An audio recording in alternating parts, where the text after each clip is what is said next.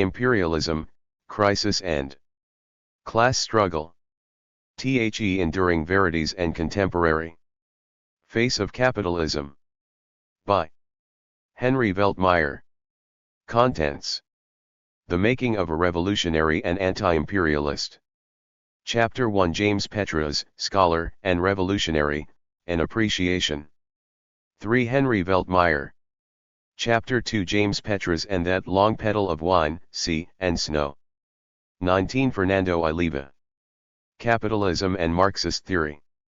Chapter Th. Trotsky and Latin American Development. The Ori.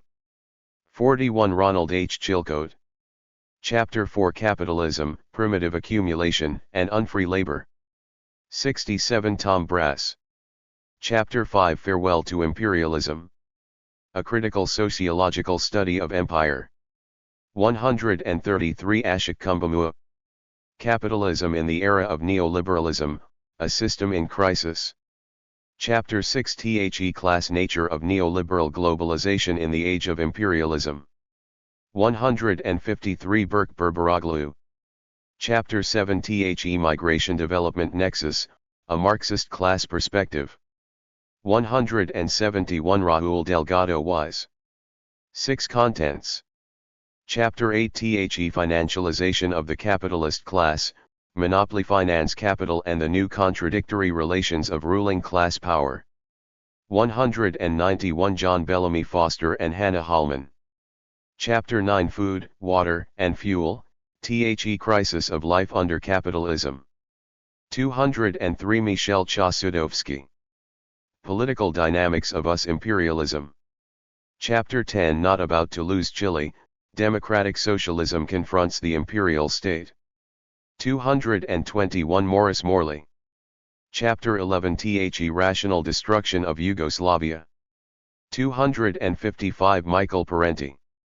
Chapter 12: James Petras on the Israeli Lobby, Occupied Palestine, and US Israeli Militarism. 273. Stephen Lendman. List of contributors. 285. James Petras Selected Publications. 289. References. 293. Index. 311. The Making of a Revolutionary and Anti-Imperialist. Chapter 1. James Petras, Scholar and Revolutionary. An Appreciation. Henry Veltmeyer. Despite a decade and more of broadly distributed gains and relative prosperity, the 1960s were a period of revolutionary ferment, protest against the Vietnam War, the alienation of life and work under capitalism, racism, sexism, and labor exploitation, and civil as well as class-based movements for social change. By 1968, the labor movement in diverse contexts but particularly in Europe and Latin America had experienced a gradual but appreciable improvement in its capacity to negotiate with capital for improved wages and better working conditions, a power evident in the upheavals of 1968 as people across the world took to the streets in the demand for radical change. In Latin America and the Caribbean, and Asia, and parts of Africa, advances in the class struggle and the labor movement were combined with anti-colonial or anti-imperialist movements of national liberation and the class struggle of the landless rural poor for land and a change in the prevailing capitalist system, a system labeled and conceptualized by insurgent sociologists at the time as U.S. imperialism. It was in these times and the specific context of Chile, the subject of his doctoral thesis, that James Petras, a recent graduate from political science at the University of California at Berkeley, at the time a major center of revolutionary ferment and radical ideas, materialized as a scholar, part of a university and broader community of a Marxist-oriented intellectual and political activists, and took up, as it were, radical sociological and political thought. As Fernando Oliva reviews it, Petras' analysis of political developments in Chile was a fundamental crucible for the making of a revolutionary and anti-imperialist, and the first step in a lifetime of enduring contributions to a critical Marxist tradition in the study of the dynamics of capitalist development. Class analysis in the transition from developmentalism to neoliberal globalization. Political sociology in the late 1960s, more than other academic disciplines such as economics or political science in the liberal tradition, reflected the revolutionary temper of the times and a disposition for radical analysis and political change. Th's concern for radical change was reflected in the issues and pages of the insurgent sociologist, as well as the type of issues taken up in this and other publication outlets of Marxist social science such as Monthly Review. The revolutionary temper of the times, and a radical orientation of sociological and political analysis, was also reflected in the popularity of the book, Latin America, Reform or Revolution. That James Petras, together with Maurice Zeitlin, edited on political developments in Latin America. Together with Petras' Latin America, Dependence or Revolution, this book became a touchstone of Marxist analysis of political developments in Latin America. On this see Fernando Leva's succinct but revealing review of Petras' biography as a social scientist and revolutionary. Both books for decades remained academic bestsellers, selling well over 100,000 copies and used for decades as essential reference points for graduate studies in sociology and political science both in Latin and North America. Of critical concern and a central focus of these studies was the regional and global dynamics of the production crisis, a crisis of overproduction that brought to an end the so-called golden age of capitalism, 2 decades of system-wide economic growth. As emphasized by Petras and Veltmeyer in their contributions to this book, the strategic political responses to this crisis, and its structural outcomes, can be put into 6 categories: a technological conversion of the global production apparatus, the revolutionary path of capitalist development according to Marx, a geographical displacement of global production, resulting in a new international division of labor as well as the emergence of a group of newly industrializing countries. In Asia and Latin America, a transformation in the form of capitalist production at the level of labor regulation, the direct assault by capital on labor, launching what is now widely seen but that few scholars at the time saw as a global class war, which took the form and had the result of reducing share of the labor in the social product and diminishing its organizational capacity and political power. Launching the idea and project of development with international cooperation as a means of dampening revolutionary ferment in the countryside, the demand for revolutionary change, to prevent the emergence of another Cuba in Latin America and elsewhere, and the construction of a new world order in which the forces of freedom would be freed from the regulatory constraints of the welfare and development state. One of Petras' most substantial and enduring contributions at the level of Marxist social science has been to analyze in depth and from a social class perspective the fundamental economic, social, and political dynamics of this economic restructuring process of capitalist development. As he theoretically reconstructs it, this process is essentially a matter of imperialism in its diverse forms and faces. For example, as emphasized in Unmasking Globalization, a path-breaking study of the contemporary dynamics of imperialism, the project of international cooperation for development presented and presents the soft side of what might be termed the new imperialism, the velvet glove within which is found, and brought out and used when and where needed, the iron fist of military power or armed force. One as for globalization as Petras sees it in Unmasking Globalization and elsewhere, it manifests the ideological power of capital, its capacity to sell an idea used to justify neoliberal policies of structural adjustment.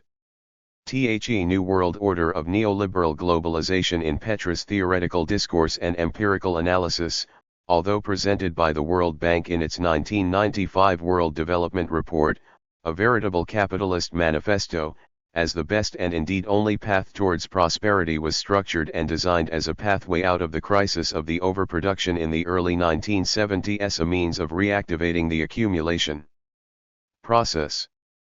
In Bellow's analysis, a key aspect and dimension of this restructuring process, financialization, had within it the seeds of the current global financial crisis, which is understood by Petras as a crisis in the system of capitalist production, a crisis that reaches well beyond the economy of financial capital into the real economy, putting at risk the livelihoods, jobs, and development prospects of the working class and people in the popular sector, and exposing the fragile foundations of the entire production system.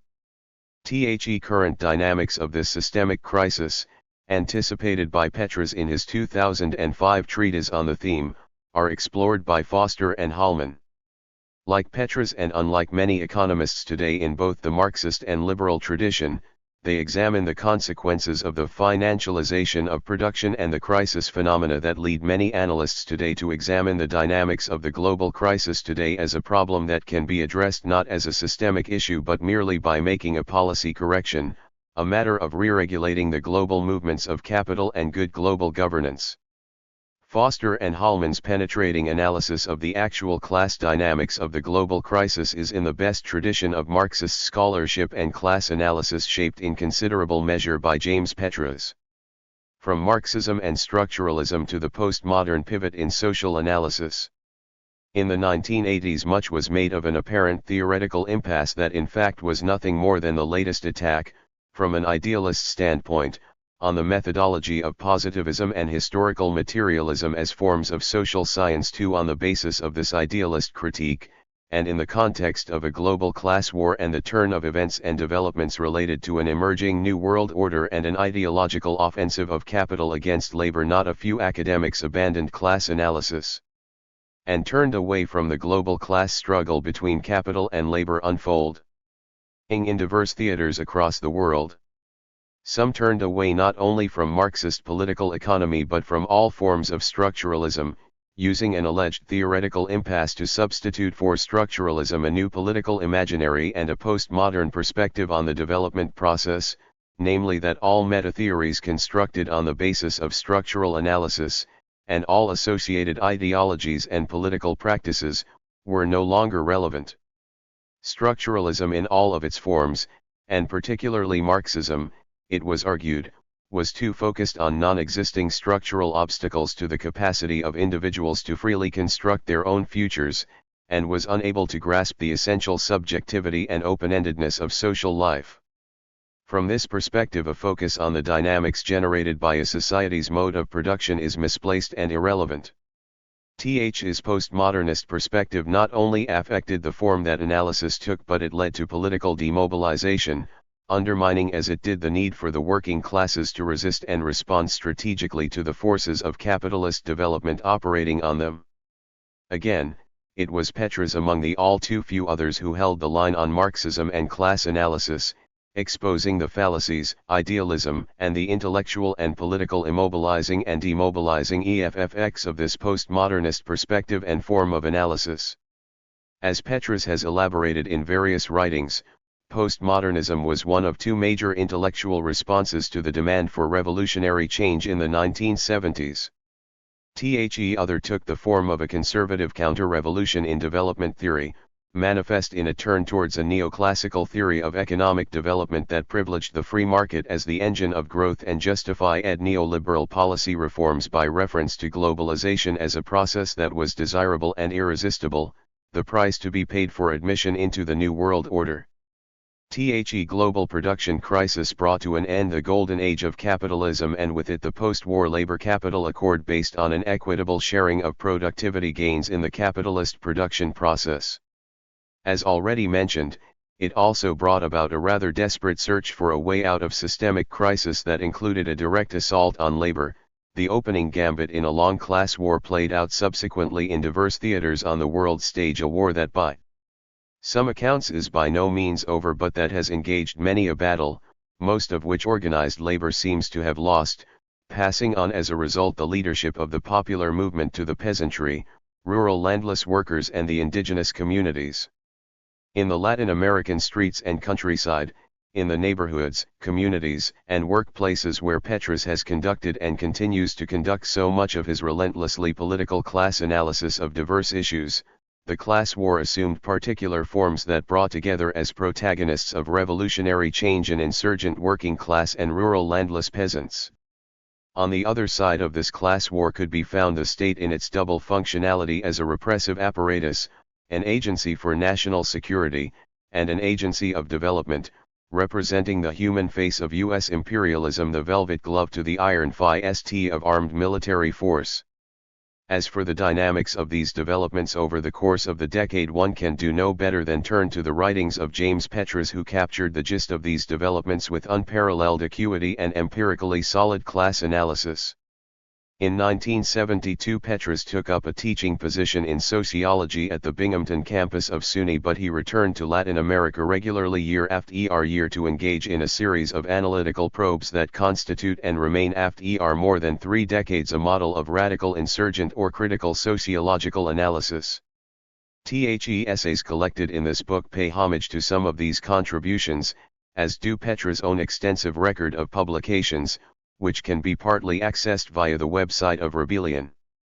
As noted, the 1980s presented another sea change in economic and political developments, change associated with the initial call for and then the installation of a new world order in which the nation-state, once the dominant agency of national development in a context of class war, retreated from its responsibilities for social welfare and development, liberating the forces of economic and political freedom from the regulatory constraints of the welfare development state. The installation of the New World Order of neoliberal globalization, and the dynamics of associated developments, were traced out by Petras and his collaborators in a series of book-length publications over the past 2 decades.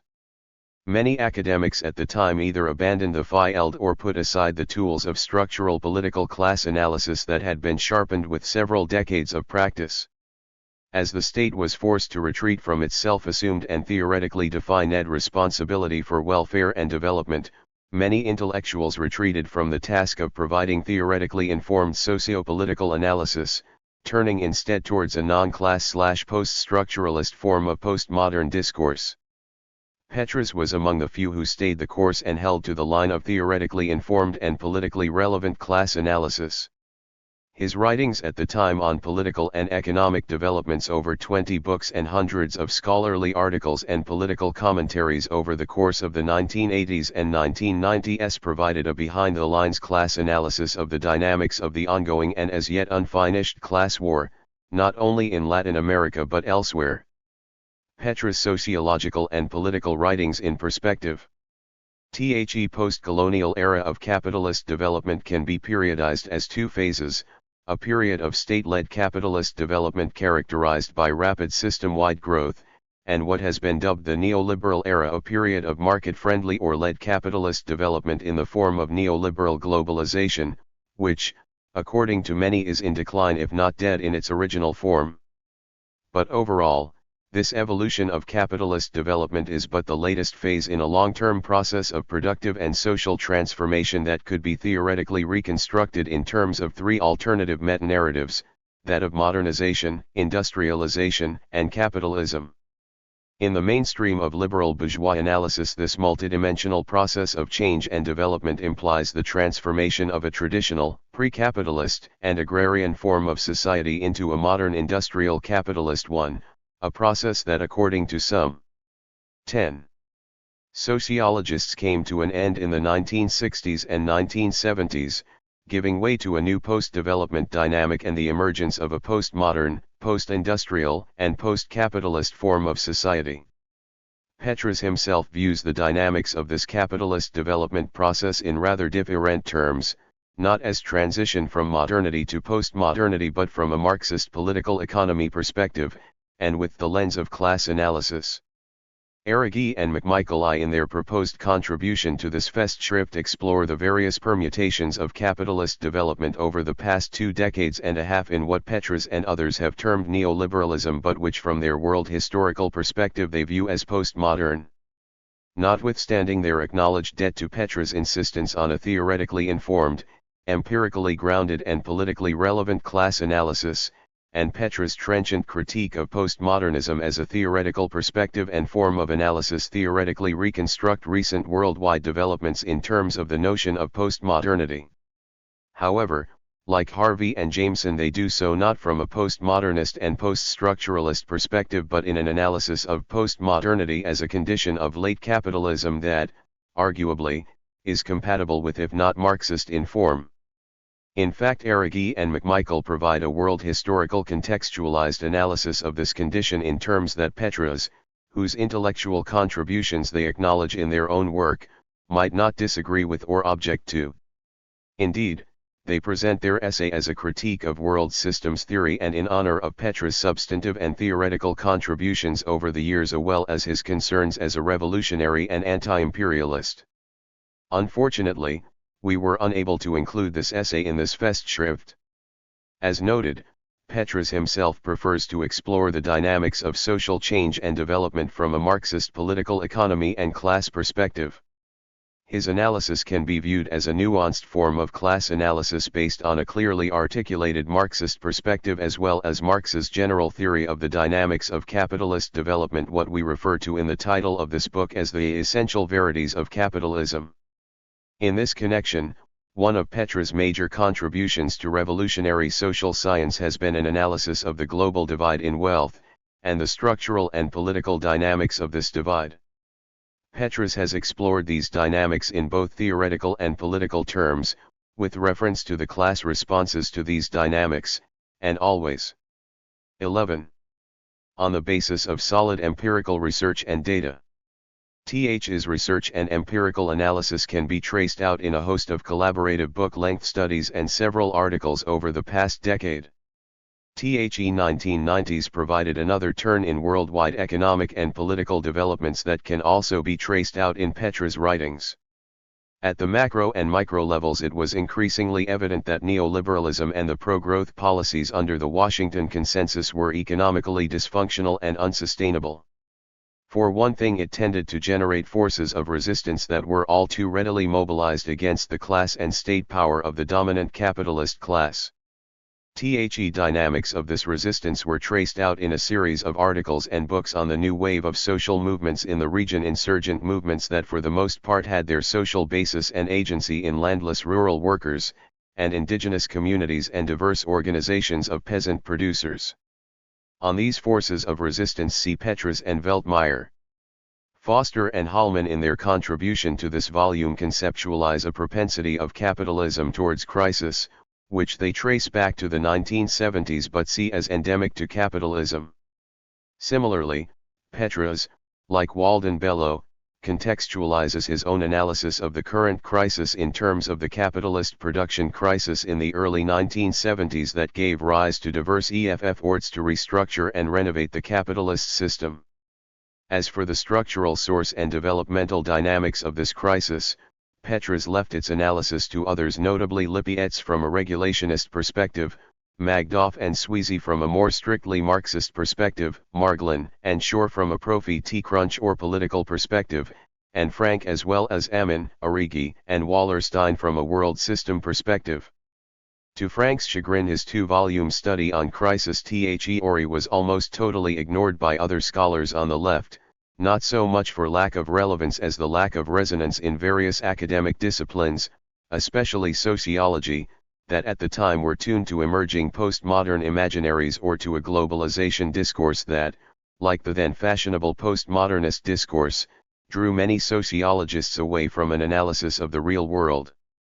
However, in part due to Petras' trenchant critique of postmodernist discourse and the general retreat of so many academics in the 1980s and 1990s from all sorts of structuralisms and associated politics and class analysis, the postmodern pivot of social and development thought appears to have seriously waned in recent years, disappearing into the cracks that emerged in the foundations of the world capitalist system.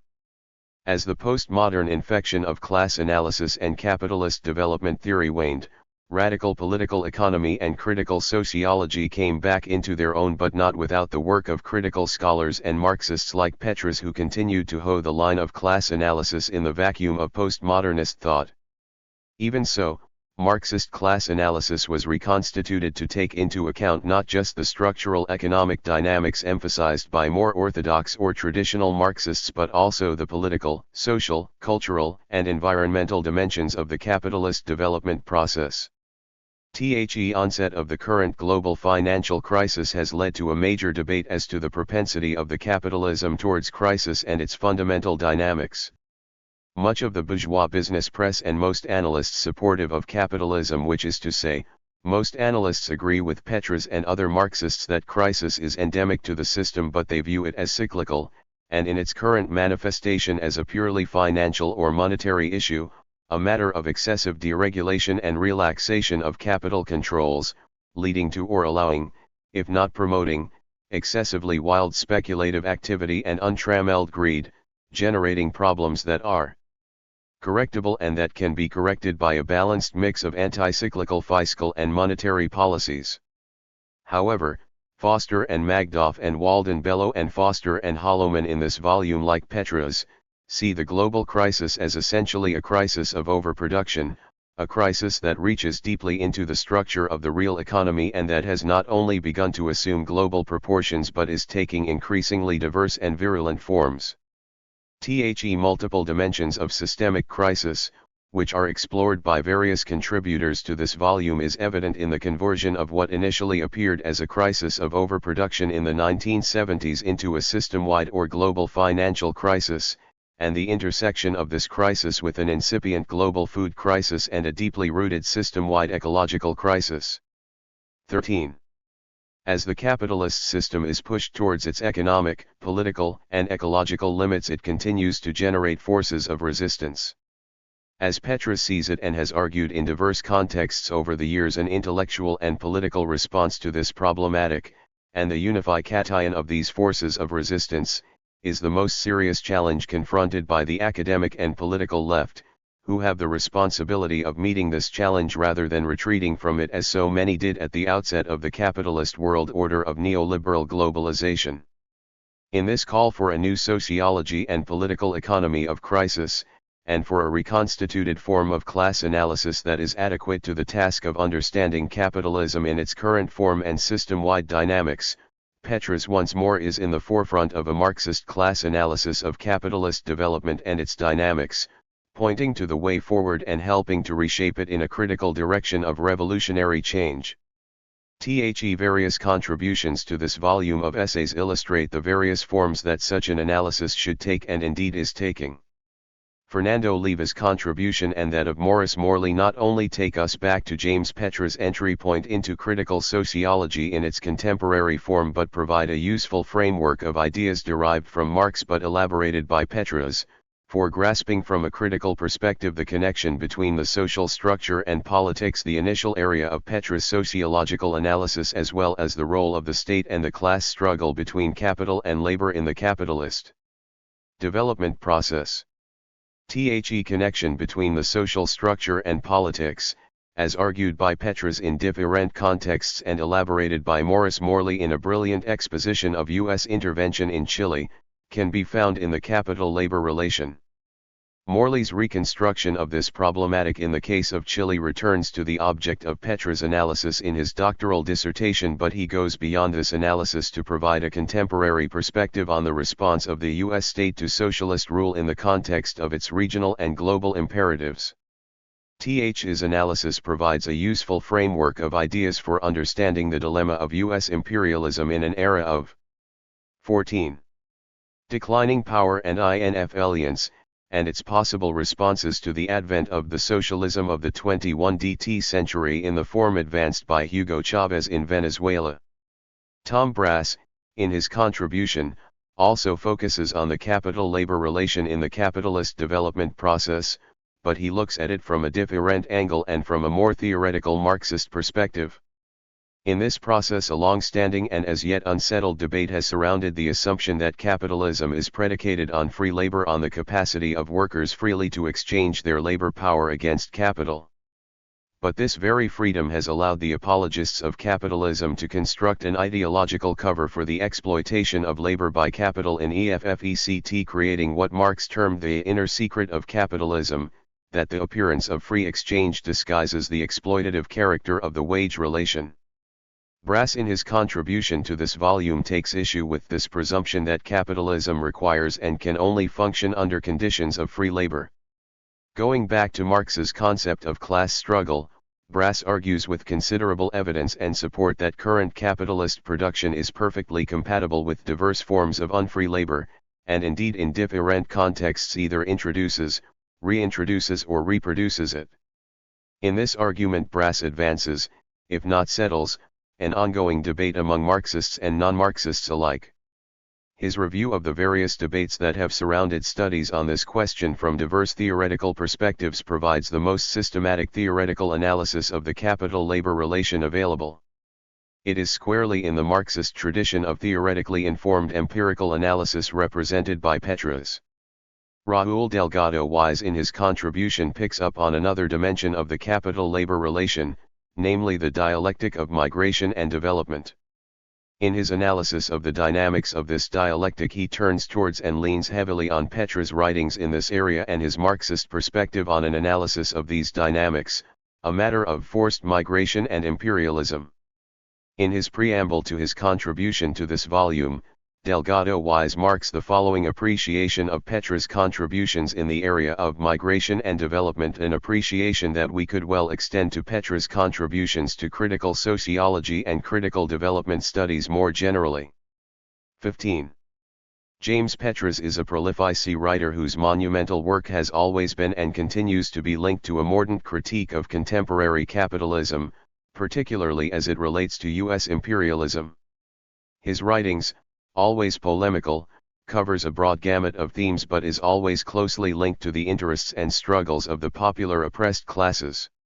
Although his specific contributions in the area of migration have been sporadic, they nevertheless provide vital elements for a Marxist critique of labor migration in the current context of global capitalist development and U.S. imperialism. In many ways his writings have been a fundamental source of inspiration for my own reflections and work in this area. 3. Delgado Wise's contribution to this volume takes as its point of departure Petras' conception of forced migration as imperialism to engage in a critical analysis of an issue that has captured the attention of most analysts today of the labor migration phenomenon, the dialectical relationship of migration to development. The contributions of Morley, Delgado Wise, Kumbamua, Berberoglu, Lendman and Parenti point towards U.S. imperialism as a fundamental concern and leitmotif, a key point of reference, in Petras' writings over the years, which has often focused on the dynamics of capitalist development as imperialism, the use of state power or military force in one context, the discourse on globalization and development in others. The aim of much of Petras' writing in this connection has been to draw attention to the multifaceted dynamics of U.S. imperialism, the projection of ideological, military, economic, and political power to serve the geopolitical and economic interests of the U.S. empire. On this issue, Ashok Kumbamur revisits an important theoretical debate between Lenin and Koski and amongst other Marxist scholars in the early 20th century, an important reference point for what we might term the sociology and political economy of imperialism as it unfolded, and was studied, in the second half of the 20th century, Pax Americana. In this connection and with reference to recent Marxist reformulations of the concept and the recent history of U.S. imperialism, he argues that the concept of imperialism is fundamental to a Marxist understanding of the dynamics of capitalist development. In this he follows Petras in launching a critique of Michael Hart and Antonio's acclaimed study of empire. On Petras' critique see his Empire with Imperialism. As for Berberoglu, he picks up on a theme dealt with systematically by Petras in his 2001 study Unmasking Globalization, namely the projection of ideological power in the idea of globalization, using it as an ideological cover to justify and legitimate neoliberal policies of structural adjustment to the requirements of the New World Order. Berberoglu here follows Petras to argue that contemporary neoliberal globalization is the specific form taken by late 20th century capitalist imperialism. Exposing the class character of neoliberal capitalist globalization as a mechanism of ideological hegemony, a means of advancing the domination and expansion of capitalist class power on a world scale, Berberoglu highlights the inherent contradictions of the neoliberal globalization project in the era of modern imperialism. Focusing on the class contradictions of this process, he draws into the discussion the heavy hand of the imperial state as the leading arm of the transnational monopolies, serving as their protector and guarantor of global political economic rule in an age of heightened crisis and conflow ICT. Thus, he drives home the point made so convincingly by Petras regarding the centrality of political power and the pivotal role of the imperial state in the global class struggle between labor and capital, a struggle that in the end is a struggle for maintaining or capturing state power. Hence the state becomes the centerpiece of popular struggles that carry the potential for social revolution and societal transformation. While Berberoglu focuses on the class contradictions of neoliberal globalization, Parenti and Lendman pick up on another major theme of Petras' recent work, the politics of imperialism in the form of U.S. foreign policy. Parenti, in this connection, focuses on the rational destruction of Yugoslavia by the forces of U.S. imperialism, the U.S. national security state, to be precise. As for Lendman, he expands on a critical theme of Petras' most recent writings on the U.S. imperial state, namely the projection of U.S. state power in the Middle East and U.S. foreign policy regarding the 17. Israeli state, Zionism, and the Palestine question. Petras' trenchant critique of Zionism has attracted much opprobrium, even from leftists in the U.S. who have studiously avoided criticizing the state of Israel in this respect. A central concern and the focal point of Petras' recent writings has been the power of the Israeli lobby over U.S. foreign policy, an issue that virtually all American sociologists, even some Marxists, for one reason or the other have totally and inexplicably ignored, notwithstanding its omnipresence and political import. Lendman's contribution to this volume draws heavily on Petras' writings in this area. THR is a sociological tradition in which both the foreign and domestic policies of the capitalist state are analyzed in ethnic as opposed to class terms. However, in regard to Israel, virtually all critics apart from Petras fail to differentiate between opposition to a particular ethnic group and opposition to a specified nationalist discourse and politics. In becoming a nation-state, Israel passed from the former identity to the latter, notwithstanding the frequent efforts to conflate the two positions. Is in fact what Petras has argued, linking the current power of the U.S. lobby and the diaspora in the U.S. to its ability to stigmatize in ethnic terms all criticism of the political actions of the State of Israel. But if the premise of this defense were conceded, it would be impossible to criticize any nation-state for its policies. Study of imperialism is a field to which Petras has made crucially important contributions. Political economy of capitalist development is another. In this area, Foster and Hallman in their contribution draw our attention to a critical feature of capitalist development studied by Petras, namely the propensity of capitalism towards crisis, and the multiple and global dimensions of this crisis.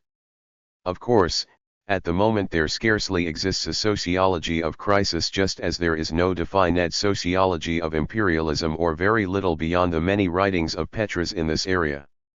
Dynamics of crisis and imperialism, major focal points of Petras' writings and class analysis on the need for a sociology and political economy of crisis. Petras are generally subsumed within academic sociology by a concern with, and theoretical discourses on development and globalization.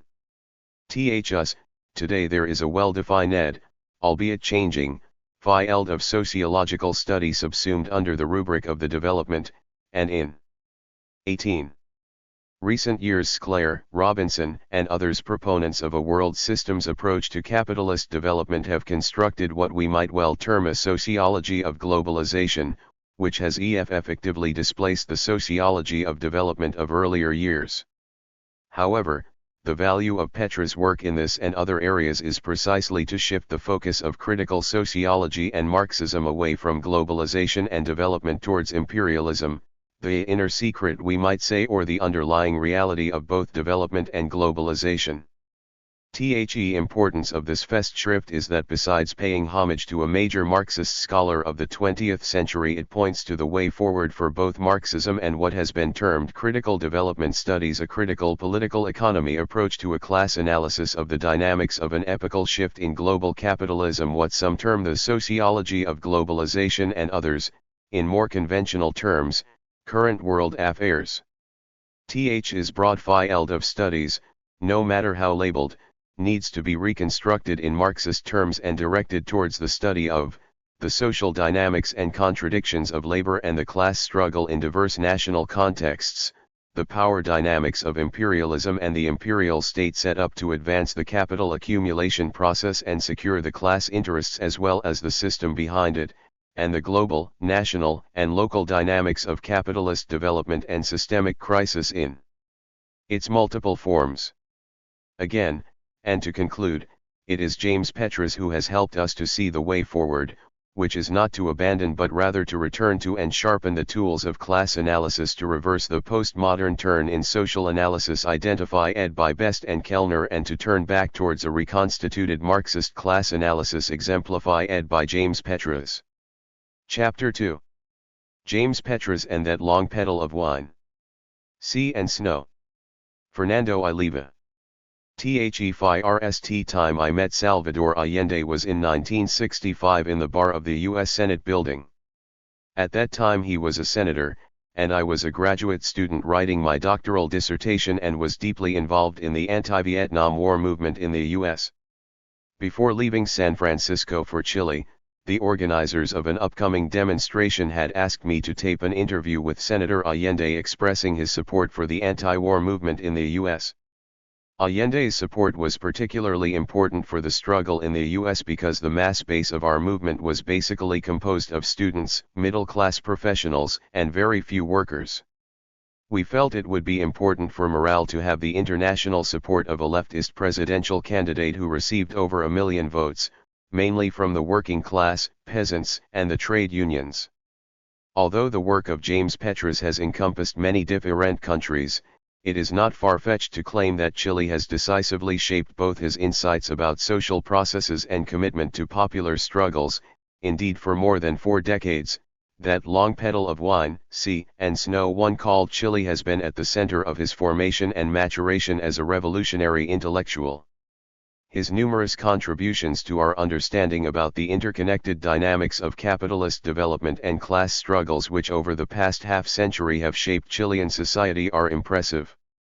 However, equally admirable is that while engaging in analysis of the highest scholarly and political caliber, Petras has also consistently displayed 3 traits worthy of emulation, particularly at the present moment.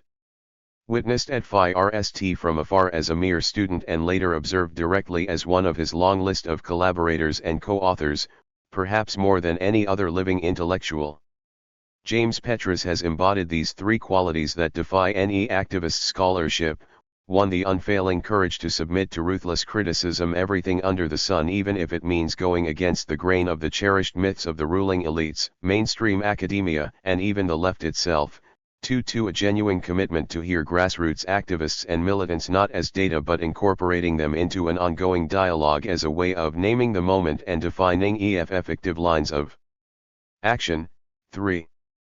A permanent concern with locating specific events transpiring in concrete social formations within the broader development of capitalism on a world scale and the struggle against imperialism, and to do so without reductionism, teleological thinking, or loss of finely grained uniqueness of the phenomena studied.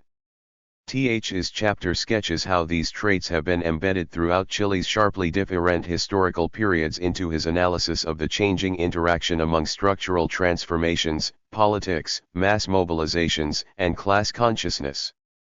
3. With different degrees of saliency, one can spot these traits coalescing in his initial study in the late 1960s of the factors behind the crisis of Chile's old import substitution industrialization corporatist model of domination and the resulting the emergence of class-conscious peasants, urban and rural workers and urban squatters. Are present when examining the election of Salvador Allende and transformative aspirations under the brief popular unity government of the early 1970s as well as his work on the bloody closure of a pre-revolutionary period through imperialist intervention and state terror enthusiastically endorsed by Chile's dominant classes. Later, they re-emerge and are renewed in his writings covering Chile's long, brutal counter-revolution that laid the foundations for capitalist transformation under the 17-year-long military dictatorship of General Pinochet. THEYR. deeply set into the fabric of his work on the negotiated transition to a civilian-elected regime that established what has turned out to be a 2-decade-long series of concertation administration promising growth with equity but delivering the consolidation of transnational capital's hegemony over Chilean society. The vaunted pre-1970 model of democracy. Setting out from San Francisco in the early 1960s to begin work on a dissertation focused on studying the class consciousness of the Chilean working class, it soon became apparent, as Petras himself acknowledged, that working class political behavior could best be understood by examining the working class's relationship to other classes, namely the peasantry, the landowners, and the middle class. Broadening his scope was imperative because such relations were defined to a great extent through political confloists rooted in existing social conditions and social forces and, in turn, these confloists were mediated through changing political mechanisms that frequently shaped the form and even the content of social development. Us being in Chile of the last 1960s, brought about an important shift in his gaze, why research interests increasingly turned toward an investigation of the role of political parties and elites, and the bureaucracy, in shaping Chilean development. Published in this expanded form with the title Politics and Social Forces in Chilean Development, his dissertation grappled with one of the great debates at the time: why, if sharing so many of the similar problems of other countries in Latin America, did Chile enjoy such widespread political stability? This was a particularly confounding question, as along with such stability Chile was also a country with a relatively powerful class-conscious labor movement and electorally powerful socialist and communist parties, all of them committed in their political programs and everyday rhetoric to capitalism's overthrow. Yet since the late 1930s, Chile had experienced a long period of relatively sustained political stability. Despite the appearance of new reformist political forces like the Christian Democratic Party, the existence of a classist labor movement and two avowedly Marxist parties, the power of the ruling elites had remained mostly unchanged. In providing an answer to this apparent conundrum, Petras challenged self-serving myths among mainstream scholars, Chile's elites as well as the left. As one reviewer summed it up, Mr. Petras finds that the much-admired democratic forms in Chile conceal an essentially exploitative substance, that parliamentary politics has served mainly the interests of party elites, that political coalitions of the working and middle classes have operated to the advantage of the middle class, and that the bureaucracy has reinforced elite rule. 4. Petras carefully traces how the state and the political system during the 1938 to 1969 period, played a double role, being both the cause and consequence of a fusion of modern and traditional values in Chilean society, a blend enabling it ultimately to perform the dual functions of representing new and traditional groups and serving as a broker for their confloisting demands. This fusion of continuity and change at the political level without substantive modifications in the existing constellation of class power would remain a central theme running through his work on Chile in the following 4 decades. He brings it to our attention in the 1960s, capturing the distinctive feature of the Chilean social formation as it engaged in Alliance for Progress-sanctioned revolution in liberty, the US-endorsed alternative to the Cuban Revolution, The synthesis of modern desires for development and a hierarchical social structure has produced a corporatist style of politics. Christian Democrats' attempts to increase welfare without replacing dominant groups reflect the ambiguity associated with corporate populist politics. More than just a structural characteristic defining a relatively long period of Chilean history, this contradiction also deeply marked that particular conjuncture. Political drama is found in the confloists that unfold when this new elite, committed to altering the past and yet linked by experience to it, attempts to apply its programs for development and reform to an electorate that is disenchanted with past failures. A policy step in any direction may antagonize one or another of the groups that make up the multi-class coalition. By probing the implications of this lack of correspondence between rhetorical and substantive change, Petras sought to bear the inner contradictions of Chilean society at the time. I intend to examine the friction between the traditional coalition and bargaining methods of governing, and compare the old methods to the new mobilization style of politics rapidly taking hold of the polity. Such examination would provide the key for answering questions such as: why are the middle strata oriented toward stability and unconcerned with basic social change? What forces militate against other social groups to produce an emergent radical political culture? How has recent economic and social development affected the difference in political orientation between the middle strata and the peasantry? What has produced the dramatic upsurge of Christian democracy? What are its political appeals? Buried under the specify CS1 Phi and DS his work addressing the central question posed by the historical conditions of the time, reform or revolution, a question that was quickly acquiring urgency in Chile and one that profoundly influenced Petras' synthesis of modern desires for development and a hierarchical social structure has produced a corporatist style of politics. Christian Democrats' attempts to increase welfare without replacing dominant groups reflect the ambiguity associated with corporate populist politics. Political drama is found in the confloists that unfold when this new elite, committed to altering the past and yet linked by experience to it, attempts to apply its programs for development and reform to an electorate that is disenchanted with past failures.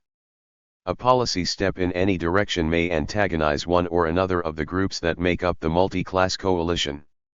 Intensifying confloists within the elites, in addition to the radicalization of those involved in reformist popular promotion programs encouraged by the carefully Christian democratic choreographed organization of peasants, pobladories, and women, pose two confloisting paths forward which Petras registers and examines. Mobilization politics manifests two alternative approaches to reorganizing society: the corporatist approach, whereby the government controls and directs lower class associations, and links them with existing economic elites in an attempt to encourage collaboration for national development, and the collectivist approach, whereby class-conscious political actors communicate a radical political culture among lower-class individuals in order to mobilize their support and to undermine the existing elites as the FIRST phase towards the creation of a collectivist society. Politics of opposition, a co-opted left along with emerging new consciousness. Outcome of such confloict between corporatist and radical mobilization politics was also shaping the left's politics of opposition, as well as the nature of the political consciousness being formed among newly emergent social sectors in the cities and the countryside. Petras examines in great detail both of these elements during this period, making valuable contribution to understanding the dynamics of this historical period. In a sharp break with the existing thinking at the time, Petras shows how Chile's political system has been able to successfully co-opt the traditional left parties. His detailed analysis of the Chilean case shows the extent to which working class parties have also been co-opted, on a different scale, with the result that the left has adopted the middle-class parliamentary style of politics. Unable to gain a popular majority, the left-wing parties have turned to parliamentary bargaining, the trading of votes and support for influence on short-run issues. Instead of promoting working-class protagonism, endorsement of parliamentary democracy politics has served to domesticate the left.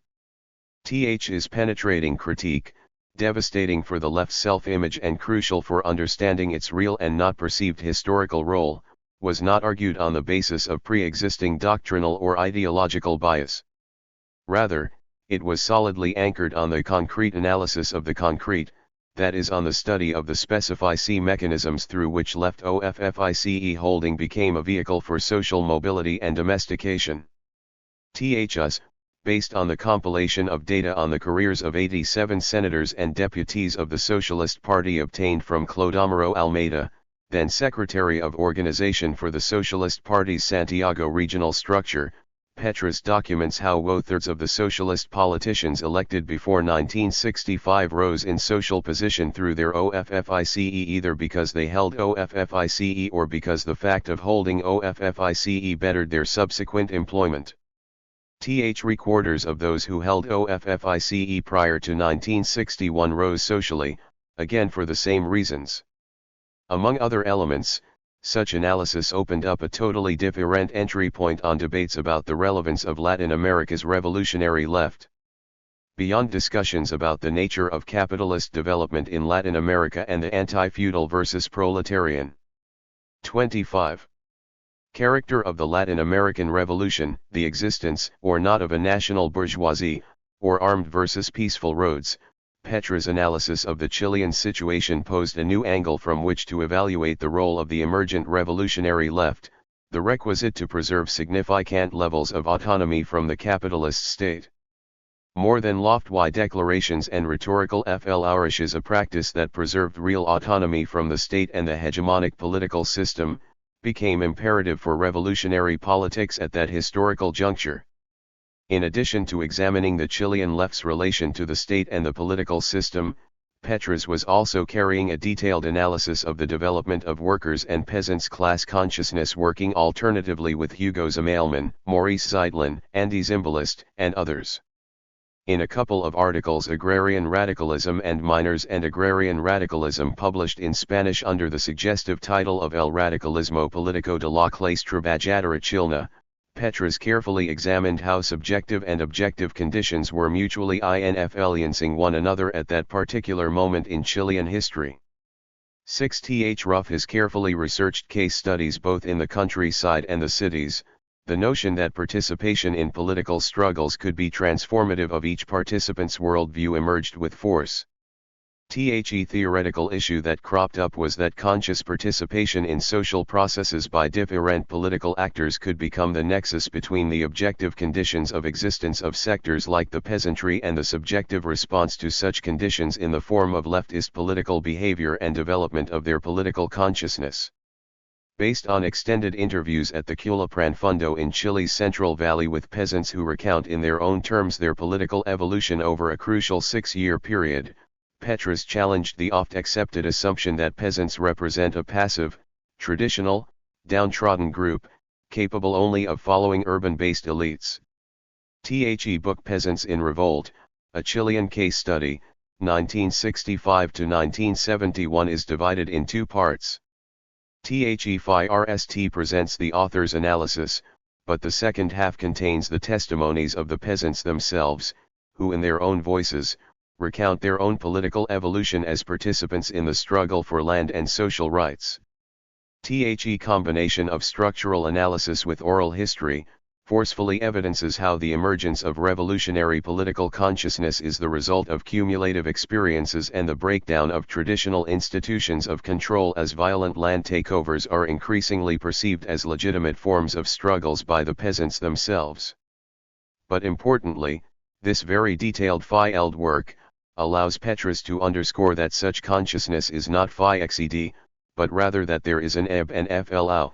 The original dynamism and radicalism that appeared in the initial stages of the land occupation, however, were largely transitory. The once insurgent peasant turned entrepreneurs exploiting labor and accumulating property and capital at the expense of their former compañeros. For the peasantry or any other social strata, in the factories, farms, or poblaciones studied, the development of political consciousness was the result of this dynamic interplay between objective and subjective conditions, not something automatically predetermined by a structural location in the social division of labor or only by participation in political struggles. The study of the forms of consciousness and radicalization of peasants, urban squatters, and miners in late 1960s Chile is at the source of another major theme will run through his work in the following decades: the tension between institutionalized politics and grassroots mobilizations, a dynamic that can lead both to radicalization as well as co-optation. A rigorous analysis of specific situations which centrally incorporates the actors' voices and perceptions is methodologically essential to assess how such a contradiction is resolved in each different juncture. The popular unity and the overthrow of Allende. The mobilizations and development in political consciousness studied by Petras as a graduate student led to the opening up of a new historical period in Chilean history, the election of a popular government and the increased political awareness and self-organization of vast sectors of the working class and popular sectors. The net outcome of these dynamics would be a unique historical conjuncture during which the working 27. class, the left and popular movement would achieve their highest level of influence in Chilean history. As in other pre-revolutionary situations in history, under the Allende government and through their struggles of 1970 to 1973, the Chilean masses were to learn in days and weeks, what under other historical conditions would take decades. In the end, such process would pose the inevitable practical question between the forces of revolution and counter-revolution, the question of power. From this very succinct review of his pre-1973 work on Chile, a number of themes clearly emerge: the uneven development of Chilean capitalism, how class struggles can erode existing structures of authority and give rise to new forms of political action and consciousness, social mobilizations and social actors going far beyond what political leaders encased by institutional politics imagined or desired, and the dialectical relationship between national political conjuncture, local struggles and the development of political consciousness. At the same time, during this entire period Petras resorts to a wide range of methodological approaches, structural analysis interlinked but not reduced to the study of the political behavior of social sectors, a full acknowledgement of the importance of listening to the voice of the actors themselves so as to better unravel realignments unfolding with growing scope and intensity, and the use of periodization to discern how qualitative and quantitative changes lead to shifts in the correlation of forces. Forged in what we could call the FIRST stage of his career, these approaches were to be applied later in Chile and other countries. Petras closes political forces and social development in Chile with an chillingly exact assessment of the stance of the Chilean ruling class and upper strata of the middle classes under its INF alliance. The upper class and many middle class individuals profoundly reject the idea of a strong collectivist government with a populist orientation. Whatever national sentiments they hold, these strata of Chilean society would not be adverse to collaborating with the United States in overthrowing a popularly elected socialist government. Such a violent denouement would come in 1973 with the US-supported overthrow of Allende, bringing the imperial state back in. After the September 1973 military coup, Petras became an important voice denouncing the repression of the junta, serving from 1973 to 28. 1976 as a member of the Bertrand Russell Tribunal, demystifying the rhetoric of military junta and its civilian allies known as the Chicago Boys, and carefully detailing the logic behind U.S. intervention. In 1975, Petras and Morris Morley published The United States and Chile, Imperialism and the Overthrow of the Allende Government. Based on a systematic analysis of the U.S. government's planning behind Allende's overthrow, Petras draws a theoretically and politically important lesson: despite the far-flung and diffuse interests that the multinationals possess, and despite the enormous economic resources at their disposal, they do not possess the military, financial, ideological, and administrative apparatuses that defy the imperial state. The growth, expansion, and survival of the multinationals is in large part dependent on the action of the imperial state. The analysis of the coup in Chile and of the historical role of the imperial state would undergird some of the debates posed a quarter of a century later by Hart and Negri and the theorists of empire without imperialism. As Petras and Morley point out for the Chilean case, without the military power or the administrative and ideological infrastructure developed by the imperial state, it is impossible to conceive of the multinational corporations establishing roots throughout the world. Moreover, the expansion of the multinational requires constant injections of aid to subsidize accommodating national states, and develop their infrastructure.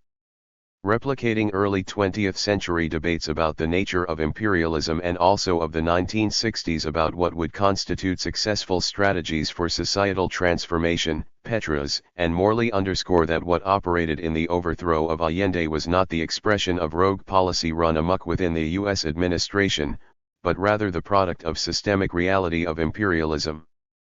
As they point out, public lies, covert subversion, the destruction of democracy, and the support for a military dictatorship all have their root in imperial capitalism's need for a regime that opens the country to exploitation. U.S. policymakers devised a strategy designed to destroy the democratic socialist government of Chile and return the country to its former client state position within the U.S. sphere of INF alliance. Of equal relevance to struggles unfolding today in Bolivia and Venezuela, Petras and Morley conclude that, the major lesson to be learned by the third world from the Chilean experience is that societies intent on revolution must follow the 29. Cuban example, close all channels to external subversion and extend democracy only to those who abide by the process. Confloists within the Pinochet regime. Chile's failed attempt at revolution did not sever the links of Petras with Chile. Under a very new historical period, that of neoliberal-led global restructuring of capitalism, Petras remained intimately engaged with examining the policies of the dictatorship and the struggles for democracy, becoming one of the most informed and insightful analysts of the Pinochet regime. During the decade immediately following the military coup, Petras publishes books and journal articles but also begins to regularly publish in the popular press. Just like Marx's writings for the New York Daily Tribune, these popular press articles examining specific events under Pinochet's Chile, provide a valuable insight into the power of a sharply honed skills and intimate knowledge of the Chilean situation. In 1975, for example, The Nation published The Junta Besieged, Generals Without Bankers, reminding us that class confloists exist not only on a vertical axis between those at the bottom and those at the top, but unfold also on a horizontal level within the bloc in power. Petras alerts us that he bankers of New York, the earliest and strongest supporters of the Chilean junta, have begun to doubt the wisdom of sending more good money after bad. The moneymen are not troubled by any questions of human rights or political repression. For the First National City executives and their associates, the problem is the disintegrating state of the Chilean economy, the frightening spectacle of a 400% inflation rate. The posterior evolution of this confloict would bring a significant realignment within the military junta, leading to the exit of Air Force Chief General Gustavo Lee, Pinochet's consolidation as primus inter pares, and the predominance of the Chicago Boys over policy making, all factors that were to make Chile the pioneer in neoliberal-led capitalist restructuring. At the same time that these realignments within the bloc in power are explained, Petras highlights the persistence of one of the Chilean bourgeoisie's defining characteristic, its preference for quick and easy profits from financial speculation rather 30 than productive investment. Petras suggests that the productive versus speculative circuits for the self-valorization of capital are an important issue to consider for explaining the renegotiation of the relationship between empire and client. Business officials here point out that the Chilean industrialists have yet to show the entrepreneurial capacity to invest and save on a scale necessary to promote national development. As one former Anaconda executive told Petras, "They have a seigneurial mentality, they're only 60 years off the hacienda." In this connection, Petras notes that, performance of the industrial sector over the past year hardly refutes that appraisal.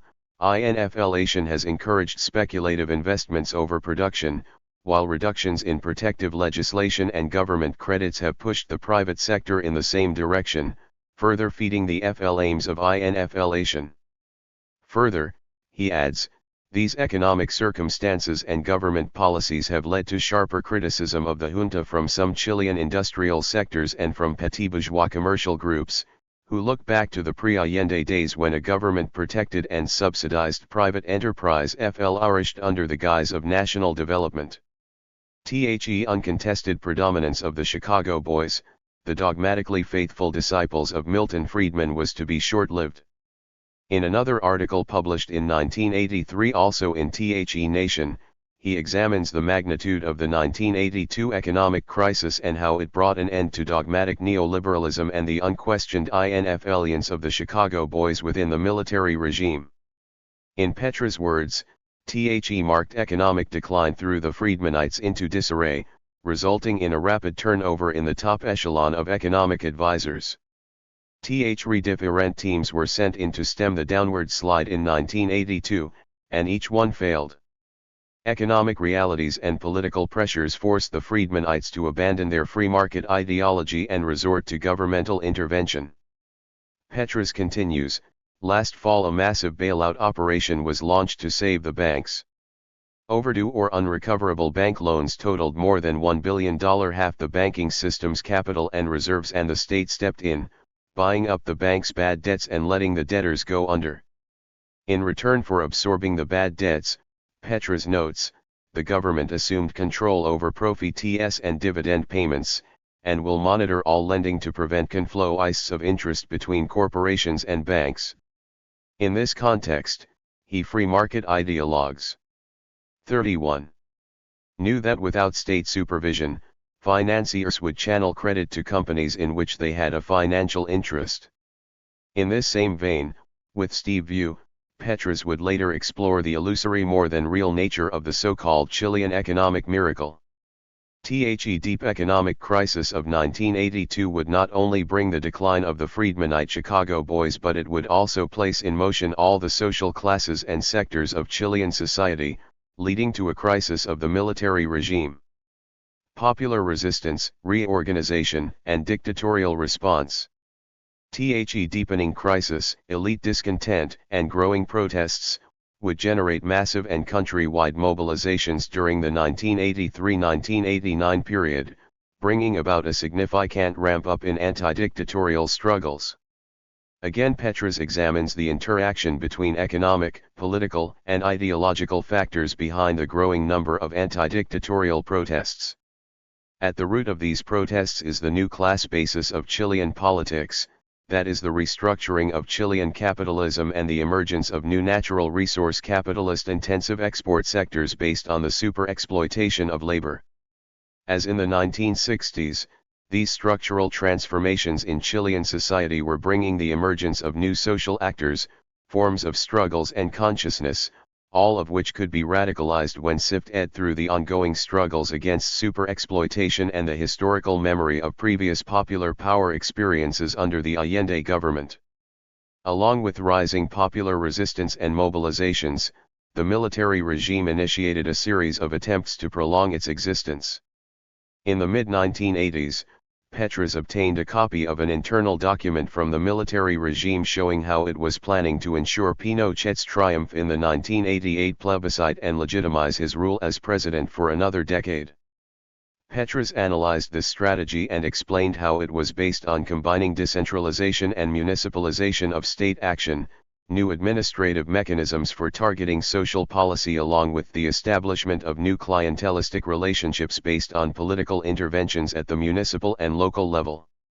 All of Pinochet's plans, however, could not stem the overwhelming forces aligning against him. As Petras pointed out, Chile 32 was entering that complex time when it would become necessary to sacrifice dictators in order to save the regime. After Pinochet's defeat in the 1988 plebiscite, illusions about the imminent return to genuine democracy exploded. Petras sought to bring some clarity to what was transpiring and do so by bringing a class analytic perspective to the new situation. His essay The New Class Basis of Chilean Politics represents a synthesis of his previous studies about the nature of the Greek and Spanish transitions to democracy with his now almost 2-decade-long involvement with Chile. Cutting like a hot knife through butter, his analysis provided the basic points of orientation for understanding the new situation. For the new power bloc, however, comprising the armed forces, the capitalist class, bankers, and technocrats, the primary concern has been not the plebiscite as such but the need to safeguard the accumulation regime established over the past 15 years. The Pinochet regime served a number of invaluable historical purposes: destruction of the popular unity government and of the socialist movements, consolidation of the military and civilian bureaucracies, integration of Chile into international financial, commercial, and agricultural circuits, relocation of political debate on the terrain of private market discourse, and the elimination of most anti-imperialist intellectual currents. In the process of realizing these aims, however, the dictatorship incurred numerous enemies, provoked large-scale, sustained opposition, and eventually became an obstacle to the reproduction and legitimation of the new economic and institutional order. 15 years of terror and free market exploitation are not an appropriate basis for winning plebiscites. and the opposition political class, with a critical discourse, is capable of eliciting popular support and subordinating the mass of the population to a political pact with the power bloc, although this bloc itself is demanding stiff terms and setting very narrow margins for mainly legal political reform. The issues delineated above were to become the topic of a lengthier and detailed analysis of the forces and interests involved in Chile's negotiated transition. The negotiated transition to a civilian-elected regime. At the end of the 1980s, Petras again visits Chile and interacts in situ with grassroots leaders, activists, and left militants. Each visit involves extended conversations and public fora in shanty towns, churches, and 33. Trade union halls. Many of the themes of a quarter of a century of work on Chile outlined above, re-emerge transformed by the new conditions but retaining more than just family resemblances with the past. It is during this period that the three traits described above, courage to submit everything to ruthless criticism, genuine valuation of the knowledge of grassroots leaders and militants, and linking local phenomena within broader trends, became more sharply constitutive of his analysis of the Chilean case. It is a period in which, in meetings with workers, women, farm workers, rank-and-file militants, and community organizers, Petras becomes both a researcher as well as an active protagonist in the ideological rearming of Chile's popular movements. Petras both educated and was educated as to the dynamics unfolding. 7. His prior work on the Greek and Spanish transition to democracy gave him a unique understanding of the nature of the negotiated transition unfolding in Chile and Latin America, an understanding that found great affinity with grassroots activists, but was sorely lacking among the leaders of the left-wing socialists, the Communist Party and the MIR. While one sector of the left engaged in the socialist renovation process, denounced Marxism, and celebrated the purportedly universal value of liberal bourgeois democracy, the other left found itself rudderless and with fraying links with a social base. In Democracy and Poverty in Chile, The Limits of Electoral Politics, written by Petras, and Leva with Veltmeyer, we countered much of the self-serving rhetoric with an approach that emphasized bringing attention to the intricate interaction of ideological and political, as well as structural and strategic factors that shaped the changes experienced in Chilean society between 1973 and 1992. In my view, Democracy and Poverty in Chile, The Limits to Electoral Politics made 4 important contributions to debates about understanding the nature of the negotiated transition. First, it analytically separated the categories of state, regime, and government, an essential step for clearly discerning form from substance when discussing the state and political system, as well as for clearly comprehending the nature of class interests and power relations involved in transition processes. Second, it underscored that the blending of political change with the socio-economic continuities of class power constituted an essential entry point for understanding the nature of transition processes, particularly in the Chilean case. While these first 2 points have also characterized other transitions, perhaps what distinguished the Chilean transition was the extent and swiftness of the ideological conversion of critics into converts. As one reviewer points out, The authors claim that the conversion of opposition leaders to neoliberalism and their acceptance of the rules of the game imposed by the authoritarian regime were motivated by the alliance of impersonal institutional powers, and private social ambition. The rebels and dissidents of yesterday are the conformist managers and promoters of foreign capital today. The then characterize the Chilean transition as one from a closed, repressive, centralized military regime to an open, authoritarian, elected civilian regime. The fourth and final contribution of Democracy and Poverty in Chile, draws on a thread picked up by Petras decades before, namely that Chilean development has always been propelled forward by 2 souls, the bureaucratic, institutionalized conservative one of the elites and its political servants, and the profoundly democratic aspirations of the grassroots and local social movements. Thus, if official Chilean politics has largely been a series of compromises between a domesticated left and entrenched privileged classes, where democracy is subordinated to property, then unofficial politics, the politics of the social movements, has been a search by a cumulative set of democratic grassroots organizations hoping to create a political system in which property privileges are subordinated to democracy, in the broadest social, economic, and cultural sense. The concertation's failed promise. Towards the end of the 1990s, as it became evident that these democratic grassroots movement had been defeated, the left fragmented and the hegemony of transnational capital imposed upon Chilean society, Petras shifted his focus to other countries. As his interest on social movements and the potential for societal transformation drew his attention to Brazil, Bolivia, and Ecuador, his interest on Chile declined, but have not disappeared.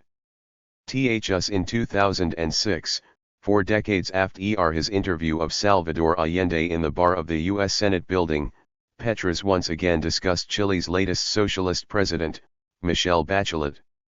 40 years of struggles, capitalist restructuring, and ideological realignments had produced, however, a very different type of socialist, very alien to the anti-imperialist and revolutionary stance, even if through peaceful and institutional means, of Salvador Allende. As Petras pointed out again, Bachelet's rise to power demonstrates that political power is stronger than kinship ties, class allegiance are more powerful than identity politics, that past leftist affiliation are no hindrance to becoming Washington's best ally in its defense of empire. In a way, this indicates that at least methodologically Petras' analysis has come back full circle. The political orientation of the new socialists has to be understood just like class consciousness of the working class, which he set out to study in the mid-1960s, not in isolation, but in relation to other classes and mediated by political confloists. His analysis of the metamorphosis of Latin American intellectuals and of the concertation-led transition and consolidation of capitalist restructuring, suggests the value of an approach that is capable of dialectically linking structural transformation, political confloict, new social actors and consciousness. New problems loom in the horizon for the Chilean working class and popular sectors, as the working, environmental, and social quality of life is threatened by the continued expansion of transnational capital and the hegemony over the society and polity of a transnationalized capitalist class.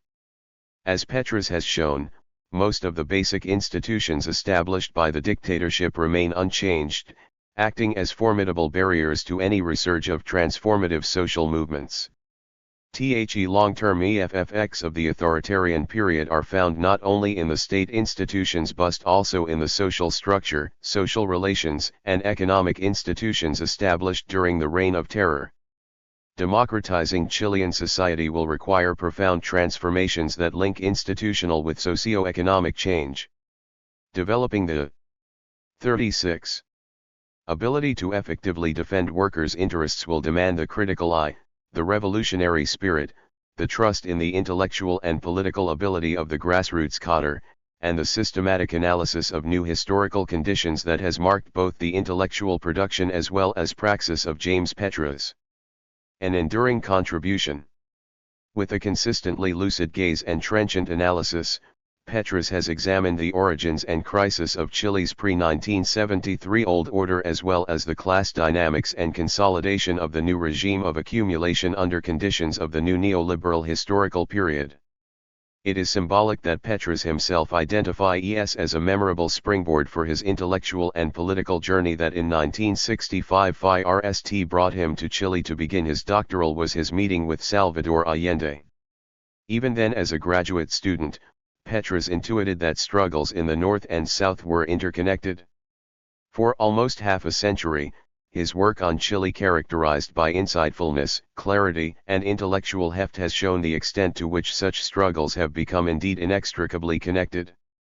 Probably more tongue-in-cheek than historical accuracy, Petras once told me the story of how the son of a Greek immigrant raised in Massachusetts had ended up going to college and graduate school, the gateway that led him on a path that repeatedly passing through Chile would transform him into a revolutionary and anti-imperialist, as he accurately describes himself. The story is as follows: while helping out in the family store, his father grudgingly came to realize that the youngster sorely lacked the basic skills for gutting and fileting fish. Despite repeated attempts to bring him to basic competence, the father realized that such skills would not be forthcoming.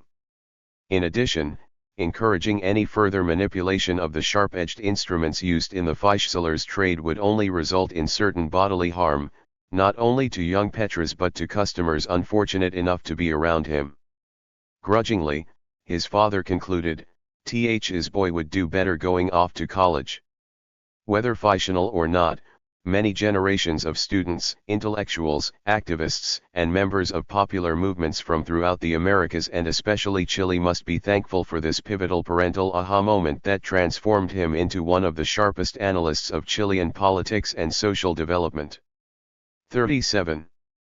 James Petras has left a solid legacy contained in the many books and articles on Chile, but also in equal measure, in what we could denominate the ethics of a revolutionary intellectual fearless commitment to ruthless criticism, a genuine valuing of the knowledge and capacity of grassroots leaders and social organizations both in processes of social transformation but in production of knowledge itself, and always linking the local with the global, exploring how specificity struggles within the broader context of capitalist development as a world system.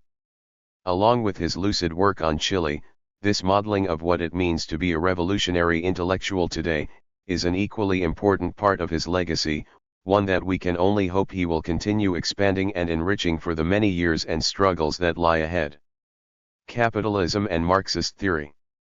Chapter 3. Trotsky and Latin American Development Theory. Ronald H. Chilcote 1. As we celebrate James Petras and his lifetime of activism and academic accomplishments, I return to a theme that has been of deep interest to me since our years as graduate students during the early 1960s. Our interest evolved through reading and understanding revolutions and contact with progressives throughout Latin America. The Cuban Revolution particularly influenced us. Unlike many of our professors, we traveled often, shared concerns and became sensitive to the issues and problems of Latin America. The region's causes became ours as we frequently spoke out against U.S. policy. Over the years, Jim has written many dozens of books and hundreds of articles and has laid a foundation for understanding Latin America and its relationship to the outside world. While our views may have differed at times, fundamentally we have shared in our criticism of U.S. policy and our desire for radical change in Latin America. Our collaboration is evident in the bi-monthly journal Latin American Perspectives with our editorial EFF since its beginnings in 1974, in a book Latin America, The Struggle with Dependency and Beyond that sold tens of thousands of copies and was widely used in university classrooms, and in a volume on transitions in Southern Europe. In my travels I met many left intellectuals who represented an array of progressive perspectives.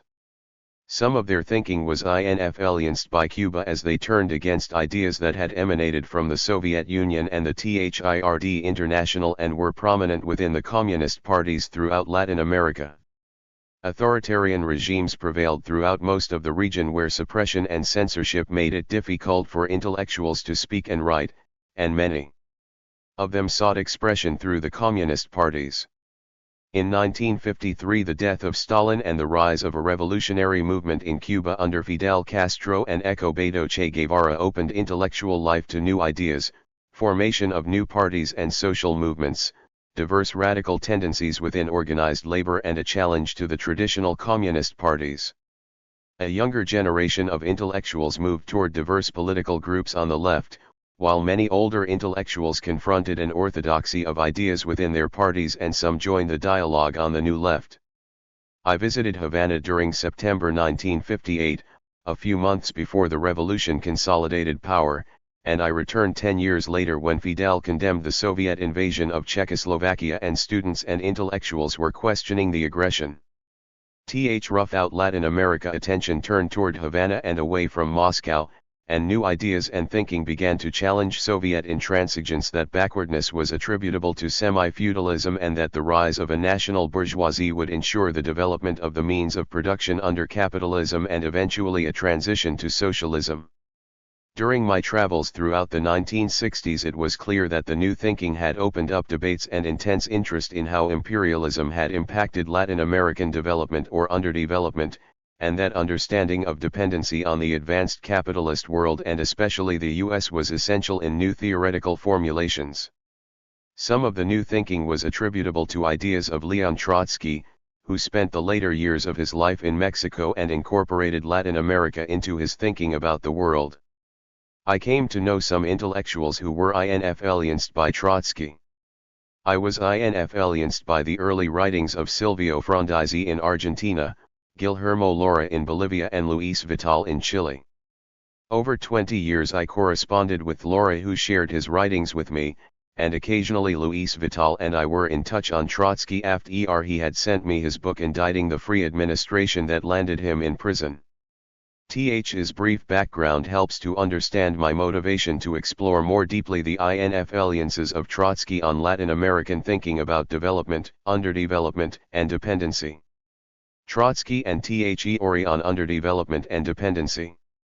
Thought of Leon Trotsky draws heavily from his revolutionary experiences in Russia and its revolution, too, but also after expulsion from Russia in 1929.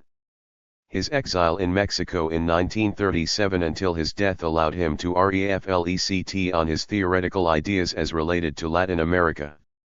3. My study concerns his elaboration of 4 concepts useful in understanding developmental theory and their relevance to theories of capitalist development, underdevelopment, and dependency, as prominently manifested in Latin America during the last half of the 20th century. 4. Backwardness and delayed capitalist development. Less developed countries do not necessarily follow the path of advanced nations, and their condition may be a consequence of advancing capitalism elsewhere. Backwardness may be described as delayed capitalist development brought about by ways different than the advanced capitalist countries. Trotsky frequently used the term to describe Russia, and the revolution he envisaged, as a revolution of backwardness. He described this condition in his Russian Revolution. Fundamental and most stable feature of Russian history is the slow tempo of her development, with the economic backwardness, primitiveness of social forms and low level of culture resulting from it. Although the backward country assimilates the material and intellectual conquests of the advanced countries, it does not take things in the same order. Privilege of historic backwardness permits skipping a whole series of intermediate stages. Possibility of skipping over intermediate steps is of course by no means absolute. Its degree is determined in the long run by the economic and cultural capacities of the country. Backward nation, moreover, not infrequently debases the achievements borrowed in the process of adapting them to its own more primitive culture. Trotsky's constant reference to backwardness is similar to the emphasis of Paul Baran, whose Political Economy of Growth was a bestseller throughout Latin America. He wrote, backward world has always represented the indispensable hinterland of the highly developed capitalist West. He argued that this region could not achieve accumulation as the advanced countries had or overcome the obstacles of monopoly capitalism and imperialism. André Gunder Frank studied under conservative economists at the University of Chicago, but he was influenced by Paul Baran, a renowned Marxist economist at Stanford University. Brazilian economist, Guido Mantega, believes that both Trotsky and Rosa Luxemburg may have influenced Frank. He notes that the position of Luxemburg on relations between advanced capitalist and colonial pre-capitalist countries was similar to the hypothesis of Trotsky on the tendency of the capitalist world to stagnate during the early decades of the 20th century. Luxemburg and Trotsky noted that capitalist accumulation would lead to a polarization of classes on a world scale. 5. Trotsky believed that imperialism would impede the advance of the productive forces in less developed countries. THSA ideas tend to support the notion of capitalist development of underdevelopment that evolved in the work of Frank and others. 6. Combined and uneven development. Trotsky speaks of 2 laws related to backwardness and delayed capitalist development. Unevenness, the most general law of the historic process, reveals itself most sharply and complexly in the destiny of the backward countries. Under the whip of external necessity, their backward culture is compelled to make leaps. From the universal law of unevenness thus derives another law which, for the lack of a better name, we may call the law of combined development, by which we mean a drawing together of the different stages of the journey, a combining of separate steps, an amalgam of archaic and more contemporary forms. He notes that combined development is evident in the case of Russia. Peasant cultivation of the land remained archaic, while industry reflected technology at the level of or even superior to advanced countries. The rise of the Soviet state was the result of combined development in the form of a mixture of backward elements and modern tendencies coming together, a peasant war, that is, a movement characteristic of the dawn of bourgeois development, and a proletarian insurrection, the movement signalizing its decline. It is the essence of 1917.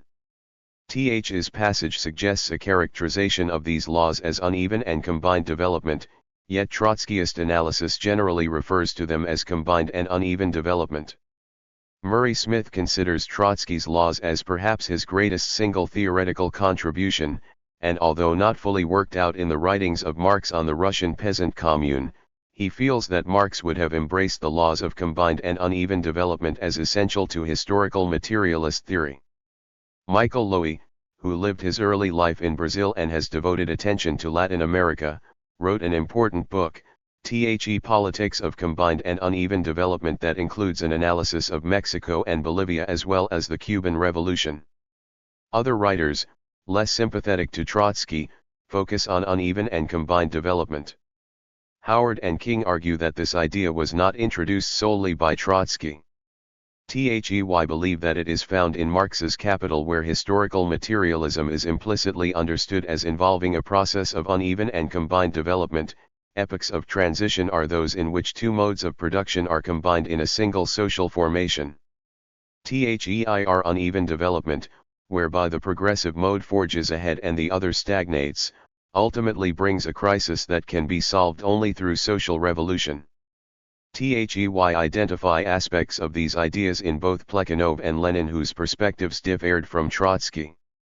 While Lenin, for example in his development of capitalism in Russia, sought to show both the extent and underdeveloped nature of Russian capitalism, Trotsky instead emphasized its concentrated and advanced form in a context of pre-capitalist agriculture. Lenin based the alliance of the proletariat and peasantry on a shared condition of backwardness. Trotsky understood the opposite as true. Howard and King suggest that Tikhon Baranovsky seems to have influenced Trotsky, although there is no citation in Trotsky, arguing that it was inconceivable that Trotsky had not read The Russian Factory, in which these ideas appeared. Trotsky's extension of these ideas thus moves beyond the determinist view, in Marx and Engels' Communist Manifesto, of successive stages from primitive forms through capitalism, socialism, and eventually communism. For him, Russian modernization was an unbalanced process. Some sectors not only leaped ahead of others, they did so by absorbing the most advanced attributes. The core of his argument is that a belatedly modernizing Russia develops economic structures which are simultaneously the most modern and the most retarded in Europe. And it is this unbalanced form from which provides the clue to its history and future. The economist, James O'Connor, who has written an important book on the impact of monopoly capital on Cuba prior to its revolution in 1959, has also applied uneven and combined development to the contemporary ecological crisis. He defines uneven development as the historically produced, uneven, spatial distribution of industry, banking, commerce, wealth, consumption, labor relations, political configurations and so on. He refers to some writers who distinguish between development and underdeveloped categories or rich and poor countries. He goes on to suggest that at a more theoretical level, uneven development is the exploitative relationship between dichotomies of town and country, center and periphery, developed and underdeveloped nations that serve as the basis for the reproduction of global capitalism.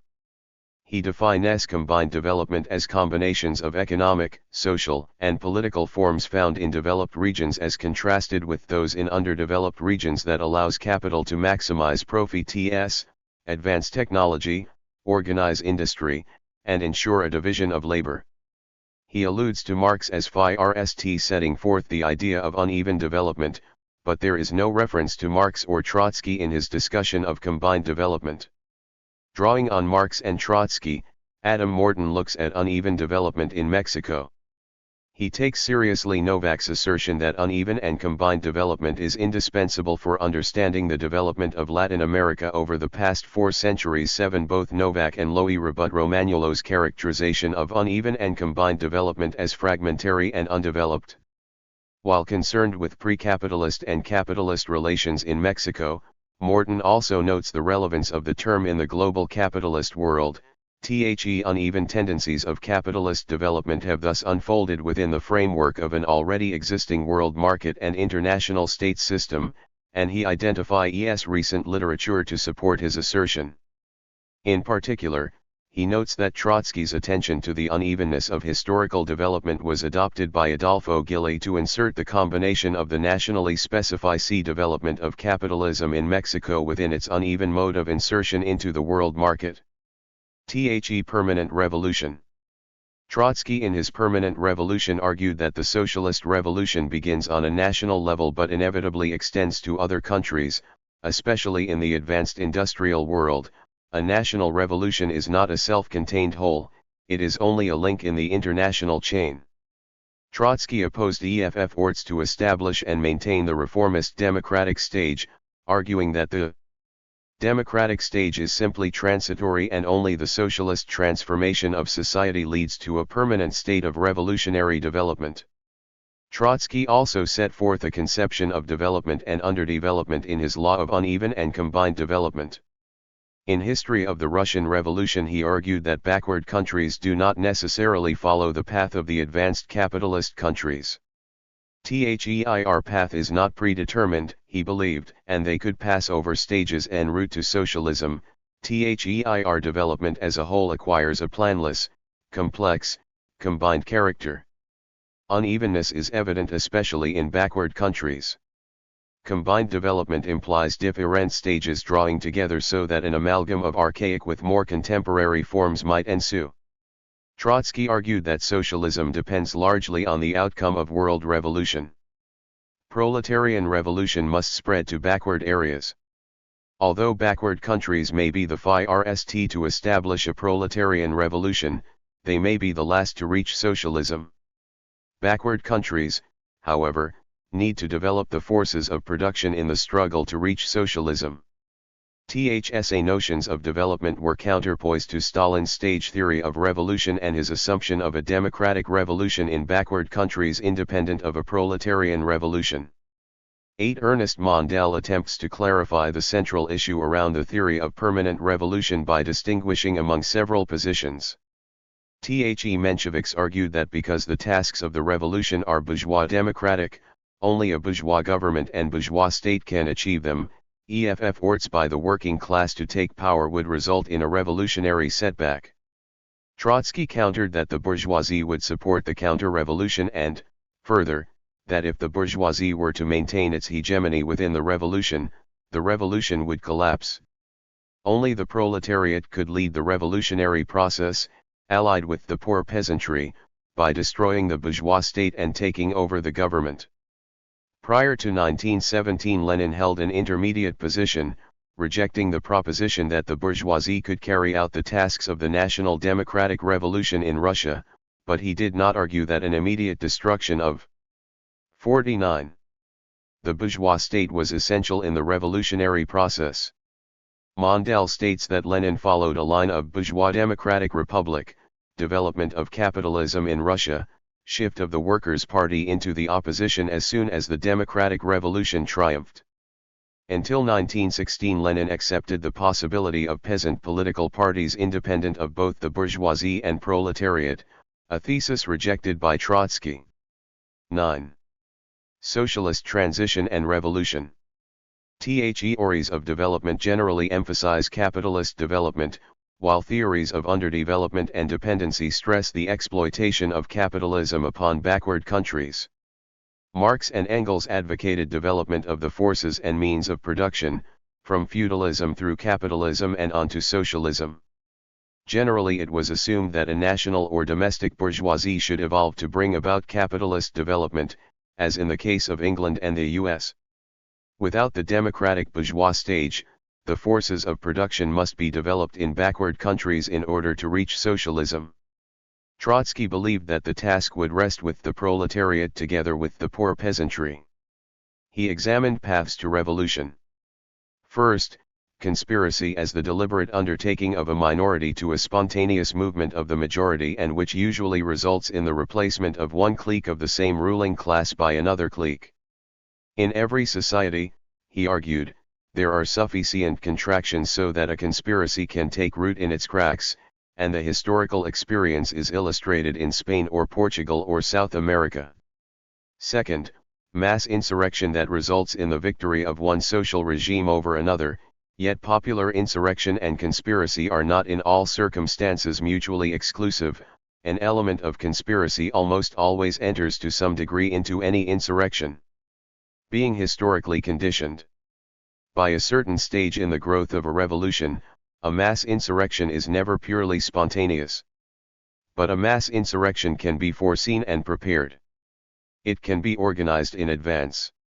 In this case, the conspiracy is subordinate to the insurrection, serves it, smooths its path, hastens its victory.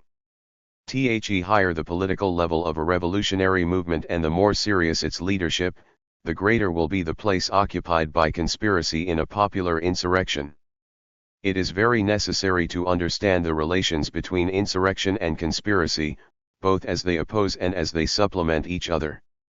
History, he suggests, that in certain conditions a popular insurrection can be victorious even without a conspiracy, arising spontaneously out of the universal indignation, the scattered protests, demonstrations, strikes, street fights. An insurrection can draw in a part of the army, paralyze the forces of the enemy, and overthrow the old power. To a certain degree this is what happened in February 1917 in Russia. He goes on to contrast the role of the bourgeoisie and the proletariat in revolution. The bourgeoisie may win the power in a revolution not because it is revolutionary, but because it is bourgeois. It has in its possession property, education, the press, a network of strategic positions, a hierarchy of institutions. Quite otherwise with the proletariat. Deprived in the nature of things of all social advantages, an insurrectionary proletariat can count only on its numbers, its solidarity, its cadres, its official staff.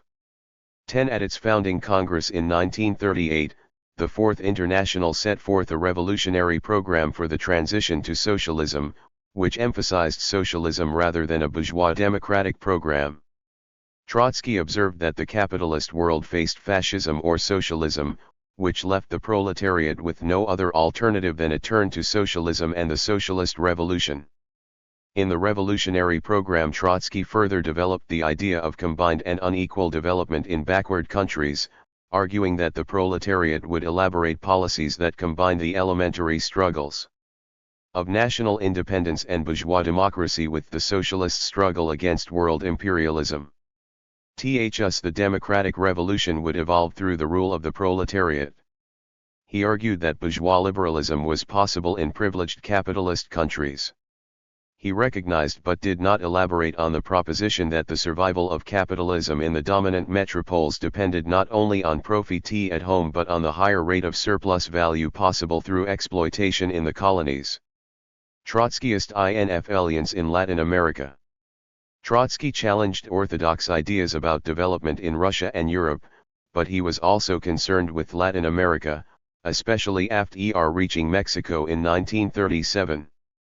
In a collection of essays entitled Por los Estados Unidos Socialistas de América Latina, Trotsky outlines his strategy for socialism in Latin America, including attention to particular countries. He argues that in Latin America the best way to fight fascism is to struggle against imperialism and to implement an agrarian revolution, and he points to Mexico as an example of a semi-colonial country that was able to break its servile dependency, give land to the peasants, and elevate the Indians to the highest level of civilization. The principal task of backward countries, he argues, is to struggle against foreign capital and to recognize that industrialization depends less on the bourgeoisie than on the proletariat. The role of the state is to work with the working class to resist imperialism. In the backward areas, he argued, the proletariat must have the collaboration of the proletariat of the metropolitan centers and of the working class of the whole world. The problems of the agrarian revolution are connected to the anti-imperialist struggle against both England and the US. He delves into a brief analysis of the semi-fascist regime of Getúlio Vargas in Brazil, suggesting that its nationalist sentiment may serve the anti-imperialist struggle. He looks at the role of peasants in Bolivia and advocates their retaining their small individual parcels while also organizing into collective farms carved out of the large latifundios. We may ask, to what extent were Trotsky's ideas of importance to Latin American thinking that challenged orthodox ideas about capitalist development? Monk believes that the Peruvian independent Marxist, José Carlos Mariátegui, was close to Trotsky's. 52. Conception of permanent revolution, in that his analysis emphasized autonomy from the Stalinist conception of a national bourgeois and democratic party. He argues that there is widespread consensus in Latin America over the question of the combined and uneven nature of Latin American development, due principally to the popularity of dependency theory that owes a lot to the Trotskyist analysis. Latin American writers have searched for autonomy and a way to develop without being dependent on the advanced capitalist nations, especially the US. The thrust of their understanding often appeared in tandem with some of the Trotsky outlook, but in reality most of them probably were unfamiliar with his ideas. References to Trotsky do not appear in their writings, and Marx is rarely cited. One such example was Raúl Prebys, the Argentine economist who, in response to frustration over the inability of capitalism to modernize Latin America, offered a structuralist approach by distinguishing the advanced capitalist centers from the backward periphery. He was concerned with import substitution and imposing tariffs within Latin America so that a capitalist infrastructure could evolve autonomously and a national bourgeoisie could lead national development. Undoubtedly this formulation was of interest to André Gunder Frank, who during the early 1960s traveled to Latin America, Brazil in particular, and soon thereafter crafted his notion of capitalist development of underdevelopment. His dichotomy involved capitalist centers called metropoles and backward peripheries called satellites. Undoubtedly, the ideas of backwardness and surplus in Baron's work influenced his formulation, and although he did not attribute any influence of Trotsky to his thinking, it has been suggested by Guido Mantega that propositions set forth by Trotsky were explained in more detail by Frank and the Brazilian political economist Rui Moro Marini. Marini offered a variant of combined and uneven development with the elaboration of the theory of super-exploitation of peripheral workers, wherein he also presented his thesis of sub-imperialism, whereby the development of the Brazilian forces of production are tied to surplus extraction from neighboring countries. THSA ideas were similar to the conceptions of Leon Trotsky, reproduced in the theses of the Fourth International. Mantega also shows the similarity of ideas in Antonio dos Santos and others who advocate a theory of dependency to fundamental Trotskyist assumptions. Dos Santos identified historical forms of dependency, emphasizing the new dependency, as an explanation. 53. For Latin American backwardness. 11. Mexican anthropologist, Rodolfo Stavenhagen, challenged prevailing notions of backwardness, while sociologist Pablo González Casanova adopted the concept of internal colonialism to explain the dichotomy between metropoles and satellites. THSA thinkers do not explicitly cite Marx, Lenin or Trotsky in their writings, but in a common search for an explanation to the backwardness of their countries, they imply that development of backward nations is not predetermined, stages can be skipped en route to socialism, that development may be uneven, even without planning, complex and combined in character, and that at least by implication a socialist revolution is attainable. Trotskyist movements in Latin America have been evident since about 1929, when Trotsky went into exile, and opposition to the emerging communist parties appeared. In 1931 a split within the Chilean Communist Party resulted in the formation of the Izquierda Comunista that organized as a workers' party and advanced the cause of peasants and Indians but dissolved a few years later as its Trotskyist leaders joined the Chilean Socialist Party. The principal lines of early Trotskyism revolved around Juan Posadas, Jorge Abelardo Ramos, and Nahuel Moreno in Argentina, Mario Pedrosa in Brazil, Luis Vital in Chile, Sandino Junco in Cuba, and Guillermo Lora in Bolivia. A central issue of Trotskyism related to national liberation, a line supported by Ramos whose movement constituted a left wing of Peronism, which it envisaged as an anti-imperialist front. A proletarian tendency, however, opposed any alliance with nationalist movements unless hegemony of the proletariat were assured. THSA and other political positions divided Trotskyists not only in Argentina but elsewhere during the 1950s.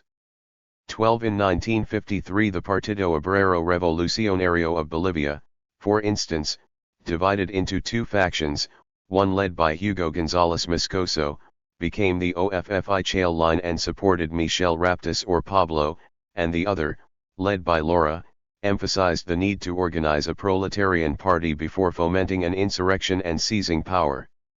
In 1963 Trotskyists joined with the MR-13 in Guatemala to proclaim the socialist nature of revolution and to build a workers' party from the guerrilla movement. In Peru two Trotskyist tendencies appeared in 1960, one led by Ismael Frias who sought association with the reformist opera and the other involving Hugo Blanco and the organization of militant peasant unions in the La Convención area of the Andes. Although both movements eventually were repressed, Peruvian Trotskyists demonstrated that peasant militias could be closely linked to the needs of the masses, in contrast to the confrontational strategy of guerrilla warfare modeled on the experience of the Cuban Revolution. Influenced by the resolution of the Tricontinental or Organización Latinoamericana de Solidaridad and the Castroist revolutionary current, in 1969, the Fourth International uncritically adopted a line of prolonged civil war through guerrilla warfare. Is led to the formation of the Partido Revolucionario de Trabajadores or Revolutionary Workers' Party and its armed wing, the Ejército Revolucionario del Pueblo in Argentina, although this movement exited from the Fourth International in 1973. A rival group, the Partido Socialista de Trabajadores or Socialist Workers' Party, led by Moreno, participated in the 1973 elections, obtaining 150,000 votes. Although these contrasting perspectives divided the Trotskyist movement, both organizations collapsed in the face of brutal repression generated by the 1976 coup. In Chile, Vital urged Trotskyists to work with the Socialist Party under the UP rather than form an independent revolutionary party. A small group of Trotskyists, however, formed the Liga Comunista de Chile or Communist League of Chile, which was active in the resistance after the September 1973 coup. In 1975 a coalition of Trotskyist groups, including the Partido Obrero Revolucionario or Revolutionary Workers' Party of Lora reaffirmed his orthodox positions on the nature of the anti-imperialist struggle and attacked mainstream Trotskyist currents in Latin America that had advocated fascist adventurism. In Mexico, the PRT evolved out of the student struggles in 1968 and achieved prominence as a revolutionary group of several thousand members to the left of the Communist Party. Monk characterized the PRT as carrying out a Marxist orientation which is principled yet inflexible, orthodox yet creative, without falling into the false activism of ultra-leftism. 55. Clearly one of the important advances of Trotskyism in Latin America was its break from Stalinist and orthodox emphasis on a theory of stages, as represented in the revolutionary program called the THSAs of Policayo that combined a revolutionary Marxist program with emphasis on an evolving Bolivian proletariat that was approved by the poor in 1964. Monk calls it one of the most remarkable documents in the history of the working class movement in Latin America, and he quotes from Lora a passage from its founding document: "Bolivia is a backward capitalist country. Bolivia is only another link in the world capitalist chain and the proletariat constitutes the revolutionary class." Today in Bolivia, with the rise of a leftist president, Evo Morales, the poor remains active with frequent position statements, criticism, and analyses by Cesar Uscamita and his Prensa Obrera in La Paz. The Argentines. Major lines of Trotskyist thinking have prevailed in Argentina, manifested through intellectuals, academics, and students, usually in small parties and labor movements, often obscured by national politics, but at times of crisis conspicuous for ideas and analysis. The ensuing discussion focuses on several important personalities. Silvio Frondizi, an Argentina Marxist opposed to intransigent policies of Argentine communists, drew upon Trotsky's writings and focused on questions of underdevelopment and dependency. His early thinking appeared in an essay on world integration and capitalism, in which he emphasized the contradictions in British commercial imperialism and in U.S. industrial imperialism. He also examined the ties between imperialism and the national bourgeoisie in colonial and semi-colonial countries, which led to his criticism of the national bourgeoisie and the thesis of dual society advocated by the communist parties in Latin America. Donald Hodges has suggested that Frondizi was the first to advocate the idea of a new dependency, later to appear in the writings of Brazilian social scientist, The Antonio dos Santos. Frondizi was a leader of a small intellectual current, Praxis, together with Trotskyists Miltiades Pina and Nahuel Moreno. Pina and Moreno had also emphasized the significance of British commercial imperialism and U.S. industrial imperialism in Argentina. Within Praxis they contested 56. The Stalinist line of the Partido Comunista Argentino, and their ideas had much in common with Trotskyism, although one of Frondizi's close associates, Marcos Kaplan, insists that Frondizi never formally associated with the Fourth International. Frondizi's essay on world integration was a response to Argentine communist leader, Rodolfo Gaioldi, who had responded to an earlier version in the communist daily, La Hora. Frondizi argued that early capitalism, based on free competition, could only survive in backward countries with unlimited expansion of production. His form of capitalism was constrained not only by the low level of productive forces and technology but also by its own capitalist form. He also described a more advanced period of capitalism, represented by the formation of national imperialist systems and the substitution of monopolies for individual producers. Finally, a third period was evident after the Second World War in which world capitalism became dominate, and the U.S. assumed leadership of the capitalist world and dominance over subjugated nations. In the elaboration of his thinking, Frondizi in La Realidad Argentina demonstrated the inadequacy of the Argentine bourgeoisie to the task of carrying out the bourgeois democratic revolution because of their direct dependency on international monopoly capitalism.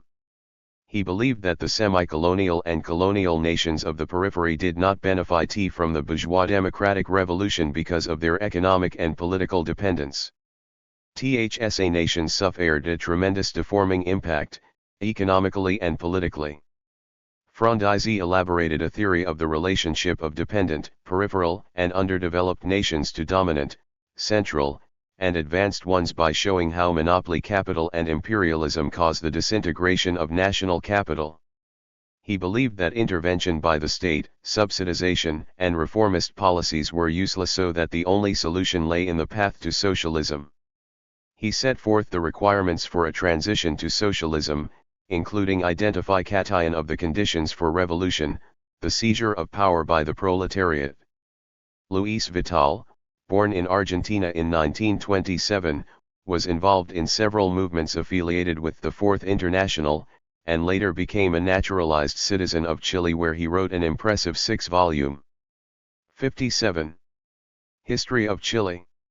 He was particularly influential with an essay that examined a number of premises about backwardness in Latin America. He argued against the prevailing premise that feudalism was transplanted from medieval Spain to the New World and that a feudal aristocracy had ruled in Latin America and continued to rule until the 20th century, thus obstructing capitalism and the rise of a national bourgeoisie. He believed that a primitive capitalism had existed since the 15th century, that the conquest of the Americas was associated with exploitation and commercialization of precious metals, and that Spanish America was ruled, not by feudal lords, but by a commercial bourgeoisie whose source of wealth was exports. Since independence, this ruling bourgeoisie had remained dependent on the world market, and this in turn contributed to the backwardness of the continent. A struggle against the bourgeoisie would lead to a break with imperialism.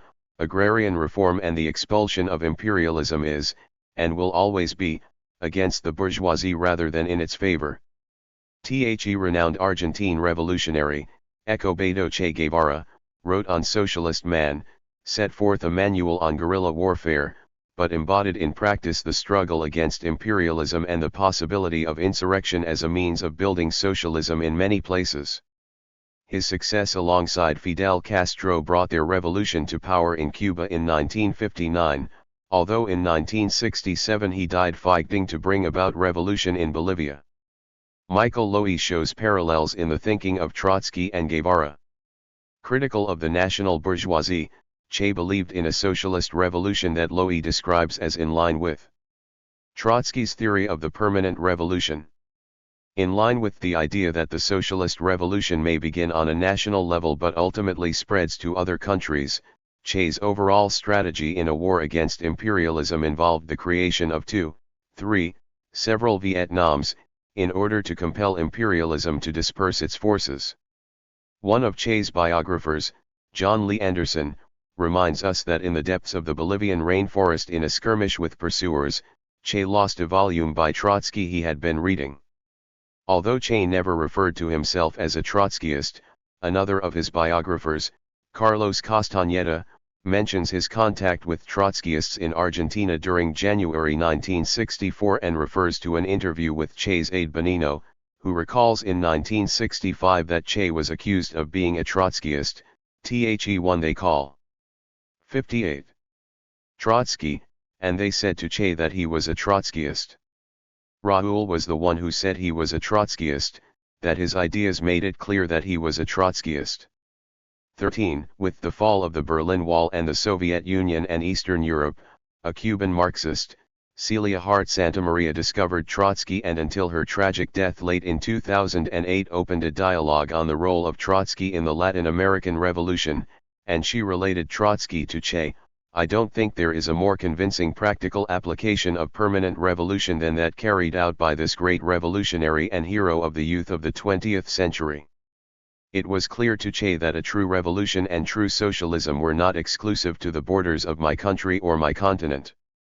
The of this legend charged with romanticism and purity was interpreted from all angles. It promoted Latin Americanism and anti-imperialism. Hart considered the Bolivarian Revolution of Hugo Chavez in Venezuela as a basis for Latin American unity as long as it does not compromise with imperialism. She reminds us that Trotsky also dreamed of this unity while in Mexico and that although Stalinism had silenced him, his ideas would be in revolutions that will arise sooner or later. We will take him up from this silence and make him be seen, without considering him a terrorist. A strange thing that the imperialists and the Stalinists were in agreement in calling him a terrorist. A point in our favor. In her reading of Trotsky she found his writings familiar along the same lines of Che Guevara's works. She felt that their ideas had been distorted, and that it was essential to discern concepts that she had grasped from Che Guevara about the permanent revolution, the combined and uneven development of backward capitalist countries, internationalism, or his attacks on Soviet bureaucracy. One should recognize his sense of internationalism as a pressing need to continue the revolutionary struggle, a militant internationalism committed in every aspect. Hart also criticized the Trotskyist left, especially in Argentina, 14 for viewing Che only as a martyr or hero without recognizing his contributions to revolutionary theory. She argued that both Che and Trotsky defended the right of the exploited to violence against the exploiters. I come from the Cuban Revolution and highlight Trotsky without being a member of any Trotskyist party.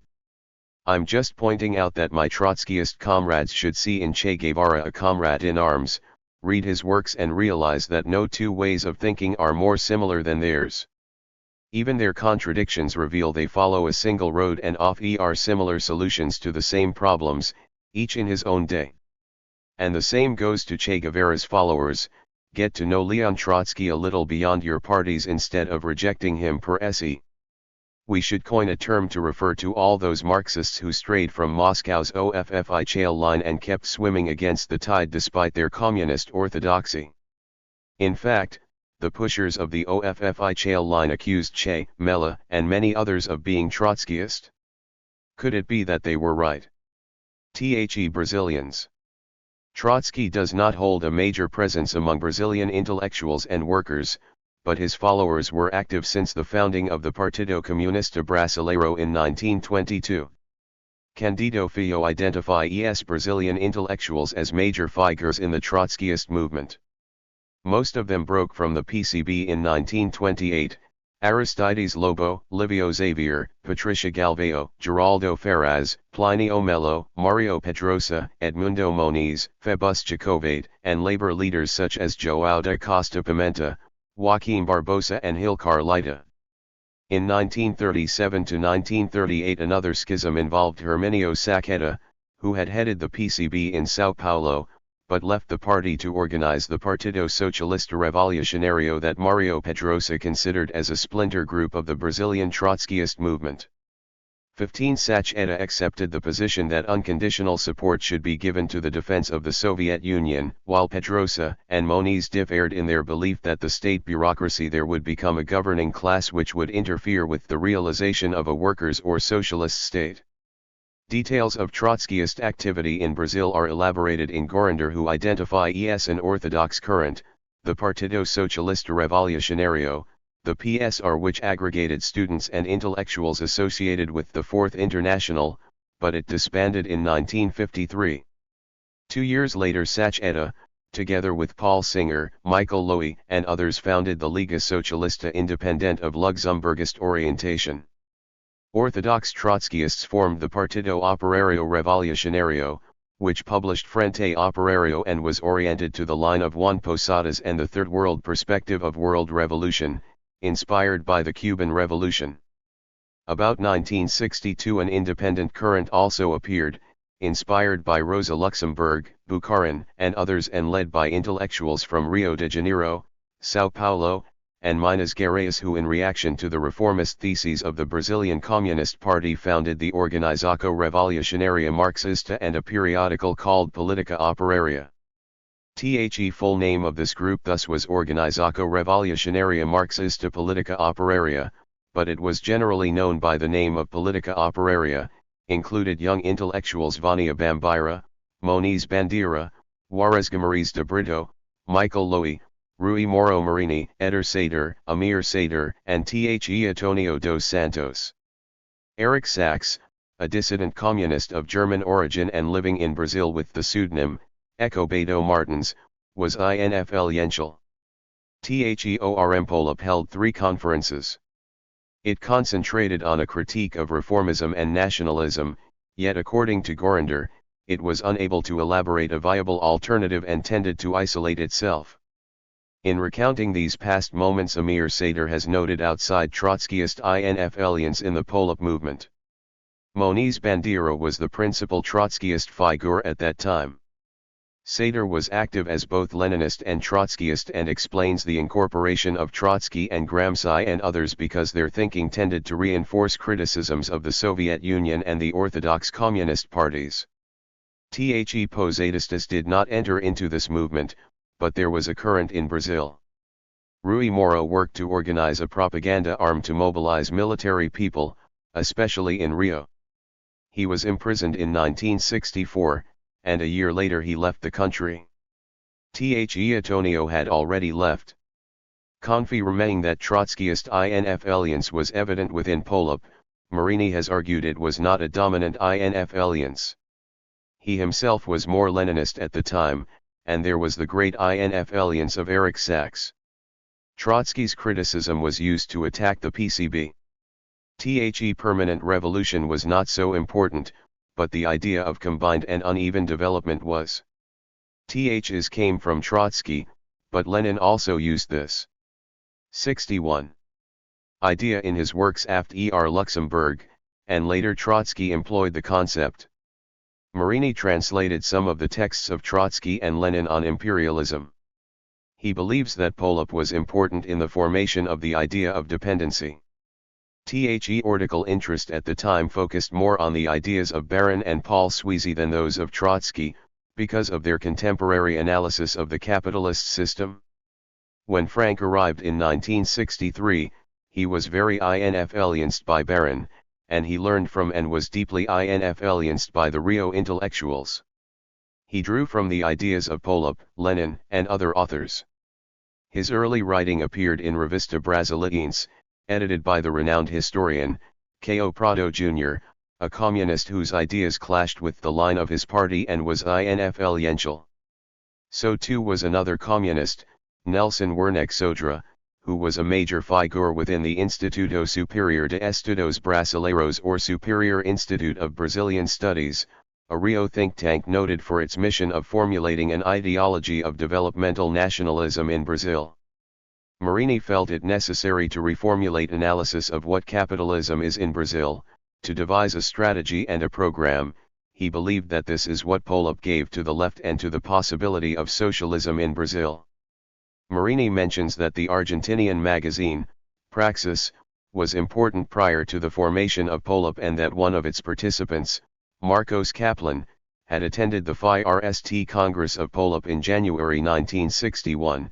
TH's was the beginning of our outreach internationally. The work of Silvio Frondizi was also important for us and for the theory of dependency together with the ideas of ECLA and ISEB. Marini elaborated his ideas on sub-imperialism before seeking exile in Mexico in 1965. Antonio began to write in 1966 on the new dependency. We took these ideas abroad in the search of a new theory of dependency. Theory of dependency was never an academic theory. It was a political endeavor. An attempt to develop a non-communist revolutionary theory. He remained in Mexico until 1969 and then moved to Chile to work with Dos Santos until Salvador Allende was deposed in late 1973. Dean of Brazilian Sociology, Florestan Fernandes, referred to his early affiliation with Trotskyism in an interview with various Brazilian intellectuals as well as in his interview with me, and there is a reference to Trotsky in his A Revalioco Bergsa no Brasil. In a discussion of his early years he explains the interest in the PCB and its renowned leader Luiz Carlos Prestes. PCB did not attract the radical youth of that 62 period. After the Estado Novo the PCB moved toward groups supporting Getulio Vargas. I joined an extreme left Trotskyist group during that time, called Coligiaco Democrático Radical and remained with it until about 1940. I always maintained contact with other groups, for example the anarchists, the socialists, and the old militants who were not of my generation. I circulated with left people, except for the PCB. But I was known for my Trotskyist orientation.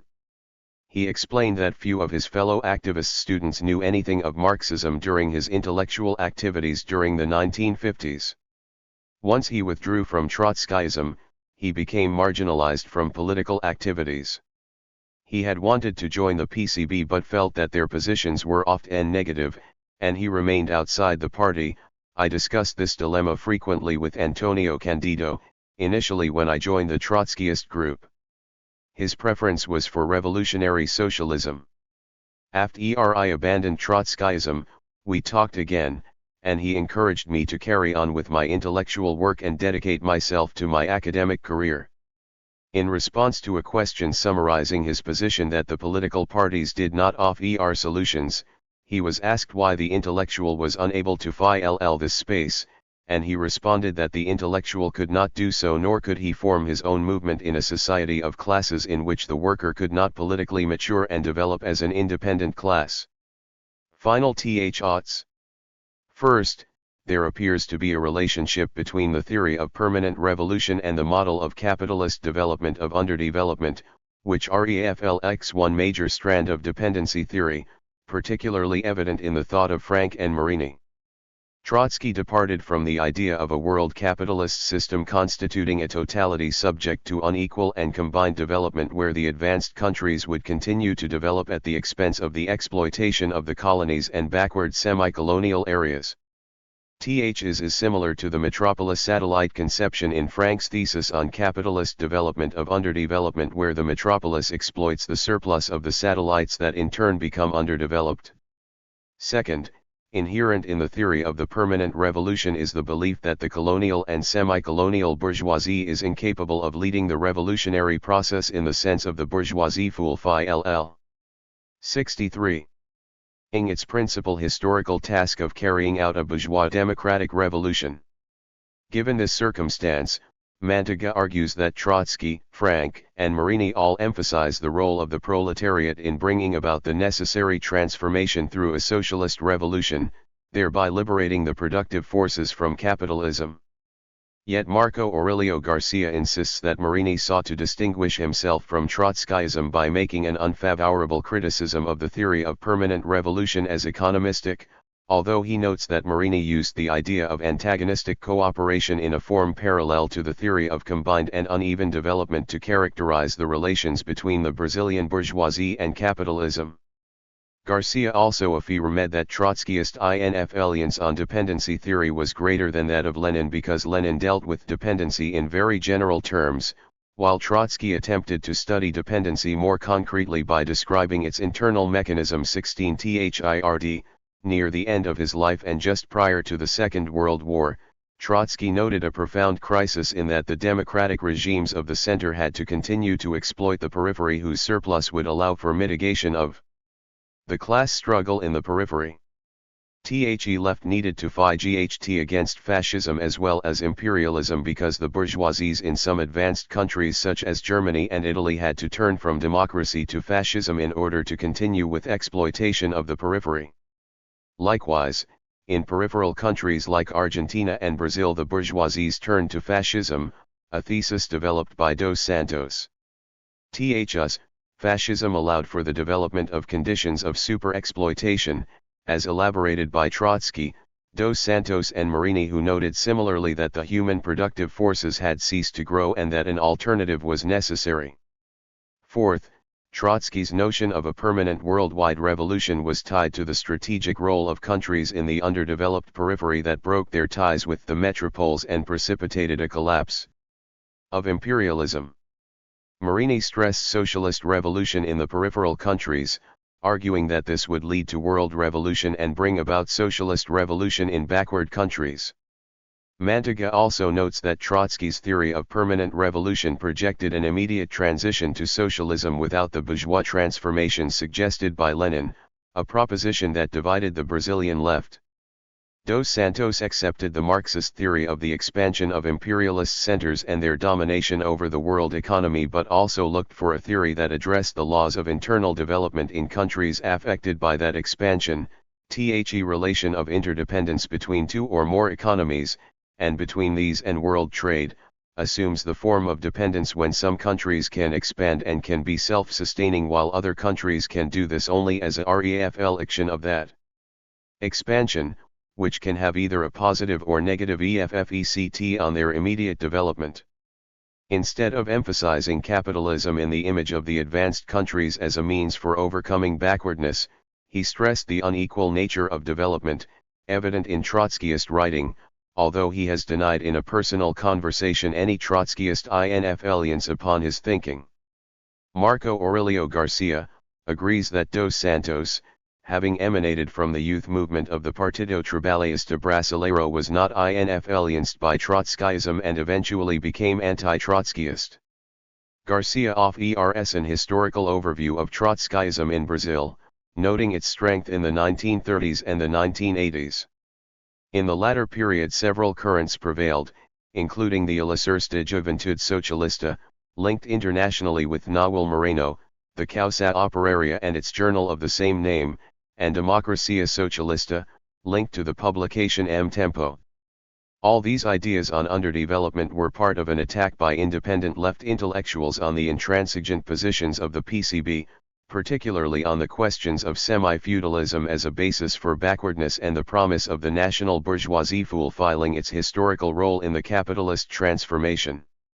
Mantegna maintains that these ideas were largely inspired by the thought of Trotsky that the proletariat under certain conditions could rise to power prior to the proletariat of advanced countries, a thesis defended by Trotsky in 1906, where he argued that Russian backwardness was not an obstacle to the socialist 65 revolution.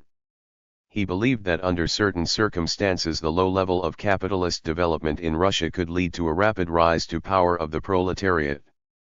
Trotsky argued that despite its backwardness, Russia had indeed developed some industrialization along capitalist lines in the last decades of the 19th century, especially in Moscow and St. Petersburg, where a large proletariat had developed along with a weak bourgeoisie, and industrialization was largely implanted by foreign capital aided by the state. Thus the bourgeoisie could not eliminate feudal remnants because it was weak at the time. Thus gave the proletariat the opportunity to bring about revolutionary change. In The Permanent Revolution, Trotsky elaborated this idea by arguing that the delayed bourgeois revolution in Russia could be advanced through the proletariat. Specifically, its objectives would be the achievement of the agrarian reform and the democratic reconstruction of the state. Agrarian reform implied the nationalization of property and elimination of income differences. Different patterns of progress illustrate the idea of combined and uneven capitalist development on a world scale, where the colonies and former colonies feed the accumulation of the imperialist metropoles at their own expense so that peripheral capitalism remains weak, precluding the bourgeoisie from fulfilling the tasks of a democratic revolution. Mantegna claims that Trotsky interprets capitalism in its imperialist phase as an international system articulated by ties of domination and dependency, and he shows the impossibility of a democratic national revolutionary full democracy in the backward countries. Chapter 4. Capitalism, Primitive Accumulation and Unfree Labor. Tom Brass. Introduction. Anyone writing about the shape of a 21st century labor regime is faced with a rather obvious contradiction. On the one hand, much political economy insists that to operate efficiently, a fully functioning capitalist enterprise needs workers who are free. On the other, there are numerous instances of fully functioning capitalist enterprises the world over that introduce, reintroduce or reproduce labor relations that are unfree. Among the many examples, not just in areas of capitalist agriculture, but also in some industrial urban contexts are the following: debt bondage in India and Latin America, the continuing use of peonage, sweatshops, and convict labor in the United States, the offshore program in Canada, contract migrant labor in white South African mining and industry and the Sun Belt states in the USA, a resurgent gangmaster system in UK agribusiness, unfree plantation workers in West Africa, and the existence of unfree industrial labor both in the brick kilns of Pakistan and in the export processing zones of China. 1. To talk about a capitalist labor regime in the 21st century as entailing an increase in the incidence of worker unfreedom remains controversial, given the degree to which this kind of development is opposed by non-Marxist and Marxist political economy. Both the latter, so the argument goes, adamantly dispute the acceptability to capitalist producers of unfree labor, maintaining much rather that a fully functioning accumulation process cannot operate efficiently, let alone profitably, without workers who are free. Whilst this may be true of the way non-Marxist theory perceives the link between capitalism and unfreedom, that it applies similarly to the most important let alone all Marxist political economy is disputed here. Generally speaking, both non-Marxist and Marxist theory subscribe to three positions about the link between unfree labor and capitalism. First, that capitalist development is in a general sense incompatible with production relations that are unfree. Second, that current approaches which do connect unfree labor and capitalism may indeed be right empirically, but in theoretical terms cannot be said to be Marxist. And third, faced with the dissonance between what is said to be Marxist theory and the acceptability of unfree labor to capitalist enterprises, purportedly Marxist approaches take refuge in the concept of primitive accumulation. Against these three positions, I shall deploy the following arguments. First, that although it is important to distinguish theoretical approaches on the part of non-Marxist and certain kinds of Marxist analysis to the link between capitalism and unfree labor, they nevertheless share a number of assumptions about the capitalism/unfreedom link. Second, and following on from this, there are two distinct and occasionally contradictory Marxist approaches to the capitalism/unfreedom link. For this reason, a distinction exists between the Marxist analysis of unfree labor employed here and a number of other analyses by Marxists of the same relation. The presentation is divided into 6 sections, of which the first 2 examine the impact of Smithian assumptions about the capitalism/unfreedom link, and the objections to them. Current and past approaches on the part of Marxist theory to the same question are considered in sections 3 and 4, while sections 5e and 6 look at the difficulties in confining unfree labor to the prehistory of capitalism, and thus delinking it from a fully functioning capitalist system. Smithian inheritance. Significantly, perhaps, the most ardent historical exponents of the argument that unfree labor was economically inefficient were non-Marxists, Adam Smith in the late 18th century, John Stuart Mill. Capitalism, Primitive Accumulation, and Unfree Labor 69. And John Bright in the mid-19th century, and Max Weber over the late 19th and early 20th century.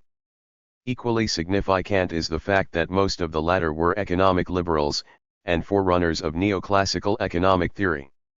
For all of them, therefore, productivity was equated with the capacity of the individual worker to exercise choice in the context of the labor process, to choose to work hard because he/she individually benefited from this. Smith, Mill, Bright, and Weber all questioned the compatibility between capitalism and unfree labor, mainly on the grounds that this kind of working arrangement was too costly and/or inefficient. More recently, neoclassical economic historians of unfreedom such as Fogel and Engerman espouse the same argument but invert its logic. Because the antebellum plantation was in their view economically efficient, its workforce must in some sense have been uncoopted, and remained on the plantation voluntarily, attracted by the good pay and conditions on offer there. In the end, these non-Marxists adhere to the same epistemology, as in their view unfree labor is economically inefficient, workers employed by a capitalist enterprise that in economic terms is efficient are and can only ever be free. Adam Smith on unfree labor. The importance of Adam Smith's contribution to the debate about unfree labor is simply put, it was the first major theoretical attempt to understand the dynamic of capital accumulation, to link labor to the creation of value, and to characterize labor in terms of a wider political economy. Even those who disagreed with him on fundamental aspects of these questions, such as Mill, nevertheless accepted much of what he had to say about the systemic dissonance of unfreedom and its negative economic role in the accumulation process. Epistemologically, therefore, Smith's assumptions about the capitalism/unfreedom link permeate both non-Marxist and, as will be seen below, semi-feudal Marxist political economy. 3. It is equally clear that Smithian teleology concerning the economic inefficiency of unfree labor, and hence its high cost when compared to free labor, can itself be traced back to 2 of the central theoretical emplacements informing his analytical framework, his view of labor as the source of value and thus of national wealth, and the distinction between productive and unproductive labor.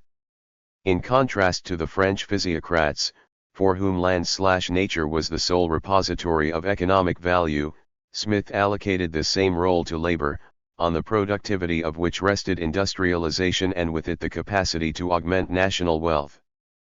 For the enhancement of labor productivity, however, depended in turn on the installation of advanced technical inputs and machinery, both of which required capital investment and neither of which were in his opinion compatible with the employment of a workforce that was unfree. The presence of the latter was accordingly a twofold obstacle to accumulation. Not only was unfree labor itself incapable of operating advanced productive forces, but capital would not invest in a labor process where workers deemed by Smith to be unproductive, that is, slaves and other forms of unfree labor were employed. Although he does not explicitly include slavery within the category of unproductive labor, this linkage is nevertheless inferred. Wherever capital predominates, Smith observes, industry prevails; wherever revenue, idleness 5th presence of the latter characteristic is attributed in turn to the absence where slaves are concerned of an incentive on their part to work hard or well, a situation which he contrasts with that of labor which is free, and which for this reason not only responds positively to economic incentives but also works hard and efficiently. Thus, for example, the economically backward character of large feudal estates in England was attributed by Smith to the employment of a workforce that was unfree, in his opinion the most costly form of labor power, because unlike a free worker, one who is unfree has no incentive to work well. 6. Extending this argument, Smith also claimed that again, unlike free workers, slaves are very seldom inventive, as a consequence of which all the most important improvements, either in machinery, or in the arrangement and distribution of work, which facilitate and abridge labor, have been the discoveries of freedmen. 7. He then insisted, rather oddly, that, should a slave propose any improvement of this kind, his master would be very apt to consider the proposal as the suggestion of laziness, and of a desire to save his own labor at the master's expense. Poor slave, instead of reward, would probably meet with much abuse, perhaps with some punishment. His bizarre argument verges on the nonsensical, even staying within the confines of the logic adopted by Smith. A completely different outcome is in order. Not only would a master not reject an improvement simply because it was suggested by his slave, therefore, but the former would regard it like the subject who made the original suggestion as his own property. From all this Smith concluded that the employment of slaves was the least productive and thus the most costly form of working arrangement. His argument, variations on which are a constant refrain in most of the texts about political economy which follow his, was elaborated by him in the following manner. Accepting that employers preferred slave labor to that of free workers, he argued that whereas cash crops such as sugar and tobacco can afford the expense of slave cultivation, corn cannot, and is therefore grown by free labor. 8. Since tobacco and sugar were sufficiently profitable to justify cultivation with expensive forms of labor, they and only they could be grown using workers that were unfree. 9. Contrasting the métayer system of cultivation using tenant labor with that based on slaves, Smith argued similarly that because sharecropping tenants were free, and thus able both to acquire property and to benefit from the application of their own labor power, they had an incentive to work harder and were thus more productive than slaves, who were unfree. 10. It was to this difference in productivity that he attributed the decline of servitude in European history, although he accepts that slavery continued to take place almost universally for several centuries afterwards, until it was abolished from above. Because Adam Smith attribute the eradication of unfreedom simply to from above agency, no mention is made of the role of class struggle waged from below in the demise of unfree labor. Mill and Bright on unfree labor. Following the line of argument laid down by Adam Smith, John Stuart Mill similarly dismissed the possibility that production carried out with unfree workers was or could ever be economically efficient. It is a truism to assert, he maintained, that labor extorted by fear of punishment is inefficient and unproductive.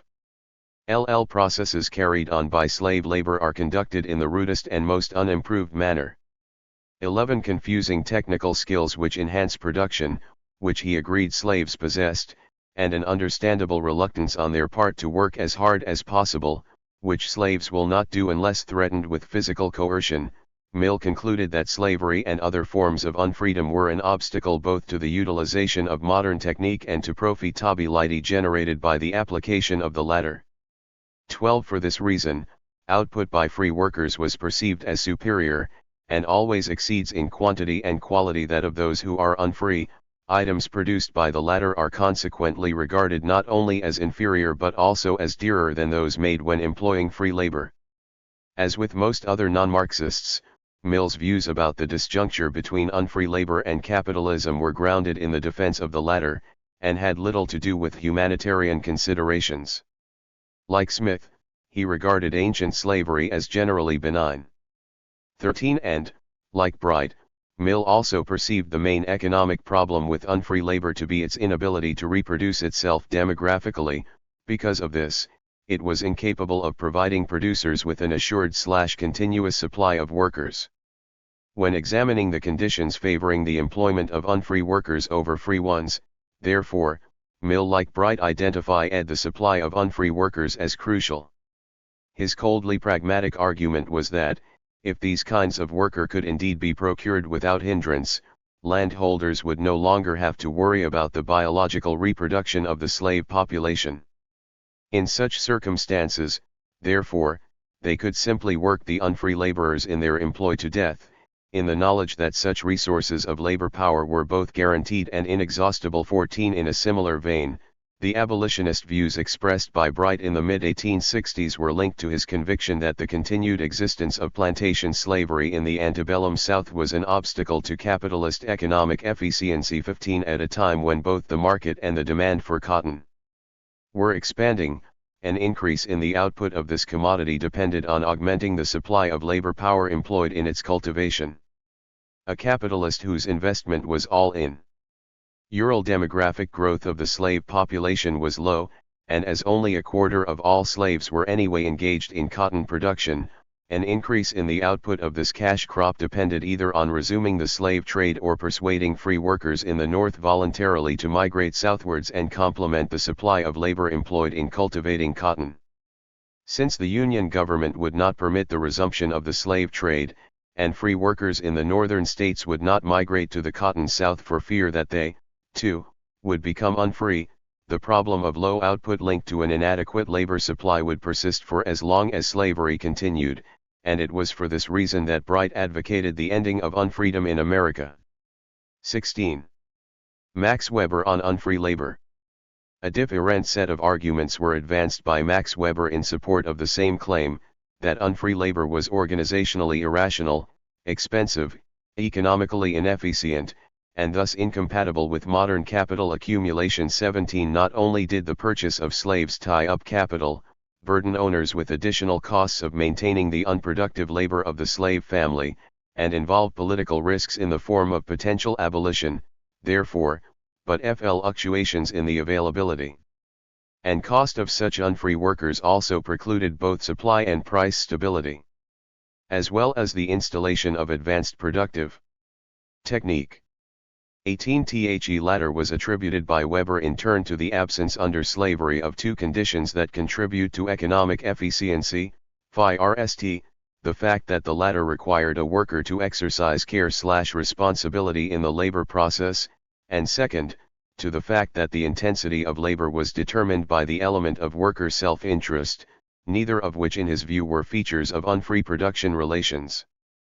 19 According to Weberian sociological theory, however, the most important obstacle posed by the presence of unfreedom to the process of economic rationalization on which capitalist development depends was the consequent inability of employers to recruit/dismiss workers in keeping with business requirements. For this and the above reasons, Weber maintained that it was possible to employ unfree labor only when the following three conditions were met: where slaves could be maintained cheaply, where a large and continuous supply of such workers was assured, and in large-scale agricultural enterprises or technologically underdeveloped industrial labor processes. 20 Because of the accruing advantages to industrial profitability and efficiency, he argued, unfree relations invariably disappeared once free workers became available. From the viewpoint of the producer, Weber concluded, these advantages took the form of a decline in capital investment/risk, the capacity to shift the cost of family subsistence/maintenance onto the laborer himself, and crucially a capacity to hire/fire, that is, both to select suitable workers and to dismiss unsuitable ones, thereby maximizing a worker's self-interest in efficient capitalist production.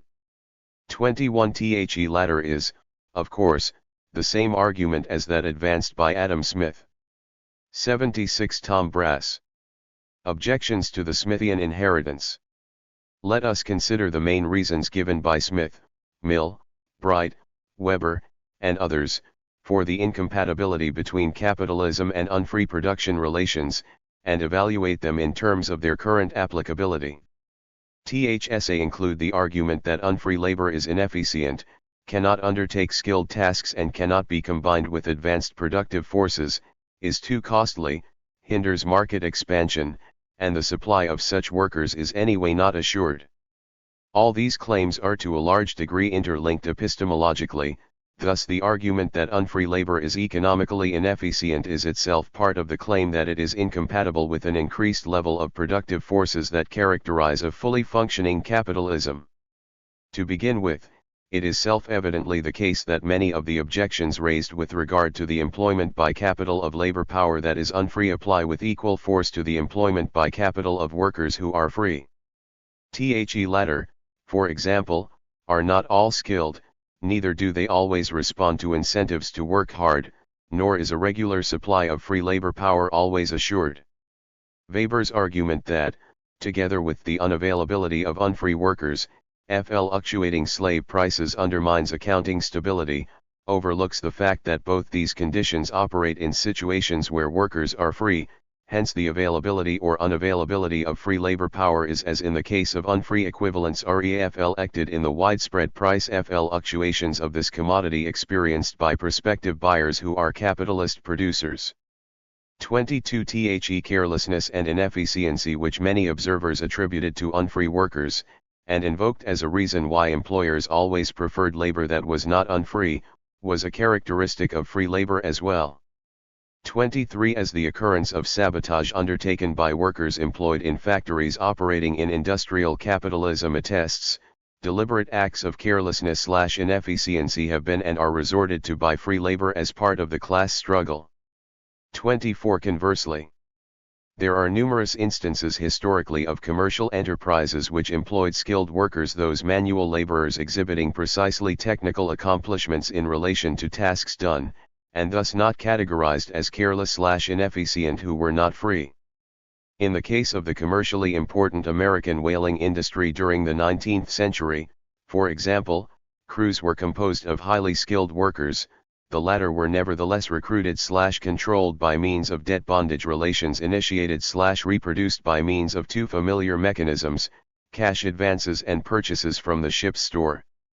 25. Perhaps because of its epistemological roots in a liberal political economy, the claim that workers who are unfree lack an incentive to work hard, and are for this reason inefficient, misses the point entirely. The dynamic is wholly different. Tasks are undertaken and completed by a worker who is unfree not in response to the presence of incentives, in form of reward, but rather in order to avoid punishment in the event of non-compliance. Historically, therefore, slaves, serfs and bonded laborers have indeed worked hard, the absence of positive incentives notwithstanding, for the simple reason that such workers are compelled to do so by the threat of violence/coercion. Indeed, avoidance of the latter can be seen as a rational outcome corresponding to Weber's notion of worker self-interest. Accordingly, a laborer who is unfree works as hard as one who is free for a different reason, namely, because of the fear of the consequences if he/she fails to do this. 26. Unfreedom and descaling. Characterizing unfree labor as inefficient economically also overlooks the contemporary impact of mechanization and technology in descaling labor power. 27. The debate about work organization and scientific management over the latter part of the 20th century has been concerned mainly with the way technology and machinery undermine traditional craft skills, and the corresponding impact of this on the industrial working class. 28. Whilst important, the focus of discussion has nevertheless tended to be on changes affecting the labor aristocracy in metropolitan contexts, and how such manual workers who are employed in industry on a permanent basis have been replaced by a combination of machines and temporary labor. However, little attention was paid to the fact that the installation of machinery also permits employers to replace skilled labor power with non-skilled equivalents, and even less attention was paid to the implication of this for the kind of relational shift licensed by such restructuring. It is, in short, a transformation that, in a global work regime, simultaneously enables the insertion of unfree production relations into a capitalist labor process. One of the main planks in the argument of those who maintained that unfree labor power was incompatible with a fully functioning accumulation process stemmed from the assumption that, as capitalism developed, it would require the employment of an increasingly skilled workforce. 29 It is clear, however, that the opposite is the case. A consequence of increasing the level of the productive forces through the installation of machinery and the application of technology, therefore, results in the deskilling of the workforce. 30th is in turn enables capitalists to employ those from rural backgrounds who in terms of the agribusiness and/or industrial labor process usually possess the least skills, and it is this particular segment of the workforce that is most vulnerable to relational arrangements that are unfree. Unfreedom and the reserve army of labor. Current forms and pace of deskilling also make possible the activation of hitherto unutilized elements belonging to the industrial reserve army of labor. 31 Although the latter encompasses those thrown out of work as a result of mechanization and technification, members of the reserve army can be incorporated by capital into its labor process for two distinct reasons. THIRD refers to a reserve to be drawn on when market demand expands, and capitalists need further amounts of labor power. By contrast, the second refers to those who as a mass of unemployed also part of the reserve army are drawn on by capitalists not so much to increase production but rather as a weapon in their struggle against those still in work. 32. In this second role, members of the reserve army are no longer used simply in addition to an existing workforce but now instead of the latter. 33 Replacing skilled, more costly, and/or better organized workers already established in the capitalist labor process with less skilled, cheaper, and/or unorganized ones, enables producers to exert a downward pressure on the pay, conditions, and living standards of the proletariat generally, not just in particular national contexts. 34 As is now very clear, such restructuring, based on an enhanced ability to draw on what is a de facto global reserve army in order to decompose/recompose the capitalist labor process worldwide, has followed the implementation in the THIRD world of the Green Revolution program during the 1960s and laissez-faire policies in the 1980s.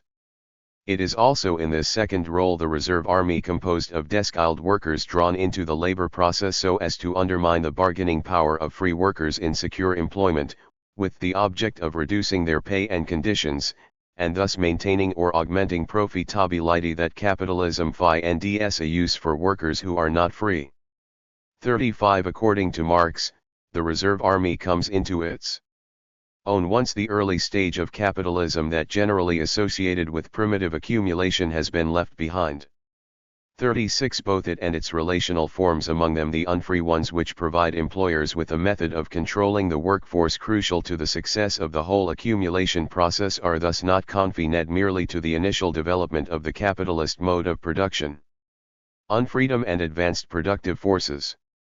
Turning to the issue of a supposed incompatibility between unfree labor and the presence of advanced productive forces, it is necessary first to distinguish between two particular situations.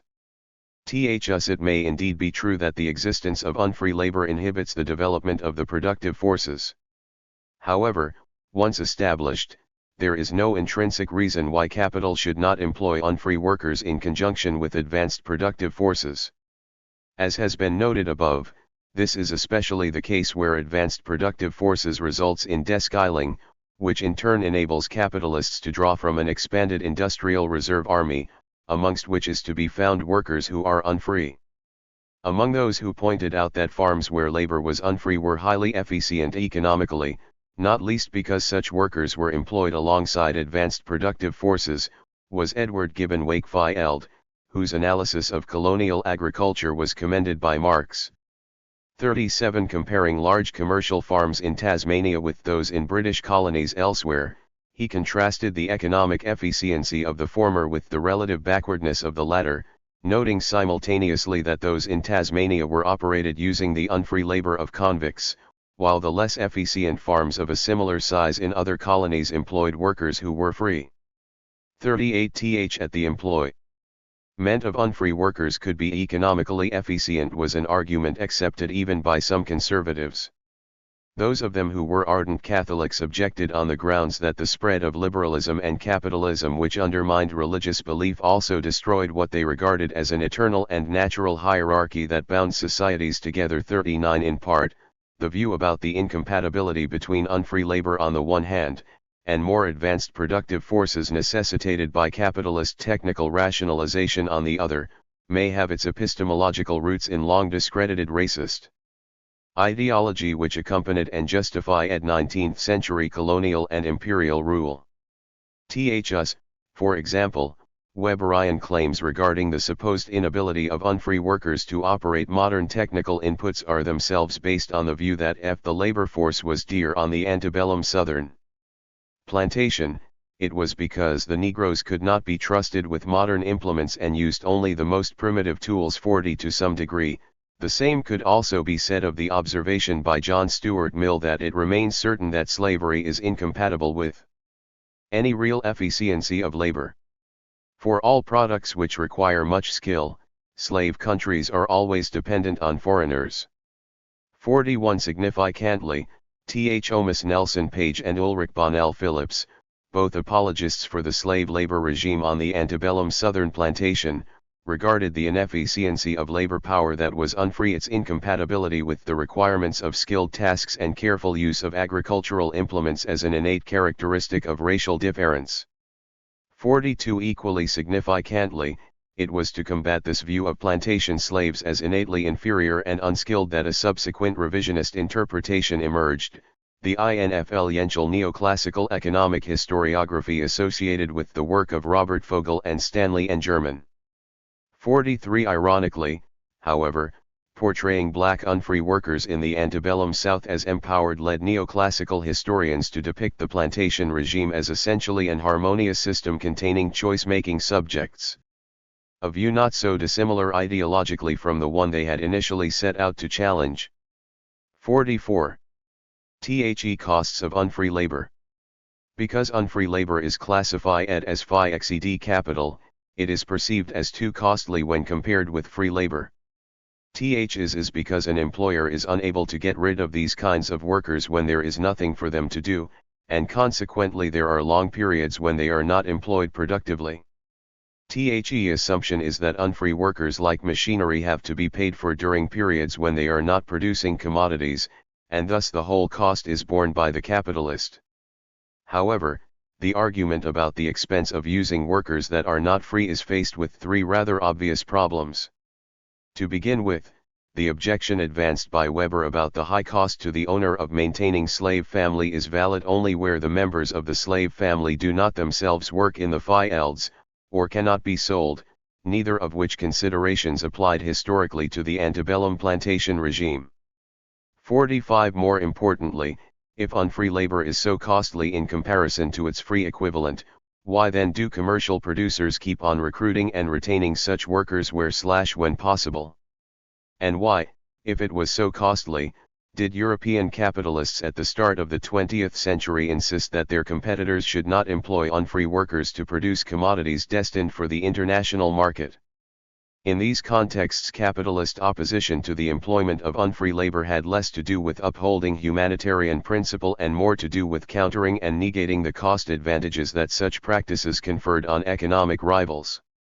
46 Unfree labor is indeed profitable, not only intrinsically because workers who are unfree are not able to negotiate over the price of their labor power or sell it freely on the open market, but also because it drags down the price of free labor, which in cases where the latter is more costly the former either cheapens or displaces.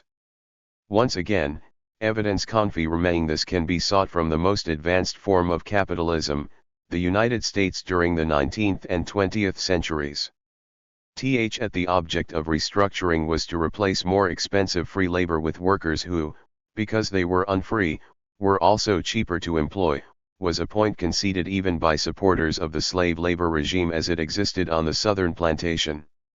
According to one such Ulrich Bonnell Phillips, this kind of workforce recomposition was driven mainly by considerations of cost and control.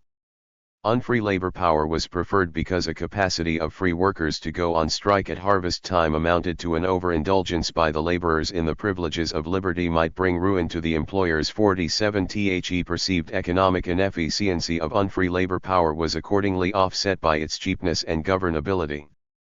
During the late 1860s, convict leasing in Mississippi was advocated not by an economically backward landowning class that had been defeated in the Civil War, but rather by an economically dynamic capitalist class composed of commercial farmers, rich industrialists, and businessmen, all of whom wanted to see black prisoners serve their sentences in the coal mines, sawmills, railroad camps, and cotton fields of the emerging New South. 48 At the employment preference of those owning means of production was for workers who were unfree and not free ones is underlined by the fact that in the mid-1870s the number of offenses carrying a prison sentence was extended by the state, precisely in order to increase the number of unfree workers made available to capital through the convict lease system. 49 Capitalist firms in the postbellum South either employed prisoners directly, on their own cotton plantations, coal mines, and textile mills, or else leased them to other employers, such as railroad construction companies, who hired unfree labor, thus obtained in preference to the free workers already available for hire. 50 Convicts deployed in this manner were used in the production of cheap iron, lumber, turpentine, sugar, and tobacco, among other commodities. 51 Convict labor is in one important sense a misnomer. Used in a general sense, the term conveys the ostensibly neutral activity of work carried out by inmates, a perception that translates easily into the concept of prison work as a form of occupational therapy. The role discharged by incarceration in contexts such as the New South, however, possessed a different logic. It was not a case of an already existing inmate population being put to work, therefore, as of a free workforce being turned into a prison population with the object of converting its subjects into labor that was no longer free. Th's commercial leasing of prison labor has continued to fuel the fully functioning accumulation process in the United States. A consequence of the expansion in the numbers of inmates and the privatization of prison operations is that incarcerated subjects in the United States are perceived nowadays by industrial capitalist enterprises as a reliable and cheap source of labor power.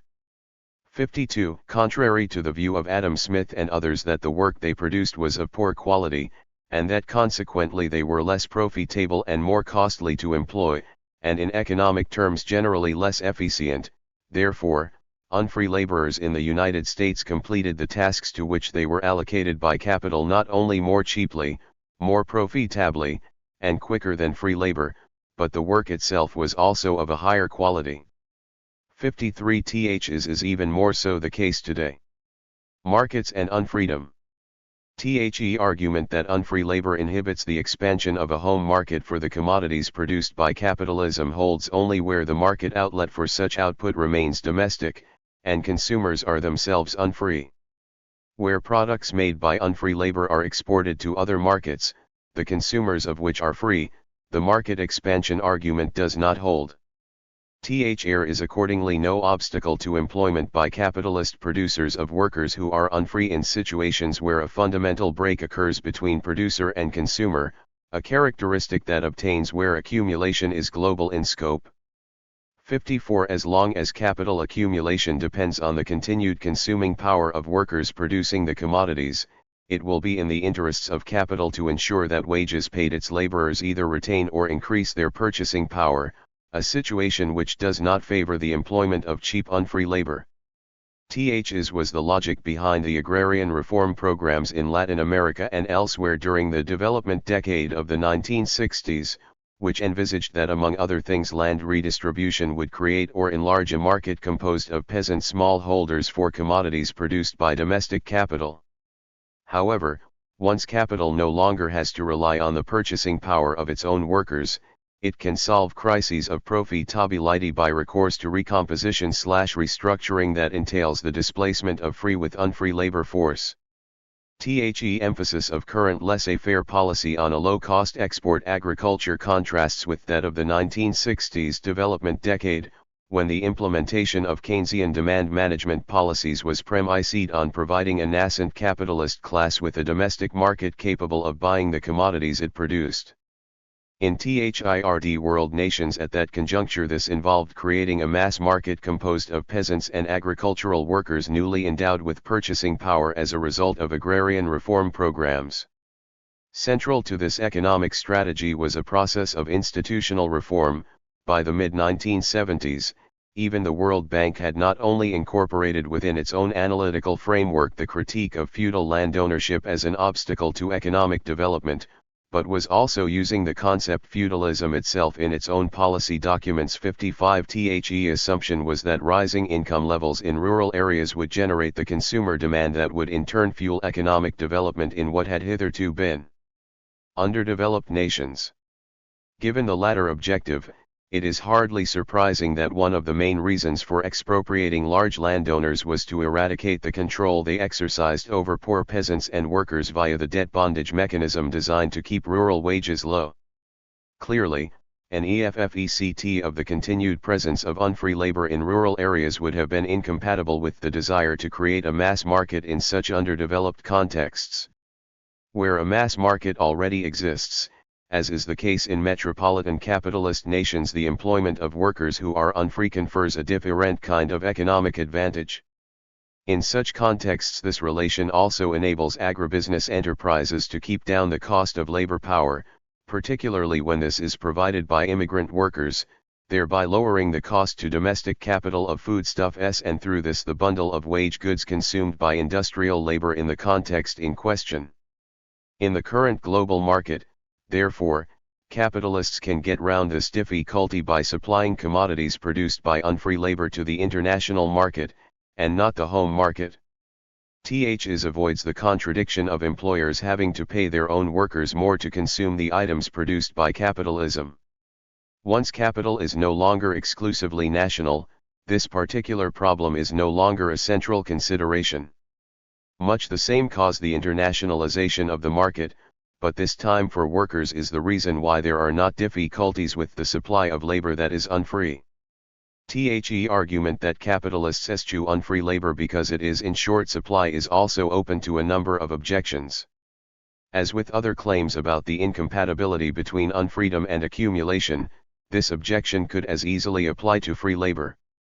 Most significantly, this objection is informed by a subtext which, in effect, undermines it, hence the argument that it is the uncertainty of supply which prevents the reproduction of slavery and other forms of unfree relation admits the premises that, in the event of the supply being assured, there would be no reason why such production relations might not continue, a view found even in the framework of some Marxists.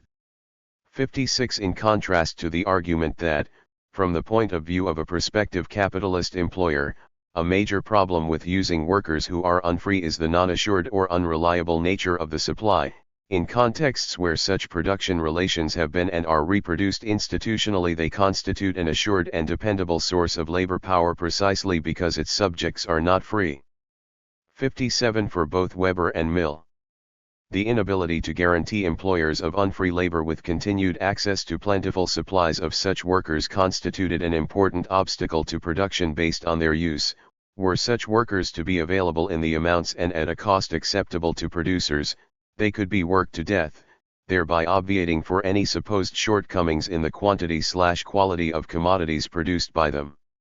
It is these very conditions that are in fact met by modern forms of unfree labor, linked as they are to the global expansion of the industrial reserve army of labor during the post-1945 era. Semi-feudalism versus deproletarianization. Turning to the way Marxism currently interprets the capitalism/unfreedom link, here one is confronted with two antithetical interpretations. On the one hand, therefore, the semi-feudal thesis insists that capitalism and unfree labor are incompatible. It regards unfree labor as a pre-capitalist relation, destined to be replaced by a workforce that is free as capitalism spreads throughout the agrarian sector of THIRD world nations. Like much of the non-Marxist theory considered above, the semi-feudal variant of Marxism views unfree labor as incompatible not just with capitalism but also with advanced productive forces, economic efficiency, skilled workers, and market expansion. 58. Most crucially, the epistemological importance of the claim, by Marxists who are exponents of the semi-feudal thesis and non-Marxists alike, that unfree labor is always and everywhere an economically inefficient relational form, is its corollary. Namely, that capital is seen as opposed to using unfree labor, and in contexts where the latter relational form is found, invariably strives to replace it with free labor power. On the other hand, an alternative Marxist interpretation based on the concept deproletarianization maintains that unfree labor is not merely compatible with capitalism but in particular circumstances its relation of choice.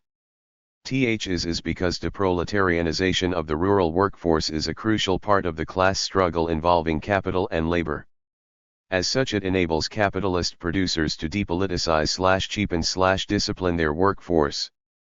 Until the 1980s, the most common argument made with regard to agrarian transformation in India and elsewhere was that of the semi-feudal thesis, exponents of which insisted that capitalists would replace unfree labor with free workers, a view that still informs much of the discussion about rural transition and the agrarian question. 59. According to this view, all social relations of production in third-world agriculture will gradually metamorphose into those that characterize agriculture in metropolitan capitalist countries.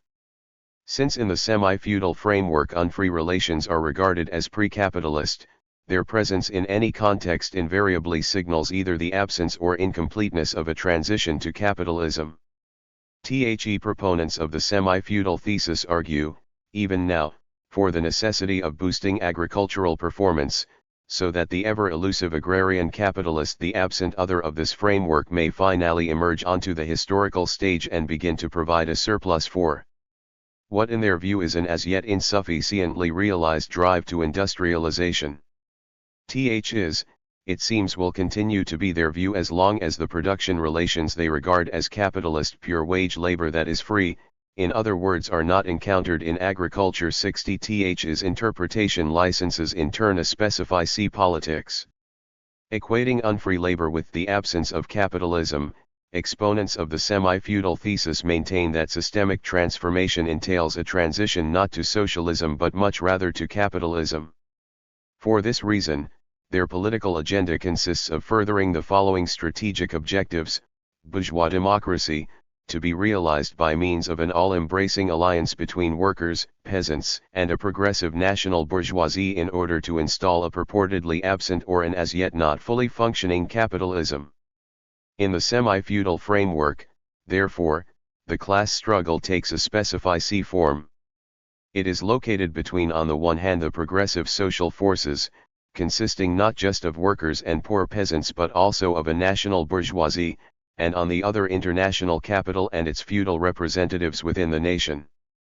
Both the latter constitute an obstacle to the installation of a fully functioning capitalism, for which reason all the former are ranged against them, with the object of setting in motion the accumulation process.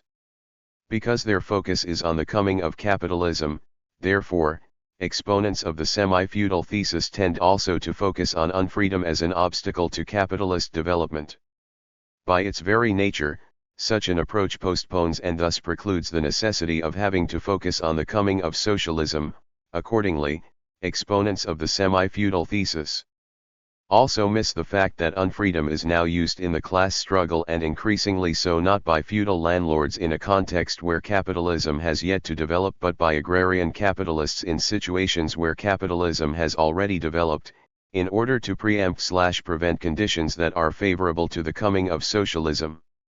By contrast, another variant of Marxism analyzes the same capitalism/unfreedom link in a very different way. It insists on the centrality to the accumulation process of unfree production relations, a view embodied in the concept deproletarianization.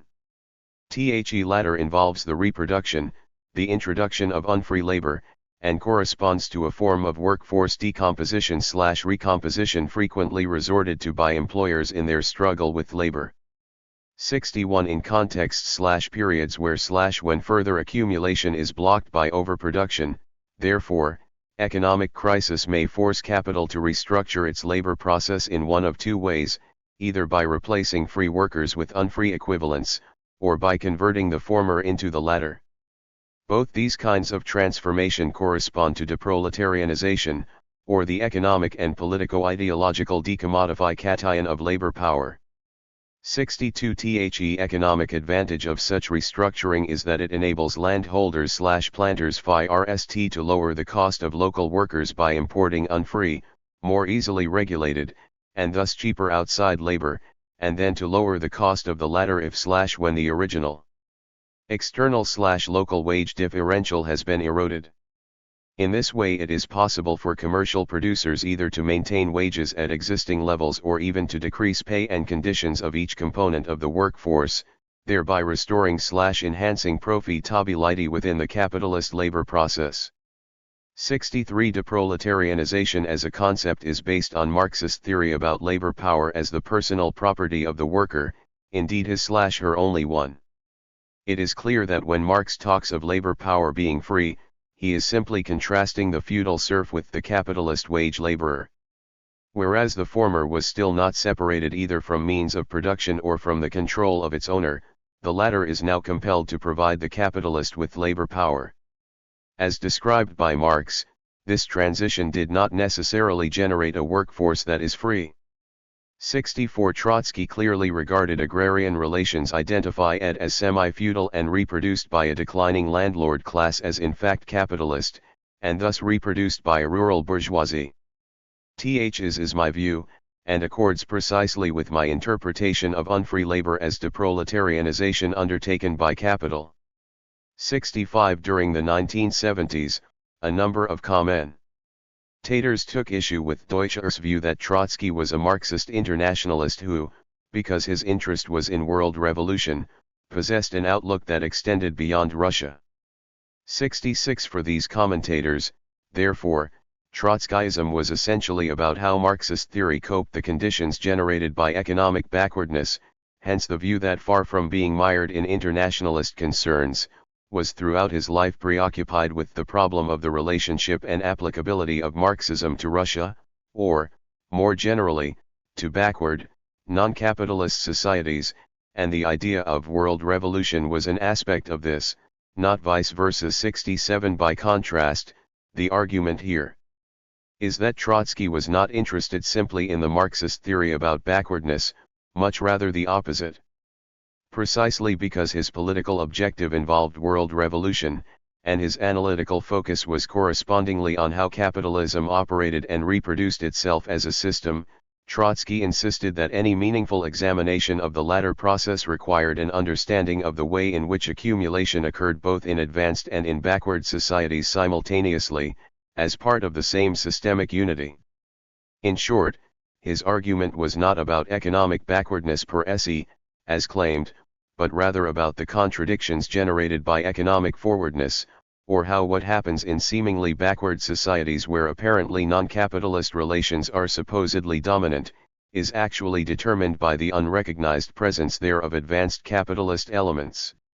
It is certainly true that there exists a strand of Marxism which associates the presence/absence of capitalism exclusively with a corresponding presence/absence of labor power that is relationally free. 68 Equally true, however, is that such a view overlooks or downplays an alternative Marxist interpretation of the potential/actual role of unfreedom, which links its reproduction to the class struggle between workers and employers once capitalism is well established. Given the current divergence in interpretation, therefore, it is necessary to ask the following question.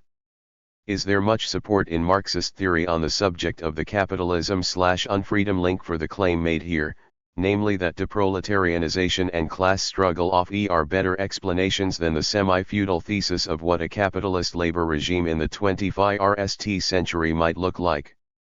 What Marx and other Marxists really said. The attempt to decouple Marxist theory about the capitalism/unfreedom link from the concept deproletarianization raises a number of rather obvious problems. If the notion of free labor power being crucial to a fully functioning capitalism is so central to Marxist theory, as is claimed, why then do so many Marxists maintain the opposite? Why do not just Marx, Engels, Kautsky, Lenin and Trotsky, but also Mondale, Dobb, Kuczynski and Garin all accept that accumulation does not necessarily require free labor power, and can indeed do without this. Marx and Engels on unfree labor. Contrary to received wisdom, the resort by capital to production relations that are unfree does find support in the views of Marx, both about the specify see historical instances child labor in Britain and plantation slavery in the antebellum American South, and more generally about the centrality to the accumulation process of class struggle.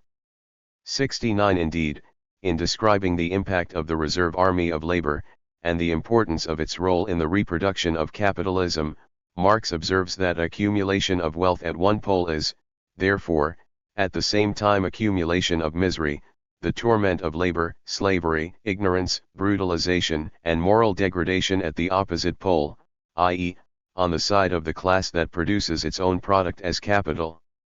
70th at child workers employed in the factories of mid-19th century Britain were for Marx a form of unfree labor is clear from two things, not just from the fact that their personal labor power was sold by others, but also from the comparison he makes between such workers and plantation slaves.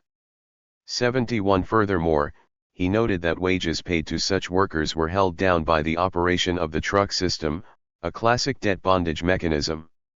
72 Most significantly, Marx emphasized that the employment of child labor was made possible by the introduction of machinery, where children worked alongside older female and male laborers. 73 As is well known, the current prevalence of bonded child labor in agribusiness enterprises throughout India is a matter of record. 74. When accurately translated, it is clear that Marx himself subscribed to the view that owners of American slave plantations were capitalists, thereby confirming that in his view accumulation could occur on the basis of unfree labor.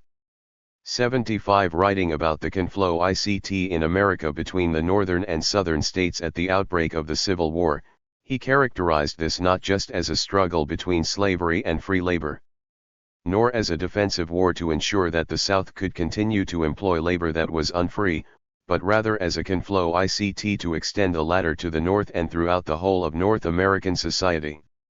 76 In short, were the South to be victorious in this struggle, Northern capitalism in the United States would, in the words of Marx, be the subject of a reorganization on the basis of slavery. 77th It is, a process of restructuring whereby workers who were free would be replaced by labor that was unfree. 78 A more succinct definition of struggle involving workforce restructuring, a conflict over decomposition/recomposition of the labor process in terms of free/unfree workers, or what I term deproletarianization, is difficult to imagine. 79 Since other Marxists have made much the same point about the antebellum plantation economy, it is hard to see quite in what way this view can still be considered non-Marxist. 80th The situation is the opposite of what it is usually presented as being. Rather than regarding the slave plantation in 19th century southern U.S. as pre- or non-capitalist, therefore, what Marx actually said when not mistranslated was that the slave plantation was a capitalist unit. 81. Hence the argument that unfree labor was perfectly acceptable to producers who were capitalist is not inconsistent with the theoretical framework of Marx himself. 82th is especially so when the dynamic role of conflict is considered, and how the relative economic importance of free and unfree labor is structured by the dialectic. Not only did Marx himself point out that no social form vanishes until all its uses have been exhausted, but Engels saw the role of class struggle as central to in the reproduction of capitalism, determining the way in which its production relations are constituted. 83 In a similar vein, Engels chronicled historical reversals, whereby in the course of class struggle production relations that were initially free can indeed give way to those that are unfree.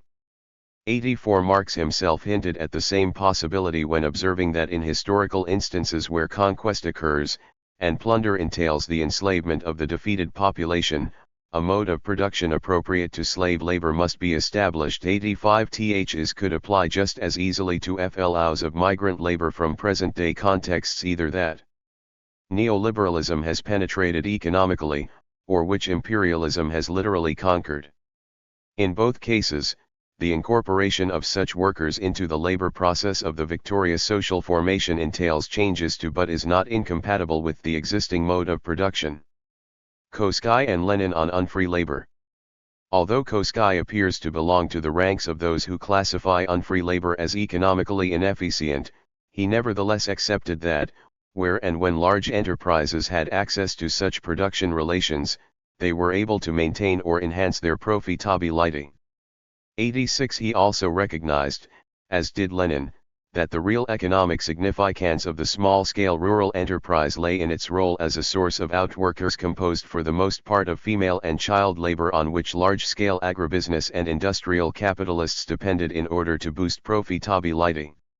He did not believe a capitalist agriculture would automatically replace unfree workers with free equivalents was clear from what Koski wrote during the 1890s, both in the Erfurt program, and in The Agrarian Question. 87 Not only did he maintain that, with the introduction into the accumulation process of machinery, capital would increasingly replace the labor power of men with that of women and children, but he also saw depriving workers of their freedom as being the logical outcome of capitalist development. 88 Central to all these processes, Koski argued, was the element of class struggle linked to the formation, expansion, and reproduction of an industrial reserve army of labor. 89 The latter took a form that is familiar to all those who study the pattern of agrarian capitalist development in the so-called THIRD world. Koski effects a contrast between on the one hand the big peasant, who works alongside and supervises his laborers, and on the other the small peasant, who is required to overwork his kinfolk/family, making them slaves without a will of their own. 90 A peasant small holding is able to reproduce itself not because it is inherently efficient economically, let alone able to compete successfully with capitalist units, as populists maintained, but rather because it constituted a labor reserve, on which large commercial farms drew for the purpose of accumulation. 91. Is meant, Koski pointed out, that the large commercial unit had at its disposal very cheap forced labor. If the source of this cheap forced labor dried up, the large-scale enterprise became unprofitable and was replaced by the small one. 92 was the central thesis of his argument concerning the seemingly irrational survival of peasant cultivators in an agriculture that is capitalist, namely, that because small holdings are a source of labor power, they are never wholly displaced by large farms. 93 and not their economic efficiency, is the reason why peasant economy survives. Labor power was provided, Koski pointed out, on a casual, seasonal, or permanent basis by members of the peasant family farm, and controlled by large capitalist producers through the debt mechanism. 94 By itself, however, the creation or reproduction of peasant economy by large commercial farms so as to retain a labor reserve is insufficient to prevent such workers from seeking better paid employment in industry, and for this reason coercion is necessary to keep them on large enterprises. 95 Koski makes clear not only the unfree nature of the workforce retained/employed in agriculture at this conjuncture, but also how this is achieved: state compulsion, punishing breach of contract, enforcing the masters and servants ordinance, and preventing the free movement of migrants. 96 In other words, a large farm had also to prevent the workers forming the labor reserve it had created from personally commodifying or recommodifying their own labor power in the manner of a proletariat, that is, it was necessary to deproletarianize them. His twofold conclusion is significant. First, that what populists misinterpreted as the blossoming of peasant economy, its seeming capacity to reproduce itself in the face of capitalism, was much rather a sign of its distress, one characteristic of which was that feudal forms of labor contract are re-emerging. 97 And second, the latter underlined the extent to which agrarian capitalist development in Germany during the 1880s was being accompanied by the intensification, not the elimination, of unfree labor. 98 Lenin, too, understood the connection between on the one hand the presence of debt bondage and on the other the centrality of class struggle leading to the restructuring the capitalist labor process. using outworkers composed of unfree labor drawn form the Industrial Reserve Army.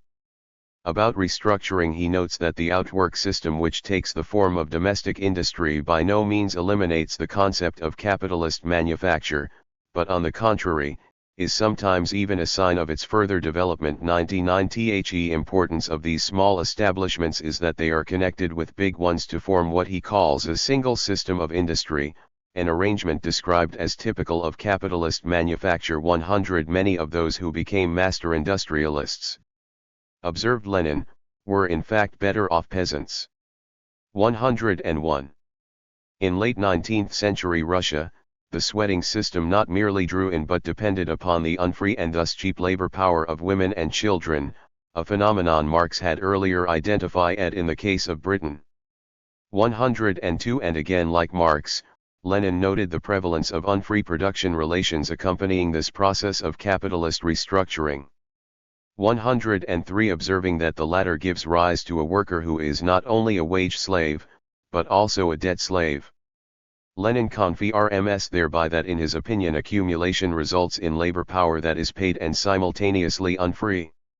104 In line with almost all other Marxists, Lenin was aware of not only the importance of class struggle as waged by capital so as to cheapen/discipline labor, but also the resort by an employer to unfreedom when his workers attempt personally to commodify/recommodify their own labor power and sell it to the highest bidder. 105. Accordingly, those categorized by Lenin as capitalist wage laborers are also described as being subordinated by all the mechanisms familiarly associated with unfree production relations, employer collusion, retaining workers' passports, and prohibiting farmers from employing absconding agricultural laborers. 106 The employment of child labor in agriculture is perceived as a way in which peasants compete with capitalism, and in industry specifically. The outwork system it is seen as a way in which enables some capitalist enterprises to compete with other capitalist ones. 107 Nor was it the case that constraints on outmigration posed by the existence in rural areas of unfree relations prevented the access by capital to an industrial reserve army of labor. 108 In cases where rural inhabitants were unable to leave their communities, therefore, factories were sited in the villages. Is, as Lenin observed, meant that while the erection of factories in the countryside involves quite a few inconveniences, it does, however, guarantee a supply of cheap labor. Muzhik is not allowed to go to the factory, so the factory goes to the muzhik. 109 Contemporary resonance of this kind of capitalist relocation, plus the reason for undertaking it, and the working arrangements licensed thereby, are too obvious to need much elaboration. 110. Trotsky and other Marxists on unfree labor. Where issues of systemic and relational transition are involved, the work of Trotsky also provides a useful guide to a Marxist understanding of the apparently contradictory way in which capital deploys/reproduces both free and unfree labor power in the course of agrarian transformation. Trotsky himself subscribed to the view that capitalism strives to replace free wage labor with unfree production relations is clear from a number of things. From the fact of his opposition to the conceptual apparatus structuring the concept semi-feudal and feudal, from his belief that the agrarian question would be resolved not by the bourgeoisie under capitalism but by the proletariat under socialism, and most importantly from what he wrote in 1925 about the way in which accumulation made it necessary for advanced capitalist production to negate the very conditions of its own existence. On the latter point, therefore, Trotsky observed that advanced capital undermined not only competition but also the freedom of labor. 111. Much the same point was made subsequently by a number of historians who were also Marxists, among whom were Jurgen Kosinski, Maurice Daub, Daniel Guerin and Ernest Mondel. Each recognized that, even in an advanced capitalist economy, unfree labor could be an outcome of class struggle. All of them accepted that capital did not always try to eliminate unfreedom and replace it with free labor, nor indeed did accumulation necessarily depend on this kind of transformation. 112 In fact, Daub like Mondel had no difficulty in recognizing that, even in metropolitan contexts, capital imposed unfreedom on labor when market conditions favored workers and not employers. 113. Similarly, in the 1960s Mondale contrasted two extreme forms of capitalism, whereas the object of public expenditure under the then dominant welfare state was improving the position of low-income families and to purposes of public utility, under the recently defeated fascism the same economic activity had been designed to reduce living standards of workers in order to maintain or boost capitalist profitability. 114. Central to the latter, he argued, is the replacement of free labor with workers that are unfree, the object being to lower the cost of labor power by depressing yet further the subsistence minimum, so as to enhance the level of surplus extracted in the course of the accumulation process. 115. This is not to say that the resort by capital to unfree labor power either prefigures fascism or is evidence for the presence of the latter, only to recognize that in periods of acute class struggle with labor, where its own survival may be at stake, capital does not rule out any option available to it. And deproletarianization is just such an option. Unfree labor and primitive accumulation. Although the implausibility of continuing to deny the existence of deproletarianization is now evident, the Marxist argument about the capitalism/unfreedom link has shifted of late. Some of those who earlier questioned the acceptability to capital of unfree labor have relativized their position, and these days claim one of two things. Either that the use by employers of unfree labor in the midst of capitalism amounts to primitive accumulation, or that capital uses but does not actually seek out or reproduce this kind of relation. Hence the problem remains, whether or not unfreedom constitutes a central aspect of a fully functioning capitalist system, as distinct from merely its prehistory. According to Marx, primitive accumulation not only precedes capitalist accumulation but is also an accumulation which is not the result of the capitalist mode of production but its point of departure. 116. Such accumulation is labeled primitive because, in his words, T forms the prehistory of capital, and of the mode of production corresponding to capital. 117. In the opinion of Marx, therefore, in Western Europe, the homeland of political economy, the process of primitive accumulation has more or less been accomplished. 118. At the process of primitive accumulation was confined to the prehistory of capital is a view supported also by Lenin, Koski and Dobb in their commentaries on Marx's ideas. 119. For Marx, therefore, primitive accumulation is distinctive in two specific ways, in terms of historical conjuncture, and the use of force.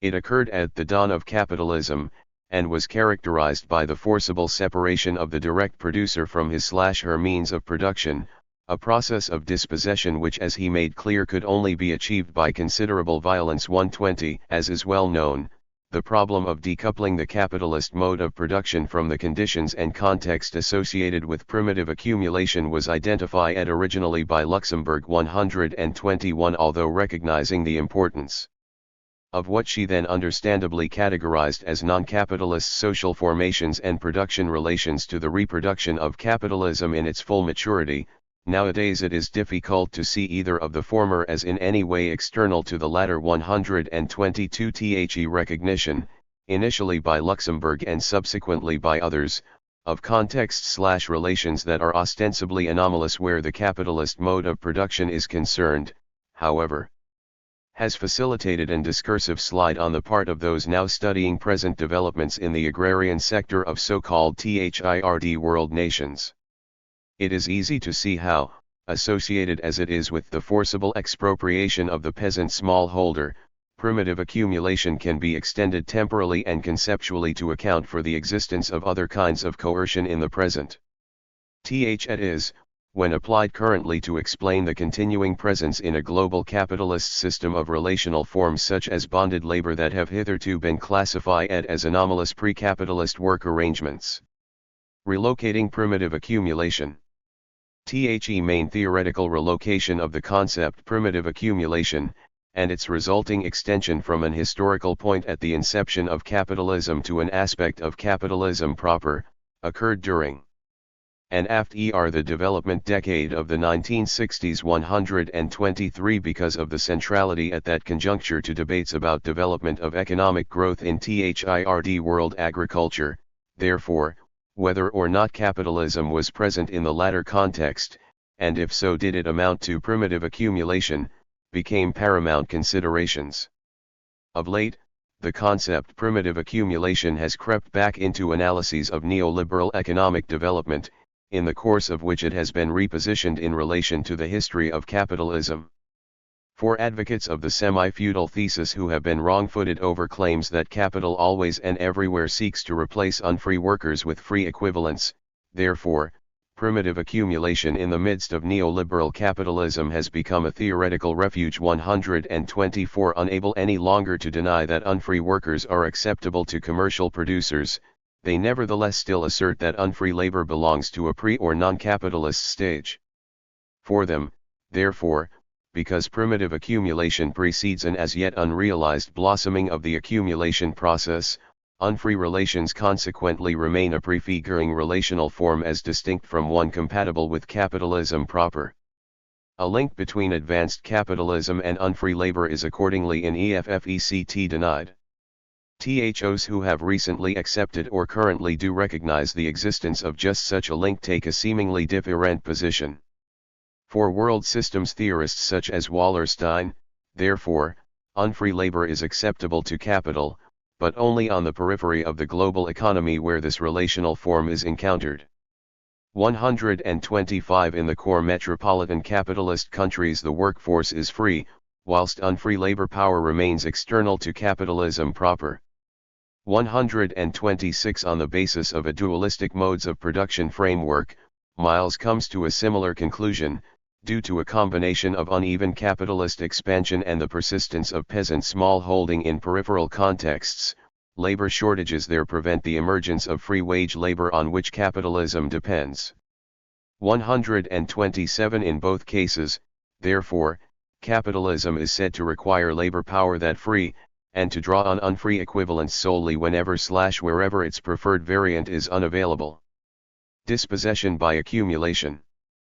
Same is true of a recent influential analysis by Harvey of what he terms the new imperialism. 128 Although he mentions all the forms of and processes involved in what he terms dispossession by accumulation, Harvey has next to nothing to say about how and why this affects the relations whereby labor power is reproduced.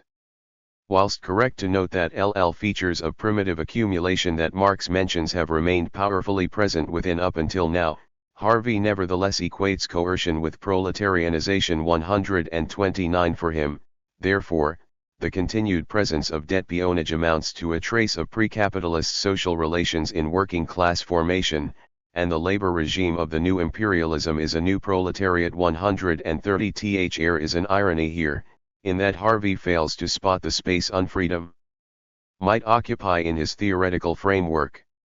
Why should unfree relations of production not be seen also as a case of dispossession by accumulation where owners of labor power are concerned? It is, literally dispossessing workers ultimately of a capacity personally to commodify or recommodify their only commodity. Is, surely, is a logical final step in the class struggle waged by capital, one that would ensure that workers are deprived of the sole remaining weapon in their conflict with owners of the means of production, making or not making available their labor power, according to the conditions stipulated by the market. Much current development theory that uses the concept primitive accumulation, therefore, tends to categorize the continuing employment of unfree workers as an instance of this process. Unfree labor is perceived as acceptable to, but not actually reproduced by, capitalism proper. Is diverse from the semi-feudal thesis in terms of emphasis only. Advanced capitalism is not regarded as being in a fundamental sense incompatible with bonded labor, but accumulation does not actively seek out and reproduce a workforce that is unfree. Within a capitalism that is fully functioning, therefore, it would correspond to a situation whereby most or all the advantages that have accrued to workers as a result of class struggle waged by them have been stripped away, including the all-important ability to sell their own labor power to employers. Having become a proletariat, and acted consciously as such even in the midst of a well-established accumulation process to wrest better pay and conditions from capital. Unfree labor as primitive accumulation? For a number of reasons, there are obvious difficulties with all these views. Where primitive accumulation is concerned, the theoretical problem lies in a frequent conflation of two distinct situations, between primitive accumulation as creating the conditions for capitalist accumulation proper, and its actually being a form of capital accumulation. 131 In earlier Marxist theory, primitive accumulation corresponded to the prehistory of capitalism. As used by many analyses of current development, by contrast, primitive accumulation is simply a form of savage capitalism located within and emblematic of a neoliberal accumulation project. 132 Because they refee the wage, however, many who regard themselves as Marxist confuse the fact of payment made to a worker with labor power that is free. 133 The two aspects are, of course, distinct. One has to do with the kind of production relation linking a worker to his/her employer, while the other concerns the form taken by the remuneration for labor expended. The epistemological problem generated by conflating payment of a wage with labor power that is free is obvious. Rough out history. Many different kinds of worker who were relationally unfree nevertheless received payment whilst in the employ of another. At they were paid did not of itself signal the presence of labor power that was free, as many examples of payments made to workers who were also chattel slaves, indentured laborers, debt peons, and attached or bonded, all attest. As important is the fact that, if unfree labor is a characteristic not simply of the dawn of capitalism and is thus confined to primitive accumulation but of capitalism per se, then this epistemology in EFFECT concedes the point about the acceptability to capitalist enterprises of work arrangements that are not free. It thereby deprivileges the cliché that a fully functioning accumulation process ultimately depends on the generalized presence of labor power that is free. If it is the case that primitive accumulation was long ago accomplished in Europe, as Marx himself insisted, how then is it possible to categorize the employment currently by gangmasters of unfree migrant workers in UK agriculture as an instance of primitive accumulation? 134 Similarly, how can primitive accumulation come long after capitalist development established itself in national contexts outside Europe, such as Russia and China, to the degree that accumulation was said by Marxists there to be ripe for the socialism which supplanted it? 135 The fault lies not with Marx, who was clear about the fact that in every social formation primitive accumulation occurred at the dawn of capitalism, but with those who now apply the same concept in an ahistorical manner, to contexts where capitalism is already established or has developed at an earlier conjuncture. What Marx and other Marxists attributed to the process of primitive accumulation was a twofold transformation, separating the direct producer from the means of production land so as to make his/her labor power available to capitalists engaged in accumulation. Although the kind of production relation that would result after the direct producer had been dispossessed of his/her means of production and then offered his/her labor power for sale to capital, was of interest, the central issue was dispossession. 136 Making workers available for the accumulation process was, in short, the main consideration, and in this Marx and other Marxists were right.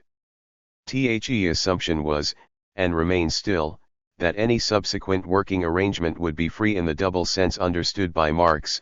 A worker would be free both of the means of labor and of the control exercised by a particular employer.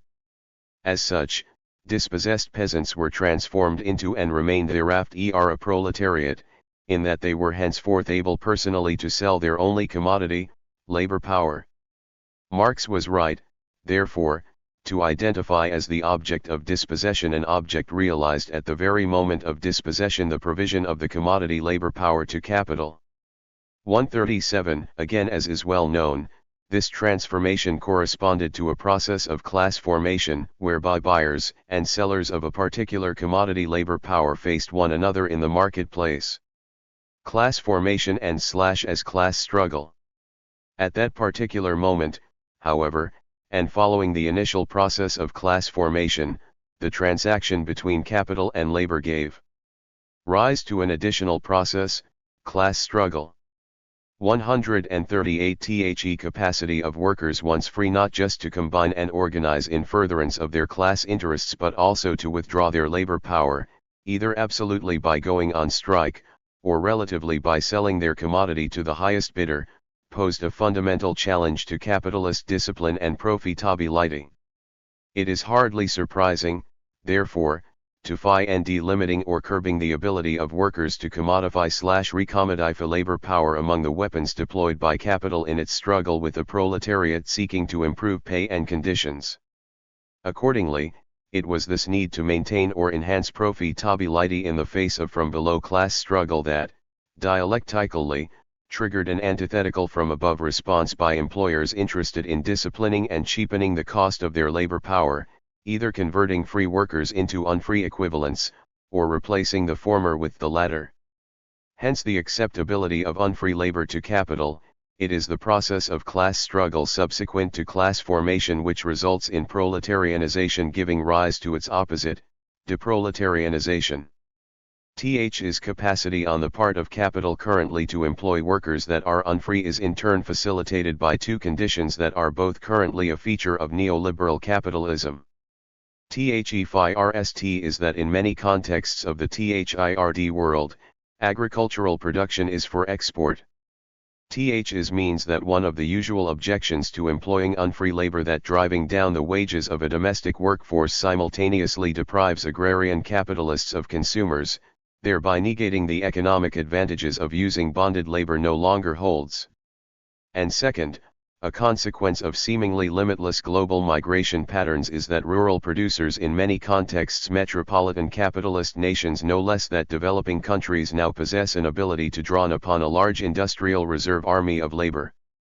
Since each of these conditions was either unmet or unrecognized at an earlier conjuncture, however, some Marxists questioned whether it was possible for capital to continue employing a workforce that was unfree. 139 For this reason, they persisted in regarding unfree labor simply as other, a relational anomaly somehow located within but not actually part of, let alone actively reproduced by employers in the wider capitalist system. 140 What they missed thereby was the way in which unfree labor currently fits into an employment matrix forming an optimal combination where agribusiness enterprises are concerned. Where a worker employed by capital is also a migrant whose labor power is unfree for the duration of the agricultural peak season, therefore, the wage payment remains low when labor costs are high. In such circumstances, a worker who is free would be able to sell his/her labor power to the highest bidder, which a worker who is unfree cannot do. Such a combination is doubly advantageous. It permits an employer not only to pay less for labor power than he would otherwise have to, but also to avoid the kind of costs associated historically with maintaining a permanent workforce composed of chattel slaves or attached labor during the off-peak season. In short, capital gets the best of all worlds, a workforce that has neither the cost disadvantages of being employed on a permanent basis, nor the organizational advantages of being a modern proletariat. Conclusion. Labor power is neither always and everywhere free, nor is it always and everywhere unfree. What has to be understood is that historically there is a dynamic interaction between labor power that is free and forms which are unfree, a dialectic informed by class struggle. Hence the latter process cannot but structure the prevalence in the trend of each form, the kind of social relation dominant at a given conjuncture, being determined by the respective power economic, political, and ideological exercised by those who either own or are separated from the means of production. In non-Marxist political economy which eschews class struggle, that of Adam Smith, John Stuart Mill, John Bright, and Max Weber, the idea that unfree labor might be acceptable to capitalists was dismissed on the grounds that such workers would necessarily be inefficient, unskilled, costly, and scarce. Because it was an obstacle both to market formation and expansion, and to the installation of advanced productive forces, these non-Marxists argued, unfree labor power was incompatible with the dynamic process of accumulation within particular national contexts. TH's interpretation currently informs the theoretical approach not just of neoclassical political economy but also the semi-feudal thesis, notwithstanding the fact that in the present global capitalist system none of these objections continue to hold. Those who insist that free labor is the sine qua non of a fully functioning capitalism, and invoke Marx in support of this position, are confounded by the fact that Marx's views about the historical centrality of class struggle to the shaping of the accumulation process lead to the opposite conclusion. Labor power is unfree not because capitalism is at its beginning, that is to say, where accumulation is in its early or primitive stage, but much rather because it is mature. Where accumulation has a global reach, as it does currently, it could be argued capital now has the confidence and the power to dispense with the compromise with labor it has had to make in the past. Put bluntly, because they can draw upon what is now a global industrial reserve army of labor, employers no longer have to accommodate the wishes and interests of their workers. Claims about the acceptability to capitalist producers of bonded labor and unfree production relation that is prevalent in the agrarian sector of many countries, not just those in the so-called third world, are grounded in Marxist theory, and insistence to the contrary notwithstanding.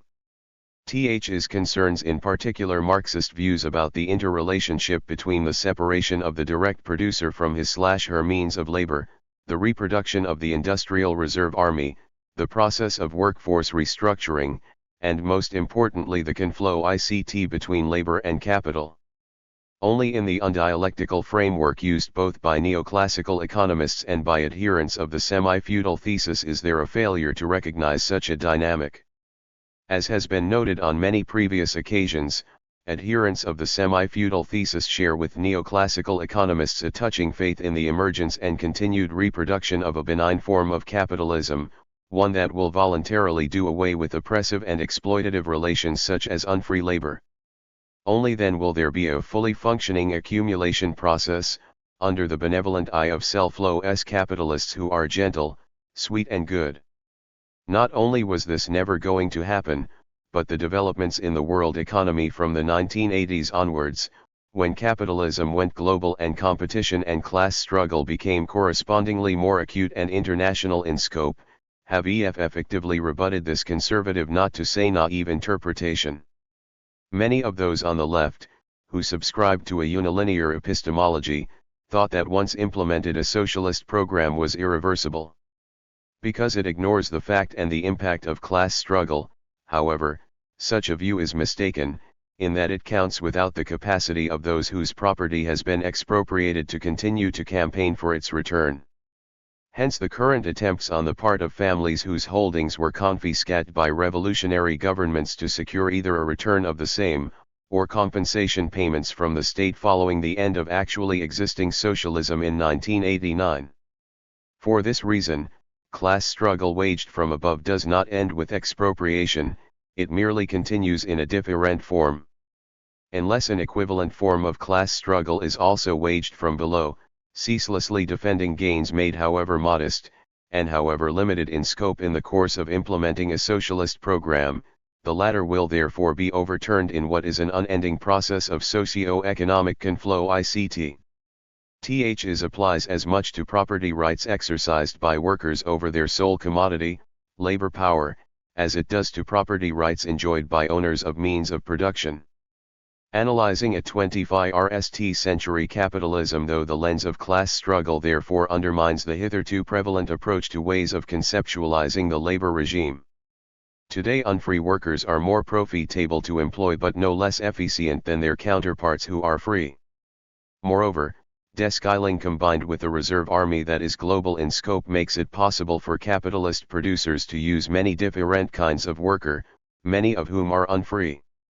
Instead of the emancipational linearity which structures the semi-feudal thesis, whereby capitalist producers automatically replace unfree labor with free equivalents, the concept of deproletarianization includes the possibility of historical reversals, understood not in a chronological but rather in an emancipatory sense. Because it is informed by the dynamic of class struggle, deproletarianization accepts that such a process is waged from above as well as from below. Consequently, just as unfree relations can be and have been eliminated by from below class agency, so they can be and on occasion are reinstated or introduced by from above class agency. Is the dynamic that is missing from those who interpret history as an unproblematic and irreversible progression from unfree labor that is unpaid and employed on a permanent basis to free labor in receipt of a wage and hired on a daily, seasonal, or casual basis. Unlike the semi-feudal thesis and neoclassical economics, most Marxist theory accepts that gains made in the course of class struggle can just as easily be reversed, the from below relational emancipation unraveling as a consequence of class struggle waged from above. Is especially true of the way global capitalist regimes have been transformed over the past quarter of a century, a period dominated by laissez-faire development policies.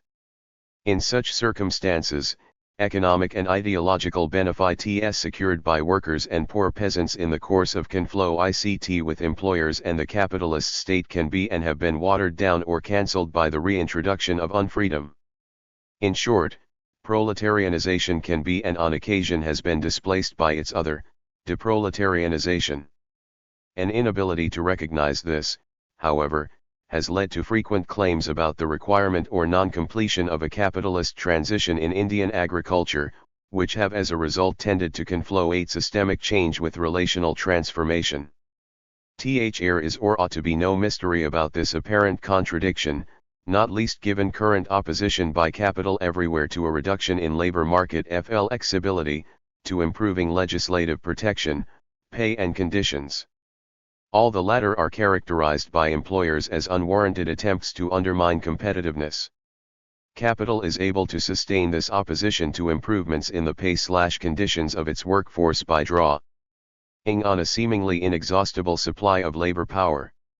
Following the Green Revolution, and particularly in the era of neoliberal policies, the industrial reserve army of labor has expanded to the degree that imposing unfreedom is an economic option now available to and used by commercial producers.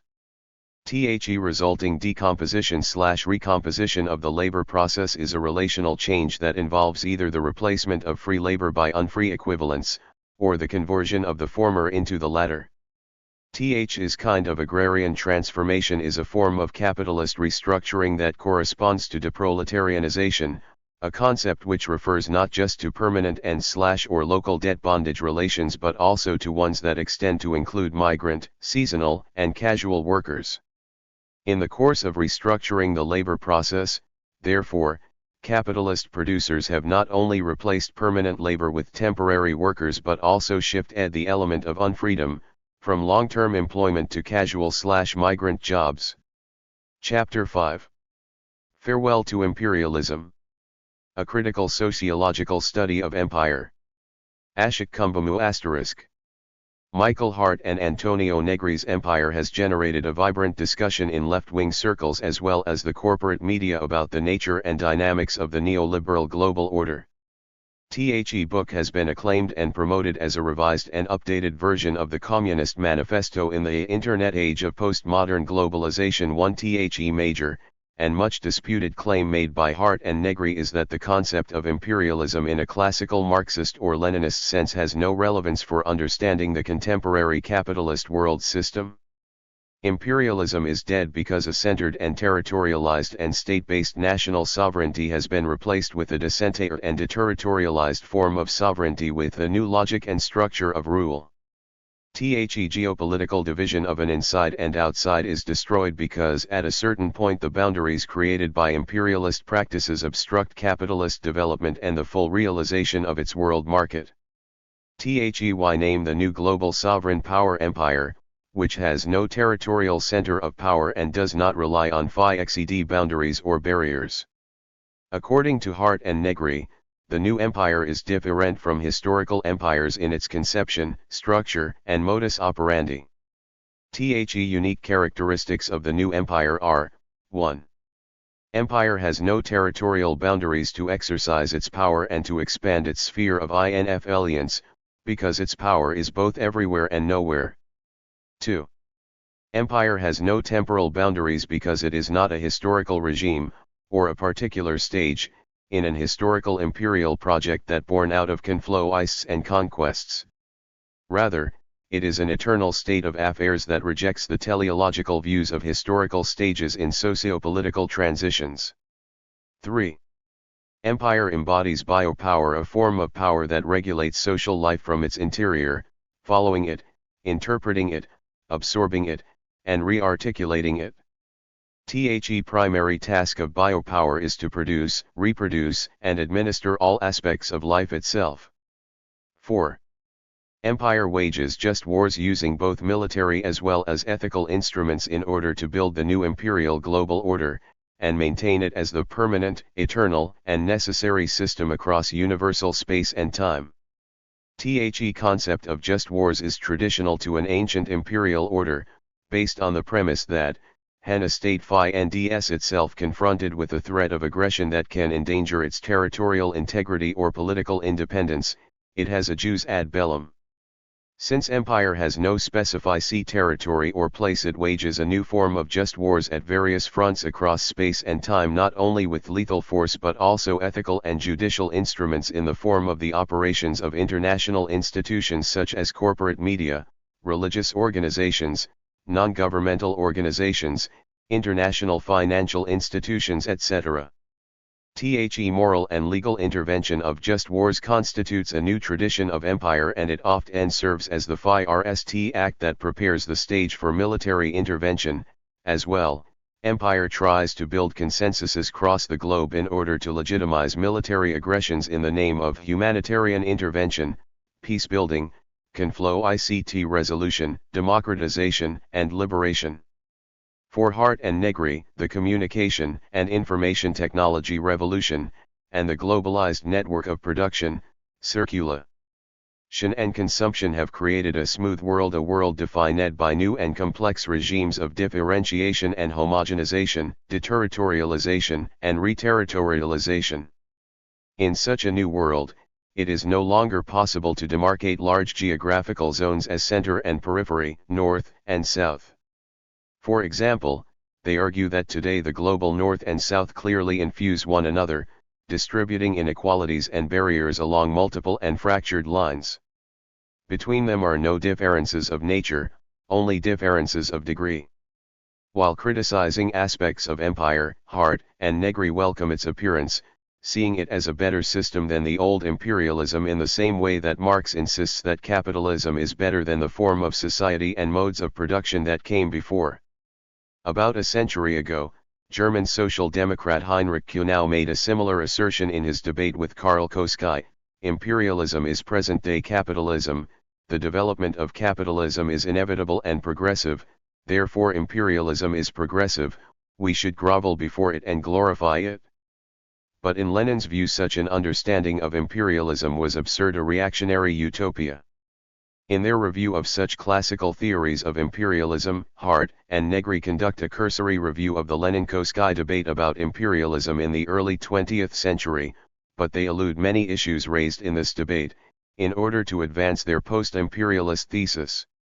In this paper, I argue that their position is neo-Koskian, and that their discussion of theories of imperialism mainly centers on Rosa Luxemburg's theory of underconsumption. Most reviewers of empire have made little or no reference to the Lenin-Koski debate. For example, Petras and Veltmeyer prefer to focus on the book's deficiencies in grasping the current dynamics of capitalist development and imperialism, and the lack of any empirical data and analysis. Notwithstanding their hard-hitting and effective critique of Hart and Negri's thesis, I propose in this paper to return to the Lenin-Koski debate in a deconstructive critique of Hart and Negri's post-imperialist thesis in Empire, to assess the validity and relevance of their arguments. 136 Ashik Kumbamua. Farewell to imperialism and welcome to empire. Although Hart and Negri depart from a traditional Marxist political line, they followed Rosa Luxemburg's theory of realization of capital in their conceptualization of empire. Luxemburg, in her major theoretical work, The Accumulation of Capital, offered a complementary explanation to Karl Marx's scheme of reproduction and accumulation of capital. Marx divides total social production into two major departments: Department I, comprising the production of means of production, or the production of machine goods; Department II, comprising the production of means of consumption, or the production of both wage goods / the necessary means of consumption and luxury goods / luxury means of consumption. Marx assumed that, in simple reproduction, all of the surplus value created in Department I is consumed by capitalists and workers in Department II without any scope for accumulation. Whereas in expanded reproduction, which is always intended for the accumulation of capital, capitalists have to invest a portion of surplus value to purchase variable and constant capital in order to enhance the scale of production and the rate of profits. But the change in the forces of production increases labor productivity and overall production on the one hand, and decreases real wages as well as the rate of absorption of wage laborers into workforce on the other. This undermines the purchasing power of wage laborer as a consumer, and consequently generates a disproportion between production and consumption. Generally, capitalists unproductively consume a portion of supply, but not to the extent of filling the gap because their consuming power is restricted by the tendency to accumulate, the greed for an expansion of capital and a production of surplus value on an enlarged scale. Consequently, underconsumption diminishes the rate and mass of profits, and thereby, the rate of future accumulation of capital. Thus, a decrease in the capitalization of surplus value and accumulation of capital gradually creates a crisis in the capitalist system. Capitalists can manage this crisis by raising the rate of relative surplus value, by increasing labor productivity or the rate of absolute surplus value, or by the deployment of labor from non-capitalist sectors. As Luxemburg understands it, Marx believed that there was no need for a continual extension of the market beyond the consumption of capitalists and workers. Luxemburg questions this assumption, arguing that when the forces of production are revolutionized, production increases and results in an overaccumulation of commodities. This eventually leads to a crisis of underconsumption because the capitalist system cannot distribute or absorb the total surplus value. For Luxemburg, the only way the capitalist system can resolve the contradiction between the capacity to produce and the capacity to consume, is by constantly expanding into the non-capitalist world to acquire additional means of production and to search for the new markets, and by establishing the exclusive world rule of capitalist production. Luxemburg also warns that when the capitalist system brings all corners of the globe under its sphere of influence, leaving no place untouched, and exploiting them at an ever faster rate, capitalism ceases to develop further. Therefore, the capitalist system eventually collapses either by the erosion of new avenues to occupy for further expansion of the market, or by the assault from the non-capitalist world. Luxemburg anticipates that when the capitalist system reaches the collapsing point, the working classes in the capitalist world will join with their respective capitalist classes to beat back the revolt of the Third World. But, this argument is often interpreted as political fatalism and as displaying a boundless faith in the spontaneity of the masses of THIRD world workers to be reactionary. Although Hart and Negri acknowledge the limitations of the underconsumption thesis, they reiterate it in their book without critical comment. But unlike Luxemburg, they believe that the contradictions of imperialism are resolved peacefully when the non-capitalist world is completely encroached by the capitalist world, a situation in which there are no new frontiers to occupy and exploit. Incorporating the outside into the inside, Hart and Negri declare that the contemporary capitalist world system has reached a stage where the history of imperialist, inter-imperialist, and anti-imperialist wars is over. Enter the era of minor and internal conflicts. His characterization of the world system in terms of an idea rather than any empirical analysis, resonates with Karl Koskai's notion of peaceful ultra-imperialism rather than Lenin's more useful concept of inter-imperialist rivalry. For a limited but yet useful application of the later concept in an analysis of the contemporary of us-led imperialism, see Petras and Veltmeyer. At issue here but not in Hart and Negri's abstracted philosophical discourse on empire is Lenin's assumption that inter-imperialist rivalry will inevitably lead to an inter-imperialist war or, as Petras argues, as anti-imperialist war. For Lenin, imperialism was an extension of capitalism in its historical trajectory, indeed, the highest stage of capitalism, where a few monopoly capitalists dominate the entire world economy. As theorized and elaborated by Paul Sweezy and Harry Magdoff among others at the Monthly Review, monopoly capital grows out of, and comes to dominate, the free competition among capitalists, the fundamental characteristic of capitalism and of commodity production generally. Lenin adds that imperialists also compete and divide the globe for the export of financial capital in order to realize super profits. In the process of dividing up and dominating the world, the imperialist states finally enter into an inter-imperialist war. Against Lenin, Karl Koski argued that the monopolization of capital obliterates free market competition, promoting the formation of cartels among the strongest monopolies.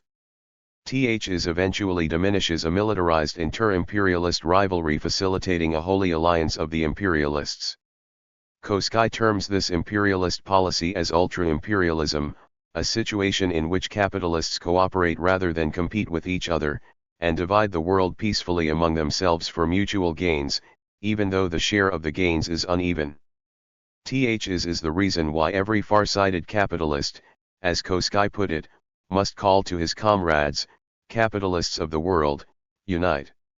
From a neo-Koskian perspective, Hart and Negri misinterpret Lenin to argue that he emphasized the fact that competition, essential for the functioning and expansion of capital, declines necessarily in the imperialist phase in the proportion to the growth of monopolies. Therefore, in the phase of monopoly capitalism, free competition totally disappears and peaceful cooperation among the capitalists begins. To the contrary, Lenin asserts, monopolies, which have grown out of free competition, do not eliminate the later, but exist over it and alongside of it, and thereby give rise to a number of very acute, intense antagonisms, frictions and conflicts.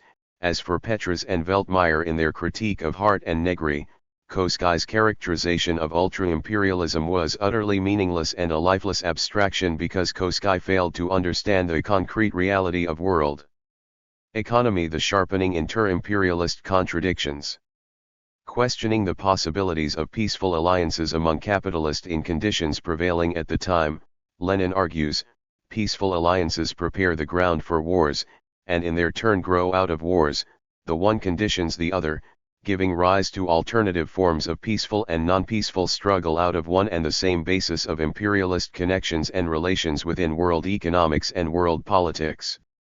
Commenting on whether the formation of a universal cartel of capitalists and the development of a single world trust would lead to a new phase of capitalism, i.e. ultra-imperialism, Lenin further writes, "In the abstract one can think of such a phase. In practice, however, he who denies the sharp tasks of today in the name of dreams about soft tasks of the future becomes opportunist." Theoretically it means to fail to base oneself on the developments now going on in real life, to detach oneself from them in the name of dreams. Rudolf Hilferding in his pioneering work Financial Capital, and Nikolai Bukharin in his influential book Imperialism and World Economy, had expressed similar views regarding the possibility of achieving and sustaining ultra-imperialism. Bukharin asserted that Koski's ultra-imperialism was a utopian project, which considers imperialism not as an inevitable accompaniment of capitalist development but as one of the dark sides of capitalist development.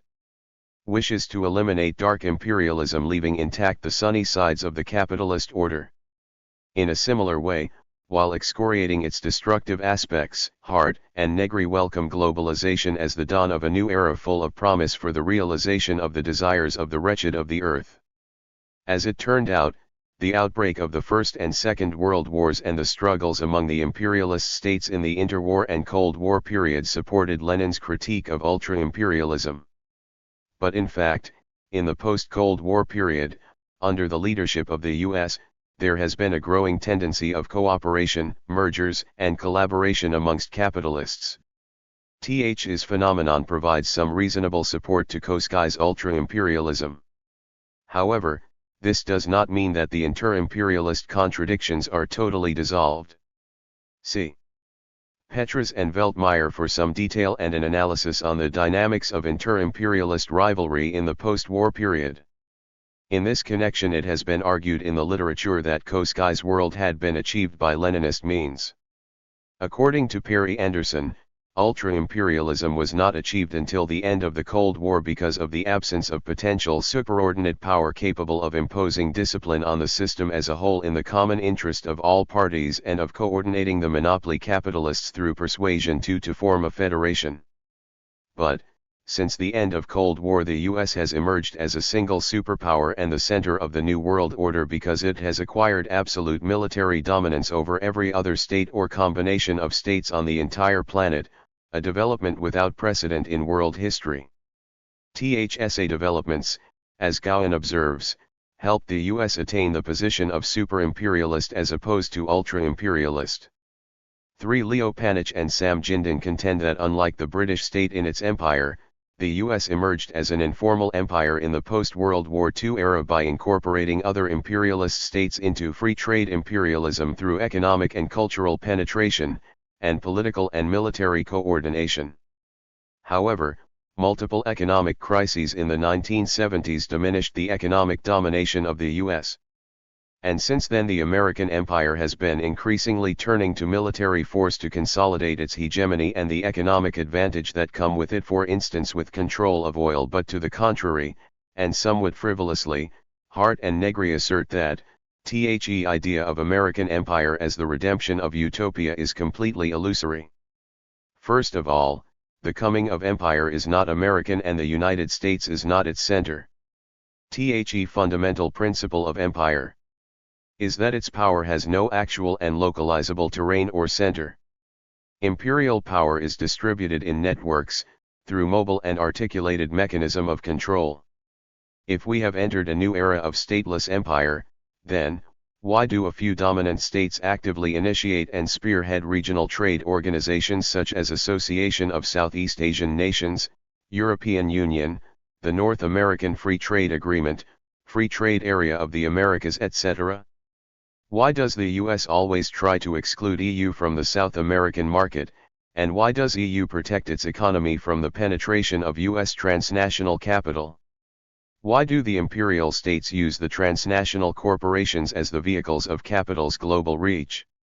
Why does the US coordinate its allies and architect the global war on terror and exclude investments in Iraq from countries not of the willing? Answers to these questions require further analysis of whether we have entered an era of post-imperialist empire or an informal US empire. Empire without emperor or the informal US empire. Hart and Negri, throughout their book, rhythmically repeat that in the smooth space of empire, there is no place of power, it is everywhere and nowhere. Empire is an utopia, or really a non-place. But James Petras, in his devastating critique of Hart and Negri's thesis, contends that the argument for a stateless empire exaggerates the autonomy of capital vis-a-vis the state, and parrots the false proposition of the free market ideologues who argue that the world market is supreme and acceptable politically precisely because it operates independently of specified national interests. In a similar way, Ellen Meiksins Wood in Empire of Capital argues that globalist views of stateless imperial sovereignty not only miss something truly essential in today's global order but leave us powerless to resist the empire of capital. For, she further asserts, the state is more essential than ever to capital, even, or especially, in its global form.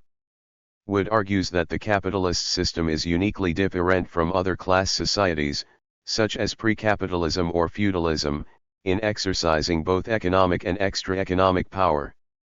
In non-capitalist societies, economic power often depends on extra-economic coercion. It is therefore very difficult to differentiate two. For example, feudal lords relied more on extra-economic coercion to extract surplus labor rents from tenant peasants and to exploit bonded and other forms of unfree labor.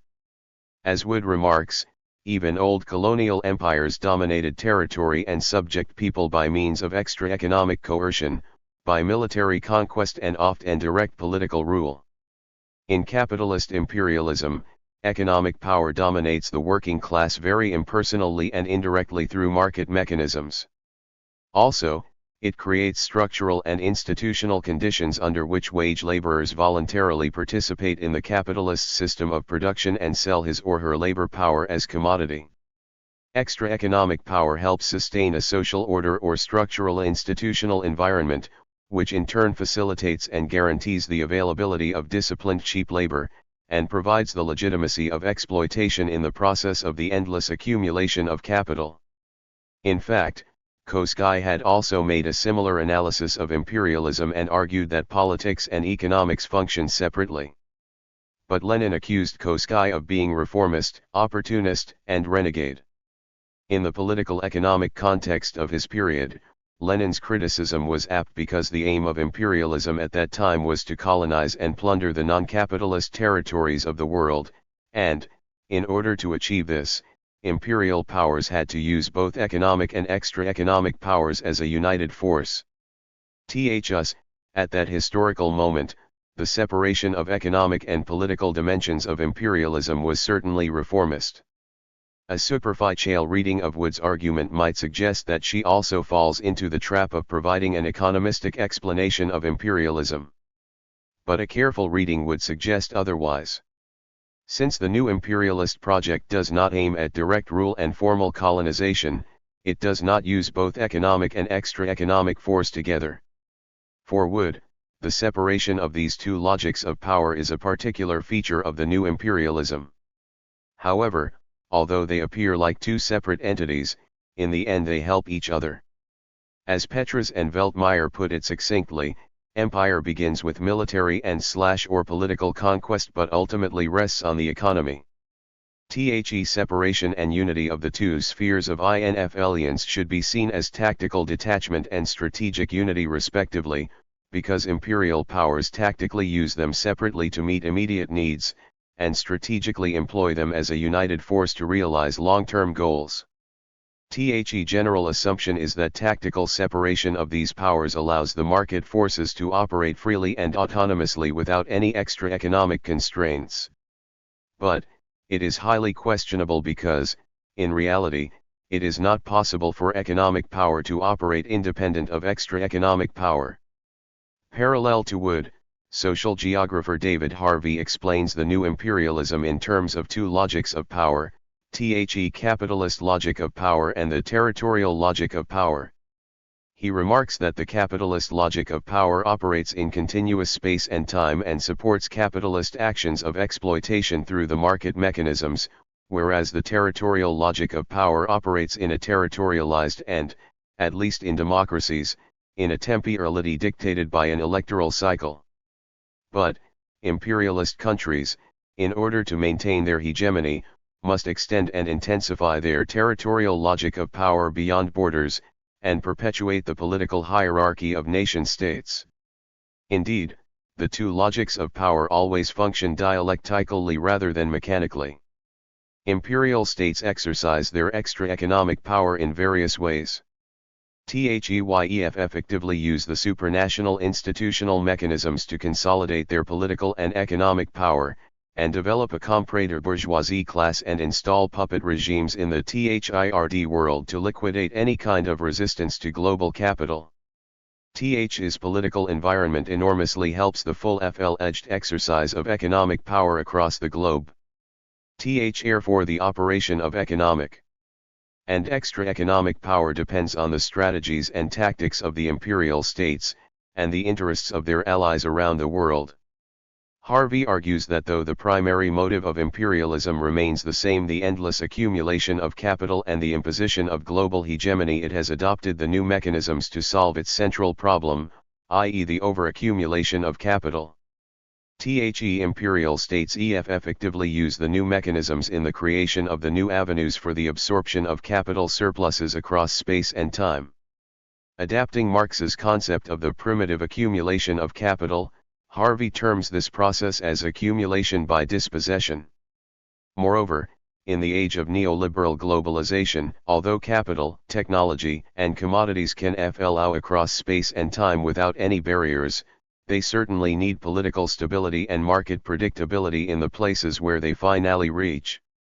A conceivable apparatus or institution that could effectively provide such an environment is the nation-state. The nation-state provides a legal and institutional framework, keeps social order, protects the private property system, manages financial transactions, enters into international agreements and treaties, acts as a financial crisis manager or savior, 5 and so on. As Petras argues, the imperial state operates in synergy with its multinational corporations. The multinational corporations want state participation to guarantee that their capital will not be expropriated, subject to discriminatory taxes or restricted in remitting profits. The state is, to put it bluntly, the enforcer of investment guarantees, a crucial element in corporate investment expansion.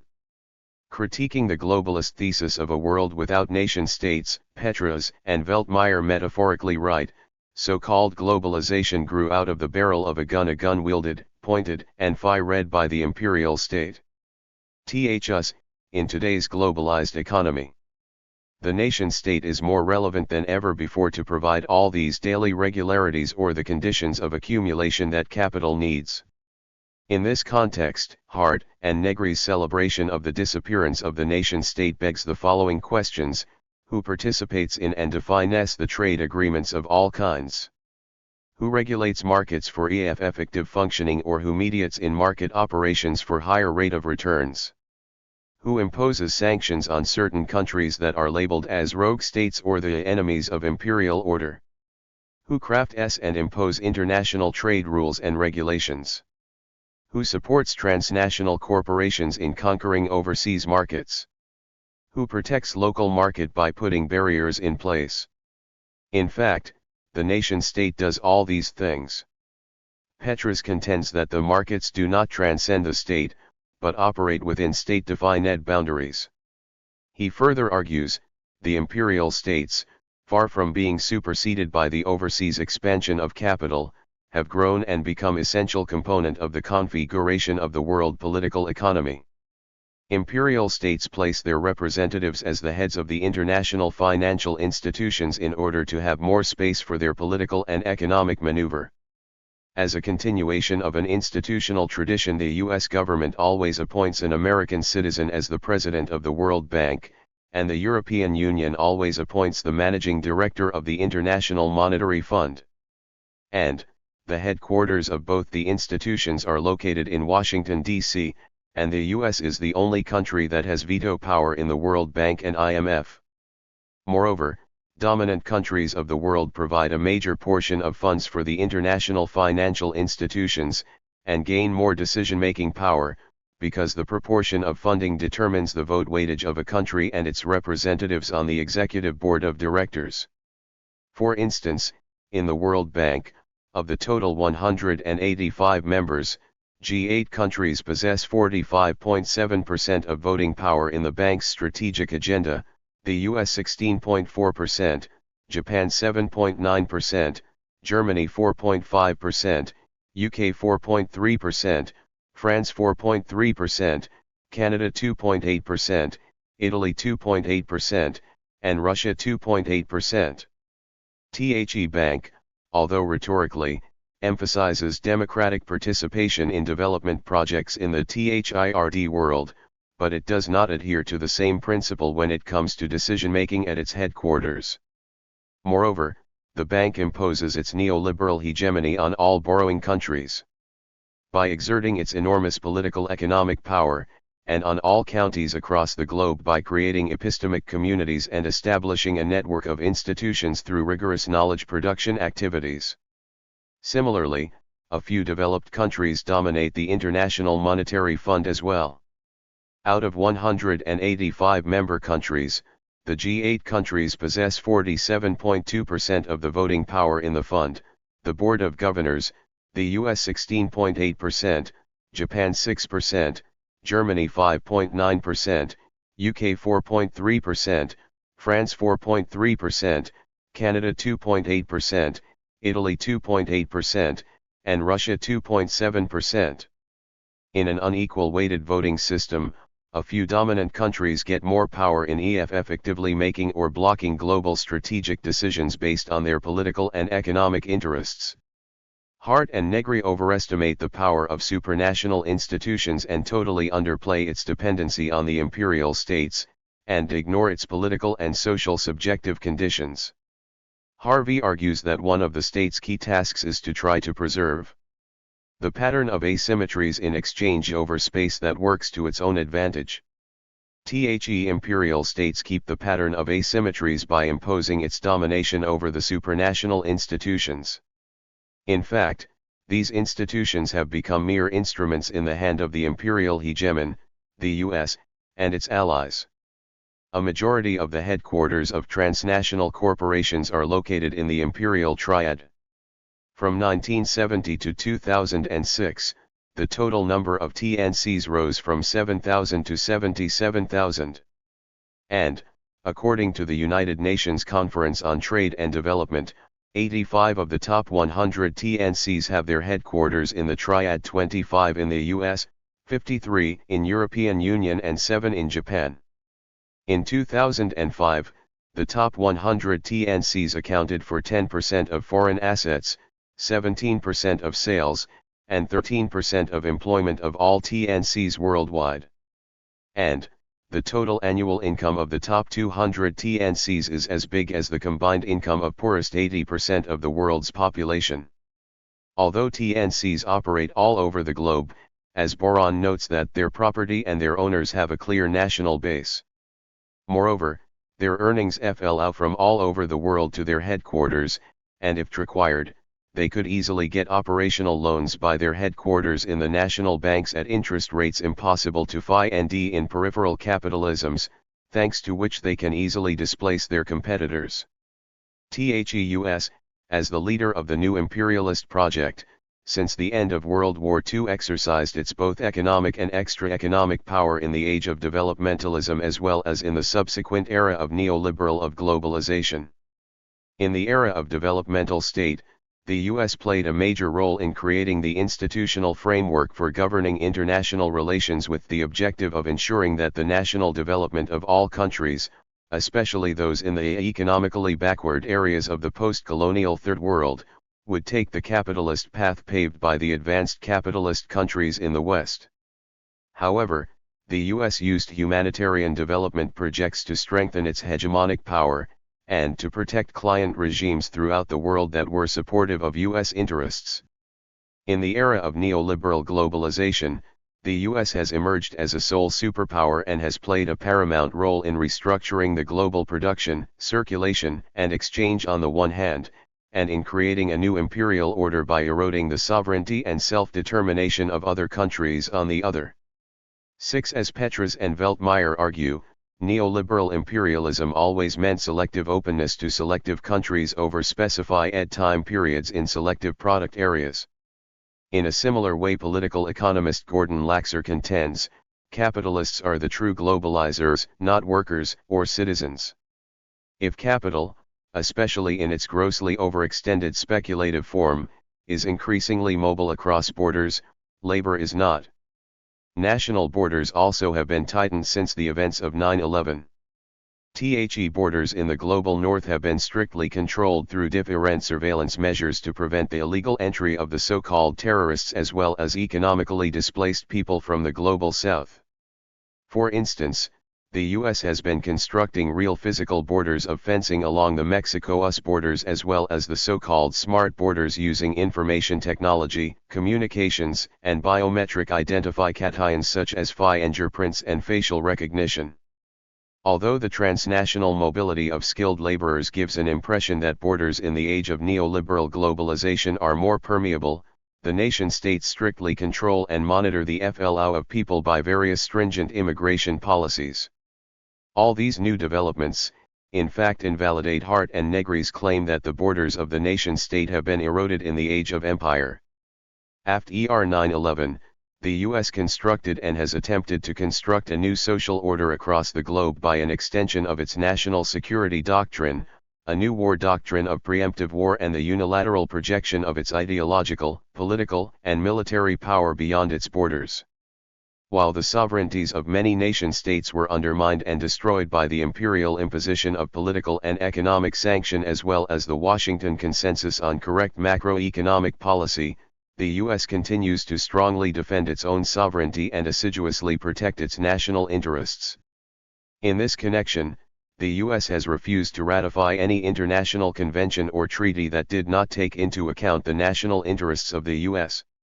THE-US has continuously opposed or withdrawn from any UN agency or convention the agenda for which it could not control.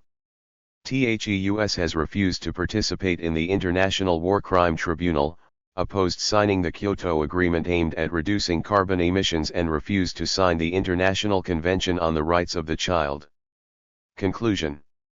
Three major contradictions of imperialism, THIRD identified by Lenin, which reinforce asymmetric international relations on a global scale, are, the relation between capital and labor, or between the ruling class and the working class, the relation between the imperialist monopolies and the imperial states, contradiction between the oppressor countries and the oppressed people.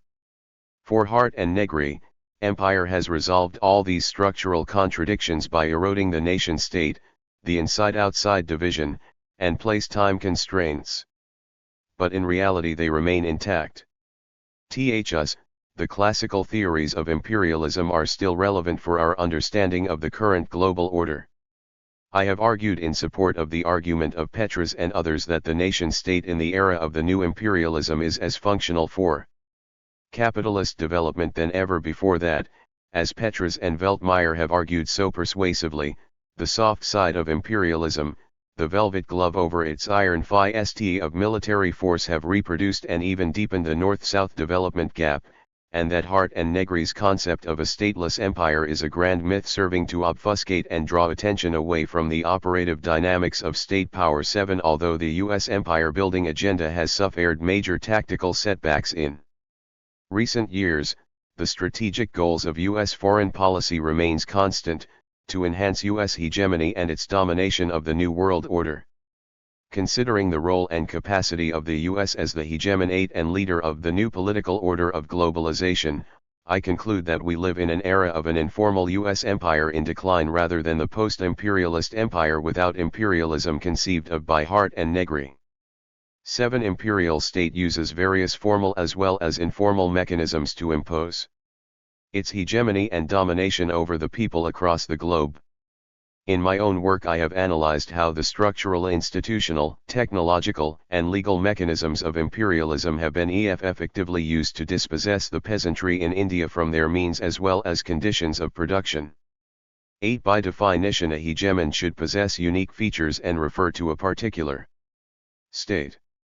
The hegemon must possess superior force of arms, a national attribute that cannot be alienated or shared, as the first condition of its sway. Capitalism in the era of neoliberalism. A system in crisis. Chapter 6. The class nature of neoliberal globalization in the age of imperialism. Berkberberoglu. There has been a proliferation of literature on globalization and the political economy of global capitalism over the course of the past 2 decades. Few of these works, however, have attempted to link this process to imperialism or the expansive, predatory practices of advanced capitalism operating on a global scale. Fewer still have focused on the exploitative nature of this process and its destructive course of development that necessitates its transformation. And fewer yet have identified the working class as the leading agent of change and transformation of global capitalism as we move forward in the 21st century. My recent book, Globalization and Change, The Transformation of Global Capitalism, published in 2005, attempted to fill this gap in globalization studies by highlighting the nature, dynamics, and contradictions of neoliberal globalization as the highest stage of capitalist imperialism, and sought to convey the underlying fault lines of this process worldwide in order to assist those who are struggling to change it. It thus attempted to provide an analysis and a roadmap to trace global capitalism's course of development and to understand the political work that is necessary to bring about its transformation. Acknowledging James Petras' immense influence on my thinking about neoliberal globalization, class struggle, and revolution in the age of capitalist imperialism, and dedicating this book to him, I wrote in its preface, I would especially like to thank James Petras for his inspiring work on imperialism, class struggle, and revolution, as well as his keen understanding of the class nature of the globalization process and its contradictions, which he has conveyed in many of his books over the years, especially in such pioneering work as his critical perspectives on imperialism and social class in the THIRD world, as well as class, state, and power in the THIRD world, and his path-breaking recent work on globalization, with Henry Veltmeyer, Globalization Unmasked, Imperialism in the 20th Century, published in 2001. For his tireless lifelong dedication to the struggle against imperialism and global capitalism that has spanned a successful academic career for more than 3 decades, one that is being emulated by a new generation of revolutionary intellectuals who are carrying on the struggle for a just world, this book is dedicated to my mentor, teacher, and friend James Petras. As a revolutionary intellectual true to his principles, James Petras has succeeded in moving the discussion and debate over globalization along class lines, and doing so with a keen understanding of the dynamics and contradictions of capitalism on a world scale and its development into capitalist imperialism through the so-called neoliberal globalization process.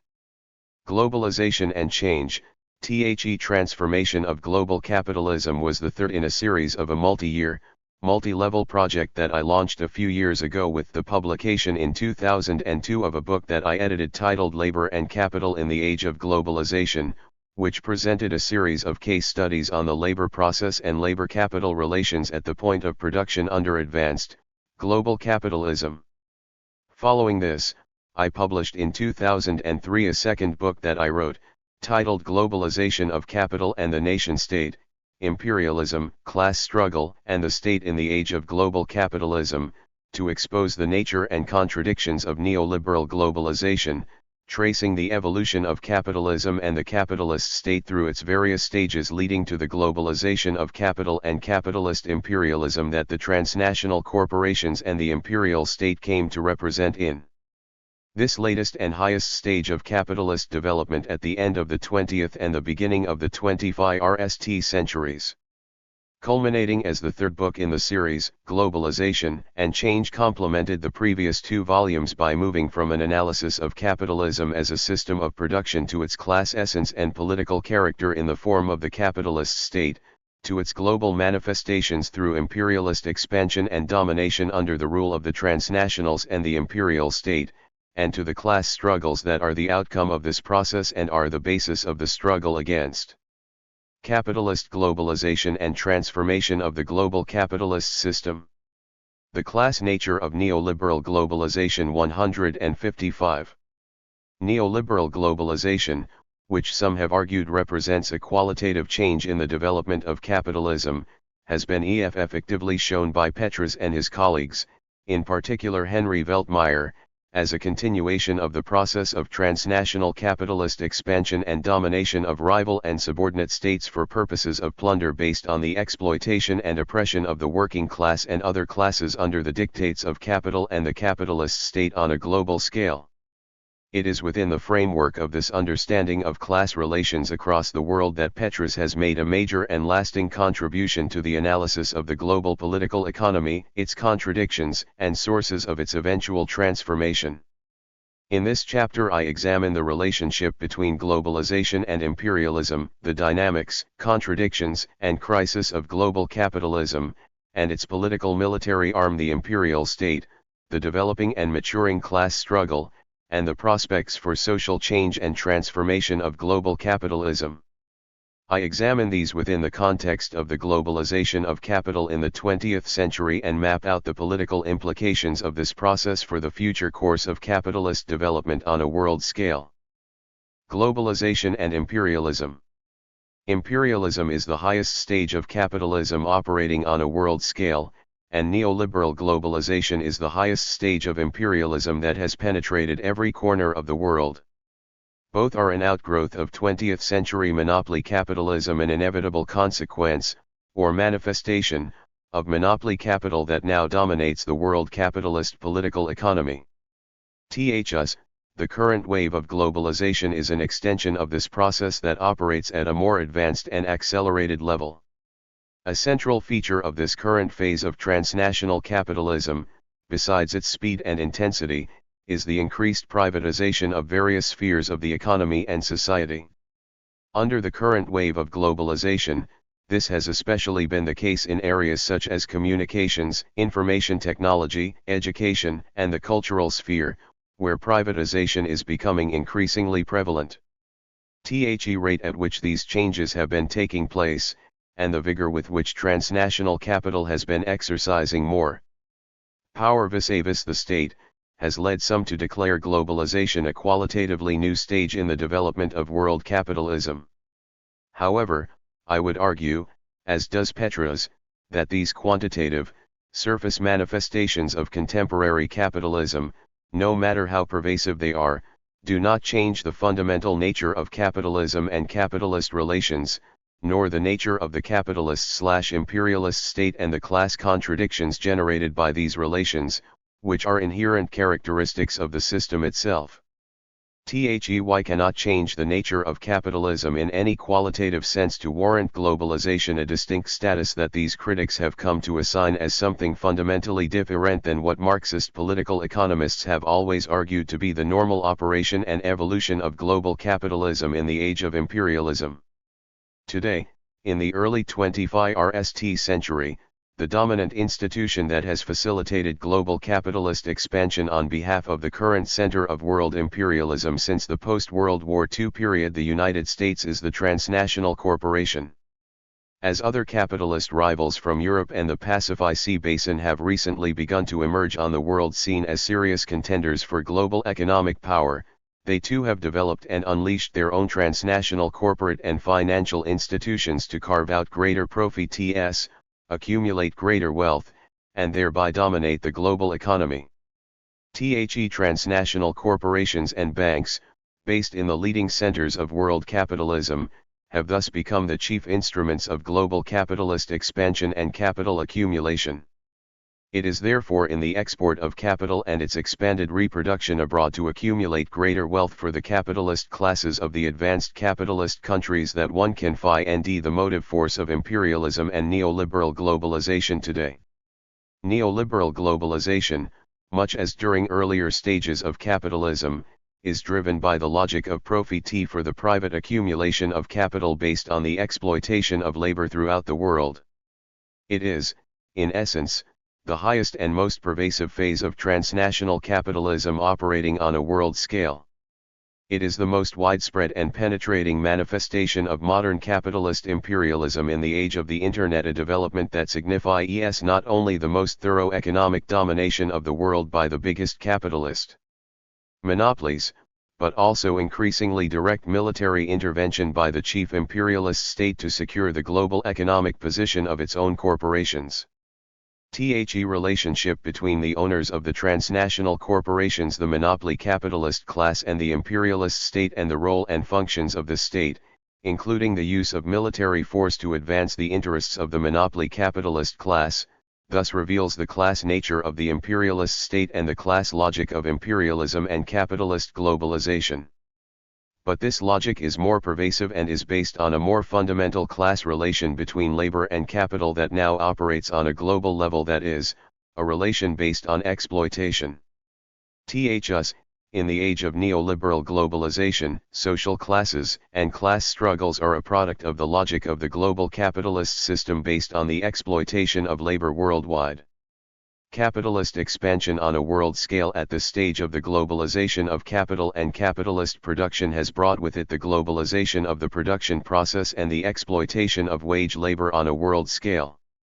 With the intensified exploitation of the working class at super low wages in repressive neocolonial societies throughout the third world, the transnational corporations of the leading capitalist states have come to amass great fortunes that they have used to build up a global empire through the powers of the imperial state, which has not hesitated to use its military power to protect and advance the interests of capital in every corner of the globe. It is in this context that we see the coalescence of the interests of the global economy and empire as manifested in control of cheap labor, new markets, and vital sources of raw materials, such as oil, and the intervention of the imperial state to protect these when their continued supply to the imperial center are threatened. Imperialism has been an enormous source of profit and wealth for the capitalist class of the advanced capitalist countries, who, through the mechanisms of the transnational monopolies and the imperial state, have accumulated great fortunes from the exploitation of labor on a world scale. Given the uneven development of capitalism, however, some countries have grown more rapidly than others, while some previously less developed countries have emerged as new contenders in the global economy.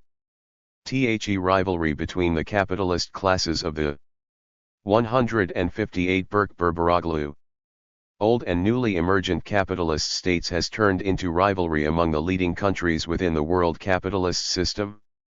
Has led to intense competition and conflow between the rising capitalist powers and the declining imperial centers on a world scale, hence leading to shifts in centers of global economic and political power.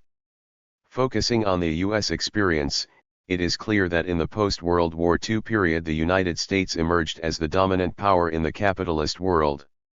In subsequent decades, US-controlled transnational production reached a decisive stage, necessitating the restructuring of the international division of labor, as the export of productive capital brought about a shift in the nature and location of production, the expansion of manufacturing industry on an unprecedented scale into previously pre-capitalist, peripheral areas of the global capitalist economy. Has marked a turning point in the rise of the U.S. economy and the emergence of the U.S. as the leading capitalist/imperialist power in the world. Although the large-scale U.S. post-war global expansion ushered in a period of unquestioned U.S. supremacy over the world economy and polity during the 1950s and 1960s, the economic strength of U.S. capital over foreign markets through investment, production, and trade during the 1970s took on a new significance, one resulting from the restructuring of the international division of labor. U.S. transnational capital, in line with its transfer of large segments of the production process to the periphery, poured massive amounts of capital into select areas of the third world, as well as into its traditional bases of foreign investment Canada and Western Europe, and became the leading center of world capitalism in a new way. Thus not only did overall U.S. direct investment expand immensely during this period, but also a shift in the form of investment in favor of manufacturing came to constitute the new basis of changes in the international division of labor, with great impact on the national economies of both the periphery and the center states, including the U.S. This process further fueled the contradictions and conflows inherent in capitalist production and class relations on a global scale, including inter-imperialist rivalry between the chief capitalist states on the one hand and the exploitation of labor on a global scale on the other, with all the consequences associated with this process, a process that has led to the crisis of global capitalism. Imperialism, the state, and the crisis of global capitalism. The global expansion of capital over the past 100 years has had varied effects on the economy, state, and class relations on a world scale. Figure 1 outlines the origins and development of capitalism and the capitalist state through its various stages from its early beginnings to the modern global age. It shows that, as capitalism developed from its competitive to monopoly stage, it underwent a major transformation that elevated it from the national to the global level.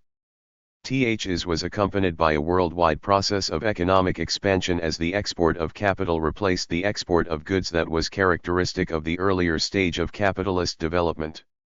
Monopoly rule over the global economy facilitated by the advanced capitalist state, set the stage for imperialism through the internationalization of capital and capitalist relations across the world, and led to the consolidation of capital's grip over the world economy. Provided the political framework for the direct role of the advanced capitalist state in safeguarding the interests of capital and the capitalist class around the world, a role facilitated by the World Bank, the International Monetary Fund, and the World Trade Organization, global institutions designed to advance the worldwide operations of the transnational corporations as the instruments of global capitalism. The capitalist state, now controlled by the monopoly fraction of the capitalist class, thus came to serve the long-term interests of global capital and the global capitalist system through its political and military apparatus in service of the transnationals and the transnational capitalist class. Looking at neoliberal globalization in class terms, we see that a complex web of class relations has developed at the global level that is both complementary and contradictory. Thus, while the capitalist classes of the dominant imperialist states cooperate in their collective exploitation of labor and plunder of resources at the global level, the underlying contradictions of global competition and conflict among these classes lead at the same time to inter-imperialist rivalries and confrontation around the world. Just as each imperialist power exploits its own as well as its rivals' working classes for global supremacy, so too one observes the potential unity of the working classes of these rival imperialist states as workers come together in forging a protracted struggle against the entire global capitalist system. It is here that the capitalist/imperialist state comes to 160 Berkberberoglu. Play a critical role in facilitating the exploitation of global labor by transnational capital, but in doing so also risks its demise through the unfolding contradictions of this very same process that it is increasingly unable to control and regulate. The problems that the imperial state has come to tackle, at both the global and national levels, are such that it is no longer able to manage its affairs with any degree of certainty. At the global level, the imperial state has been unable to deal with the consequences of ever-growing super-exploitation of labor in third-world sweatshops that has led to immense poverty and inequality worldwide, nor has it been able to take measures to reverse the depletion of resources, environmental pollution, and other health hazards, a growing national debt tying many countries to the World Bank, the International Monetary Fund, and other global financial institutions, and a growing militarization of society through the institution of brutal military and civilian dictatorships that violate basic human rights. Domination and control of third-world countries for transnational profits through the instrumentality of the imperial state has at the same time created various forms of dependence on the center that has become a defining characteristic of neoliberal globalization and imperialism. Domestically, the globalization of capital and imperialist expansion has had immense dislocations in the national economies of imperialist states.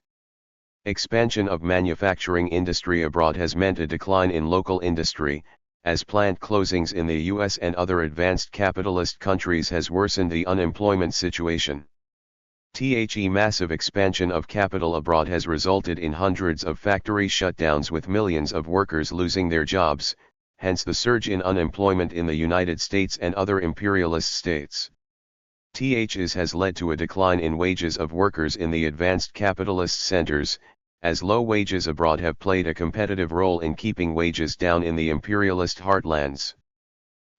Drop in incomes among a growing section of the working class has thus lowered the standard of living in general and led to a further polarization between labor and capital.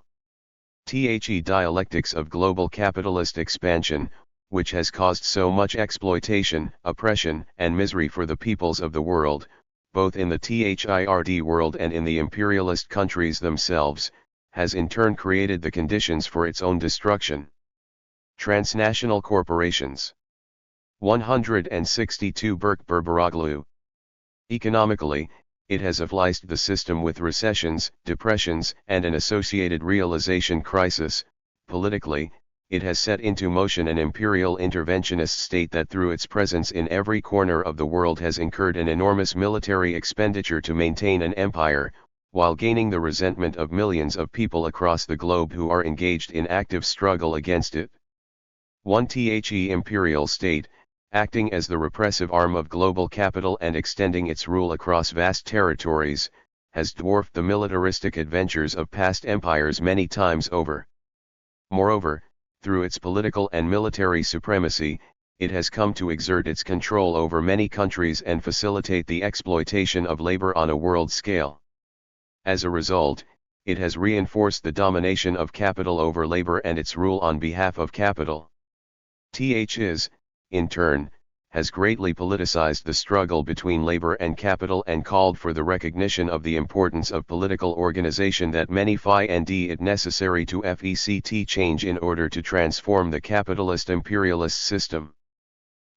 Global domination of capital and the advanced capitalist/imperial state during the 20th century did not proceed without a fight, as a protracted struggle of the working class against capital and the capitalist state unfolded throughout this period of capitalist globalization.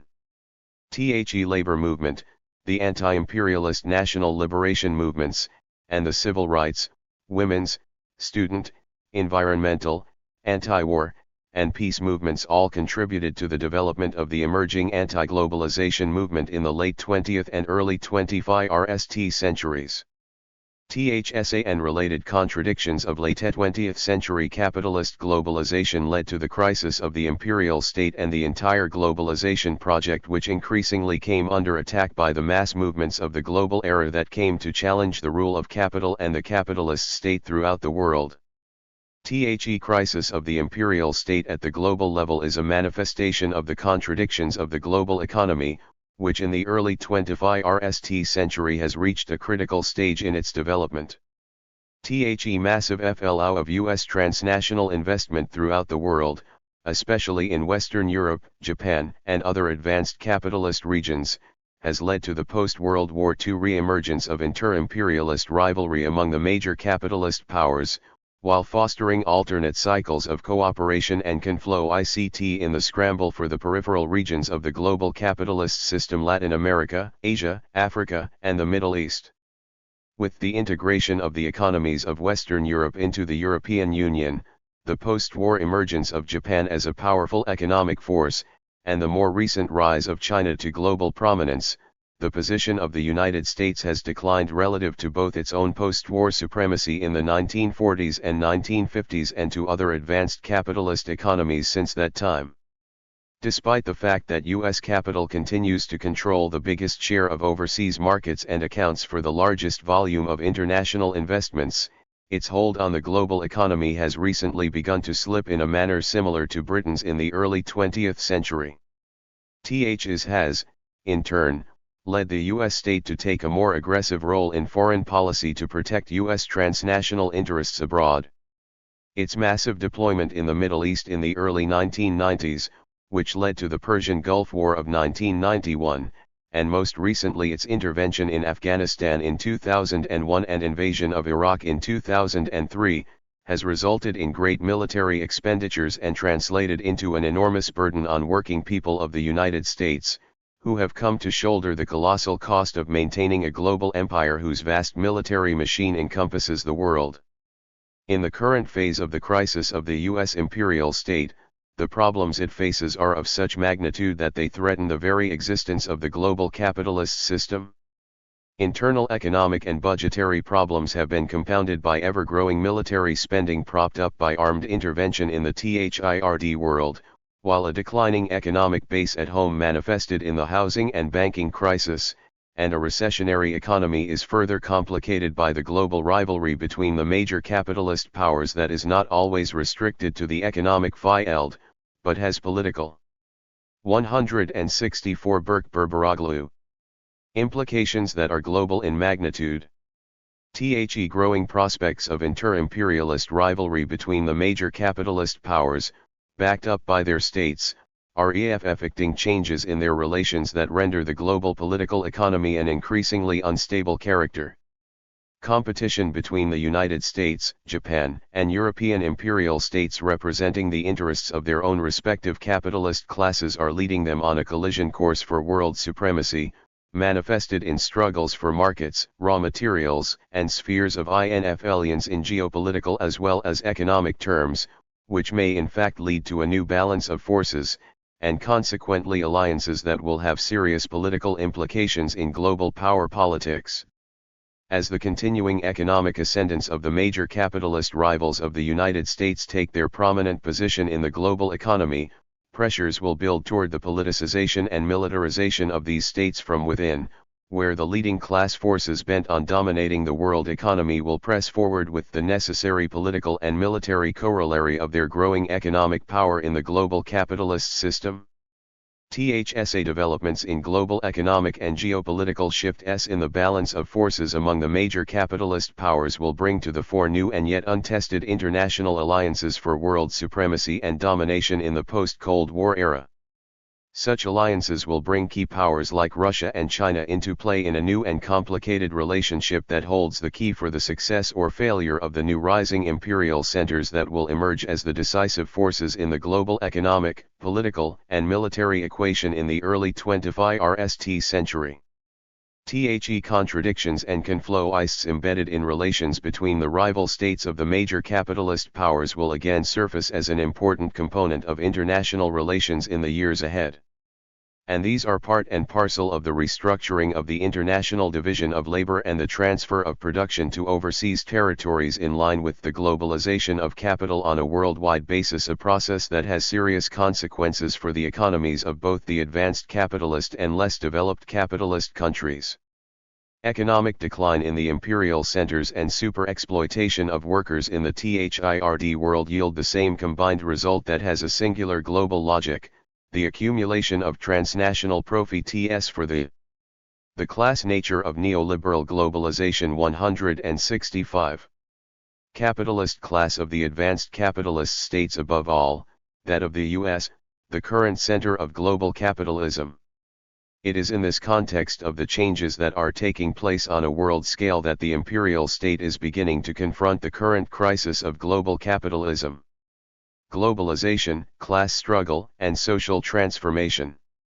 With the spread of capitalism and capitalist class relations around the world, capital has effected transformations in the class structure of societies with which it has come into contact. As a result, the class contradictions of global capitalism have become the primary source of class conflict and class struggle throughout the world.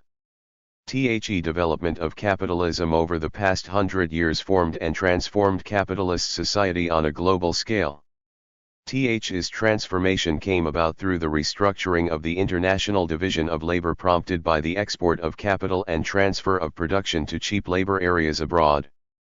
This, in turn, led to the intensification of the exploitation of labor through expanded production and reproduction of surplus value and profits by further accumulation of capital and the reproduction of capitalist relations of production on a world scale.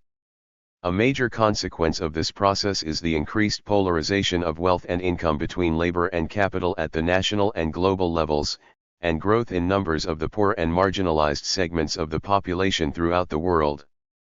THSA and other related contradictions of global capitalism defy the parameters of neoliberal capitalist globalization and provide us the framework of discussion and debate on the nature and dynamics of globalization in the world today. The widening gap between the accumulated wealth of the capitalist class and the declining incomes of workers has sharpened the class struggle in a new political direction, which has brought the advanced capitalist state to the center stage of the conflict between labor and capital and revealed its ties to the monopolies. This has undermined the legitimacy of the capitalist state, such that the struggles of the working class and the masses in general are becoming directed not merely against capital, but against the state itself. This transformation of the workers' struggle from the economic to the political sphere is bound to set the stage for protracted struggles in the period ahead, struggles that would facilitate the development of a much more politicized international labor movement. The globalization of capital is thus bound to accelerate the politicization of the working class and lead to the building of a solid foundation for international solidarity of workers on a world scale that is directed against global capitalism and the advanced capitalist state on a world scale. The relationship between the owners of the transnational corporations, the global capitalist class, and the imperial state, and the role and functions of the state, including the use of military force to advance the interests of the capitalist class, thus reveals the class nature of the imperial state and the class logic of neoliberal globalization today. But this logic is more pervasive and is based on a more fundamental class relation between labor and capital that now operates on a global level. Thus, In the age of capitalist globalization, social classes and class struggles are a product of the logic of the global capitalist system based on the exploitation of labor worldwide. Capitalist expansion on a world scale at this stage of the globalization of capital and capitalist production has brought with it the globalization of the production process and the exploitation of wage labor on a world scale. With the intensified exploitation of the working class at super low wages in repressive neocolonial societies throughout the world, the transnational corporations of the leading capitalist countries have come to amass great fortunes that they have used to build up a global empire through the powers of the imperial state, which has not hesitated to use its military force to protect and advance the interests of capital in every corner of the globe. It is in this context that we see the coalescence of the interests of the global economy and empire as manifested in control of cheap labor, new markets, and vital sources of raw materials, such as oil, and the intervention of the capitalist state to protect these when their continued supply to the imperial center are threatened. Lenin, in his book Imperialism, the highest stage of capitalism, pointed out that capitalism in its highest and most mature monopoly stage has spread to every corner of the world and thus has planted the seeds of its own contradictions everywhere. It is in this context of the developing worldwide contradictions of advanced the class nature of neoliberal globalization 167. Monopoly capitalism that Lenin pointed out, imperialism is the eve of the social revolution of the proletariat. On a worldwide scale. In considering the emerging class struggles throughout the globe, the question that one now confronts is thus a political one. Given what we know of neoliberal globalization and its class contradictions on a world scale, how will the people's movements respond to it politically worldwide? What strategy and tactics will be adopted to confront this colossal force? It is important to think about these questions concretely, in a practical way, one that involves careful analysis and organized political action. Understanding the necessity of mobilizing labor and the importance of political leadership in this struggle, radical labor organizations have in fact taken steps emphasizing the importance for the working class to mobilize its ranks and take united action to wage battle against capitalist globalization. Strikes, demonstrations, and mass protests initiated by workers and other popular forces have become frequent in a growing number of countries controlled by the transnationals in recent years.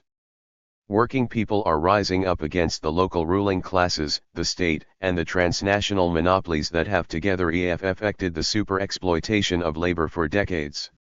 Various forms of struggle are now underway in many countries under the grip of transnational capital.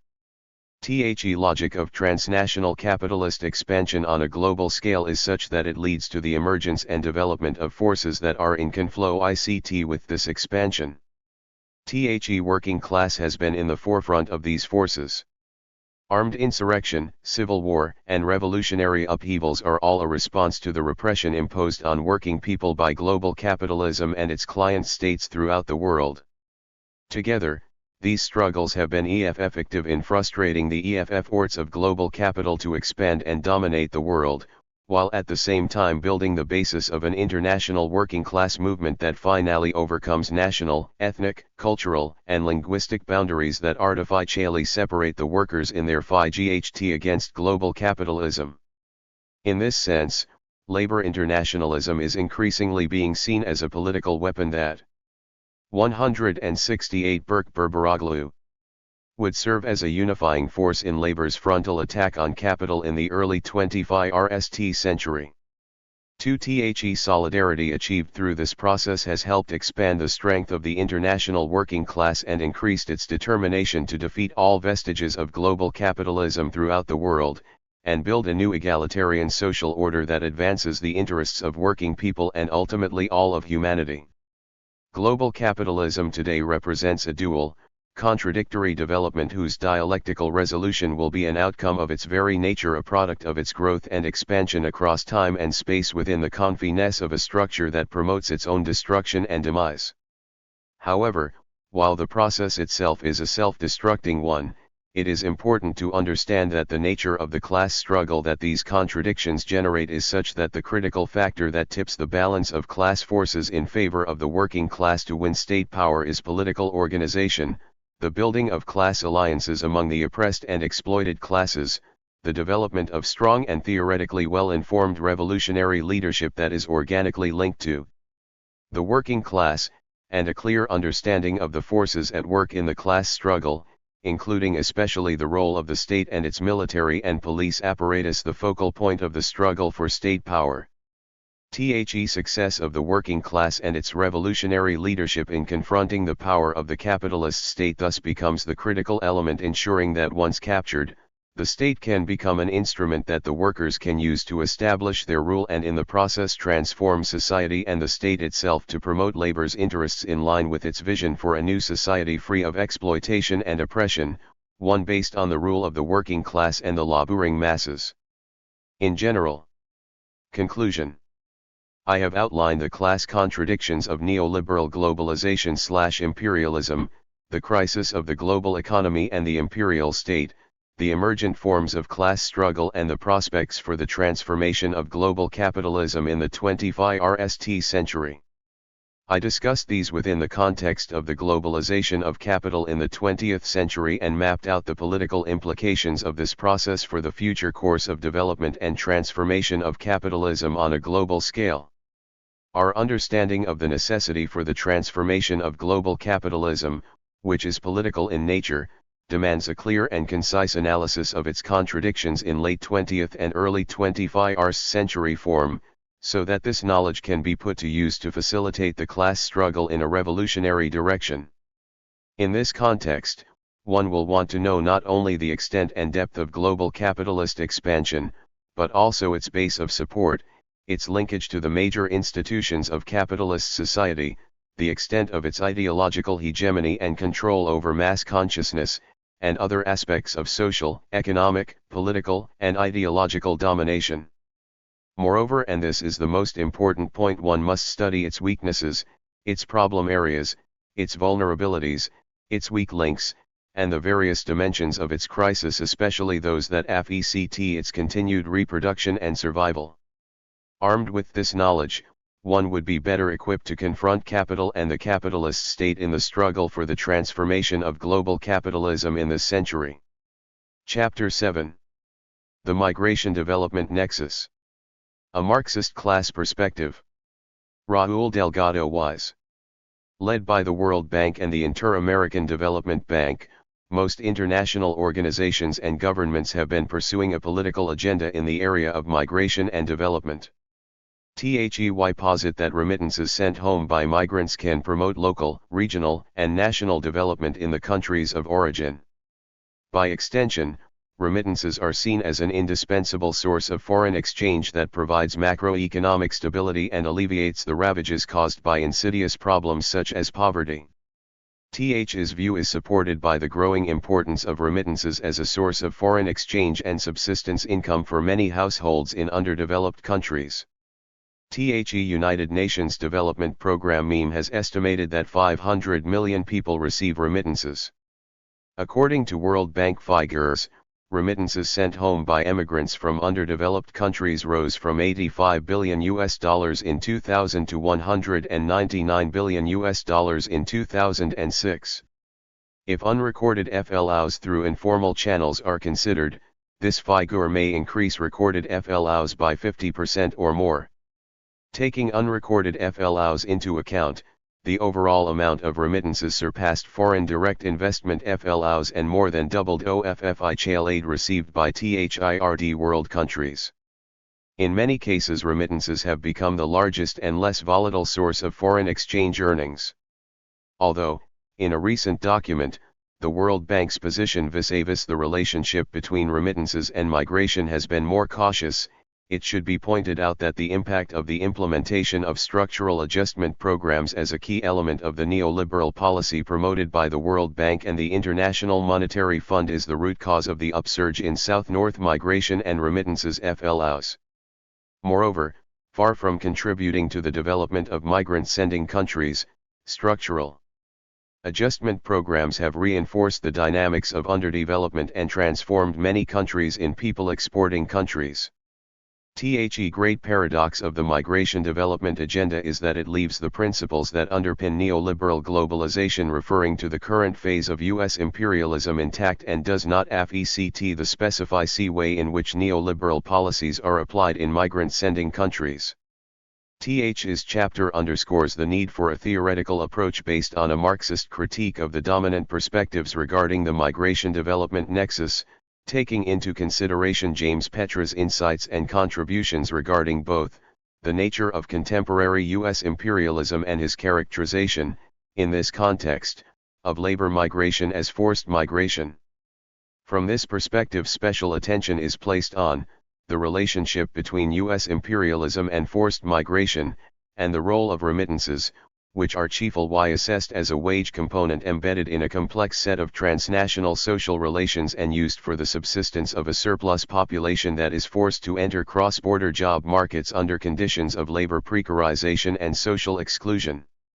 Most of the studies that address the relationship between migration and development tend to view the relationship from a unidirectional and decontextualized perspective, as if migration were an independent variable and development possibilities were subject to and depended exclusively on the resources and initiatives of migrants. Nevertheless, given the analytical complexity of this relationship, it is necessary to come up with an alternative approach that does not center on the phenomenon of migration but focuses on the macro processes of underdevelopment and development in the broader context of contemporary capitalism, or, more specifically, what Petras characterizes as the imperialist-centered model of capitalist accumulation. Departing from the above considerations, this chapter is divided in two main sections and includes a brief section of concluding remarks. THEFIRST section of ERS, an analytical framework for understanding the relationship between migration and development rooted in Marxism. Second one shows the interpretive capabilities of the proposed approach when applied to the analysis of Mexico's asymmetrical and subordinated regional integration process with the U.S. The Migration Development Nexus 173. A Marxist approach for analyzing the development migration nexus. As Petras points out, all the orthodox explanations of international migration fail to examine the social structure of the political economy of the people exporting countries and people importing countries. To that end, he adds, it is obligatory to put forth an economic model which encompasses the historical relations between the imperialist nations and semi-colonies of the Third World. From this perspective, and considering some of the basic characteristics of contemporary capitalism, it is possible to identify at least four critical aspects of the dialectical process underlying the development-migration relation. 1. Current capital restructuring as a manifestation of the dominant imperialist project operates as a catalyst for forced migration from peripheral to developed countries. In this context, core developed countries led by the US-EU employ a geopolitical imperialist strategy of economic restructuring that internationalizes productive, commercial, and financial capital at the same time that it allows the major developed countries and its elites to appropriate the natural resources, economic surplus, and cheap workforce of underdeveloped nations. Relations maintained between people importing countries and peripheral and post-colonial nations exacerbate the latter's conditions of underdevelopment. Underdeveloped countries find themselves with massive population reserves, members of which are unable to find decent working conditions in their countries of origin for ensuring personal and family reproduction. Is the direct result of reduced accumulation processes derived from their asymmetrical relations with developed nations. Petras refers to this impact in the following terms: destructuring of labor and the relocation of profits to the receiving country creates a mass permanent surplus labor population in the dominated country. Imperialist-centered model of capitalist accumulation further weakens the employment-generating potentialities of the dominated people exporting countries by capturing local savings. They do not risk their own capital. Local banks. 174 Raúl Delgado Wise. Prefer to lend to large foreign MNCs because they believe there is less risk than lending to local manufacturers, farmers, or service enterprises. By crowding out local borrowers from the credit market and forcing them to borrow at higher rates in the informal credit market, the MNCs increase the local bankruptcy rates among the locally owned, labor-intensive enterprises. The above conditions are not socially sustainable and lead to forced migration, which we understand as population movements occasioned by the lack of proper living and working conditions, or life-threatening political or social conflicts. It also implies locating migrants at the bottom of the social and economic class hierarchy in the receiving country, where they are exposed to discrimination additional to that related to poverty, disparagement of their culture and ethnicity. Cheated in their salaries, subject to a kind of perpetual debt peonage, or abuse by employers of the lack of the sender country protection or local trade union solidarity. Forced migration can result in substantial population loss for countries of origin, sometimes even leading to relative or absolute depopulation. The loss of qualified and unqualified workforce is also associated with the abandonment of productive activities and the loss of potential wealth. 2. Exploitation of migrant labor contributes to socio-economic dynamism and to the concentration and centralization of capital in core developed countries. Developed imperialist nations demand large quantities of qualified and unqualified workforce. In some cases, this human merchandise is rendered increasingly vulnerable and is additionally devalued by the regulation of migration imposed by the imperial country. First, this ongoing demand results from developed nations' increased accumulation capacity, which is derived from the transference of resources and surpluses from underdeveloped countries. Secondly, it is the consequence of processes of demographic transition and an aging population. Immigrants contribute to an overall cheapening of the workforce since they tend to be employed in work-intensive areas of production where they rescue or substitute a national workforce that tends to earn higher wages and benefits. Although the qualified immigrant workforce belongs to an elite sector, it is still comparatively cheap, as an immigrant's salary is lower than that of a national citizen employed in the same position. In the case of both qualified and unqualified migrants, the receiving country reaps substantial benefits, having invested nothing in the formation of the Migration Development Nexus 175. Human capital it now enjoys. In this regard, Petras posits that the imperial state regulates the inflow of and restrictions on labor immigration. For one thing, it determines the scope, the timing, the quality of the immigrants and laws governing the longevity of the immigrants' work permits. For another, the imperial state decides on the penalties for illegal entry and on repatriation and whether to bring criminal charges. Immigration policies of the imperial state are directly linked to the business cycle, to the tightness of the labor market and to the social strategies of the capitalist class. Moreover, Petras adds, migration policies have served the capitalist class by creating a reserve army of cheap labor to lower wages, to undermine unionization and to fill niches in the domestic labor market in low-paid, unhealthy work. Equally significant, capitalists hire low-wage immigrant workers to replace skilled and semi-skilled workers in higher-paying jobs such as nurses, doctors, carpenters, plumbers, plasterers, painters, machinists, cooks, meat cutters and so on. Contrary to the argument of many progressives, Petras points out that immigrant labor is used to downgrade existing high-paying jobs with expensive health and safety protections into low-paying, degraded, unsafe and unhealthy work. Thus the progressive argument that immigrants are mostly unskilled cheap labor engaged in work that the local workers reject is partially false. While the first and second waves of immigrants might have fit that profile during the 1950s and 1980s, it is not the story today. Capital now imports skilled labor in information technology, home and OFFICE specialty repairs, and medicine in order to lower the costs to the state, employers, and affluent homeowners. Not only do immigrants provide static comparative advantages derived from a reduction in production costs, they also bring comparative dynamic ones through their participation in accelerated innovation processes. Overall, working immigrants and their families internally strengthen the receiving country's market through consumption. Even the so-called nostalgia market entails the creation of consumer demand, which fortifies internal economic activity. On the other hand, immigrants' taxable contributions enrich the country's fiscal fund but do not translate into the kinds of social benefits enjoyed. 176 Raúl Delgado Wise.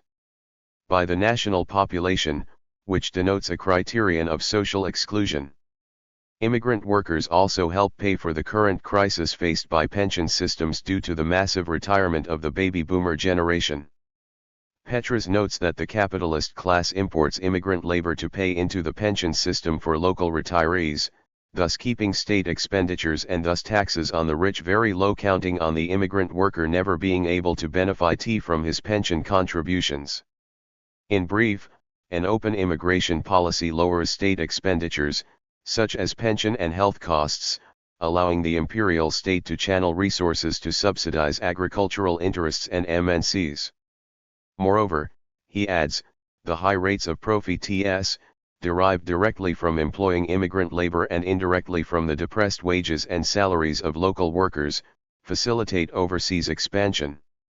Although these contributions counteract some of the effects brought about by the dismantling of the welfare state, they obviously do not constitute a long-term solution. 1.1. Migrants help maintain precarious socio-economic stability in their countries of origin. Migrants' wage-based remittances contribute to the subsistence of family members in the country of origin. 2. To a lesser extent, remittances also help finance small businesses in the subsistence economy. Participative remittances collected by migrant organizations finance public works and social projects in the places of origin. In some cases this practice has become institutionalized. Mexico's program Tres por Uno has been replicated in other countries. Migrants with savings or entrepreneurial plans use their money to finance micro-projects in their places of origin. Most important type of remittance is, however, the salary-based one employed for family subsistence, which means that the resources sent by migrants are rarely destined to processes of development and social transformation. In a macroeconomic context, remittances serve neoliberal governments that, not bothering to come up with actual development alternatives, use them as a source of foreign exchange income that sustains the country's fragile macroeconomic stability. In some cases, remittances have even been used as a guarantee when incurring foreign debt. In the absence of any kind of project, migrants are now portrayed as the heroes of development, an utterly cynical move that renders them responsible for the promotion of said development while the state, opting for the conservative stance of minimal participation, is no longer held accountable. Strategy of market regulation postulated by fundamentalist neoliberals lacks any sort of development plan that involves migrants as well as other social sectors and promotes processes of social transformation. In truth, underdeveloped people exporting countries fulfill a particular role as workforce reserves, and their potential development is obstructed by increasingly reduced national elites, which are subordinated to the interests of governing circles in developed countries and, to a great extent, the interests of U.S. capital. Petras emphasizes this point by sustaining that THIRD is not simply an imposition from the outside by the IMF and MNCs. It is in large part a model imposed from the inside by imperial hegemonized economists whose higher education has been financed by imperial foundations and institutions. The people exporting countries, Petras adds, the local policy elites linked by business interests, bribes and ideology to the imperial countries, impose and implement the THUs, financial and economic ministers, central bankers, trade and agricultural officials trained by and identified with the execute the neoliberal policies that are an integral part of the empire-centered model. 2.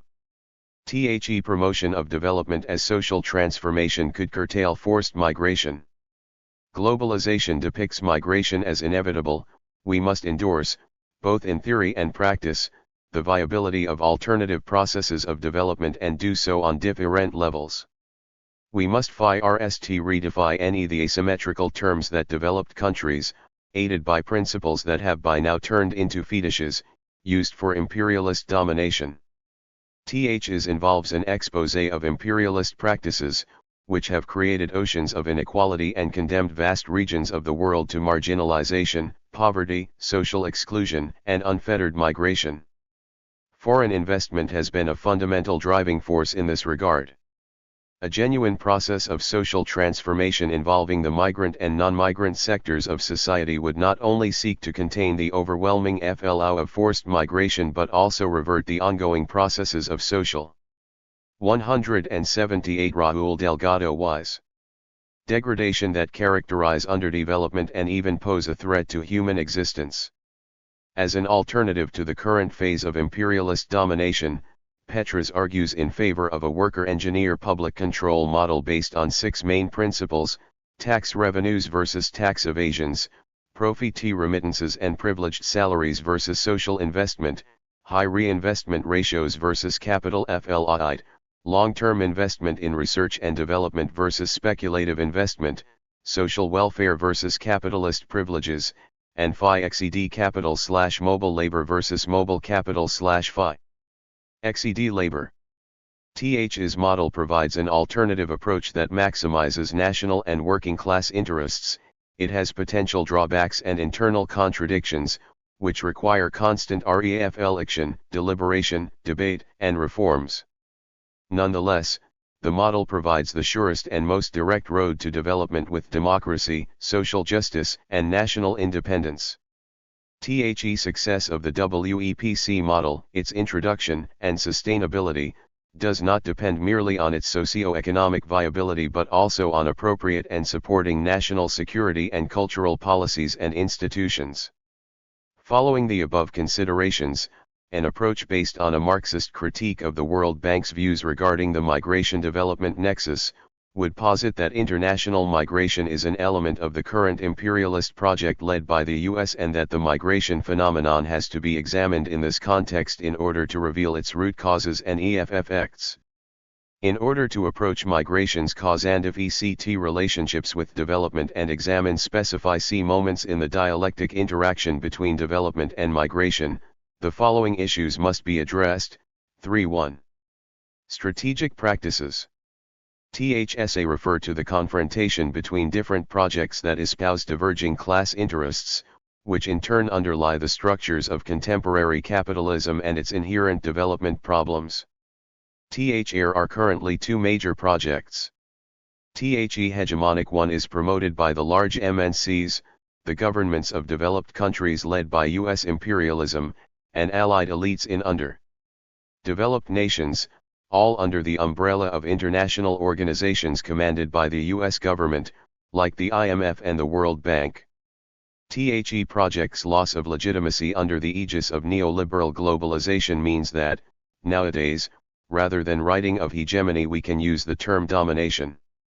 The implementation of this imperialist project is not the result of consensus but rather military force and the financial imposition of macroeconomic structural reform along the lines of the Washington or post-Washington consensus. The second alternative project consists of the socio-political actions of a range of social classes and movements as well as collective subjects and agents, including migrant associations that endorse a political project designed to transform the structural dynamics and political and institutional environments which bar the implementation of alternative development strategies on the global, regional, national, and local levels. 2. Structural dynamics. THSA refer to the uneven development processes driven by the dynamics of US imperialism on several planes and levels. THs includes the financial, commercial, productive, and labor market spheres, as well as technological innovation and the use and allotment of natural resources and environmental impacts. THSA factors condition the ways in which developed, and underdeveloped, peripheral, or post-colonial countries relate to each other. THEY also determine the fields in which interactions between sectors, groups, movements, and social classes take place, within and across national borders. All of this entails different albeit interrelated dynamics at the global, regional, national, and local levels. The dialectic of development and migration in Mexico and the US. Since the late 1970s, the U.S. has promoted the implementation of neoliberal structural adjustment policies in Latin America, which have been carried out by several international organizations in tandem with the Latin American elites and national governments. In accordance with new models of regional integration, these policies focused on exports.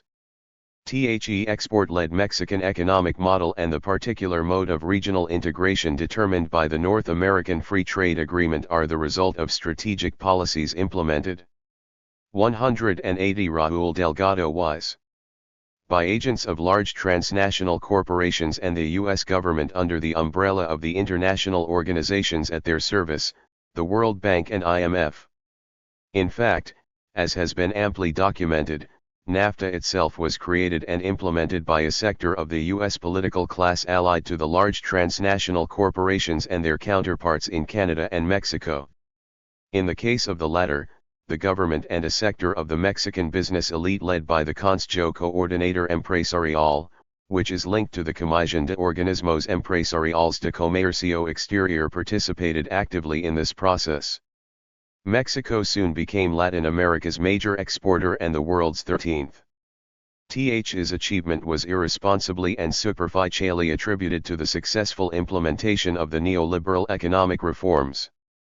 At first glance, 90% of its export platform was comprised of manufactured products, 39.4% of which was classified as technical progress-diffusing goods. His stance can create an optical illusion, and an examination of the subject becomes necessary. What is it that the country really exports? The basis for Mexico's cheap labor export-led model. The way in which Mexico entered the orbit of U.S. capitalism under neoliberalism, and particularly in the context of NAFTA, plays a fundamental role in the understanding of the model of development adopted in the country. As has been documented elsewhere and contrary to what Mexico's progress along the secondary exporting path would indicate, the country's export-led model is based on cheap labor. His model, which, as a component of its renovated imperialist architecture, is crucial to the U.S. productive restructuring process, comprises three interrelated mechanisms that, taken together, indicate the asymmetrical and subordinated integration of the country's economy into that of the U.S. 1. The maquiladora industry, made up of assembly plants and involving a strategy of productive relocation led by large U.S. corporations in order to take advantage of low labor costs in Mexico. The result is that the nation experiences a very low level of integration with the migration development nexus. 181. Domestic economy and, in addition, is subject to a further dismantling of its productive apparatus. 2. Disguised maquila, or manufacturing plants with productive processes that are more complex than maquila assembly operations but operate under the same temporary import regime as maquiladoras.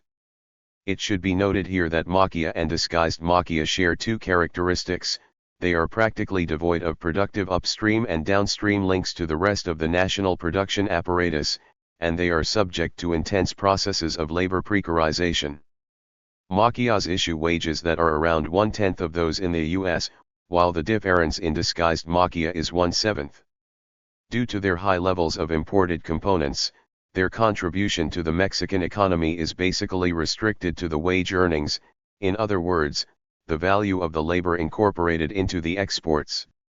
This means that the country is engaging in the indirect exportation of labor, or a transfer of the workforce that does not require workers to leave the country. This is a crucial conceptual element that demystifies the purported success of Mexican manufacture exports and reveals retrograde movement in the export platform.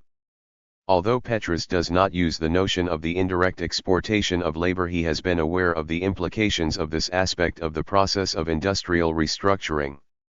When discussing the implications of foreign direct investment, he notes that since the 1990s, FI has increasingly looked toward outsourcing skilled jobs to low wages/salary regions. He notes, requires state promotion of an educated low-paid workforce and financing of local business elites to act as recruiters and point men for the FI. Overseas relocation is a common policy for lowering wages, pensions, health benefits and job security in the imperial countries. Foreign investors, he notes, benefit from both ends, exploiting skilled and unskilled labor in assembly plants and manufacturing industries in Latin America while reducing labor costs within the US. The MNCs play one against the other and secure labor-related incentives in both. Net EFFECT is to increase profitability by squeezing out greater productivity per worker at lower costs, expanding market shares and creating lucrative export platforms to sell back into the home market. 182 Raúl Delgado Wise. 3. Labor migration, which involves the mass exodus of Mexicans to the U.S. as a result of the constrained size and precarization of the Mexican formal labor market and the process of neoliberal regional integration. If we add indirect labor exports to the direct exportation of the workforce through labor migration, the true makeup of Mexico's exports is revealed. Is why we characterize the current model of export growth as the cheap labor export-led model. New migration dynamics. Under the labor export-led model, migration from Mexico to the U.S. has experienced an exponential growth during the past 2.5 decades. Its growth was accentuated by the implementation of NAFTA, which turned Mexico into the world's major migrant sender to the U.S. Sheer dimensions of the migration phenomenon speak for themselves. In 2007, the U.S. population of Mexican origin, including Mexican-born documented and undocumented migrants as well as U.S. citizens of Mexican ascendancy, was estimated at 30 million people. It is the world's largest diaspora to be established in a single country. According to the UN estimates, during the 1990 to 1995 period, Mexico was the country with the largest annual number of immigrants. Between 2000 and 2005, the Mexican annual exodus rose to 560,000. Country has consequently experienced an exponential growth in remittances and, along with India, is the world's major recipient. In 2007, the amount of remittances received by Mexico amounted to $24 billion. Practically all of Mexico's territory shows incidents of international migration. In 2000, 96.2% of national municipalities experienced some type of migration-related activity. Territorial expansion has resulted in the emergence of new migration circuits with particular dynamics and problems. At the same time, even though the Mexican immigrant population in the U.S. is still concentrated in a handful of states, in the last 2 decades it has expanded throughout most of the national territory. Migration circuits have also expanded to the eastern and central northern areas.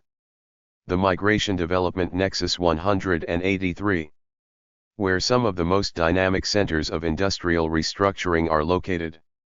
In 2005, 39% of the population aged 15 years and older born in Mexico and residing in the U.S. had a level of education higher than a basic high school diploma.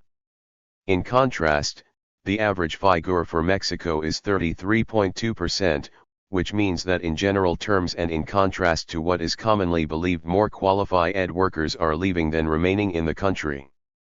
In other words, there is a clear selective trend, in line with the underlying rationale behind international migration. It should also be noted, however, that in comparison to other immigrant groups in the U.S., the Mexican contingent is the one with the lowest average levels of schooling. That situation does not attenuate the problem, on the contrary, it highlights the serious educational shortcomings that still exist in the country and that have been heightened with the adoption of neoliberal policies. One high-profile form of labor migration that does not fall in with the stereotypes involves Mexican residents in the U.S. with university degrees or postgraduate qualifications. Figure totals slightly more than 590,000 individuals born, indicating that the brain drain has become a significant problem. Under Mexico's prevailing maquiladora-based model, there is very limited demand for qualified workers and practically no demand for scientific and technological knowledge, which leads to a hemorrhaging of highly qualified human resources. THSA changes have been accompanied by transformations in the migration patterns, which have moved from circular to established migration and show increased participation on the part of women and complete families.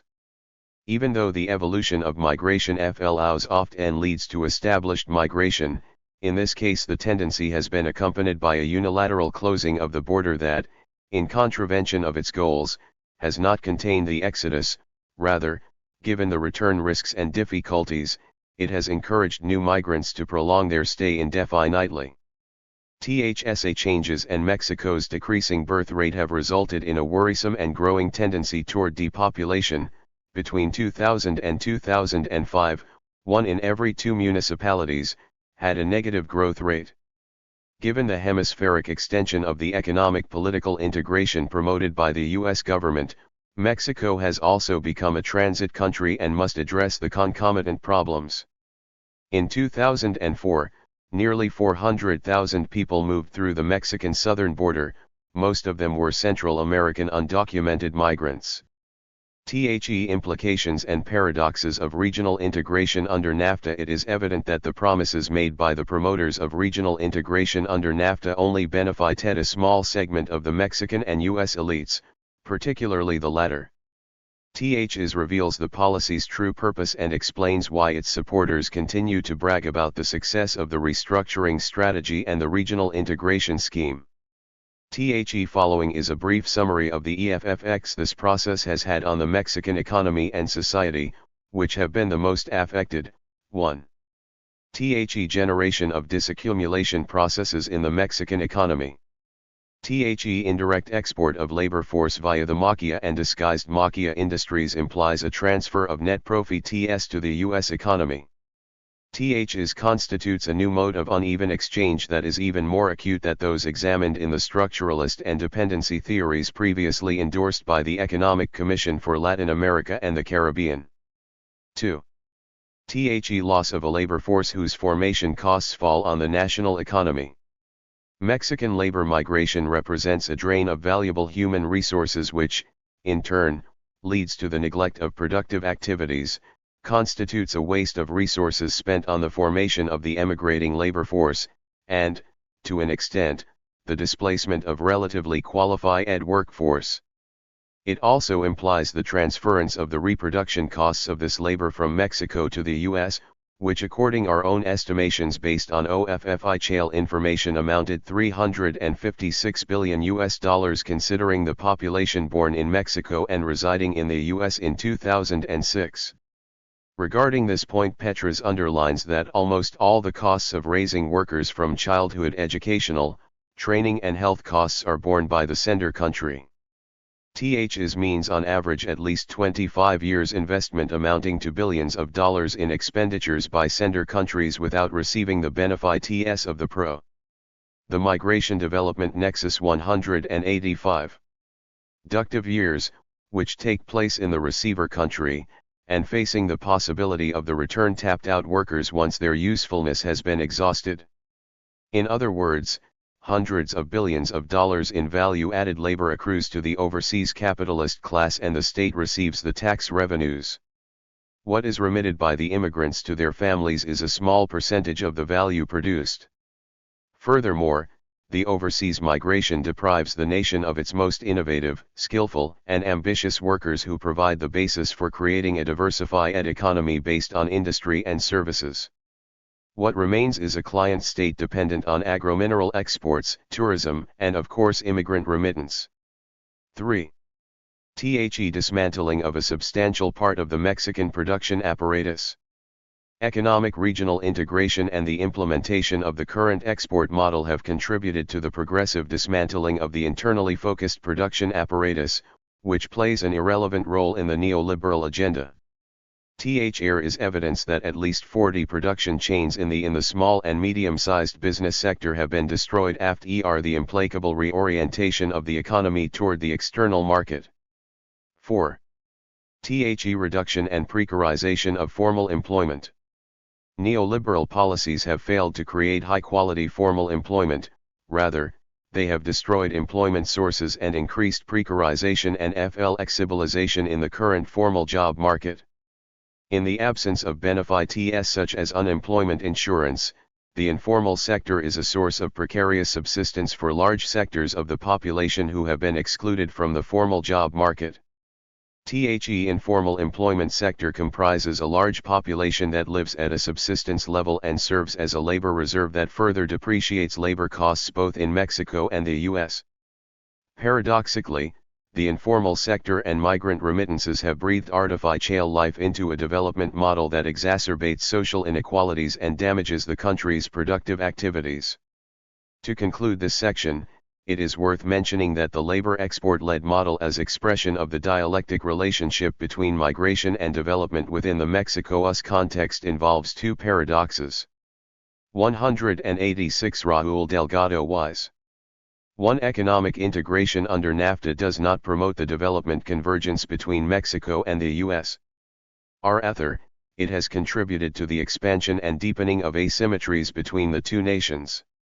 While, in 1994, the US per capita GDP was 2.6 times higher than the Mexican one, in 2004 the gap had grown to 2.9. In 1994, U.S. manufacturing wages were 5.7 times higher than in Mexico.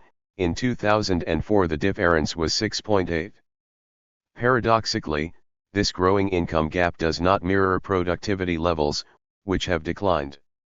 In fact, Mexico has shown more productivity in certain sectors, particularly those related to the labor export-led model.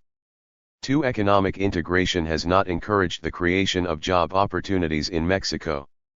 Rather, it has become a motor of direct labor force exporting and increased socio-economic dependence on remittances. According to OFFICHL data, remittance reception in Mexico has increased 30-fold. On a macroeconomic level, remittances are the second source of foreign currency and the one with the most consistent growth rate given the relative loss of importance of other sources of external financing. On a microeconomic level, remittances support family consumption and ensure the subsistence of 1.6 million homes. To a lesser extent, they serve to fund public works and productive investments through programs such as Tres por Uno. Having taken all of this into account, it is possible to assert that migration operates as crucial cog in the neoliberal machinery, providing it with an appearance of stability and, paradoxically, a human face. On a macroeconomic level, remittances serve to extend the life of a development model that is already showing signs of unsustainability. On a microeconomic one, they help ease poverty and marginalization inasmuch as they involve a transfer of resources that lack any solid ties to savings strategies but improve productive capacity and economic growth. In other words, migrant remittances help sustain a parasitical oligarchic ruling class which uses the hard currency remitted to pay illegal foreign debts, luxury imports, and corrupt politicians. Without overseas remittances, many of the oligarchic regimes would collapse or enter into profound crises. The Migration Development Nexus 187. Social resistance and a tentative project of social transformation. The profound need for change in the structural dynamics and strategic practices at work in the current schemes of regional integration and neoliberal national development have given way to two types of social agents, which can be separated into two groups, those from above and those from below. The current economic project has clearly been implemented from above by the agents of U.S. imperialism in tandem with Mexican allies. THEY work within a political coalition that seeks to maintain the privileges of neoliberal integration and push them to its very limits. In short, this is an actual class project that promotes economic asymmetries, social inequalities, and phenomena such as poverty, unemployment, labor precarization and migration. In contrast, those below, particularly in Mexico, are mostly unhappy and disenchanted, although they sometimes engage in open acts of opposition, resistance, and rebellion. It is true that there is currently no collective agent that can articulate a project that counters the one being implemented by neoliberal elites. However, we should point out that a number of dispersed social alternative movements have willfully, even optimistically, sprung up.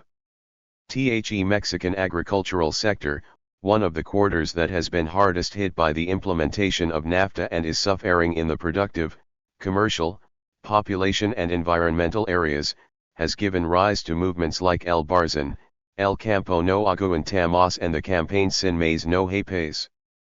Other denouncers of the neoliberal system include the Ejército Zapatista de Liberación Nacional and its Otra Campana, as well as some sectors of the social and electoral left who have converged into the Coalition por el Bien de Todos and the Convención Nacional Democrática. There are also other more or less important national socio-political movements, but what is worth noticing is that the widespread popular discontent is not expressed in an organized manner and has not produced yet an alternative development project. On a binational level, the actions of opposition forces have been even more scattered. Initially, the Red Mexicana de Acción Frente al Libre Comercio communicated with like-minded organizations in the US and Canada that opposed the signing of NAFTA, but since then its actions have been few and far between. The idea that migrants are agents of development has been promoted for over a decade. TH's proposal, which is in no way sustainable when applied to large-scale social processes, suggests that migrants should be held responsible for promoting development in their countries of origin. And yet, as Fox has pointed out, migrant society has produced social actors who operate on three levels: integration into US society, networking and promotion of development in places of origin, and binational relationships that combine the previous two. For example, Mexican migrant organizations fund public works and social projects in their communities of origin with the aid of the program Tres por Uno. And during the spring of 2006, US residing immigrants participated in massive marches in favor of their workers, political, social, and civil rights.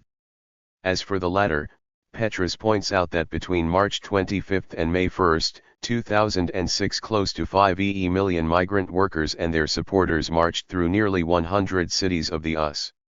He notes, is the biggest and most sustained workers' demonstration in the history of the US. In its 50-year history, the US Trade Union Confederation, the AFL-CIO, has never been capable of mobilizing even a fraction of the workers convoked by the migrant workers movement. The rise and growth of the movement is rooted in the historical experience of the migrant workers, the exploitative and racist experience they confront today in the US, and the future in which they face imprisonment, expulsion, and dispossession. Generally speaking, migrants and their organizations affect the political, social, economic, and cultural aspects of sending and receiving countries to varying degrees. However, it would be a theoretical mistake to present migrants themselves as a collective agent of transformation. If we intend to portray them as agents of development, then we had better examine the strategic projects and structural dynamics present on the different planes and levels, as well as the interests that prompt participation from above and from below. THs will allow us. The Migration Development Nexus 189. To understand the role played by migrants. Stating that they cannot be considered agents of development does not entail a pessimistic message advocating immobility. Quite the opposite, this can help us disentangle possible forms of articulation between migrant organizations and social sectors that seek a new type of development agenda, one that can be applied on the global, regional, national, and local levels. Only then will we be able to discuss the configuration of an agent of social transformation that includes migrant participation. In any case, as Petras has pointed out, the emergence of the mass migrant workers movement opens a new chapter in the working class struggle both in North America and Central America. First and foremost, it represents the first major upsurge of independent working class struggle in the US after over 5 years of decline, stagnation, and retreat by the established Trade Union Confederation. Final remarks. The theoretical framework outlined in this chapter for understanding the dialectic relationship between development and migration has 4 critical components. 1. A critical approach to neoliberal globalization. Contrary to the discourse regarding its inevitability, we posit that the current phase of imperialist domination is historical and can and should be transformed. In this regard, it is fundamental to notice that the principal factor generating international migration is not globalization but imperialism, which pillages nations and creates conditions for the exploitation of labor in the imperial center. 2. A critical reconstitution of the field of development studies. Favoring of a singular mode of analysis based on the belief that free markets work as powerful regulatory mechanisms, efficiently assigning resources and providing patterns of economic convergence among countries and their populations, has clearly resulted in failure. New theoretical and practical alternatives are needed, and we propose a revaluation of development as a process of social transformation through a multidimensional, multispatial, and properly contextualized approach, using the concept of imperialism as an alternative explanatory framework of international capitalist expansion and the growing inequalities. His integral approach requires the consideration of the strategic and structural aspects of the dynamic of uneven contemporary capitalism development, which should be examined at the global, regional, national, and local levels. For this purpose it is crucial to understand, inter alia, a. the central role placed by foreign investment in the process of neoliberal restructuring of peripheral economies, and b. the new modalities of surplus transfer characterizing contemporary capitalism. 3. Constructing an agent of change. The globalization project led by the US has ceased to be consensual, it has only benefited capitalist elites and excluded and damaged an overwhelming number of people throughout the world. Economic, political, social, cultural, and environmental changes are all needed, but a transformation of this magnitude is not viable unless diverse movements, classes, and agents can establish common goals. The construction of an agent of change requires not only an alternative theory of development but also collective action and horizontal collaboration, the sharing of experiences, the conciliation of interests and visions, and the construction of alliances inside the framework of South-South and South-North relations. 4. A reassessment of migration and development studies. The current explosion of forced migration is part of the intricate machinery of contemporary capitalism as an expression of the dominant imperialist project.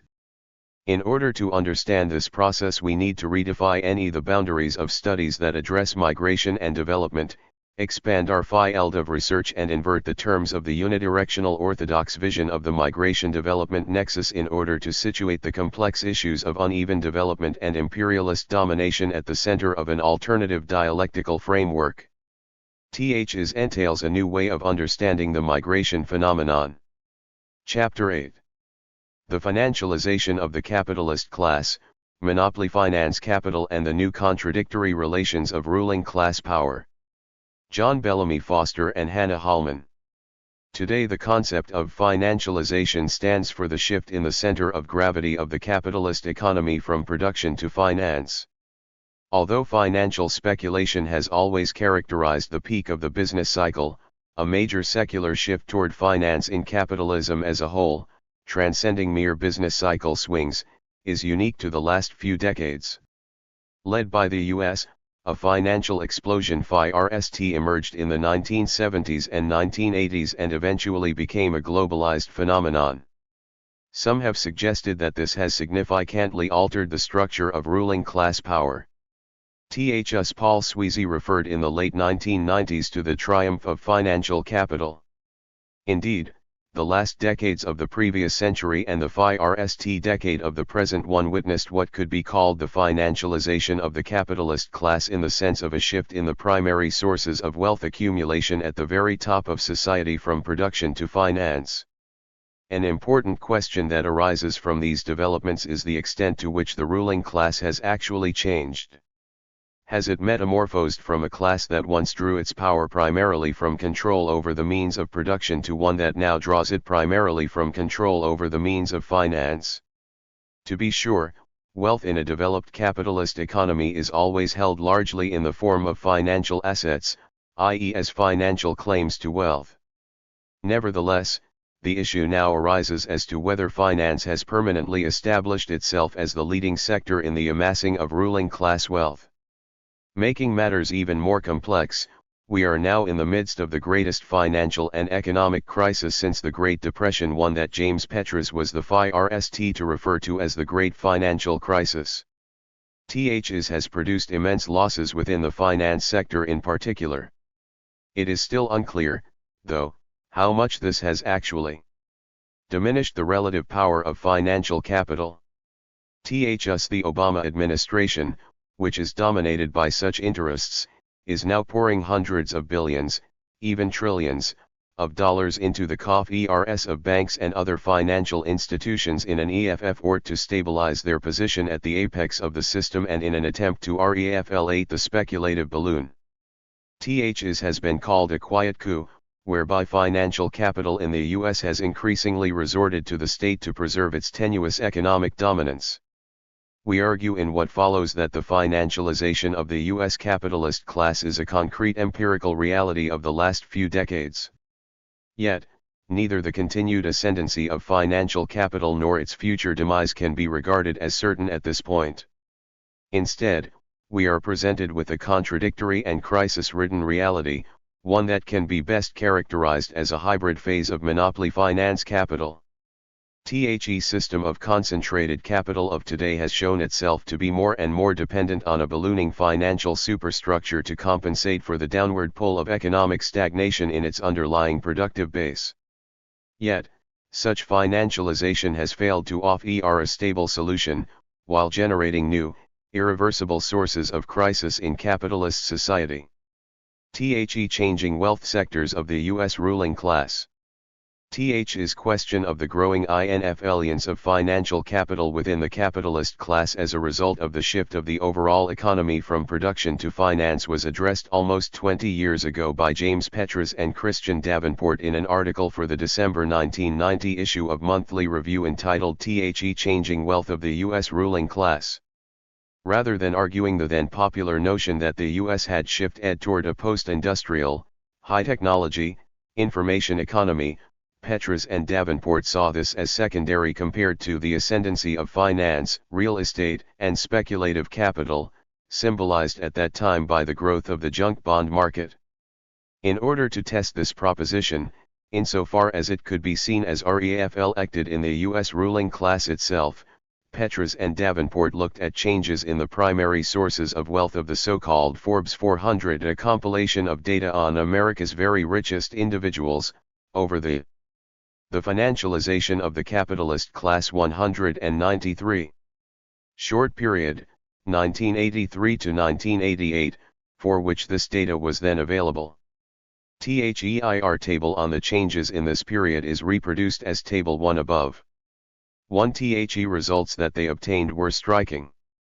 By 1988 a full 38% of the Forbes 400 obtained their wealth from finance and real estate, as opposed to only 25% in 1983, while the percentage that derived their primary wealth from manufacturing dropped from 26 to 19%, and the percentage gaining primarily from oil and gas fell from 16 to 8% over the same period. As a result of these findings, they argued that there was scant evidence to justify the claim that the US has shifted from being an industrial society to being an information society. The proportion of top capitalists with their main wealth in the high-tech sector, which was only 3% in 1983, was no more than 4% in 1988. The spread between the paper economy and high-tech actually widened from 22 percentage points in 1983 to 34 percentage points in 1988. Petras and Davenport went on to conclude, The data from the Forbes 400 suggest that speculator capitalists have become increasingly dominant in the US ruling class, displacing industrial and petroleum capitalists. Moreover, the speculative basis of US capitalism brings greater risk of instability. The biggest winners in recent years have been the financial and real estate sectors, and the impending recession could exacerbate their weaknesses and bring them down along with the major industrial sectors to which they are linked. There is no doubt that this critique of the growing speculative basis of US capitalism, presented in the late 1980s, showed considerable foresight viewed from the standpoint of today.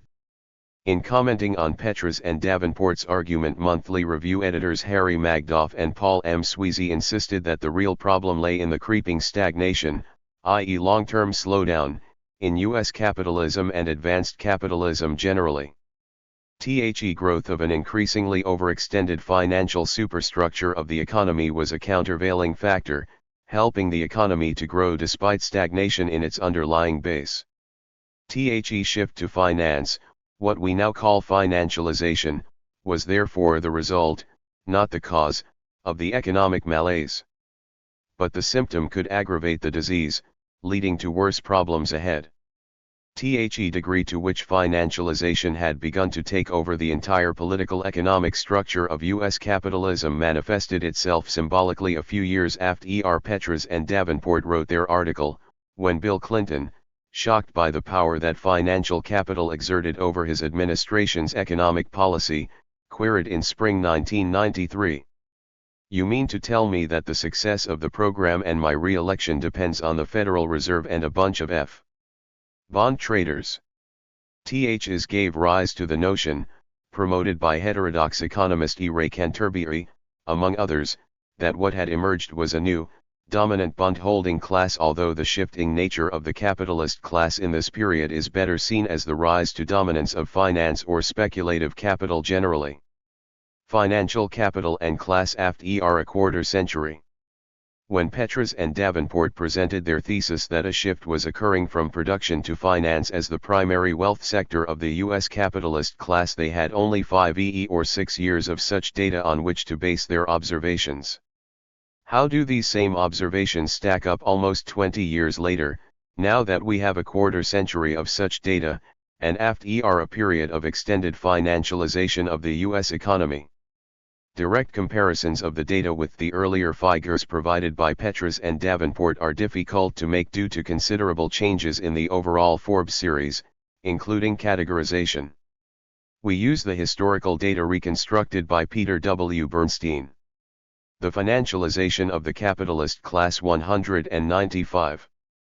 And Annalyn Swan, who, in consultation with the Forbes 400 team of researchers, and utilizing the Forbes Data Archives, published in 2007, All the Money in the World, How the Forbes 400 Make and Spend Their Fortunes. We supplemented this with later research by the same authors published in the October 8, 2007 issue of Forbes. The changing structure of Forbes 400 wealth over the 25-year period, from 1982 to 2007 is shown in Chart 1. The data presented in this more developed series constitutes an attempt to refine the Forbes 400 estimates over time. Not only do the percentages differ considerably from those provided by Petras and Davenport, the 1982 figures also do not include retail as a category, which was then subsumed under the category Other. The key categories of manufacturing, oil and gas, finance, and real estate, are, however, clearly shown. Here, along with other crucial sectors, such as media/entertainment and communications, and technology. In 1982, oil and gas was the primary source of wealth for 22.8% of the Forbes 400, with manufacturing second at 15.3%. Finance, in contrast, was the primary wealth sector for only 9%. Only a decade later, in 1992, finance had surpassed all other areas, representing the primary source of wealth for 17% of the Forbes 400. Oil and gas meanwhile had shrunk to 8.8%. Manufacturing, at 14.8%, had managed largely to maintain its overall share of Forbes 400 primary wealth sources, though it was now surpassed by finance, as well as a booming media, entertainment, and communications sector, which had risen to 15.5%. In 2002, a decade further on, finance led as the primary wealth sector for 18.8% of the Forbes 400, while media/entertainment/communications closely followed finance at 18.5%. A mere 5 years later, on the brink of the great financial crisis, in 2007, the percentage of the Forbes 400 deriving their main source of wealth from finance had soared to 27.3%.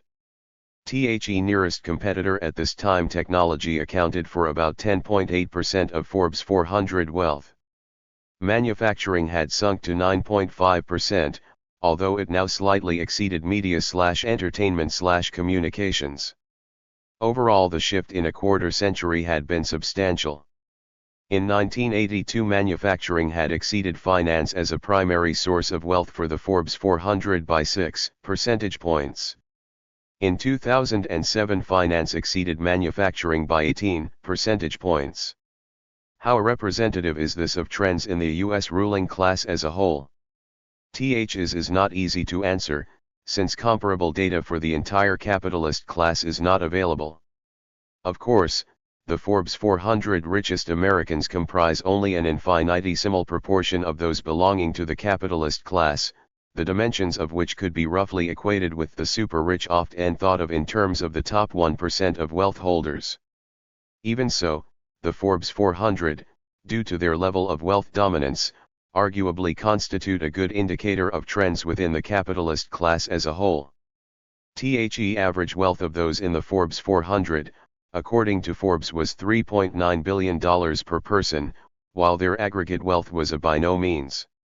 The financialization of the capitalist class 197. Insignificant $1.57 trillion. Is constituted 2.4% of household wealth. Richest 400 Americans own a very large share, around 7% of the wealth of the top 1% of wealth holders in the U.S., which in 2007 was 33.8% of all net worth in the country. Aggregate Forbes 400 wealth is about equal to the GDP of Canada, or more than 10% of U.S. national income. Trend in the sector distribution of Forbes 400 wealth is therefore a significant marker of the shift in the direction of the economy itself. Speculative bubbles and financialization. Viewing the last quarter century as a whole, the overall trend in wealth at the very top of U.S. capitalism, as the Forbes 400 data highlights, has been one of a dramatic shift towards speculative finance as the primary source of wealth, reflecting the overall financialization of the U.S. economy in this period. Causes of the turn to the finance sector recorded by this data are complex. Nevertheless, they can be traced through the theory introduced by such 20th-century Marxist political economists as Michael Kalecki, Joseph Steindl, Paul Barron, Paul Sweezy, and Harry Magdoff, to tendencies toward monopolization and stagnation. In essence, the giant corporations generate more economic surplus than they are able to find profitable investment outlets for, given structural weaknesses in demand caused by insufficient real wage growth and a tendency toward growing idle capacity inhibiting investment. Result is a long-term decline in net investment. System thus gravitates toward slow growth or stagnation, compensated for by various factors, such as military spending, and more recently financial expansion. Diversion of surplus investment seeking capital into speculation on asset prices and the creation by the financial services industries of seemingly endless new products to absorb this inflow capital while leveraging it upward with ever larger amounts of debt constituted the new phenomenon of financialization, viewed as a long-term and global process. In the U.S. economy, the profits of financial corporations grew from 13% of domestic corporate profits in 1965 to 44% in 2003. Average. 198 John Bellamy Foster and Hannah Hallman. Compensation in the financial sector also jumped. As Simon Johnson, professor at MIT Sloan School of Management, noted, from 1948 to 1982, average compensation in the financial sector ranged between 99% and 108% of the average for all domestic private industries. From 1983, it shot upward, reaching 181% in 2007. In fact, economists Thomas Philippon and Ariel Reshef circulated a paper that demonstrated that wages of the financial sector relative to the rest of private industry followed what they call a U-shaped pattern from 1909 to 2006. In the 1920s, relative pay in finance shot up, but this wage premium was lost in the 1930s, before beginning to rise again in the 1980s, reaching the same heights as in the late 1920s by 2006. Reflecting this financialization of the system, the wealth of the top tier of the capitalist class, as we have seen, increasingly came from the financial sector. It was the finance king Warren Buffett, even more than the technology king, Bill Gates, who most exemplified the new age of monopoly finance capital. Financialization, conceived in these terms, was a long-term response of the system to stagnation or the slowdown in growth of the underlying economy. Under these circumstances, FIRE helped lift the economy, providing new sources of demand. It continued as a long-term process despite the periodic bursting of financial bubbles such as the stock market crash of 1987, the savings and loan crisis of the late 1980s and early 1990s, the Asian financial crisis of the late 1990s, the new economy crash of 2000 during these same decades. In spite of such periodic severe credit crunches, financialization remained a seemingly unstoppable trend, leading to new and greater bubbles and the expectation each time that the system had freed itself from the real economy of production, creating enhanced asset values endlessly out of the buying and trading of paper claims to wealth. Perhaps the most fantastic example of such illusions was an article by financial economist John C. Edmonds, entitled, Securities, The New World Wealth Machine, published in Foreign Policy in 1996. Edmonds claimed that securitization, or the repackaging and bundling of a myriad of financial claims into high-quality bonds and stocks, constituted the most powerful engine of wealth creation in today's world economy and had far surpassed the relatively minute processes of actual production. Securitization, Edmonds argued, creates value as it spreads. Governments should, he suggested, no longer. The financialization of the capitalist class. 199. Focus on economic growth but on wealth creation through asset inflation, resulting from the magic of securitization. More and more, he wrote, states have the opportunity to benefit from the global increase in wealth that securitization has brought. We have entered a new economic age. A little more than a decade later, this new economic age had generated the greatest financial and economic crisis since the Great Depression of the 1930s. Mortgage-based securities, glorified by Edmonds and others, had turned into financial toxic waste.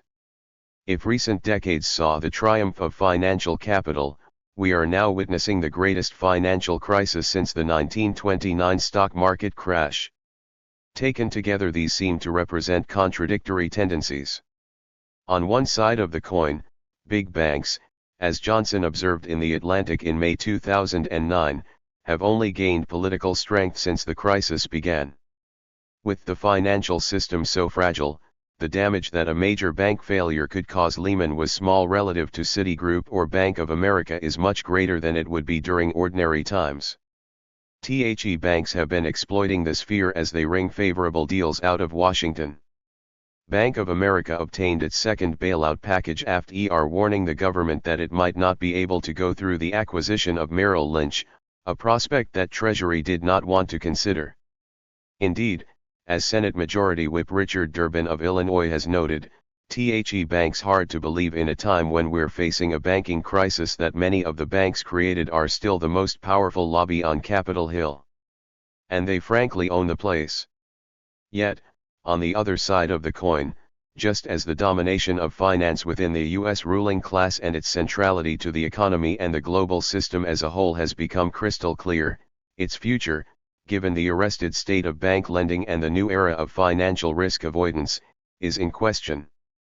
Stock market crash of 1929 that ignited the Great Depression of the 1930s resulted in the U.S. government attempts to salvage banks. But it also led in the long term to a decline in the power and influence of financial capital in relation to industrial capital. Much tighter regulations were imposed on the former in the decades 200 John Bellamy Foster and Hannah Hallman that followed. Some economists are arguing that the economy needs to be steered clear of financial dominance.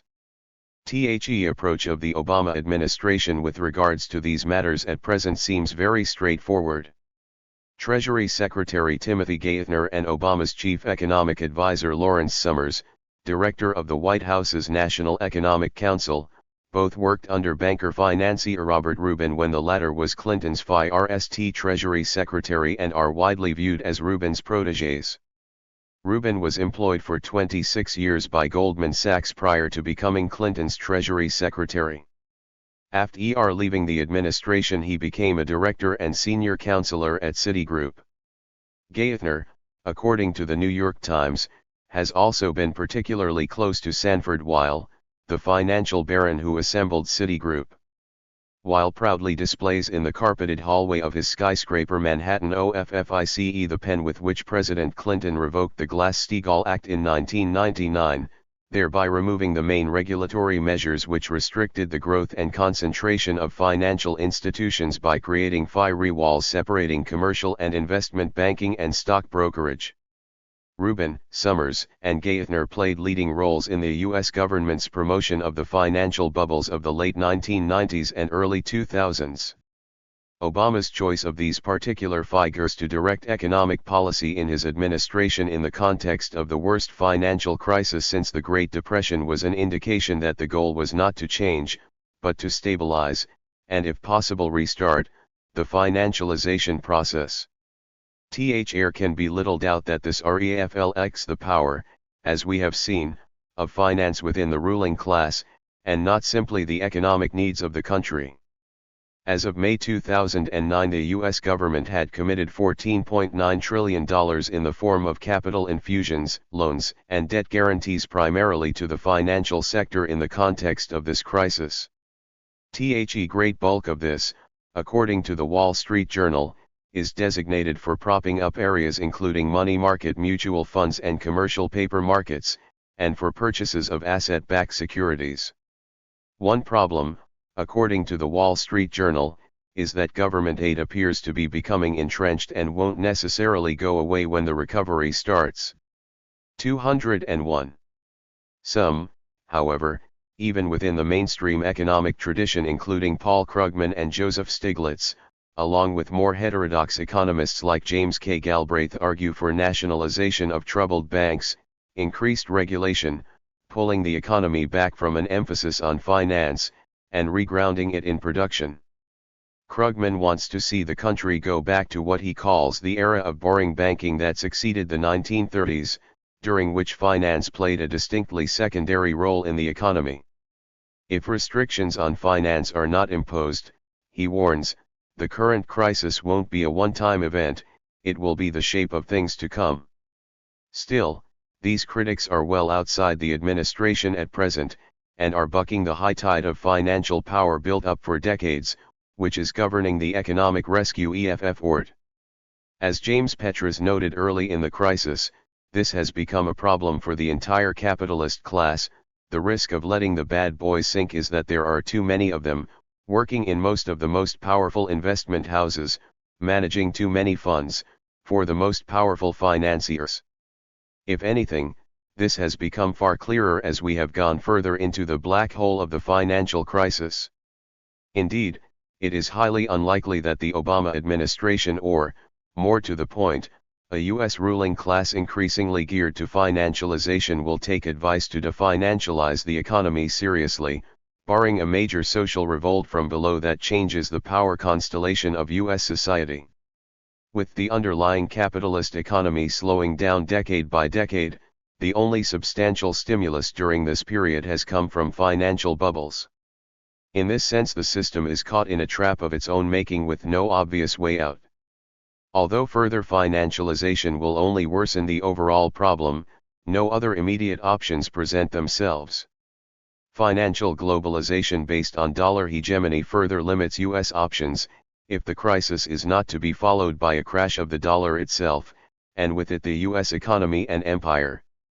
From the standpoint of contemporary monopoly finance capital, then there is no visible exit strategy. Indeed, all rational human courses of action point beyond the present system. Chapter 9. Food, Water, and Fuel. The Crisis of Life Under Capitalism. Michel Chossudovsky. Sugar-coated bullets of the is clear neglect development of water resources, claim a resource crunch and allow existing systems to deteriorate. Meanwhile, the markets for bottled water have been appropriated by a handful of corporations including Coca-Cola, Danone, Nestle, and PepsiCo. THSA companies not only work hand in glove with the water utility companies, they are linked up to the agribusiness biotech companies involved in the food industry. Tap water is purchased by Coca-Cola from a municipal water facility and then resold on a retail basis. It is estimated that in the US, 40% of bottled water is tap water. In India, Coca-Cola has contributed to the depletion of groundwater to the detriment of local communities. Communities across India living around Coca-Cola's bottling plants are experiencing severe water shortages, directly as a result of Coca-Cola's massive extraction of water from the common groundwater resource. The wells have run dry and the hand water pumps do not work anymore. Studies, including one by the Central Groundwater Board in India, have confirmed the significant depletion of the water table. When the water is extracted from the common groundwater resource by digging deeper, the water smells and tastes strange. Coca-Cola has been indiscriminately discharging its wastewater into the fields around its plant and sometimes into rivers, including the Ganges, in the area. The result has been that the groundwater has been polluted as well as the soil. Public health authorities have posted signs around wells and hand pumps advising the community that the water is unfit for human consumption. Tests conducted by a variety of agencies, including the Government of India, confirmed that Coca-Cola products contained high levels of pesticides, and as a result, the Parliament of India has banned the sale of Coca-Cola in its cafeteria. However, Coca-Cola not only continues to sell drinks laced with poisons in India, it is also introducing new products in the Indian market. And as if selling drinks with DDT and other pesticides to Indians was not enough, one of Coca-Cola's latest bottling facilities to open in India, in Bolia, is located in an area with a severe contamination of food, water, and fuel. 215. Arsenic in its groundwater. In developing countries, the hikes in fuel prices have increased the costs of boiling tap water by households, which in turn favors the privatization of water resources. In the more advanced phase of water privatization, the actual ownership of lakes and rivers by private corporations is contemplated. Mesopotamia was not only invaded for its extensive oil resources, the valley of the two rivers has extensive water reserves. Concluding remarks. We are dealing with a complex and centralized constellation of economic power in which the instruments of market manipulation have a direct bearing on the lives of millions of people. The prices of food, water, fuel are determined at the global level, beyond the reach of national government policy. The price hikes of these three essential commodities constitute an instrument of economic warfare, carried out through the free market on the futures and options exchanges. THSA hikes in the price of food, water, and fuel are contributing in a very real sense to eliminating the poor through starvation deaths. The sugar-coated bullets of the free market kill our children. The act to kill is instrumented in a detached fashion through computer program trading on the commodity exchanges, where the global prices of rice, wheat, and corn are decided upon. But we are not dealing solely with market concepts. The outbreak of famines in different parts of the world, resulting from spiraling food and fuel prices, have broad strategic and geopolitical implications. President Richard Nixon at the outset of his term in OFFICE in 1969 asserted his belief that overpopulation gravely threatens world peace and stability. Henry Kissinger, who at the time was Nixon's national security advisor, directed various agencies of government to jointly undertake a study of the impact of world population growth on U.S. security and overseas interests. In March 1970, the U.S. Congress set up a Commission on Population Growth and the American Future. 216 Michel Chossudovsky.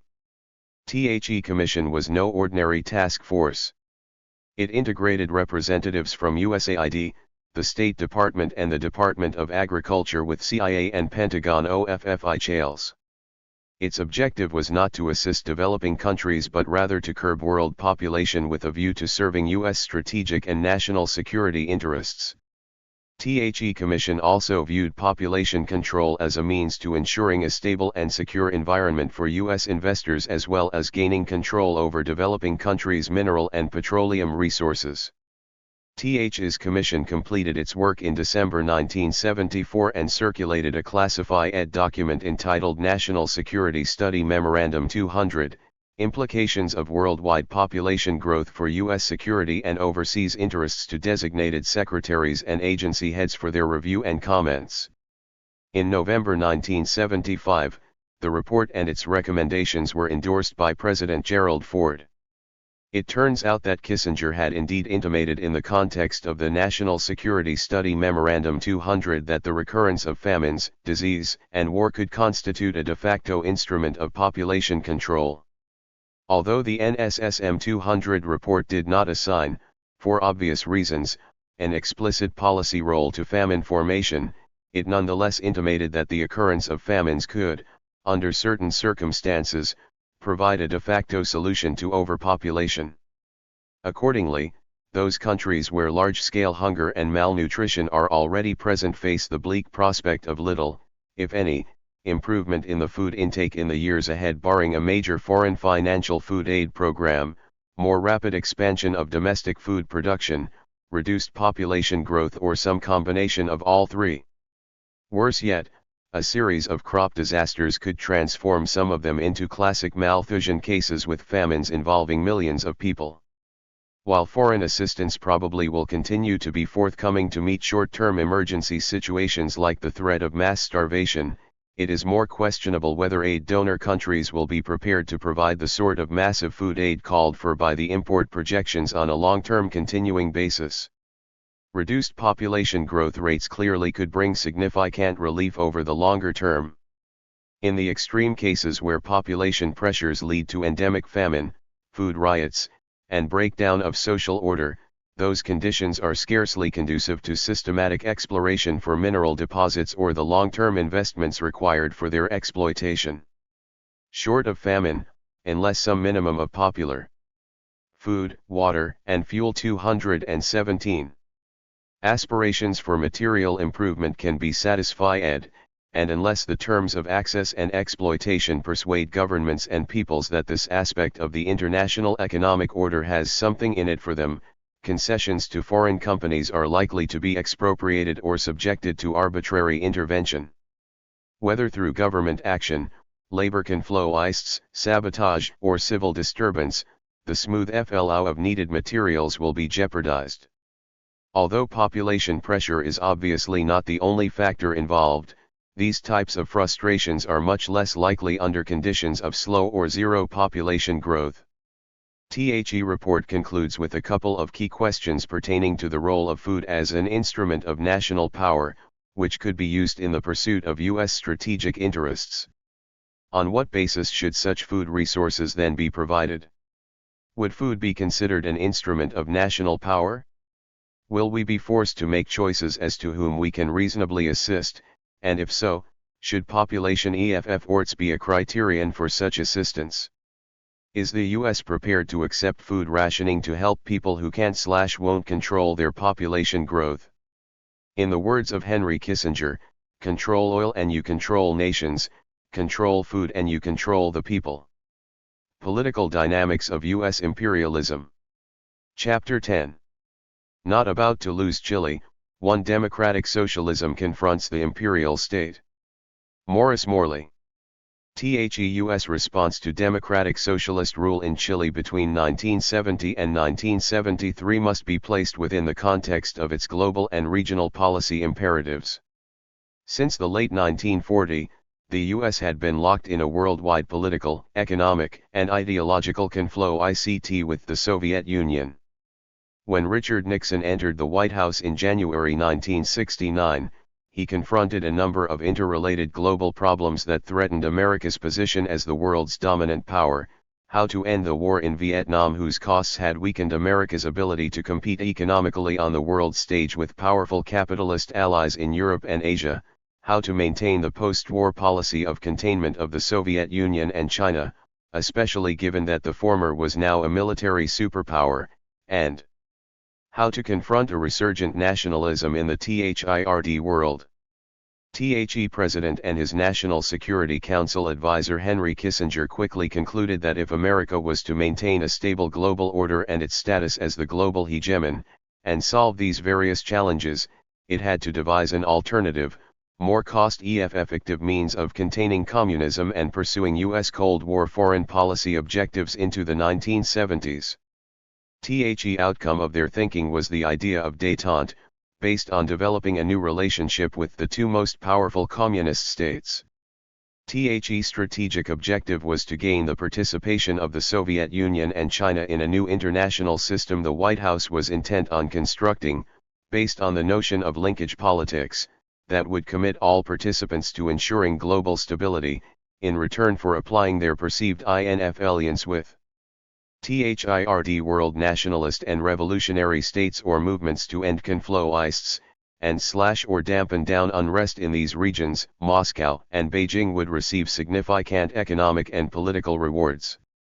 THS began a process of bridge building, highlighted by Nixon's 1972 path-breaking trips to Beijing, which ultimately led to the restoration of full diplomatic relations, and to Moscow where he signed the Strategic Arms Limitations Treaty and sought to enmesh the Soviets in a web of trade, technology, investment and mutual cooperation agreements with Washington. TH's new emphasis on geopolitics did not imply a downgrading of anti-communist ideology in the shaping of Nixon-Kissinger foreign policy, especially as it related to Western Europe. By the early 1970s, communist parties were beginning to emerge as the potential contenders for political power in coalition governments, especially in Italy and Portugal, but also France and even in a post-Franco Spain if the Communist Party was legalized. It is hard to imagine, Kissinger told a group of U.S. ambassadors stationed in European capitals, that if one or the other of these takes control of a Western government, it will permit the democratic process to operate and thereby face the possibility that it may itself be removed from OFFICE. Railing against what came to be described as Eurocommunism, he dismissed out of hand the idea of national communist parties pursuing foreign policies independently of the Soviet Union and willing to pursue their socialist objectives via the parliamentary system. TH's was simply another means of promoting Soviet objectives on the continent and a grave threat to the Western alliance. Embedded in Nixon and Kissinger's carefully thought-out conceptual framework were two flawed assumptions that contributed mightily to the ultimate unraveling of the détente strategy. First was a belief that the Soviet Union needed détente more than the US and would be willing to make greater concessions. It would be more receptive to self-containment and accept that further efforts to project its power globally, especially in the THIRD world, were inconsistent with détente. But as far as Moscow was concerned, the whole idea of détente was to reconstruct the international system in such a way that superpower competition could occur, especially in regions of the THIRD world outside of each other's sphere of INF alliance, without destabilizing EFFX. Second was the belief that Moscow was responsible for most of the instability in the THIRD world from which the US deduced, just as unrealistically, that the Soviet Union was therefore in a position to wield maximum pressure on its allies to weaken or eliminate their opposition to US political and economic interests. Here the White House conflated Moscow's close, fraternal ties to the likes of Vietnam's Ho Chi Minh, Cuba's Fidel Castro, and Angola's Agostinho Neto with Soviet INF alliance to dictate to these and other forces of nationalism and revolution in the THIRD world whose origins or accession to political power were overwhelmingly a function of internal or indigenous factors. If an anti-communist outlook cohabited with geopolitics in pursuit of détente with the Soviet Union and China, when it came to Washington's traditional sphere of INF alliance in the THIRD world, Latin America waging the Cold War and imperial ambitions continued to drive U.S. policy initiatives. Determined to maintain a stronghold over its informal empire, the White House fashioned an interrelated tripartite strategy, a free market economic policy based on eliminating of decades of state regulations, selling off public enterprises, expanding the opportunities for foreign investors and traders at the expense of domestic producers and markets, and imposing greater discipline on workers to lower costs and intensify rates of labor exploitation, a military strategy geared to promoting and sustaining in power regimes supportive of this capitalist economic model and capable of resisting nationalist movements or toppling governments advocating alternative non- or anti-capitalist development strategies, and a political strategy that actively promoted class movements and governments consonant with broader U.S. regional objectives and interests.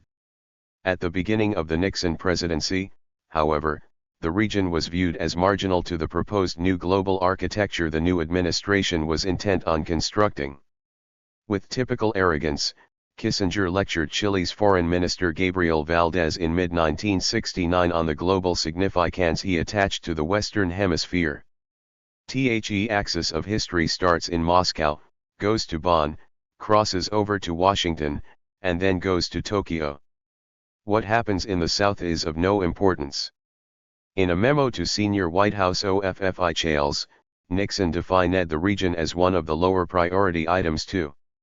In October 1969, the president had declared that on the diplomatic level we must deal realistically with governments in the inter-American system as they are irrespective of their origins or methods of rule except for Cuba. Operationally, this shift to a policy of maximum flexibility reflected specify C priorities. Stability and security took precedence over democracy and human rights. Autocratic, anti-communist governments committed to political economic agendas compatible with U.S. interests and willing to work with the imperial state were rewarded with large-scale economic and military aid.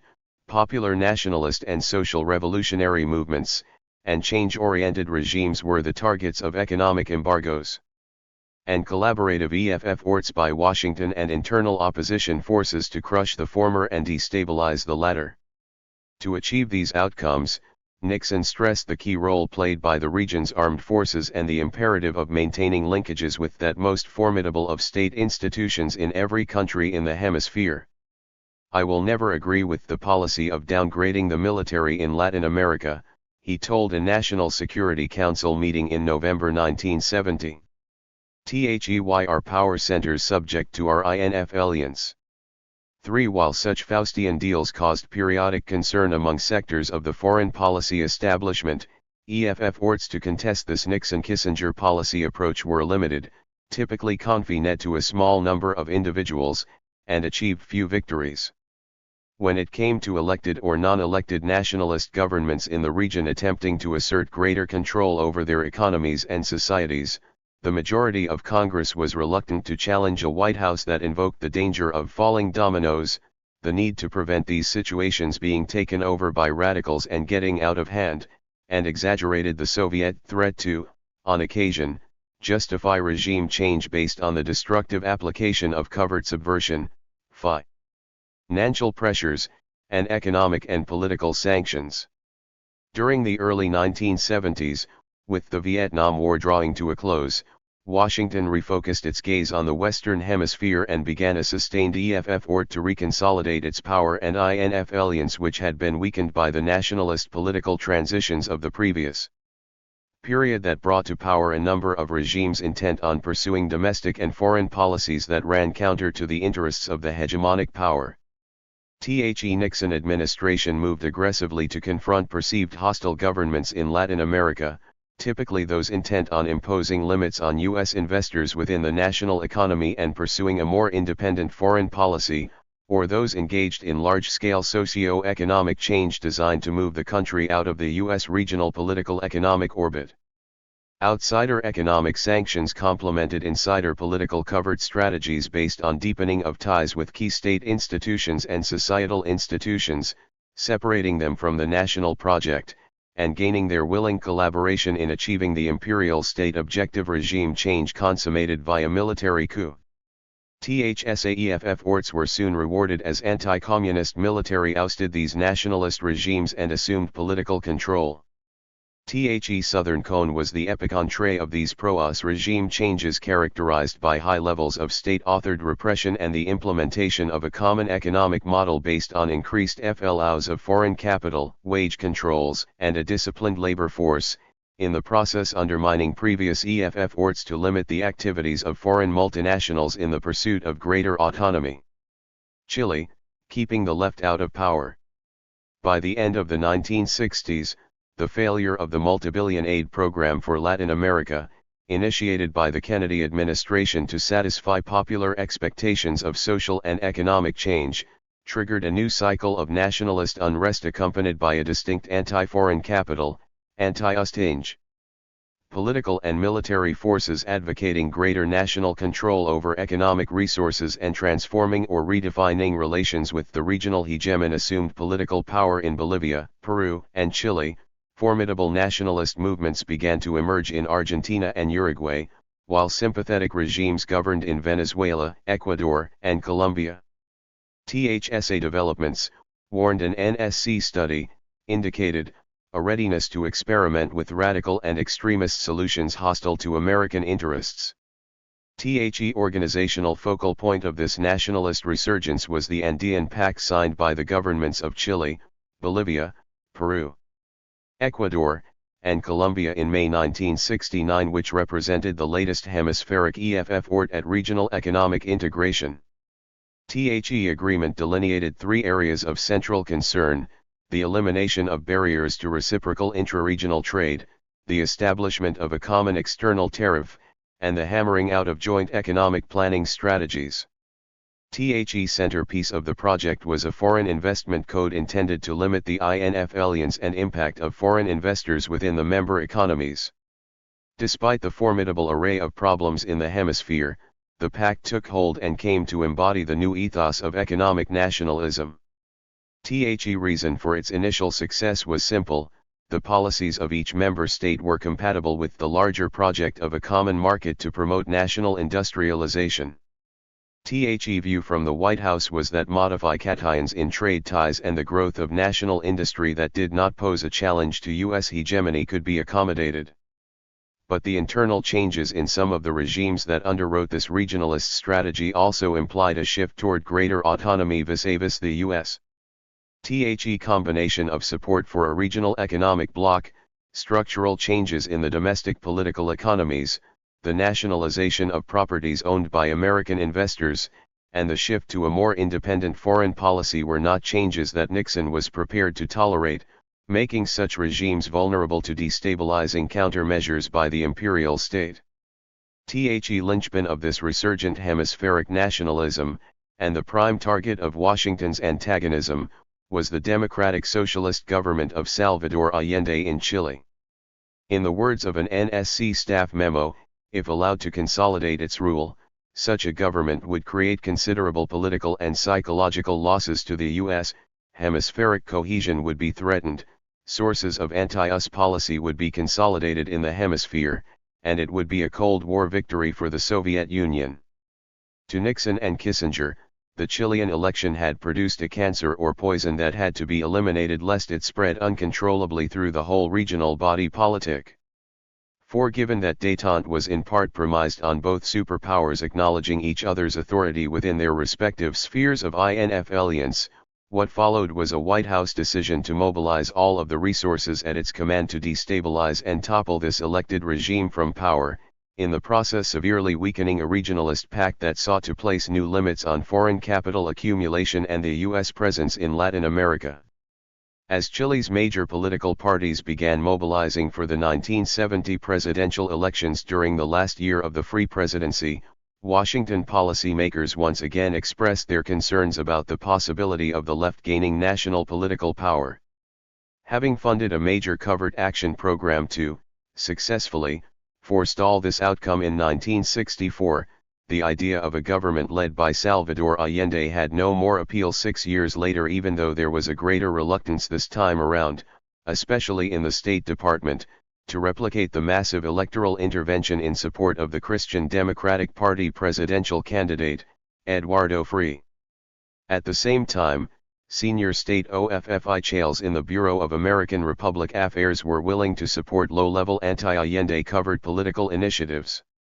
In March 1970, a memo from ERA's John Crimmins requested that the Interagency 40 Committee endorse such a proposal as long as it targeted the leftist Popular Unity Coalition and could not be interpreted as providing support to the right-wing National Party candidate, Jorge Alessandri.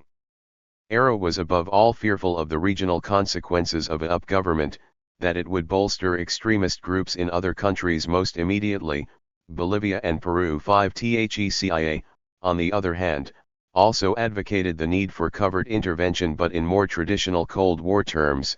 An Allende win was ipso facto a win for the Soviet Union and therefore a major strategic setback for the US. To prevent this outcome would send a clear message to Moscow as to our determination rebuff any Soviet attempt to establish another beachhead in the Western Hemisphere. 6 By mid-year, the White House had designated Chile as a high priority issue. In late July, President Nixon requested an urgent interagency review of how the US should respond to an Allende presidency. 7 Within a week, the CIA had produced a national intelligence estimate on Chile detailing the problems Washington was likely to confront depending on the outcome of the September elections. Although bilateral relations would not be trouble-free if either Jorge Alessandri or Vladimiro Tomic became president, both appear persuaded of the value of good relations with the US. By contrast, an Allende government dominated by the socialist and communist parties would produce much greater problems.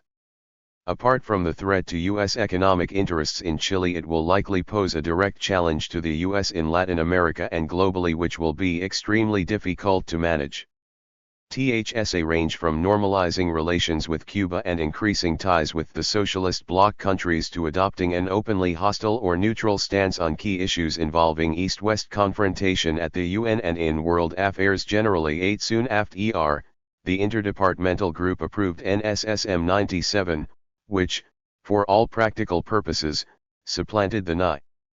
Its major conclusions treated a socialist Chile as a threat to U.S. interests in somewhat more measured terms, stating that it would not pose a direct threat to vital national interests within Chile, nor would it significantly alter the global military balance of power.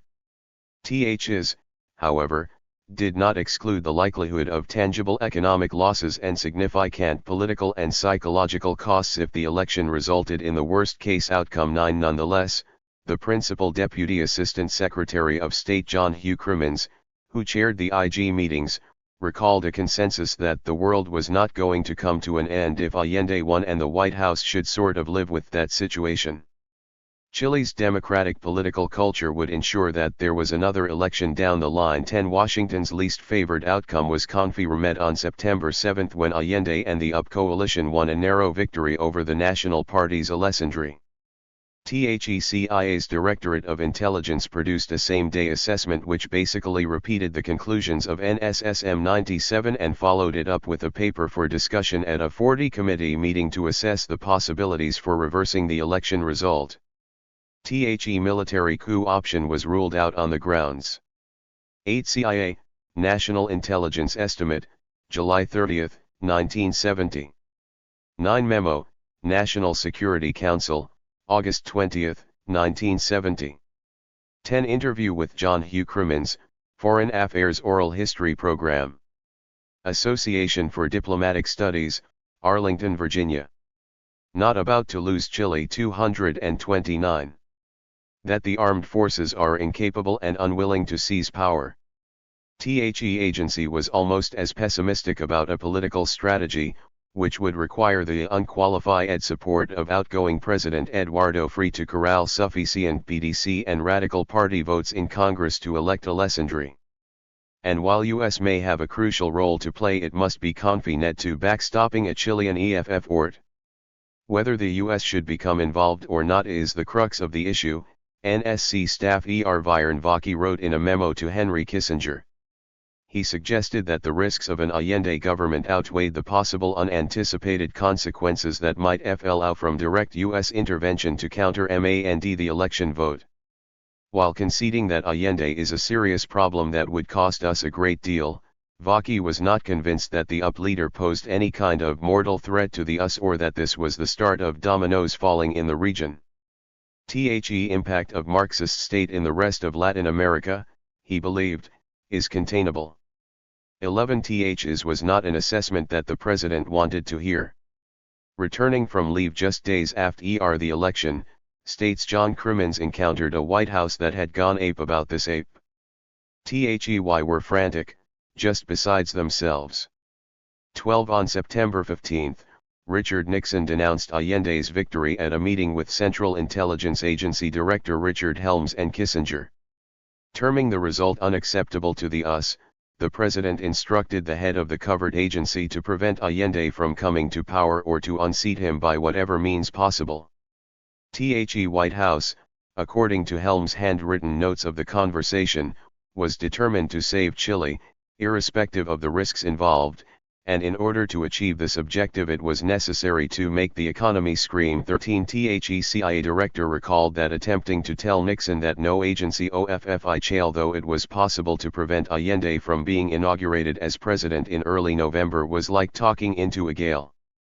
If Nixon, in Kissinger's words, was beside himself over the election outcome, and took out his frustration on Helms, a similarly apoplectic NSC advisor directed his wrath at the relevant foreign policy agencies whom he accused of engaging in a complicated three-cornered minuet that kept the problem from high-level attention, singling out the State Department's Latin American Bureau for not put the chips on anybody and dismissing the possibility of an Allende victory. He conjured up the specter of dire global and regional consequences for the U.S. if the vote was allowed to stand. Internationally, it had major implications for the future success of communist parties in Western Europe. An NSC aide recalled that Kissinger was especially preoccupied with the growing political support for the Italian Communist Party and the negative message communist participation in Chile's democratic electoral process, and its acceptance of the result, would send to the Italian voter. Beyond warnings about the threat of falling dominoes across southern Europe, Kissinger also situated Allende's election and the U.S. response against the backdrop of the Syrian invasion of Jordan and REF efforts to force the Soviet Union to dismantle its installation for servicing nuclear submarines in the Caribbean. Closer to home, its location in the heartland of South America and the democratic origins of the Socialist-Communist coalition election victory posed an even greater threat to U.S. regional interests than had the Cuban Revolution during the 1960s. What happened in Chile had the potential to undermine our position in the entire Western Hemisphere. The day after Richard Helms was given his marching orders, Henry Kissinger held a White House brief in which he spelled out the broader strategic implications of the election result. Prefacing his remarks with the assertion that an irresponsible populace had almost certainly doomed Chilean democracy because Allende was probably a communist who headed a non-democratic party which tends to make his election pretty irreversible, a gloomy NSC advisor then launched into a discussion of the threat that a communist Chile posed to the hemisphere, singling out for particular attention Argentina, Peru, and Bolivia. Implicitly treating Allende's democratic electoral victory as akin to the Soviet Union forcibly establishing a client regime in one of its Eastern European satellites, he issued an ominous warning. "I don't think we should. Not about to lose Chile 231. Delude ourselves that an Allende takeover in Chile would not present massive problems for us, and for democratic forces and for pro-us forces in Latin America, and indeed to the whole Western Hemisphere." Washington's dilemma, however, was that current circumstances were not favorable to implementing its policy goal. Realistically, Kissinger acknowledged, the situation. It not one in which our capacity for influence is very great at this particular moment now that matters have reached this particular point. 14 Th said, having failed to prevent the left's political victory, the White House was determined to overturn the result if at all possible. Mobilizing resources to prevent Allende's inauguration as president, Nixon authorized a two-track strategy. Track 1 consisted of a political, economic, and propaganda program to induce the opposition forces to block a formal transfer of power. Track 2 concentrated on efforts to foment a military coup. 15 In a telegram to Santiago on September 28, the head of a special CIA task force on Chile, instructed his team that every plot, however bizarre, must be explored to prod the military into action. Kissinger was skeptical about a successful covert operation, terming it a long shot made worse by bureaucratic resistance, especially from a timid and unsympathetic State Department. 16 Not surprisingly, given their relative lack of enthusiasm, the senior-era OFFI chales were kept pretty much in the dark about Track 2 Program 17. Although the odds were against it, Kissinger directed Ambassador Edward Corey in Santiago to inform the Chilean military leadership that we do not want them to be deterred by what they may feel is any ambiguity with respect to our attitude toward the election of Allende, and that if they did block such an outcome the reward would be increased military aid. 18 Meanwhile, the NSC advisor began chairing interagency meetings to devise a program of economic sanctions in the event Allende's election was confirmed by the Chilean Congress. The whole purpose of the meetings, an administration source recalled, was to ensure that the various aid agencies and lending agencies were rejiggered to make sure that wasn't to get a penny. Having failed to prevent Allende's accession to the presidency, the Nixon White House redoubled its efforts to make certain that a government they viewed as a profound threat to U.S. interests in Chile, in Latin America, and globally, did not complete its 6-year term of OFFICE. U.S. policy was not determined by any particular policy decision taken by the Allende government but derived from a commitment to oppose structural ideological developments, the transformation of Chile into a democratic socialist society. Although the changes envisioned were likely to restrict the capacity of U.S. capital to expand in Chile, the nationalization of American property interests, wrote Kissinger, was not the issue. While all of the foreign policy departments were committed to seeking redress for affected U.S. investors, the interests and responsibilities of the imperial state were not identical to that of its overseas capitalist class in Chile. We have the national interest to think about, he told a group of U.S. corporate executives who supported Treasury Secretary John Connally's proposal for negotiating a quiet government bailout of the corporations and an expropriation peace with Allende.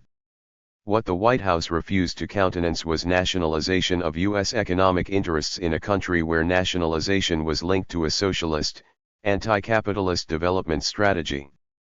With Allende seemingly assured of victory in the congressional vote on October 24, as a result of post-election guarantees negotiated with the PDC, and in the absence of propitious conditions for a military coup, formulating a strategy for dealing with the up in government now became all the more imperative. A number of key assumptions informed the subsequent policy debate. First, given his profound anti-American bias, Allende and the UP likely to lead opposition to U.S. INF aliens in the hemisphere, to promote policies counter to ours and to seek the adoption of a neutralist THIRD-word stance by Latin America. Second, the new government will almost certainly deepen relations with Cuba, the Soviet Union, and the Socialist Bloc, thereby creating an entry point for these countries to expand their INF aliens in the hemisphere. THIRD, U.S. investments in Chile will almost certainly be expropriated in due course, possibility without compensation. Fourth, the simple reality of a Marxist government in Chile is likely to encourage elements opposed to us in other Latin American countries. 19 While the State Department expressed particular concern over a possible Chilean turn to the Soviet Union for military and economic aid, the CIA assessment was that closer relations with Moscow, however, would not lead Allende to make Chile a Soviet vassal or submit to Soviet domination. 20 At the end of October, Kissinger received an options paper on Chile prepared by the State Department in consultation with the Department of Defense and the CIA for future consideration by the NSC, which spelled out in much greater detail than earlier memos, policymakers' assumptions regarding an Allende government's regional and global policies. In addition to its profound anti-American bias that will translate into efforts to extirpate the U.S. presence in Chile and challenge its INF aliens in the rest of the hemisphere, it is likely to exploit the OAS as a forum for advancing its interests principally at the expense of the U.S., to encourage other countries in the region to replicate the Chilean experience, to become a haven for Latin American subversives, and will certainly re-establish diplomatic and economic ties with Cuba. Internationally, it will expand its relations with the Socialist Bloc countries in Asia and Eastern Europe while at the same time seeking to avoid dependence on the Soviet Union.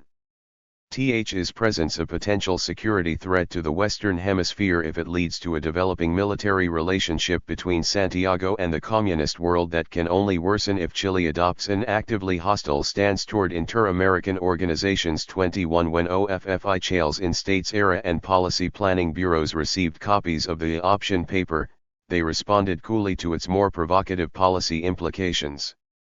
In a brief ING memo to Secretary William Rogers, on the day of Allende's inauguration, in preparation for an NSC meeting on Chile that afternoon, they agreed that the election result was clearly a setback for the US but counseled that Washington should think carefully about how it treats a democratically elected government in a region where nationalism is on the rise, fueled in large part by a perception of US domination.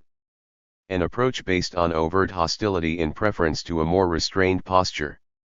The memo argued, risk the possibility of even more serious losses for us in the hemisphere and elsewhere in the world. Moreover, Washington's ability to influence developments in Chile by any means short of direct military intervention over the next several months was marginal at best and could be seriously counterproductive. 22 As for Moscow's response to Allende's confirmation as president, States Bureau of Intelligence and Research reported that the Soviet Union seemed determined not to unduly provoke Washington by avoiding any commitment that might be interpreted as helping the UP to consolidate its hold on political power. Rather, it had adopted a conservative approach to developing ties with the regime characterized by friendly but not effusive public support. BINR attributed this posture not only to the commitments under global détente but also to Moscow's own domestic economic problems, its existing major international financial commitments to THIRD-world allies, and its concern over the survival prospects of the Allende government, especially given Washington's vehement hostility. 23 In his counsel OFFICE, Henry Kissinger was projecting a much darker scenario. A November 5 memo to the president prior to a second NSC meeting on Chile the next day spelled out the dimensions of one of the most serious challenges ever faced in this hemisphere. Describing Allende as a tough dedicated Marxist with a profound anti-US bias, Kissinger hyperventilated that his consolidation in power would lead to the establishment of a socialist, Marxist state in Chile, the total loss of US influence not only in Chile but throughout the region, and a deepening of ties between Santiago and the socialist bloc. The consequences of regime consolidation would be bilateral, regional, and global. The billion-dollar US investment stake will be immediately threatened together with the prospect of a default on the approximately $1.5 billion in debt owed to the US government and US private banks. Chile would probably become a leader of opposition to us in the inter-American system, and a focal point for subversion in the rest of Latin America, and the global impact of a successful democratically elected Marxist government, especially in Italy, could have a multiplier effect significant FECT the world balance and our own position in it. Thus, Kissinger cautioned against taking a benign or optimistic view of an Allende regime over the long term and seeking some kind of accommodation on the grounds that domestically such an approach plays into his game plan and, worse still, a socialist Chile linked to Moscow and Havana can be even more dangerous for our long-term interests than a very radical regime.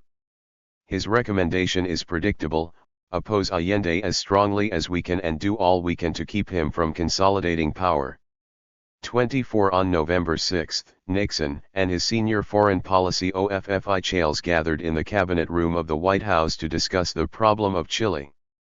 It quickly became clear that the president himself was preoccupied with the potential regional and global consequences of a consolidated left-wing government in Santiago and, as such, gave short shrift to those in state and the CIA who contemplated an accommodation, under certain circumstances, with this democratically elected regime. Under-Secretary of State John Irwin set the tone of the meeting in his opening sentence. The problem is, he told the room, how to bring about his downfall. Is, he continued, can only be achieved in collaboration with internal forces opposed to the regime given the limits on our capability to do it. Hostile initiatives should only taken if we can be sure we'll have a significant effect on the internal forces there in a way that will hurt Allende and prevent his consolidation. To the president it was all a matter of degree. If the UP government is able to get away with its socialist strategy, it will embolden other Latin governments who are sitting on the fence. What the region's democracies thought was irrelevant, the main game, said Nixon, is in Argentina and Brazil, both governed by military dictatorships. For Nixon, an even worse scenario than Allende's election would be his ability to consolidate his hold on power and project a positive global image of Chilean socialism. Determined to prevent this happening, he settled on a two-pronged strategy, maintaining a cool and correct public relationship but privately sending the message that Washington opposes his government, and also let other Latin American leaders or potential leaders know they are asking for trouble if they think they can move like Chile and have it both ways. At this point, he told the assembled officials, Chile is gone because Allende isn't going to mellow. So, we should try to hurt him in any way possible. I want them to know our policy is negative, Nixon impressed on those present. There should be no guarantees. Likewise, it should be made absolutely clear to other governments in the region that any attempt to replicate what happened in Chile would not be tolerated. No impression should be permitted in Latin America that they can get away with this, that it's safe to go this way. 25 Following the meeting, Nixon informed his senior policy officials that the public-private tracks would be accompanied by ongoing consultations with the military rulers in Argentina and Brazil, greater efforts to ensure good relations with other pro-US military dictatorships, and attempts to coordinate anti-Chile regional actions. Indeed, the constraints and options that Nixon policymakers faced in devising a policy for Chile were partly dictated by the course of events in the region, where the political landscape at the time of Allende's election provided opportunities for containing any revolutionary multipliers so long as they were tempered by a realistic appreciation of the need to accommodate different non-socialist nationalist development models. Two countries that played a key role in White House efforts to contain Chile were Brazil, a major ally, and Peru, a possible adversary. With the advent of a Marxist Chile, U.S. policymakers increasingly viewed the Brazilian generals and their repressive economic development model as a counterweight to the Chilean experiment, and as Washington's most important regional partner in contesting the forces of political and economic nationalism on the continent. Testifying before Congress in mid-1971, Assistant Secretary of State for Inter-American Affairs Charles Meyer characterized Brazil's development record as transcendental. 26 Some months later, during a White House meeting, an approving Nixon told British Prime Minister Edward Heath that the generals helped rig the Uruguayan election to prevent the left-wing Frente Amplio winning political office and creating another Chile in Latin America. Brazil, he emphasized, was the key to the future. 27 In the case of Peru, the Nixon administration was initially more concerned with neutralizing, not toppling, a possible adversary. In 1968, a military coup in Peru brought to power a nationalist and anti-communist military junta intent on expanding relations with the socialist bloc as part of a more independent foreign policy and committed to a program of dynamic capitalist industrial development from above. The latter translated into a policy of selective reforms and sectoral nationalization, but one that was not incompatible with private foreign and domestic capital investment. The intent was to redefine, not eliminate, the country's dependence on foreign capital. Overseas investors were welcome, and offered new concessions, provided they adhered to the new rule of the economic game. The sticking point for Washington, however, was the military's decision to expropriate, without compensation, the US-owned International Petroleum Company. Ultimately, an accommodation was reached because, unlike Chile, the Peruvian military were not engaged in a socialist transformation. The nationalists' general's process of change was based on modifying the terms of its dependency relationship with the outside world while promoting national industrialization that included a role for foreign capital, compensation to some nationalized U.S. property holders, a continued willingness to negotiate on the IPC issue, and new concessions to foreign capital, including major U.S. and foreign companies in the petroleum, mining, and industrial sectors. In other words, the nationalist generals were intent on redefining, not eliminating, the country's dependence on foreign investment. Or, as NSC advisor Kissinger told his colleagues at a senior review group meeting on Chile in late October 1970, we judged that Velasco was a nationalist but not unreasonable and that we could keep some lines open to him.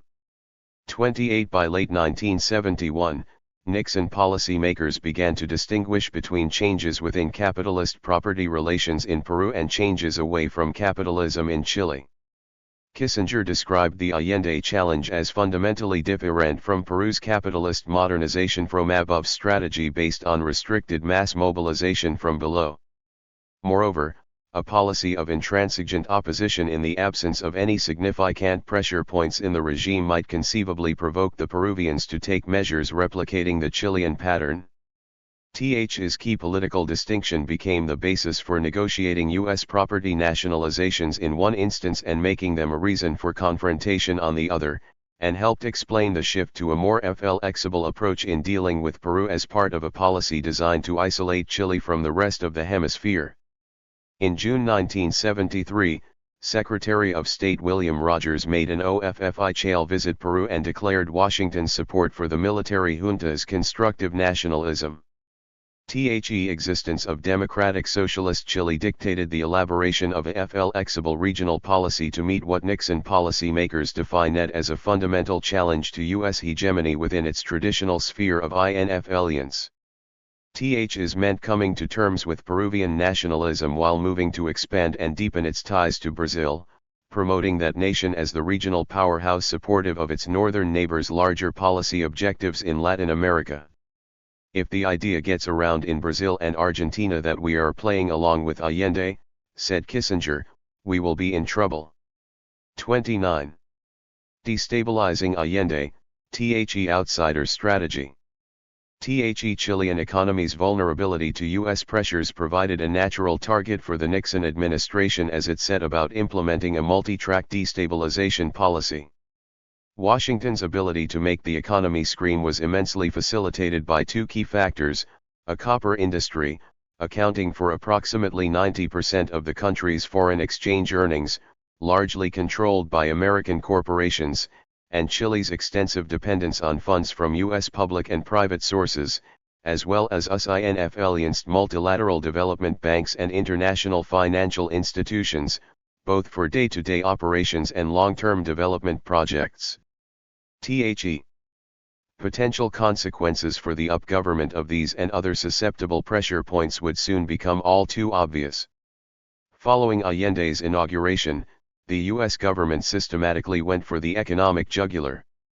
First, it terminated all bilateral economic aid to an economy that, on a per capita basis, had been the largest recipient of Alliance for Progress funds during the 1960s. Second, it imposed a spare parts embargo that was particularly devastating for a country whose agro-industrial infrastructure was overwhelmingly dependent on purchases of these materials from American firms. His cutoff had a profoundly negative impact on the pivotal copper industry's production levels and foreign exchange earnings. Between 1970 and 1972, Nixon policy resulted in a precipitous decline in short-term U.S. commercial credits, which further affected the Allende government's ability to purchase replacement parts and machinery for the most critical economic sectors: copper, steel, petroleum, electricity, and transportation. Fourth, the White House sought to limit Chile's access to capitalist bloc export markets, most notably in its partially successful effort to place an embargo on Chilean copper sales to Western Europe. Fifth, Washington successfully mobilized support within the global and regional banking institutions for a virtual cutoff of all loans from these sources for the whole period of uprule. Our job, recalled Kenneth Gunter, U.S. alternate executive director in the Inter-American Development Bank, was to make sure that not one shekel left the bank for Allende and for Chile. 30. Washington also lobbied Chile's foreign creditors to participate in its global credit squeeze on the basis of Chile's lack of creditworthiness, highlighting domestic economic problems that, in large part, could be attributed to U.S. sanctions. Moreover, At the same time as the White House was denying Chile access to traditional sources of external funding, it instituted its own debt squeeze, demanding that interest payments on that part of the debt owed to U.S. government agencies be made exactly on schedule as compared with the extremely flexible arrangements that operated during the 1960s. Around half of Chile estimated $3.83 billion foreign debt as of December 1970 was owed to U.S. government agencies and U.S. private lenders. During the 1972 Paris Club meeting of Chile's creditors, the U.S. justified its refusal to sign a bilateral rescheduling agreement on the grounds of the UP government's failure to reach an agreement on compensations terms for expropriated U.S. properties. Unlike the credit, financial, and trade squeeze, which denied new economic resources to the government, the debt squeeze sought to extract financial resources from Chile. By demanding payments on schedule, U.S. policymakers had a no-loss strategy in mind. If Chile paid up, it would have to divert scarce funds from popular programs and development projects. If Chile did not pay, its international credit rating would fall, new loans from non-US sources would not be forthcoming, and the loss of funds to finance of imports would cause an economic decline, generating political discontent. 31 With little alternative but to meet these increased debt obligations, the government was forced to draw on the country's foreign exchange reserves just to keep many of its development and social programs operating at a time when the world market price for copper was falling. In a porous, dependent society like Chile, these mutually reinforcing U.S. economic sanctions were a formidable instrument in shifting the internal balance of power against the new government. Over time, Nixon policy was able to identify gradual economic deterioration with internal government policy, thus creating the basis for polarizing Chilean society in a manner favorable to the large property-owning groups and the anti-left political forces. Allende's efforts to cope with the economic problems resulting from U.S. sanctions, based on finding alternative sources of funds and new trading partners, were ultimately not adequate to the task. Soviet Union's political support did not translate into significant levels of economic aid, primarily because Moscow was concerned about the survival prospects of the regime given Washington's hostility, and did not want to become embroiled in a major conflict with the U.S. in its historic sphere of influence and thus risk undermining the new relationship that was being developed under détente. As well, the Brezhnev government had largely jettisoned the Khrushchev-era strategy of using economic aid to cultivate political alliances in the third world, while paying little or no attention to the needs of the domestic economy. As a result, Allende could not at one and the same time honor past external obligations, meet current economic pressures, and develop the economy that, in turn, severely affected his government's ability to budget, plan programs, and pursue a coherent economic policy. Destabilizing Chile, THE Insider Strategy. efforts to realize economic dislocation in Chile were paralleled by the deepening of ties between the U.S. and critical sectors of the Chilean state and civil society. The objective was to weaken the capacity of the state to realize a nationalist development project, and to enlist these forces in support of U.S. policy goals. The Interagency 40 Committee approved funds for a multi-track covered program that included political action to divide and weaken the UP coalition, expanding contacts with the armed forces, and providing support to non-Marxist opposition political groups and parties as well as anti-Allende media outlets. 32 To maximize such efforts, the Nixon administration made a conscious decision not to rupture diplomatic ties with the Allende government that enabled it to collect information, lend support to the political opposition, mount a devastatingly effective covert action program, and facilitate the flow of financial resources to those internal forces sympathetic to its ultimate state against regime strategy. 33 The circumstances of Allende's accession to the presidency promised to create formidable institutional obstacles to the new government's efforts to implement a wide-ranging program of social and economic change in Chile. The UP achieved OFFICE in a context of divided political power. Control over the executive branch did not extend to most of the other key state and political institutions. Congress remained under opposition control and time and again was responsible for blocking key legislation proposed by the executive. The judiciary remained in opposition stronghold throughout the Allende presidency. In return for PDC votes to confirm the September 1970 election outcome, Allende guaranteed that those officials who staffed the bureaucracy in previous governments would retain their positions, which effectively meant that the opposition had allies inside the government who were in a position to slow down or sabotage the implementation of UP programs. The pre-election guarantee also extended to the mass media, where the political opposition had a decisive advantage in terms of ownership and control that would not be fundamentally challenged during Allende's tenure. Finally, the majority of the armed forces leadership had long-standing personal and professional ties with their Pentagon counterparts, which had played an important role in shaping their political outlooks. The elite character of countries' institutions created a very propitious environment for the U.S. to obstruct the new government's efforts to transform Chile into a democratic socialist society, particularly in light of the former's close relations with the most prominent conservative and centrist in Chilean society, its history of electoral intervention on behalf of the anti-leftist parties since the early 1960s, and the dominating presence of American capital in the most critical sectors of the Chilean economy. Once in OFFICE, the government outlined two sets of economic measures as part of its gradualist transition to socialism strategy: short-term impact initiatives designed to consolidate and expand its social base of support, and large-scale, longer-term initiatives directed at transforming the basic structures and organization of the Chilean economy.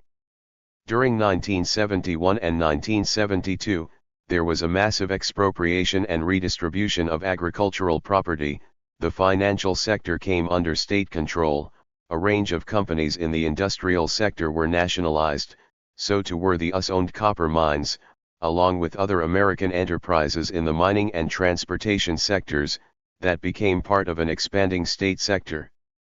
The UP was able to implement a large part of its structural socio-economic program, despite the institutional constraints it confronted, through a judicious and effective use of legal bureaucratic machinery that was already in place. The initial success of these policies can be gauged from the significant increase in the UP's electoral and trade union support during the first 12 to 15 months in. Not about to lose Chile 243. OFFICE. By early 1972, the political opposition's picture of Chile as a country in the process of eco-breakdown stood in sharp contrast to the appraisal by the Inter-American Committee on the Alliance for Progress. The country's economy is in a situation of full utilization of its productive capacity, followed by a year marked by high growth levels. Unemployment has been reduced markedly and a broad process of redistribution of income and accelerated land reform has been carried out. But storm clouds were on the horizon. By the latter half of 1971, the internal opposition was beginning to recover from the disarray of the post-election period. The PDC and the National Party had begun to mend their fractured relationship while the initial panic and paralysis that characterized the industrialist class was receding and being replaced by a focus on developing a strategy to contest the government and its economic program. Meanwhile, the external sanctions regime was beginning to feed into an array of interrelated problems confronting the UP: rising inflation and import costs, shortages of goods, declining private domestic and foreign investment, and foreign currency reserves, the growth of a black market, and wage increases considerably in excess of original projections. Particularly concerning was the failure of domestic production to meet the upward demand for basic foodstuffs occasioned by the rise in workers' wage levels, which, in turn, forced the government to divert more of its financial resources to pay for more costly imports as a result of the U.S. sanctions. Substantial falls in the price and production of copper resulting in direct tax collections falling far short of projected totals merely added to the emerging fiscal crisis. Not only was the government's ability to make scheduled payments on the almost $4 billion foreign debt it inherited that much more difficult, These problems transformed a $100 million balance of payments surplus in 1970 into a $299 million deficit in 1971. As the government completed its first 12 months in OFFICE, proliferating economic problems accelerated political and ideological differences within UP coalition over the tactics and strategy for achieving the transition to socialism. The moderates led by the Allende wing of the Socialist Party and the Communist Party, and the radicals coalesced around the Socialist Party left clashed over a range of issues, relations with the middle-class sectors and the PDC, ties to the extra-parliamentary movement of the revolutionary left, support for mass mobilization politics, attitudes toward Moscow and the socialist. 244 Morris Morley. Block, agrarian reform strategies, unauthorized factory and land occupations, and, more broadly, the pace and scope of socio-economic change. 34 THSA divergent positions were not easily reconciled, delaying the submission of critical legislation to take over the commanding heights of the economy and creating other obstacles that hampered government efforts to pursue a coherent policy program. Not surprisingly, such intra-coalition disagreements did little to strengthen the government's ability to withstand attacks by a more united opposition. The issue of pressure from below for an accelerated transfer of political, economic, and class power, for instance, which surfaced as early as April 1971, created major tensions within the coalition. In the urban centers, industrial workers began taking over factories and plants on their own initiative, forcing a rather reluctant Allende, fearful of the ripple effect of such independent actions, to accede to demands that they become part of the state sector. In the countryside, pressures on the government to legitimate farm expropriations were equally strong. By mid-1972, peasant supporters had illegally occupied around 1,700 properties, presenting Allende with another largely unwanted problem. Loveman, 2001, 250. By early 1972, the most prominent anti-government forces in civil society had regrouped and begun to develop a focused and organized counter-response, in particular taking advantage of Allende's gradualist approach to economic transformation, especially as applied to the critical industrial and commercial sectors. Ranged against the UP coalition and its lower class base was the bulk of the upper and middle classes, large landowners and industrialists, the propertied lower middle class who abhorred the instability and viewed the government's nationalization policy as a threat to private enterprise and their ability to expand, retail and wholesale merchants who opposed the government's efforts to assume direct control over the distribution of goods in order to preempt the black market, those peasants who wanted their own private plots of land rather than work on collective or state farms, and the major political parties of the center-right, the PDC and the National Party, who had put their ideological and political differences aside in order to jointly oppose the Allende coalition. 34C, for example, Haslam. Not about to lose Chile 245. Holding a decisive advantage in seats in both houses of Congress, the opposition political parties signaled their intent to use this power to challenge the constitutionality of the government's program, to vote against individual proposals, to devise means to limit the executive's traditional power of veto, to censure cabinet ministers and, more generally, displayed an intent to play fast and loose with traditional conventions in implementing measures to obstruct the coalition's objectives. UP's resort to legislation and laws on the books to implement its structural changes antagonized sectors of the political opposition based on an earlier government commitment to submit new legislation to Congress to achieve these objectives.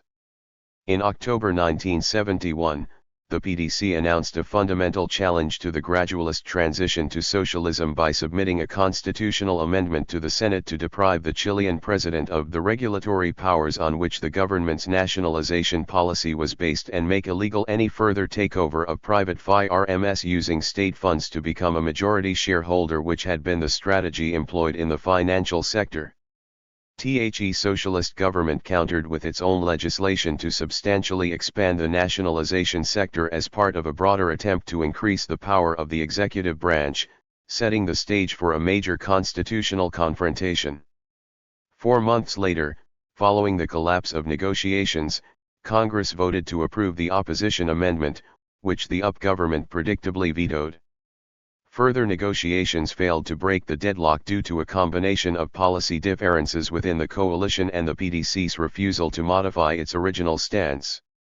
As this constitutional conflict unfolded, it did so against the background of an emerging electoral collaboration between the PDC and the Nationalist Party, and the appearance of a more coordinated challenge by center-right political parties and their allies in civil society to the government. THE-PDC received considerable support from the Chilean legal profession. THE Controller General, responsible for implementing the law through governmental decrees, deliberately slowed down the processing of decrees and actively participated in the constitutional debate through EFF to obstruct the government's nationalization program by, for instance, consistently ruling that decrees requisitioning privately owned enterprises for the state sector were unlawful. Taking their lead from this new approach to legal interpretation, the Supreme Court also repeatedly contested the constitutional basis of government actions. Despite selective nationalizations in the industrial and commercial sectors of the economy, both remained largely under capitalist control, and it was precisely in these sectors that the government confronted its most serious internal economic problems. Industrialists stopped investing and cut back on production, used state credits for speculative or political purposes, and transferred capital into foreign bank accounts. The commercial sector resorted to hoarding goods and capital, and selling goods on the black market to circumvent price controls. Meanwhile, just as the new government's initial agricultural reforms were beginning to produce results, thousands of small truck owners responsible for moving goods and foodstuffs from production centers to markets and retail outlets embarked on a series of strikes that had the most devastating impact on the government's social base. The cumulative impact of these multiple internal economic pressures was goods shortages, rising prices, worsening fiscal and trade deficits, skyrocketing inflation, and economic stagnation. The scarcities became a major political problem precisely because the government's income redistribution policies had unleashed consumer demands and expectations among those Chileans long at the bottom of a highly inequitable society that could now not be satisfied. The political opposition sought to give their EFF a disciplined and focused thrust, and protect their interests, through specific organizational structures with close ties to the center and right-wing political parties called gremios or gremio associations, confederations of the big landowners and industrialists, the small property owners, and the salaried professionals.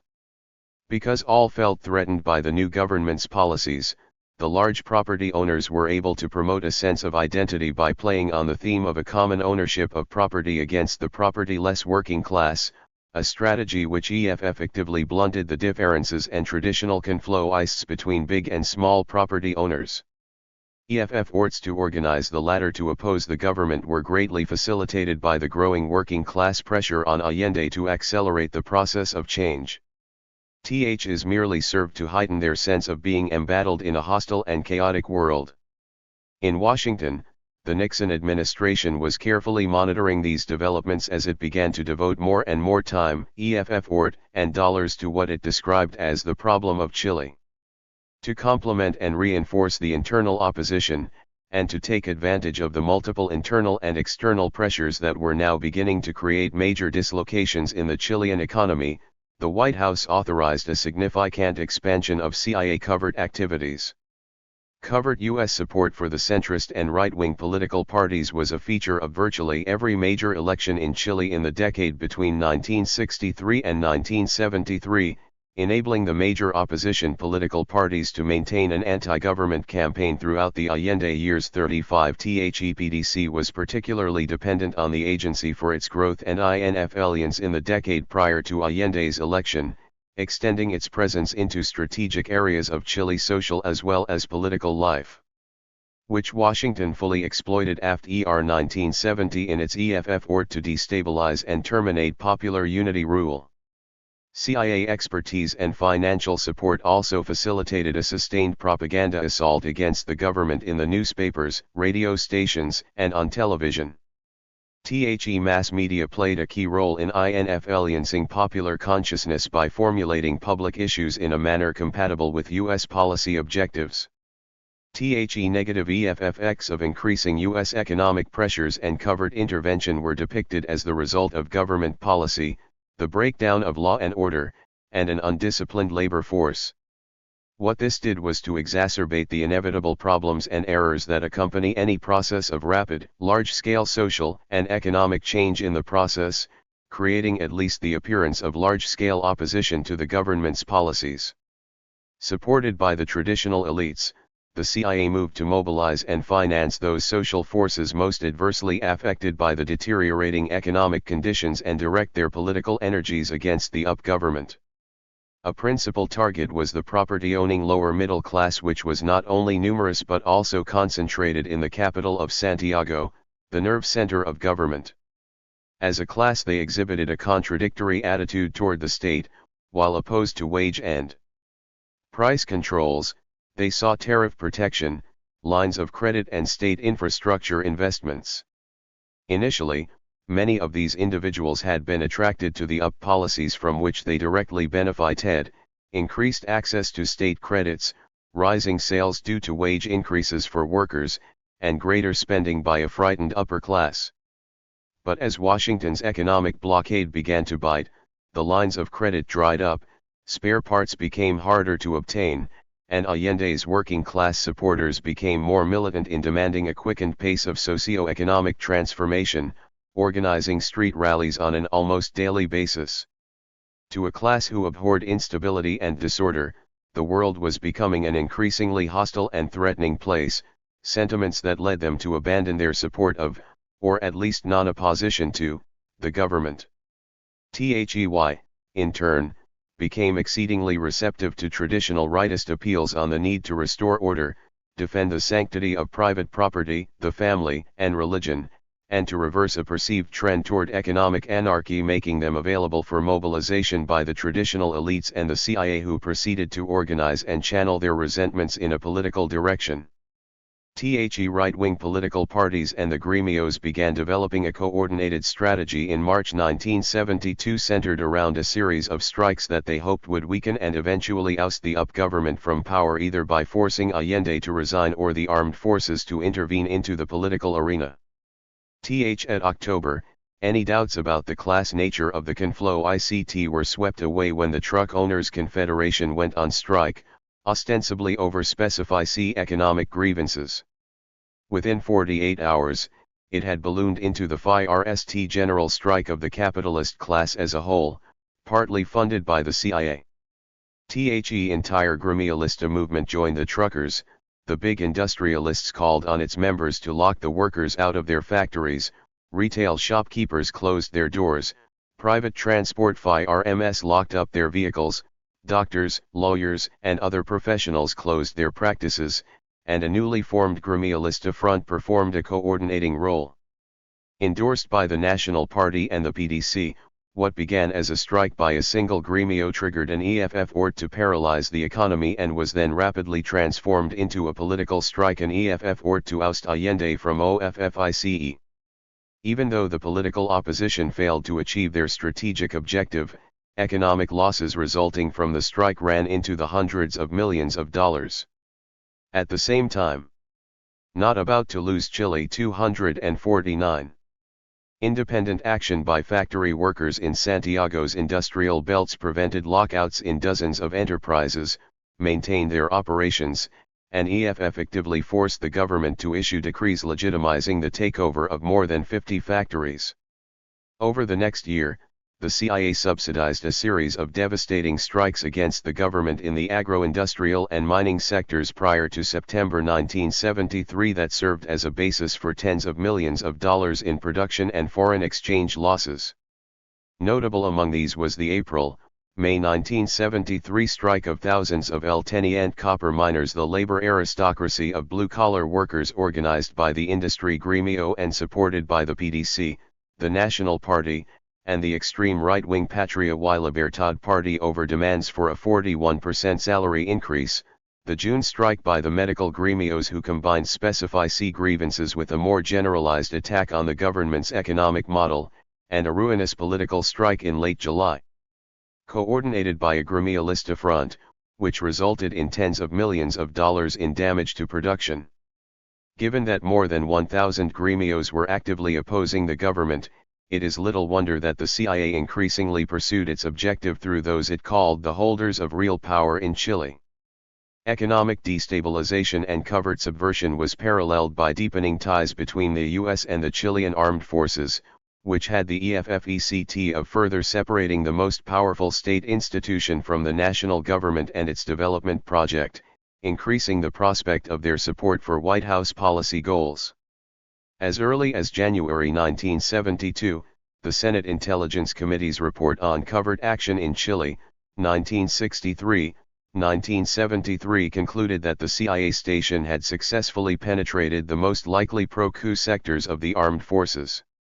Agency officials, by their own admission, had assets that were drawn from all branches of the Chilean military.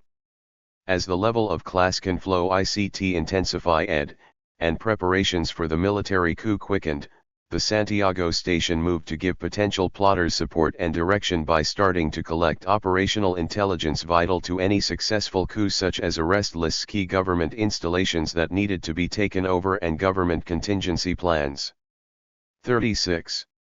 The combination of U.S. direct intervention into the Chilean political process and the rising level of class conflict precipitated a major debate within the UP government, beginning in late 1972, which revealed a sharp difference of opinion over how to respond to the domestic opposition, whether to consolidate the process of change, reach out to sectors of the middle class and emphasize the need to increase productivity, or to accelerate the process of change that was underway by mobilizing the working class to confront and defeat the capitalist opponents of socialist transition.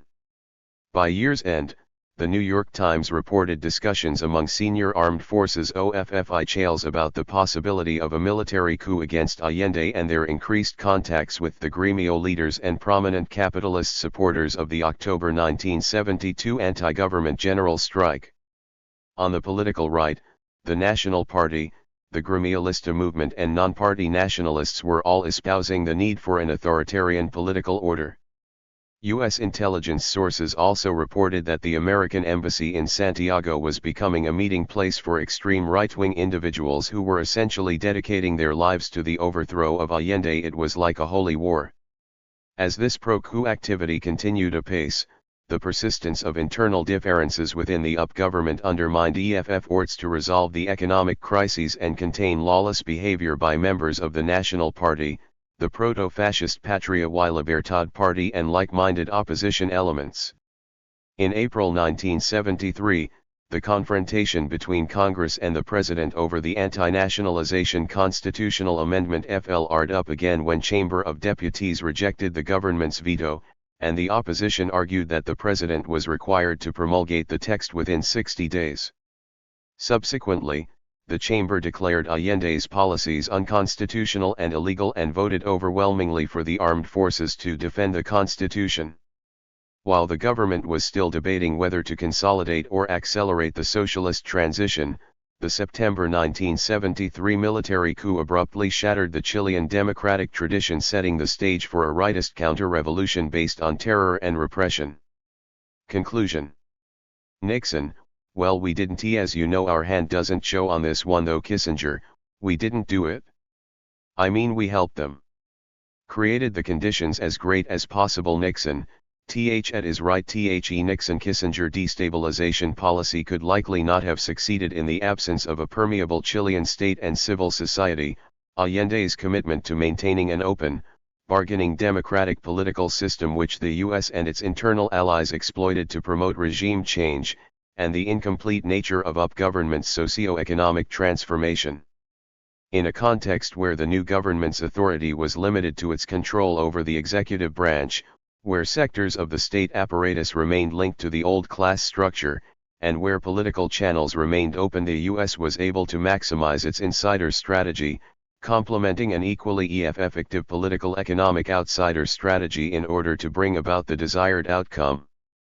Confronted by a nationalist regime it defined as inimical to its basic interests, the Nixon administration moved to actively promote instability and conflow ICT between that regime and the state, disaggregating the latter from the former, to terminate economic aid to the Allende government, to provide financial and political support to key opposition institutions and individuals, and to encourage the armed forces to change the regime.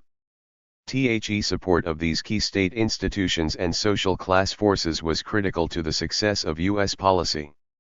Complex forces, internal and external, meshed to create the conditions leading to the September 1973 Gulp. While the UP government failed to develop a coherent socialist transition strategy, its errors and incompetence that contributed to the drift toward a burgeoning economic crisis and stagnation cannot be disassociated from either the internal class conflow ICT or U.S. imperial state policy. The ties between the Washington, the PDC, and right-wing civilian and military forces inside Chile laid the basis for the continuous destabilization of the Allende government. Extensive U.S. funding and penetration of these groups had a profound influence on the degree and extent of economic dislocation, and deepening social polarization.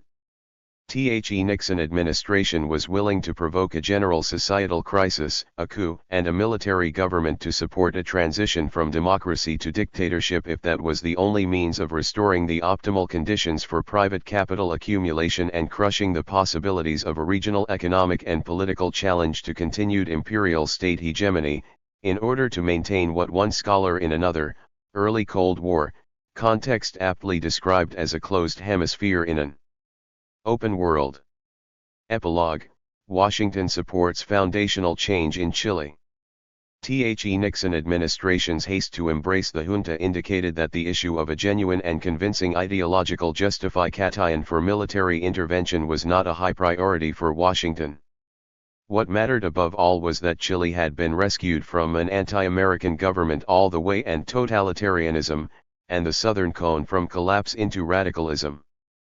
37 Privately, the president and his NSC advisor were euphoric over Allende's demise and decried the domestic electorate's lack of appreciation for their contribution to this Cold War victory. Kissinger: The Chilean thing is getting consolidated and of course newspapers are bleeding because a pro-communist government has been overthrown. Nixon: isn't that something? Isn't that something? Kissinger: I mean, instead of celebrating in the Eisenhower period we would be heroes. 38 The Chilean transition brought to power a virulently anti-communist regime determined to implement a rightist revolution in Chile that would eliminate any possibility of the future emergence of a radical, anti-capitalist movement capable of challenging for national political power in Chile, to impose stability and order through the aegis of an autocratic state in order to recreate the optimal conditions for capital accumulation and expansion. The Pinochet military dictatorship consolidated its rule in the early period through a systematic campaign of terror and bloodshed intended to achieve unchallenged control over the nation's political life in order to facilitate the long-term transformation of Chile's socio-economic and political systems. 39 The core targets of this offensive were the leftist political parties and trade unions, and their supporters, who constituted the political social base of the Allende government. They had to be and were ruthlessly demobilized and denuded of any power to represent their constituencies. In the days and weeks, writes Mark and Saleco, factories in the zone and numerous shanty towns were raided in massive combined search and destroy operations were intended to sweep up the left's most capable and shanty town organizers. 40 Commenting on the scope and intensity of the junta-directed violence during the 6 months following the coup, Canada's ambassador to Chile A.D. Ross sketched an brutal picture. Th's purification has been accomplished mainly by fear caused by the harsh brutality of the junta's post-coup methods. Torture, threats, arbitrary arrest, detention without specified charges and under inhumane conditions, suspicious shootings of prisoners while trying to escape, and other clear violations of basic human rights have occurred on a considerable scale. 41 The disappearances, killings, incarcerations, and torture, Chile's 2004 National Commission, concluded was intended to instill fear, to force people to submit, to obtain information, to destroy an individual's capacity for moral, physical, psychological, and political resistance and opposition to the military regime. 42. Th's state terror was carried out in a politically rational calculated manner. 43. To gain specify c. interrelated political and economic objectives, it was about transforming the social activist and politically conscious segments who supported the UP government into a passive, atomized mass to serve a capitalist development model based on freeing the market and a privileged role for foreign investment for which a disciplined and docile labor force was a prerequisite. Over time, with the opposition decimated, the repression inevitably ebbed and became more selective. Instead, the regime displayed an increased preference for disappearing opponents as the most effective means of minimizing the publicity attached to other forms of violence against civilians and, simultaneously, maintaining a generalized anxiety among the populace. Despite the problems and tensions that internal repression might produce in the bilateral relationship, Secretary Kissinger made clear to his staff that this would have no bearing on the basic contours of the administration's Chile policy. We should understand our policy that however unpleasant they act, this government is better for us than Allende was. 44. Elsewhere, he put it equally bluntly.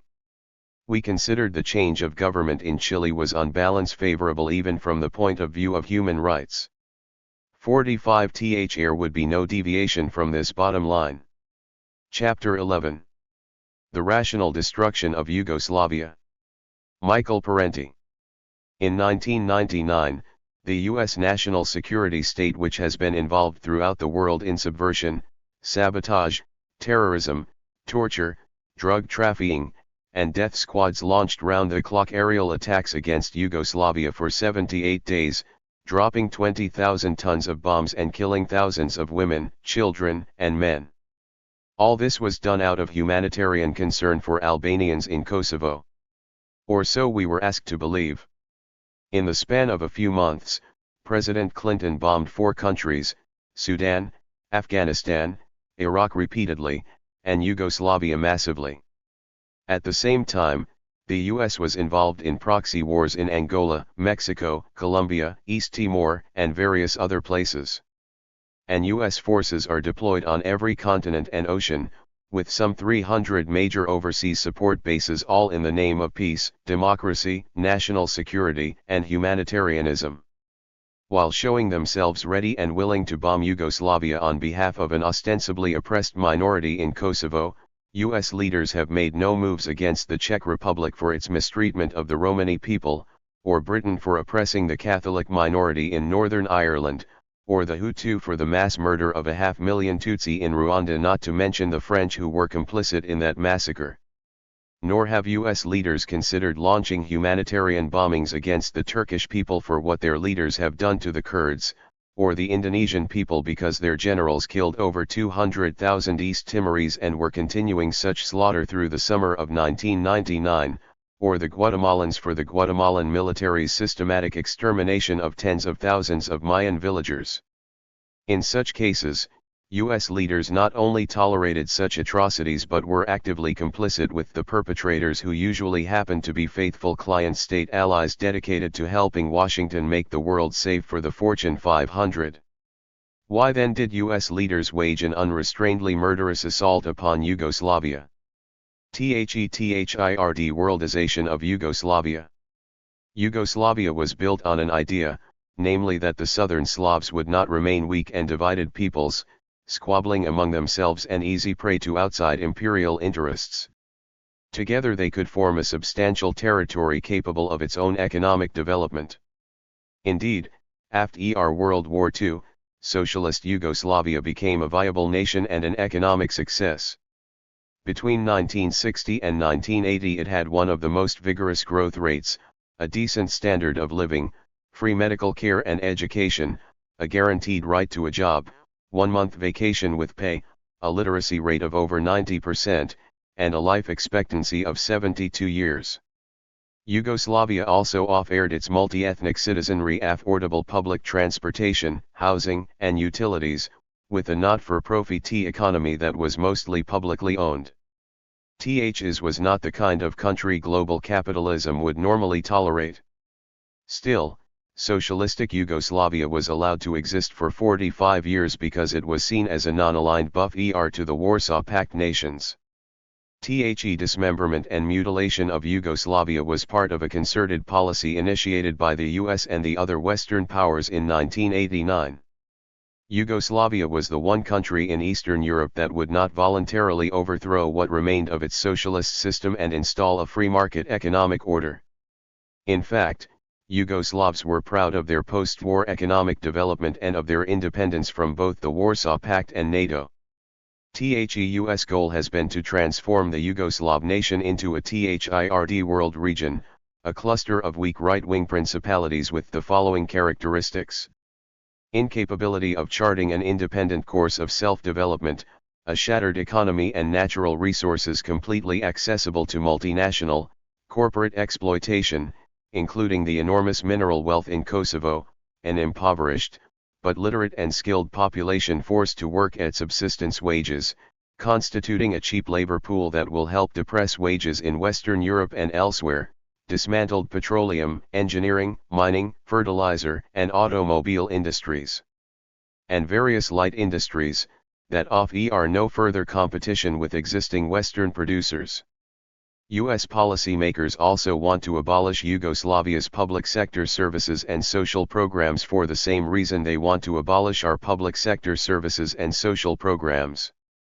The ultimate goal is the privatization and THIRD-worldization of Yugoslavia, as it is the THIRD-worldization of the US and every other nation.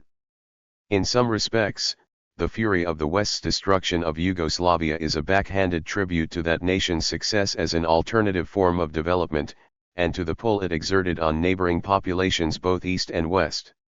In the late 1960s and 1970s, Belgrade's leaders, not unlike the communist leadership in Poland, sought simultaneously to expand the country's industrial base and increase consumer goods, a feat they intended to accomplish by borrowing heavily from the West.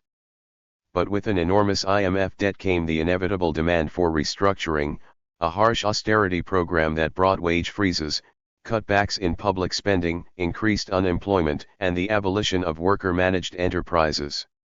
Still, much of the economy remained in the not-for-profit public sector, including the Trpca mining complex in Kosovo, described in the New York Times as war's glittering prize. The most valuable piece of real estate in the Balkans.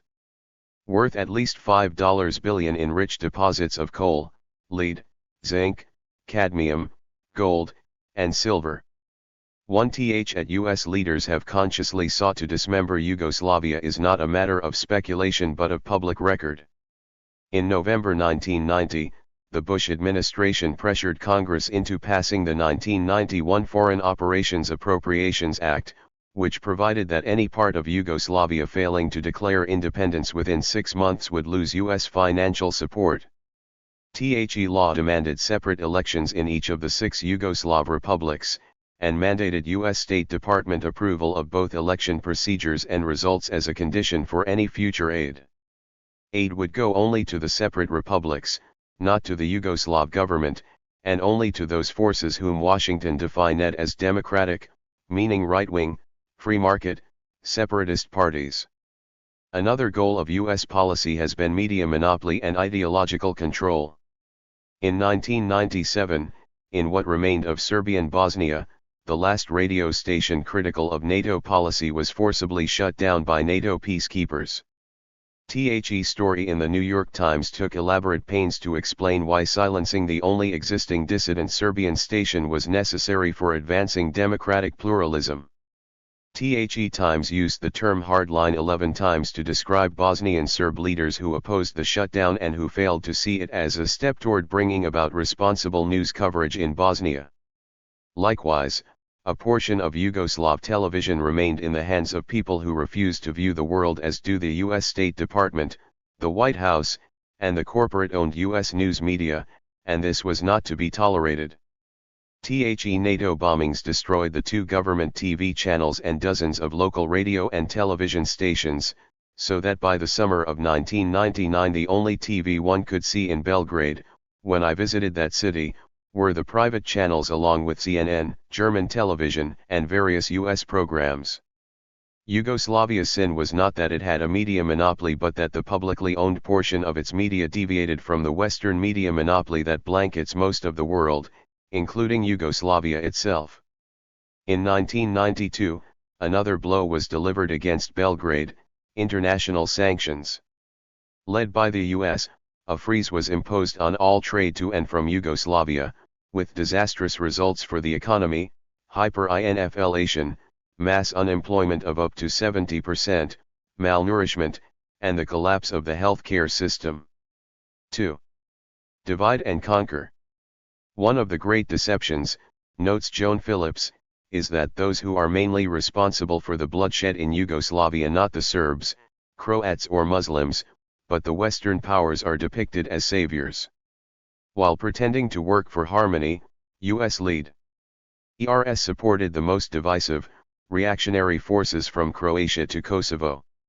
In Croatia, the West's man of the hour was Franjo Tuđman, who claimed in a book he authored in 1989, that the establishment of Hitler's new European order can be justified by the need to be rid of the Jews, and that only 900,000 Jews, not 6 million, were killed in the Holocaust. Tuđman's government adopted the fascist Ustaša checkered flag and anthem. Tuđman presided over the forced evacuation of over 500,000 Serbs from Croatia between 1991 and 1995, replete with rapes and summary executions. 3ths included the 200,000 from Krajina in 1995, whose expulsion was facilitated by attacks from NATO warplanes and missiles. Needless to say, US leaders did nothing to stop and much to assist these atrocities, while the US media looked the other way. Tuđman and his cronies now reside in obscene wealth while the people of Croatia are suffering the afflictions of the free market paradise. Tight controls have been imposed on Croatian media, and anyone who criticizes President Tuđman's government risks incarceration. Yet the White House hails Croatia as a new democracy. In Bosnia, US leaders supported the Muslim fundamentalist, Alija Izetbegović, an active Nazi in his youth, who has called for strict religious control over the media and now wants to establish an Islamic Bosnian Republic. Izetbegović himself does not have the support of most Bosnian Muslims. He was decisively outpolled in his bid for the presidency yet managed to take over that office by cutting a mysterious deal with front-runner Fikret Abdić. Bosnia is now under IMF and NATO regency. It is not permitted to develop its own internal resources, nor allowed to extend credit or self-finance through an independent monetary system. Its state-owned assets, including energy, water, telecommunications, media, and transportation, have been sold off to private firms at garage sale prices. In the former Yugoslavia, NATO powers have put aside neo-imperialism and have opted for out-and-out colonial occupation. In early 1999, the democratically elected president of Republika Srpska, the Serb mini-state in Bosnia, who had defeated NATO's chosen candidate, was removed by NATO troops because he proved less than fully cooperative with NATO's High Representative in Bosnia. The latter retains authority to impose his own solutions and remove elected officials who prove in any way obstructive. His too was represented in the Western press as a necessary measure to advance democracy. In Kosovo, we see the same dreary pattern. US gave aid and encouragement to violently right-wing separatist forces such as the self-styled Kosovo Liberation Army, previously considered a terrorist organization by Washington. THEKLA has been a long-time player in the enormous heroin trade that reaches to Switzerland, Austria, Belgium, Germany, Hungary, the Czech Republic, Norway, and Sweden. KLA leaders had no social program other than the stated goal of cleansing Kosovo of all non-Albanians, a campaign that had been going on for decades. Between 1945 and 1998, the non-Albanian Kosovar population of Serbs, Roma, Turks, Gorani, Montenegrins, and several other ethnic groups shrank from some 60 to about 20%. Meanwhile, the Albanian population grew from 40 to 80%, benefiting from a higher birth rate, a heavy influx of immigrants from Albania, and the systematic intimidation and expulsion of Serbs.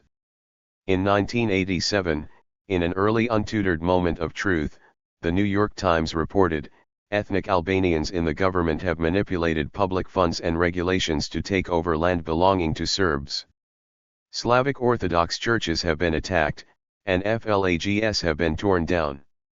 Wells have been poisoned and crops burned. Slavic boys have been knifed, and some young ethnic Albanians have been told by their elders to rape Serbian girls. As the Slavs flee the protracted violence, Kosovo is becoming what ethnic Albanian nationalists have been demanding for years: an ethnically pure Albanian region. Ironically, while the Serbs were repeatedly charged with ethnic cleansing, Serbia itself is now the only multi-ethnic society left in the former Yugoslavia, with some 26 nationality groups including thousands of Albanians who live in and around Belgrade. The propaganda campaign to demonize the Serbs fights the larger policy of the Western powers. Serbs were targeted for demonization because they were the largest nationality and the one most opposed to the breakup of Yugoslavia. None other than Charles Boyd, former deputy commander of the U.S. European Command, commented on it in 1994. The popular image of this war in Bosnia is one of unrelenting Serb expansionism. Much of what the Croatians call the occupied territories is land that has been held by Serbs for more than 3 centuries. The same is true of most Serb land in Bosnia. In short, the Serbs were not trying to conquer new territory, but merely to hold on to what was already theirs. While U.S. leaders claim they want peace, Boyd concludes, they have encouraged a deepening of the war. But what of the atrocities they committed? All sides committed atrocities, but the reporting was consistently one-sided. Grisly incidents of Croat and Muslim atrocities against the Serbs rarely made it into the U.S. press, and when they did they were accorded only passing mention. For meanwhile Serb atrocities were played up and sometimes even fabricated, as we shall see. Recently, 3 Croatian generals were indicted by the Hague War Crimes Tribunal for the bombardment and deaths of Serbs in Krajina and elsewhere. Where were U.S. leaders and U.S. television crews when these war crimes were being committed? John Rands, chair of survivors of the Buchenwald concentration camp, U.S., asks, where were the TV cameras when hundreds of Serbs were slaughtered by Muslims near Srebrenica? 5 THEOFFI Chael line, faithfully parroted in the U.S. media, is that the Serbs committed all the atrocities at Srebrenica. Before uncritically ingesting the atrocity stories dished out by U.S. leaders and the corporate-owned news media, we might recall the 500 premature babies whom Iraqi soldiers laughingly ripped from incubators in Kuwait, a story repeated and believed until exposed as a total fabrication years later. During the Bosnian War in 1993, the Serbs were accused of having an OFFI Chael policy of rape. Go forth and rape. A Bosnian Serb commander supposedly publicly instructed his troops. The source of that story never could be traced. The commander's name was never produced. As far as we know, no such utterance was ever made.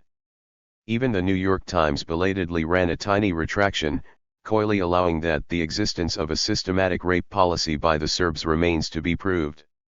Bosnian Serb forces supposedly raped anywhere from 25,000 to 100,000 Muslim women. The Bosnian Serb army numbered not more than 30,000 or so, many of whom were engaged in desperate military engagements. A representative from Helsinki Watch noted that stories of massive Serbian rapes originated with the Bosnian Muslim and Croatian governments and had no credible supporting evidence. Common sense would dictate that these stories be treated with the utmost skepticism and not be used as an excuse for an aggressive and punitive policy against Yugoslavia. The mass rape propaganda theme was resuscitated in 1999 to justify NATO's renewed attacks on Yugoslavia. A headline in the San Francisco Examiner tells us, Serb tactic is organized rape, Kosovo refugees say. Only at the bottom of the story, in the 19th paragraph, do we read that reports gathered by the Kosovo mission of the Organization for Security and Cooperation in Europe found no such organized rape policy. The actual number of rapes were in the dozens and not many dozens, according to the OSCE spokesperson. Th's same story did note that the UN War Crimes Tribunal sentenced a Bosnian Croat military commander to 10 years in prison for failing to stop his troops from raping Muslim women in 1993, an atrocity we heard little about when it was happening. The Serbs were blamed for the infamous Sarajevo market massacre of 1992. But according to the report leaked out on French TV, Western intelligence knew that it was Muslim operatives who had bombed Bosnian civilians in the marketplace in order to induce NATO involvement. Even international negotiator David Owen, who worked with Cyrus Vance, admitted in his memoir that the NATO powers knew all along that it was a Muslim bomb. However, the well-timed fabrication served its purpose of inducing the United Nations to go along with the US-sponsored sanctions. On one occasion, the New York Times ran a photo purporting to be of Croats grieving over Serbian atrocities when in fact the murders had been committed by Bosnian Muslims. The Times printed an obscure retraction the following week. We repeatedly have seen how rogue nations are designated and demonized. The process is predictably transparent. First, the leaders are targeted. Gaddafi of Libya was a Hitlerite megalomaniac and a madman. Noriega of Panama was a swamp rat, one of the world's worst drug thieves and scums, and a Hitler admirer. Saddam Hussein of Iraq was the butcher of Baghdad, a madman and worse than Hitler. Each of these leaders then had their countries attacked by US forces and US-led sanctions. What they really had in common was that each was charting a somewhat independent course of self-development or somehow was not complying with the dictates of the global free market and the US national security state. Yugoslav President Slobodan Milosevic has been described by Bill Clinton as a new Hitler. Yet he was not always considered so. At FIRST, the Western press, viewing the ex-banker as a bourgeois Serbian nationalist who might hasten the breakup of the Federation, hailed him as a charismatic personality. Only later, when they saw him as an obstacle rather than a tool, did they begin to depict him as the demon who started all four wars. His was too much even for the managing editor of the U.S. establishment journal Foreign Affairs, Fareed Zakaria. He noted in the New York Times that Milosevic, who rules an impoverished country that has not attacked its neighbors, is no Adolf Hitler. He is not even Saddam Hussein. Some opposition radio stations and newspapers were reportedly shut down during the NATO bombing. But, during my trip to Belgrade in August 1999, I observed non-governmental media and opposition party newspapers going strong. There are more opposition parties in the Yugoslav parliament than in any other European parliament. Yet the government is repeatedly labeled a dictatorship. Milosevic was elected as president of Yugoslavia in a contest that foreign observers said had relatively few violations. As of the end of 1999, he presided over a coalition government that included 4 parties. Opposition groups openly criticized and demonstrated against his government. Yet he was called a dictator. The propaganda campaign against Belgrade has been so relentless that prominent personages on the left who oppose the NATO policy against Yugoslavia have felt compelled to genuflect before this demonization orthodoxy. 6. Thus do they reveal themselves as having been influenced by the very media propaganda machine they criticize on so many other issues. To reject the demonized image of Milosevic and of the Serbian people is not to idealize them or claim they are faultless or free of crimes. It is merely to challenge the one-sided propaganda that laid the grounds for NATO's destruction of Yugoslavia. Atrocities occur in every war, which is not to condone them. Indeed, murders and rapes occur in many peacetime communities. What the media propaganda campaign against Yugoslavia charged was that atrocities were conducted on a mass genocidal scale. Such charges were used to justify the murderous aerial assault by NATO forces.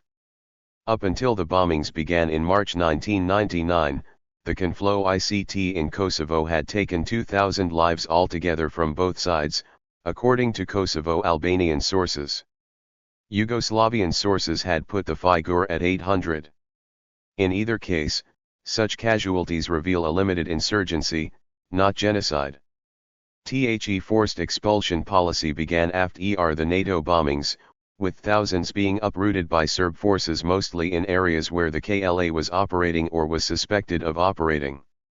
In addition, if the Unconfirmed reports by the ethnic Albanian refugees can be believed, there was much plundering and instances of summary execution by Serbian paramilitary forces who were unleashed after the NATO bombing started.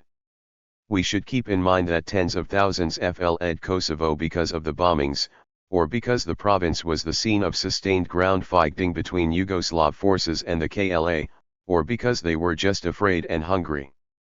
An Albanian woman crossing into Macedonia was eagerly asked by a news crew if she had been forced out by Serb police. She responded, "There were no Serbs. We were frightened of the bombs." During the bombings, an estimated 70,000 to 100,000 Serbian residents of Kosovo took flight, as did thousands of Roma and other non-Albanian ethnic groups. Were these people ethnically cleansing themselves? Or were they not fleeing the bombing and the ground war?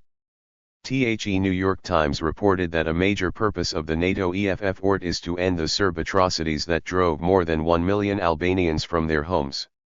So, we are told to believe, the refugee tide was caused not by the ground war against the KLA and not by the massive NATO bombing but by unspecified atrocities. The bombing, which was the major cause of the refugee problem, was now seen as the solution. The refugee problem created in part by the massive aerial attacks was now treated as justification for such attacks, a way of putting pressure on Milosevic to allow the safe return of ethnic Albanian refugees.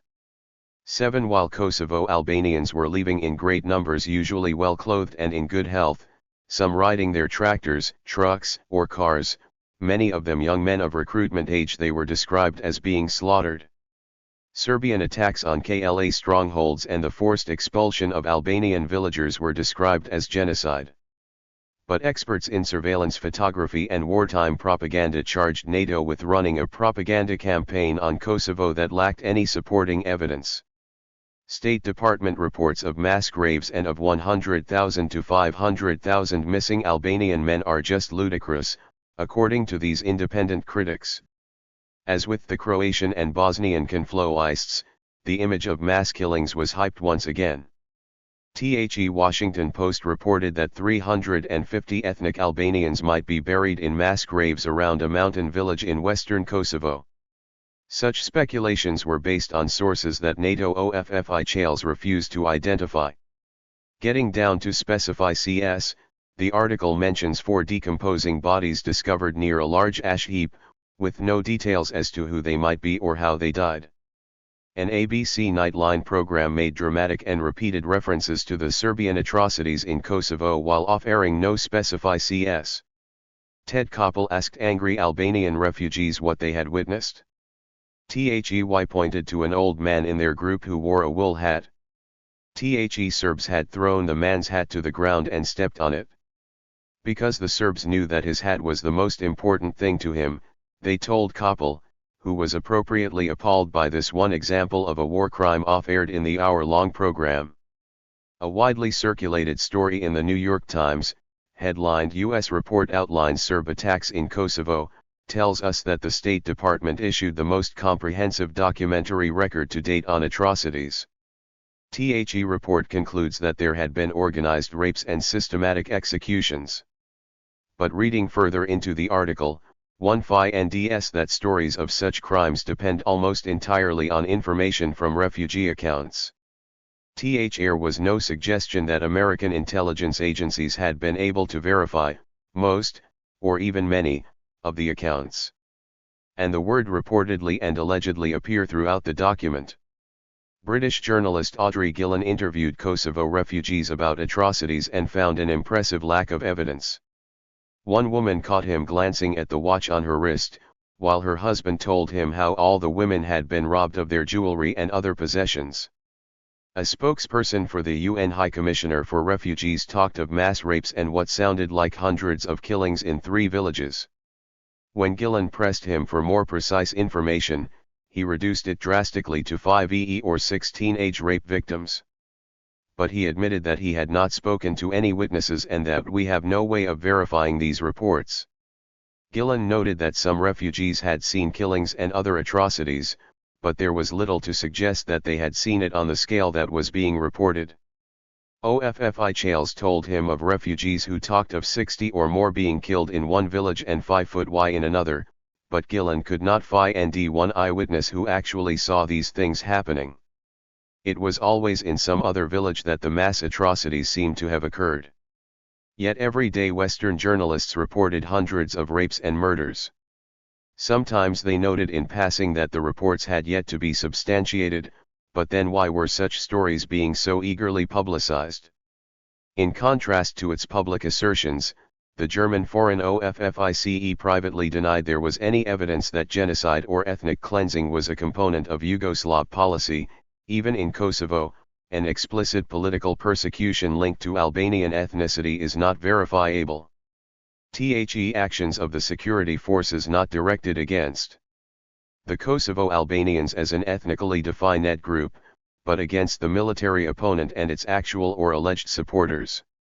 8 Still, Milosevic was indicted as a war criminal, charged with the forced expulsion of Albanian Kosovars, and with summary executions of 100 or so individuals. Again, alleged crimes that occurred after the NATO bombing had started were used as justification for the bombing. The biggest war criminals of all were the NATO political leaders who orchestrated the aerial campaign of death and destruction. As the White House saw it, since the stated aim of the aerial attacks was not to kill civilians, there was no liability, only regrettable mistakes.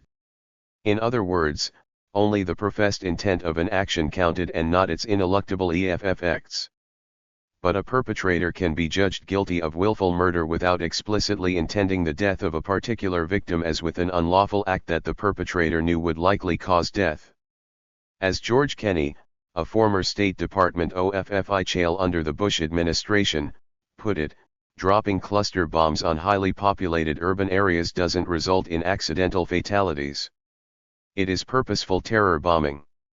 9. In the 5 rest weeks of the NATO occupation of Kosovo, tens of thousands of Serbs were driven from the province and hundreds were killed by KLA gunmen in what was described in the Western press as acts of revenge and retaliation, as if the victims were deserving of such a fate. Also numbering among the victims of retribution were the Roma, Gorani, Turks, Montenegrins, and Albanians who had collaborated with the Serbs by speaking Serbian, opposing separatism, and otherwise identifying themselves as Yugoslavs. Others continued to be killed or maimed by the mines planted by the KLA and the Serb military, and by the large number of NATO cluster bombs sprinkled over the land. It was repeatedly announced in the first days of the NATO occupation that 10,000 Albanians had been killed by the Serbs. No evidence was ever offered to support the 10,000 figure, nor even to explain how it was so swiftly determined even before NATO forces had moved into most of Kosovo. Repeatedly unsubstantiated references to mass graves, each purportedly filled with hundreds or even thousands of Albanian victims, also failed to materialize. Rough the summer of 1999, the media hype about mass graves devolved into an occasional unspecified reference. Few sites actually unearthed offered up as many as a dozen bodies or sometimes twice that number, but with no certain evidence regarding causes of death or even the nationality of victims. In some cases there was reason to believe the victims were Serbs. Lacking evidence of mass graves, by late August 1999 the Los Angeles Times focused on wells as mass graves in their own right. Serbian forces apparently stuffed many bodies of ethnic Albanians into wells during their campaign of terror. Apparently. The story itself dwelled on only one village in which the body of a 39-year-old male was found in a well, along with 3 dead cows and a dog. No cause was given for his death and no other human remains were discovered. The well's owner was not identified. Again, when getting down to specify CS, the atrocities seem not endemic but sporadic. Ethnic enmity and U.S. diplomacy. Some people argue that nationalism, not class, is the real motor force behind the Yugoslav conflict. THIS presumes that class and ethnicity are mutually exclusive forces. In fact, ethnic enmity can be enlisted to serve class interests, as the CIA tried to do with indigenous peoples in Indochina and Nicaragua and more recently in Bosnia.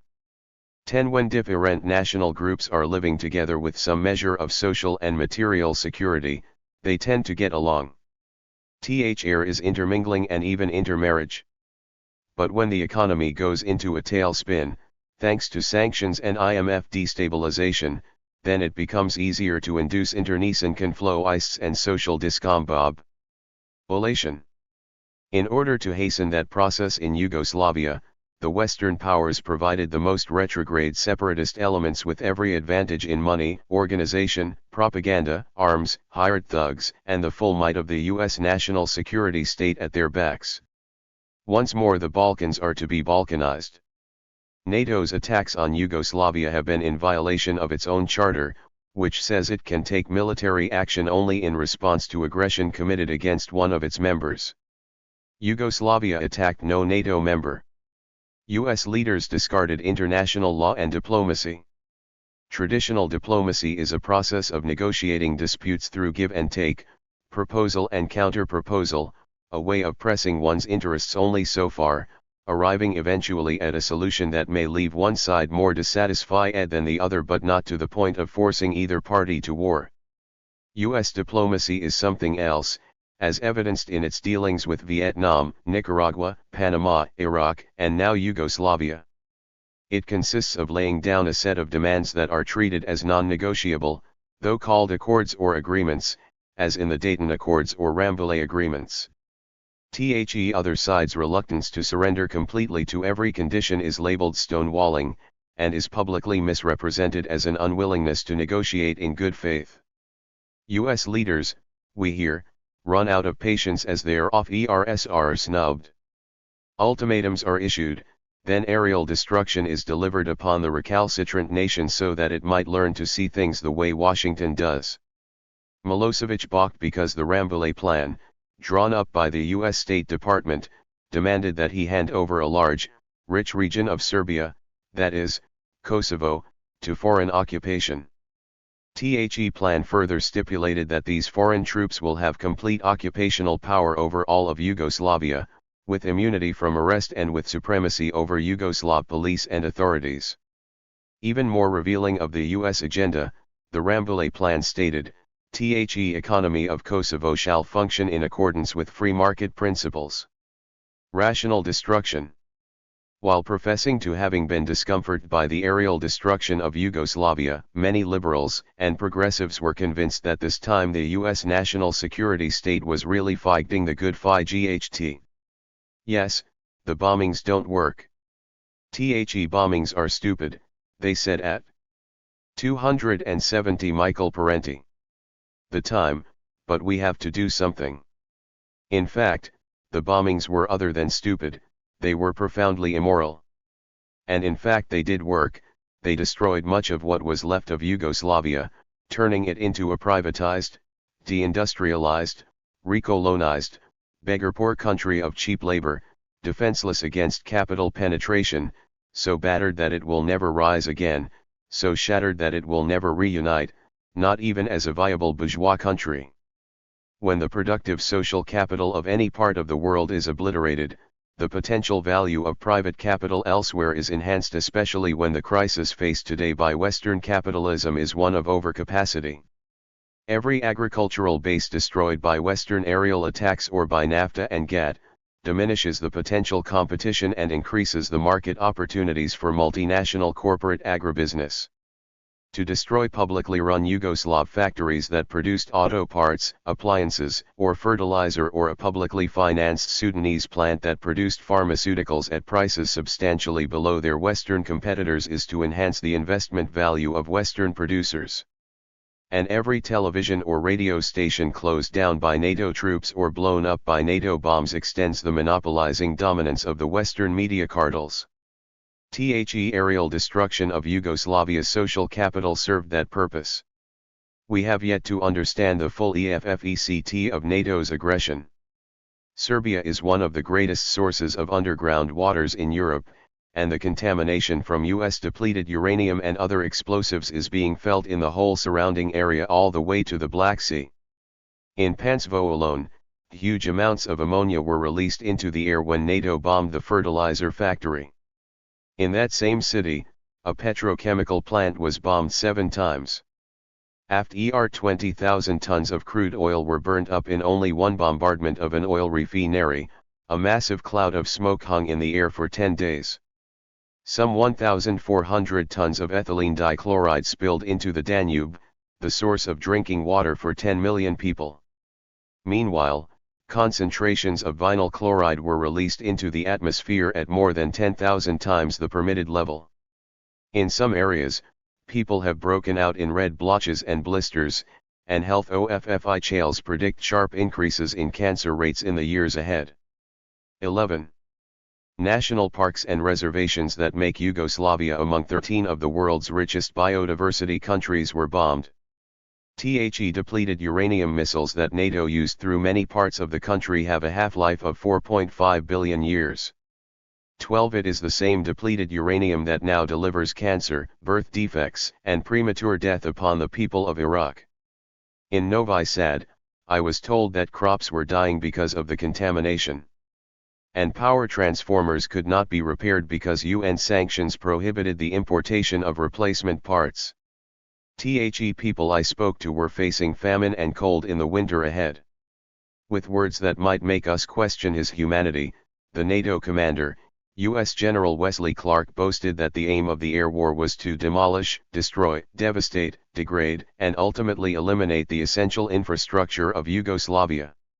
Even if Serbian atrocities had been committed, and I have no doubt that some were, where is the sense of proportionality? Paramilitary killings in Kosovo are no justification for bombing 5-foot cities in hundreds of around-the-clock raids for over 2 months, spewing hundreds of thousands of tons of highly toxic and carcinogenic chemicals into the water, air, and soil, killing thousands of Serbs, Albanians, Roma, Turks, and others, and destroying bridges, residential areas, and over 200 hospitals, clinics, schools, and churches, along with the productive capital of an entire nation. A report released in London in August 1999 by the Economist Intelligence Unit concluded that the enormous damage NATO's aerial war inflicted on Yugoslavia's infrastructure will cause the economy to shrink dramatically in the next few years. Gross domestic product will drop by 40% this year and remain at levels far below those of a decade ago. Yugoslavia, the report predicted, will become the poorest country in Europe. Mission accomplished. Postscript. In mid-September 1999, the investigative journalist Diana Johnstone emailed associates in the U.S. that former U.S. ambassador to Croatia, Peter Galbraith, who had backed Tudjman's Operation Storm that drove 200,000 Serbians out of the Krajina region of Croatia 4 years ago, was recently in Montenegro, chiding Serbian opposition politicians for their reluctance to plunge Yugoslavia into civil war. Such a war would be brief, he assured them, and would solve all your problems. Another strategy under consideration by U.S. leaders, heard recently in Yugoslavia, is to turn over the northern Serbian province of Vojvodina to Hungary. Vojvodina has some 26 nationalities, including several 100,000 persons of Hungarian descent who, on the whole, show no signs of wanting to secede, and who certainly are better treated than the larger Hungarian minorities in Romania and Slovakia. Still, a recent $100 million appropriation from the U.S. Congress fuels separatist activity in what remains of Yugoslavia, at least until Serbia gets a government sufficiently pleasing to the free market globalists in the West. Johnstone concludes. With their electric power stations ruined and factories destroyed by NATO bombing, isolated, sanctioned and treated as pariahs by the West, Serbs have the choice between freezing honorably in a homeland plunged into destitution, or following the friendly advice of the same people who have methodically destroyed their country. As the choice is unlikely to be unanimous one way or the other, civil war and further destruction of the country are probable. Chapter 12. James Petras on the Israeli lobby. Occupied Palestine and US Israeli militarism. Stephen Lendman. Over his long distinguished career, James Petras authored hundreds of articles and dozens of books on many topics, including social change in Latin America, unmasking globalization as 21st century imperialism, and the subject of this contribution to his Festschrift, The Power of the Israeli Lobby, Occupied Palestine, and Us Israeli Militarism. His power gives U.S. imperialism a particular twist in several arenas of international relations, as well as establishing bulwark of U.S. imperialism in a critically important albeit volatile area of the world state system. His article reviews in depth some of his current writing and analysis from three of his recent books, Power of the Israeli Lobby in the U.S., Rulers and Ruled in the U.S. Empire, and Zionism, Militarism, and the Decline of U.S. Power. Power of Israel in the U.S. is a work of epic writing documenting the alliance of the most powerful lobby in Washington. It extends to the highest levels of government, the business community, academia, the clergy, the mass media, and, as Edward Said once said about the Senate, virtually the entire can be marshaled in a matter of hours into coming together for Israel. The root of its power is in the high proportion of Jewish families among the wealthiest and most dominant in the country. Why include billionaires and many others who have created a tyranny of Israel over the us with consequences grave enough to threaten world peace, security, the global economy, and democracy's very future in America and elsewhere. Because of its alliance, Washington unconditionally supported all Israeli aggression since 1967. Israel also played a leading role in both U.S.-Iraq wars and intervening sanctions, but that's not all. It may press us into war on Iran and its hugely destabilizing EFFX if it comes. More still, it suppresses open Middle East debate and dissenting opposition to its imperial agenda regardless of the harm to America or how grievously it violates international law. 274 Stephen Lendman. Attacking Iraq in 1991, 12 years of punishing sanctions, and then invading and occupying the country in 2003 removed one of Israel's key adversaries, with Iran, Hamas, Hezbollah, and Syria remaining. At the same time, it ended Iraq's support of Palestine, allowing Israel to advance further toward its goal of total regional dominance in partnership with Washington. Committed Israeli support makes this possible from officials at all levels of government, influential Jewish organizations and lobbying groups like the Conference of Presidents of Major Jewish American Organizations, the Zionist Organization of America, the Anti-Defamation League, and according to some observers, the single most powerful Washington lobby AIPAC, as well as the vast Jewish diaspora, including many thousands of dedicated activists, doctors, lawyers, dentists, philanthropists. Key Wall Street figures, major bank executives, Federal Reserve governors, its chairman, other key businessmen, major media bosses, the clergy, academia, and journalists given special prominence because of their support of a pro-Israeli agenda, the regime's aggressive war policy, and its most grievous of disturbing crimes of war and against humanity like the savagery shown Gaza under siege and the Nazi-like blitzkrieg against civilian men, women, and children, massacred as if for fun in an electronic war game. As a result, Israel gets away with mass murder and receives more US aid than all other nations combined and special privileges with it, billions of dollars annually in aid, the latest weapons and technology, low or no interest rate loans, some simply waived and not repaid, additional monetary aid as requested, unrestricted US market access for its products and services, free entry of its immigrants, guaranteed Security Council vetoes for unfavorable to its interests resolutions, freedom to operate covertly inside America, including on US military bases, and Washington's partnership in its aggressive wars, its military agenda, occupation of Palestine, wars against Lebanon, unwarranted attacks on Syria, retention of the Golan Heights, and freedom to commit the most grievous crimes of war and against humanity, including mass Palestinian incarcerations, free use of torture and as much mass murder as expedient. Regardless of its harm to America, Israel gets what it wants because the Zionist power configuration extends well beyond the lobby. It includes a complex network of interrelated formal and informal groups, operating at the international, national, regional, and local levels, unconditionally supporting Israel and its agenda of war, colonization, and oppression. It influences the selection of political candidates and can defeat incumbents or aspirants daring to criticize Israel. It also shapes major media reporting, suppresses everything unsupportive or critical, and can get academics fired with Norman Finkelstein exhibit A. ZPC's fruition came under George Bush to the degree that Ariel Sharon once boasted that, "We have the US president under our control." It is likely Israel's next prime minister will say the same about Barack Obama, who Petras terms America's first Jewish president in his November 2008 article by that title. He quoted him asking Israeli President Shimon Peres, "What can I do for Israel?" Petras further relates how Obama was spotted, chosen, groomed, vetted, judged safe on all matters for Israel, and may outdo George Bush and the neocons. He discusses the conversion and promotion of Obama as an Israel firster, a clear example of how ZPCINF builds a near-invincible power base in the U.S. political system under either major party.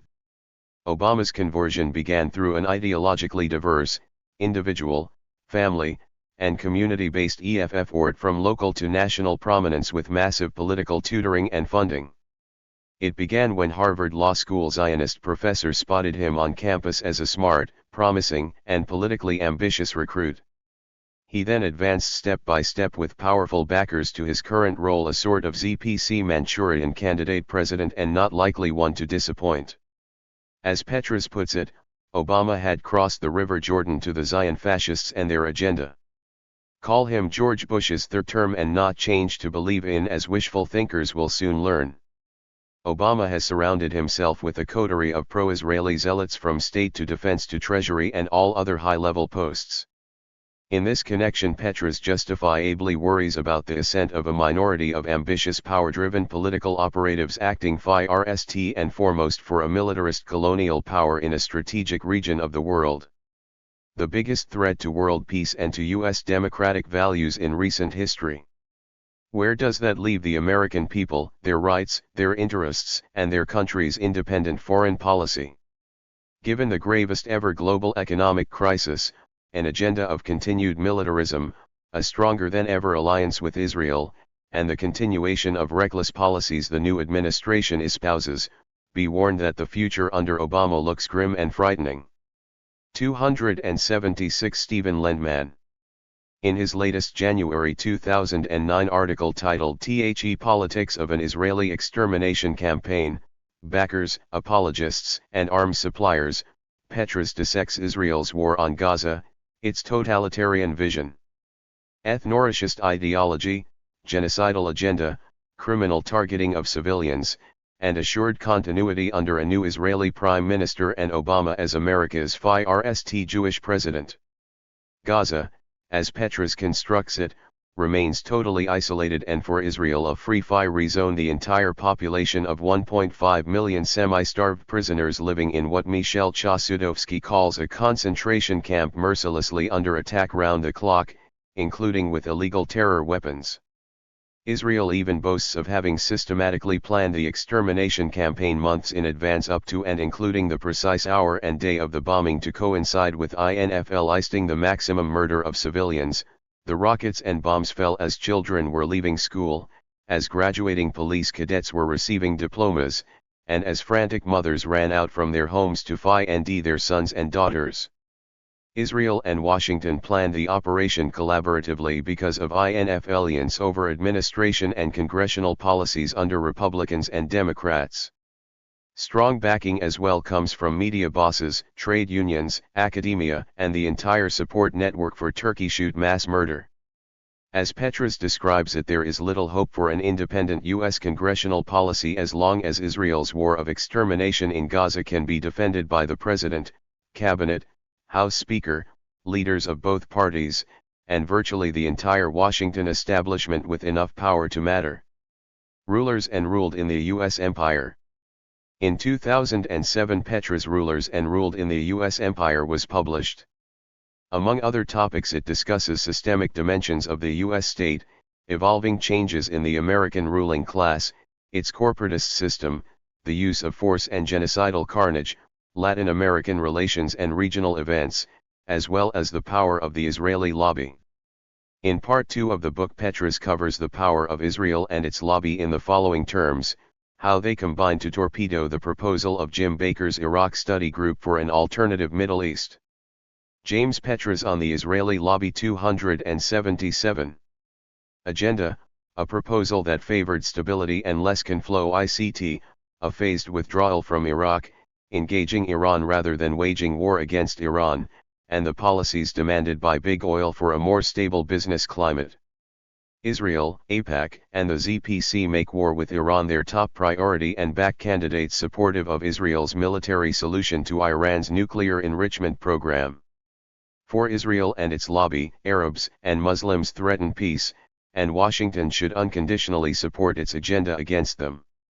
The lobby wanted war on Iraq and got it.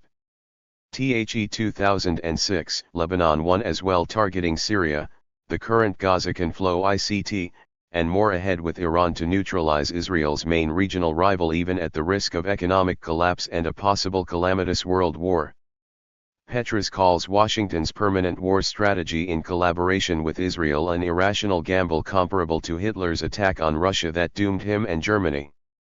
Attacking Iran and perhaps Syria and Hezbollah may result in greater defeats, greater domestic rebellion and dark future prospects ahead. Zionism, militarism, and the decline of U.S. power. In 2008, Zionism, militarism and the decline of U.S. power continued the story. Petras discussed Zionism's destructive influence on America, its stranglehold on U.S. politics, the media, and all other important segments of society. He debunked the notion that ZPC influence is like all others, providing convincing evidence of its veto power over war and peace, trade and investment, multi-billion-dollar arms sales, and Middle East policies under both major parties. One example of this power is in the various pretexts advanced for invading and occupying Iraq, the weapons of mass destruction, which were known not to exist at the outset, the removal of a dangerous dictator, a valued ally of the U.S. pre-Gulf War, bringing democracy to the region when in fact every effort is made to suppress it, preventing a civil war in occupied Iraq when the presence of the U.S. state was more likely to bring one about, the need for a military victory to retain for the U.S. superpower status, reassuring regional regimes that the U.S. can be relied on for protection and reminding outliers that war against them may be next, and to demonstrate the power of Pax America that it is willing and able to both fight GHT and defeat whatever the U.S. designates as terrorism. 278 Stephen Lendman. However, the longer the Iraq and Afghan wars continue, the less convincing these arguments have become. And the more likely that occupation will lead to resistance, the greater the economic and political cost, and the increased chance that the U.S. public no longer will put up with permanent wars at a time grave domestic needs should take precedence. Wars nonetheless persist with possible larger-scale conflow ICT ahead and with perilous consequences. But the Israeli lobby clearly wants it, and those opposed are intimidated, blackmailed, smeared, pressured, removed from positions of authority, and at times even murdered in ways disguised as unfortunate accidents, a long-time CIA practice against uncooperative leaders and high officials anywhere, including at home. It is in fact difficult to explain why the Israeli lobby is so intent on the projection of state power and military force, but as Petras constructs it, as always with solid empirical data, Israel and its U.S. lobby want sequential wars for more power as a means of eliminating all regional challengers to the power of the Israeli state. As it turns out, both Congress and the administration are supportive. By all accounts, with Washington-Israeli regional domination as the goal, the exceedingly high cost and duration of the Palestine conflow ICT are no deterrents. What precisely is the ZPC Israeli lobby, a power unlike any other politically? Representing less than 1% of the population, it consists of a multiplicity of highly organized, well-financed, and centrally directed structure throughout the US.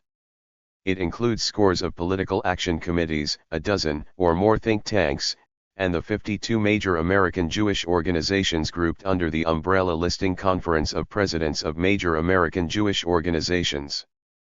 Equally or even more important are grassroots Jewish federations and organizations throughout the U.S., including influential professionals and activist students plus the entire political establishment from Washington to state and local levels. THEZPC Octopus, in Petras' account, reaches everywhere far beyond the traditional centers of big city power and national politics, into remote towns and cultural spheres across the country. With powerful mass media backing, its influence is enormous, and only the brave dare opposes it. Yet they do, their numbers grow, and may swell because of Israel's outrageous Gaza slaughter. Today, the lobby is at or near the peak of its political power, yet remains vulnerable. Hostility against it is growing. Unless stopped, it is heading America toward what Chalmers Johnson views as the dynamic that doomed past empires unwilling to change: isolation, overstretch, the uniting of local and global forces opposed to imperialism, and in the end bankruptcy plus authoritarian rule, the loss of personal freedom, and the end of democracy. America's alliance with Israel and submissiveness to its lobby hastens the arrival of that kind of future. Petras again reviewed the possibility of war with Iran and further regional adventurism. He also discussed how top-level Pentagon commanders are replaced by more compliant ones when they are not in accord with Israel and its militarism. He then addressed how this agenda foretells a decline of U.S. power as well as a brief history of military versus market-driven empire building. He distinguishes between wars of conquest vs. large-scale, long-term economic penetration via a combination of investments, loans, credits and trade in which market power and superiority in the means of production led to a virtual empire. After ERWW2, European militarism declined. America's advanced for foreign wars, proxy ones, encircling the world with bases, and establishing an unprecedented military-industrial complex for supremacy. Today over $1 trillion annually goes for defense with all spending categories included plus multi-billions more off the books and secret CIA, NSA, and other undisclosed spending. America expanded its war-making capacity while Western Europe, Japan, and more recently China and Russia emphasize economic development with predictable results. The US prospered through the 1960s before competition became formidable. Since then, European and Japanese market-based moved with greater dynamism from domestic to export-led growth and began to challenge predominance in a multiplicity of productive sectors. THSA regions are more dominant as U.S. economic supremacy declines, leaving America only tops in militarism, and that's now stretched to the limit. Why so? Because of decades of offshoring manufacturing and growing a predominantly service economy. As a result, low-wage jobs replaced better-paying ones. Social benefits are being lost, and unions are a shadow of their former selves. In addition, trade and current account deficits are enormous. National debt is skyrocketing. Money is created like confetti, what one analyst calls toilet paper, and wonders why other countries accept it. Currency is being debased. Groundwork is being laid for a future hyperinflation, and according to one noted economist, a Great Depression does not loom ahead, a very Great Depression does because of past excesses and hugely counterproductive current policies. In the book, Petras reviews the empire-building project since WW2 that brought the U.S. to its current dilemma. U.S. prosperity peaked in 1999 and ever since declined now precipitously. Even during a global economic crisis, China, India, Russia, European, Asian and Latin American states are developing their economies and expanding business relationships around the world while America's position is eroding. More Washington advances militarism in partnership with Israel, the worse off in the end things will get. History shows that imperial wars destroy the productive forces and social networks of targeted countries. Eat the aggressor's seed corn as well and let market-based economies gain advantage through productive alliances. Militarist imperialism has weakened the entire economic fabric of the U.S. empire without any compensatory gains on the military side. Since WW2, George W. Bush waged the only two relatively or somewhat successful conflicts, both against weak opponents, and they were quick and cheap. In contrast, Korea and Southeast Asia were quagmires. So are Iraq and Afghanistan today. Here no end to conflict is in sight, and many hundreds of billions of dollars, badly needed at home, are going to waste or consumed unproductively. Financial resources consumed staggering in its volume and its impact on the U.S. economy. In the context of this enormous misallocation of resources, together with the broader impact of the stranglehold of the Israeli lobby over U.S. foreign policy, economic decline, national insolvency, the loss of personal freedom and the erosion of democracy, the prospects for improvement or change are dismal, up for grabs, all because of a destructive alliance with Israel. Even so, what harms America helps the Jewish state, at least in the short run. In that light, Iraq was a great success. Saddam was deposed. A key Palestinians backer was removed. Country was smashed, destroyed and dismembered. Israel's regional dominance increased. It is unimpeded in colonizing and devastating Palestine. Next up, perhaps Iran as a regional threat. Syria, Hezbollah and Hamas as well. And proxy wars continue against Pakistan and Somalia, and perhaps future ones in Venezuela, Bolivia, Ecuador, even Russia, with Georgia attacking South Ossetia an early warning. Petras views the Judeo-centric view of the world as deadly. Believing that what is good for the Jews, providing unconditional support to an aggressive colonial state, it is, he argues, a guaranteed formula for global disaster. A tiny minority of Jews and their supporters back it. In contrast, most Jews and others have no ideological ties to Israel, are dubious of imperial wars, see no advantage in them for themselves, and are not comforted by America funding them when that spending is vitally needed at home. No matter, the worst of policies persist. Where will it take us? When will it end? In the depths of tyranny, unless enough people halt uncontainable humanitarian calamities whose ramifications impact the entire world and may end up destroying it and our futures. Looking ahead. As this is written, George Bush has but a few days left in office. When published, Obama will be president and a new Israeli prime minister likely elected. Petras looked at the prospects of new leadership of the U.S. state. In December 2008, he reflected on this in an article, whose title, A Historic Moment, election of the greatest con man in recent history, speaks for itself. Unfortunately, this writer has to wholeheartedly agree with the explicit judgment on Obama. Petras, even a cursory analysis of his key campaign advisors and public commitments to Wall Street speculators, civilian militarists, zealous Zionists, and corporate lawyers, point to a continuation of the economic and military policies of the Bush administration. Make no mistake, he continues, within 3 weeks of his election, he appointed all the political dregs who brought on the unending wars of the past 2 decades, the economic policy makers responsible for the financial crash. Obama workers and work for their financial overlords. He promised peace in the Middle East, swears undying allegiance to the war party. Serving a foreign colonial power. On a bigger stage, Petras argues, admittedly with no empirical evidence, Obama will be the perfect incarnation of Melville's confidence man. He catches your eye while he picks your pocket. As Petras sees it, an Obama administration will assure continuity with the worst of George Bush, permanent wars, homeland repression, economic corruption and collapse, the continued pillaging of the national treasury, rewarding banksters for their crimes, debasing the currency, effectively neutralizing organized labor, and destroying what remains of democracy in America, all the while hailing change to believe in. Only to the degree of even more of the same failed policies heading us to the edge of the abyss.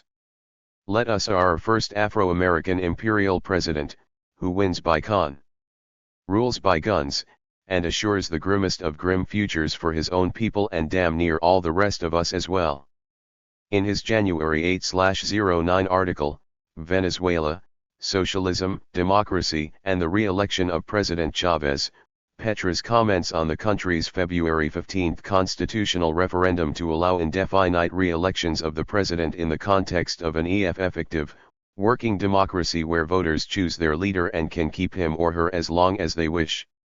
Since February 1999, Petras notes, Chavez transformed Venezuela from an oligarchic electoral politics to democracy, a process labeled by many observers in the U.S., and many political scientists and sociologists in the liberal tradition, as a dictatorship in the making. Chavez, in this context, overcame a 2002 US-backed coup against a democratically elected regime, a subsequent oil management lockout, and through electoral victories strengthened the process of democratization of the state and civil society. In this context, it is not difficult to agree with Petras that allowing Chavez to be re-elected is essential for the continuation of the democratic process and social welfare of Venezuelans. For one thing, Chavez audacious defends world peace and humanitarian justice, is strongly opposed to genocidal imperial wars, and he had the courage to expel Israel's ambassador in response to his country's deadly attack and prosecution of the Gaza war. For another, in comparing Chavez to Barack Obama, Petras observes, "At time of Israel's genocidal war, backed by the US and at a time when newly elected Obama doubles military spending and troops for wars in Afghanistan, Iraq, and possibly Iran, the world looks to President Chavez as the world's James Petras on the Israeli lobby 283 foremost humanitarian leader, the outstanding defender of freedom, peace, and self-determination when so little of them are around and none whatever in Washington or Tel Aviv, whichever party in either country governs. Con guns indeed, when carnage in Gaza rages with the full support of Obama and Congress. For Palestinians, as for Americans and others across the world, the struggle continues for peace, social justice, self-determination, and liberation. Fortunately for us, and even more so for the oppressed in the Middle East and elsewhere, James Petras continues his long-term engagement in this struggle as a committed scholar, activist, critical sociologist, a Marxist and revolutionary.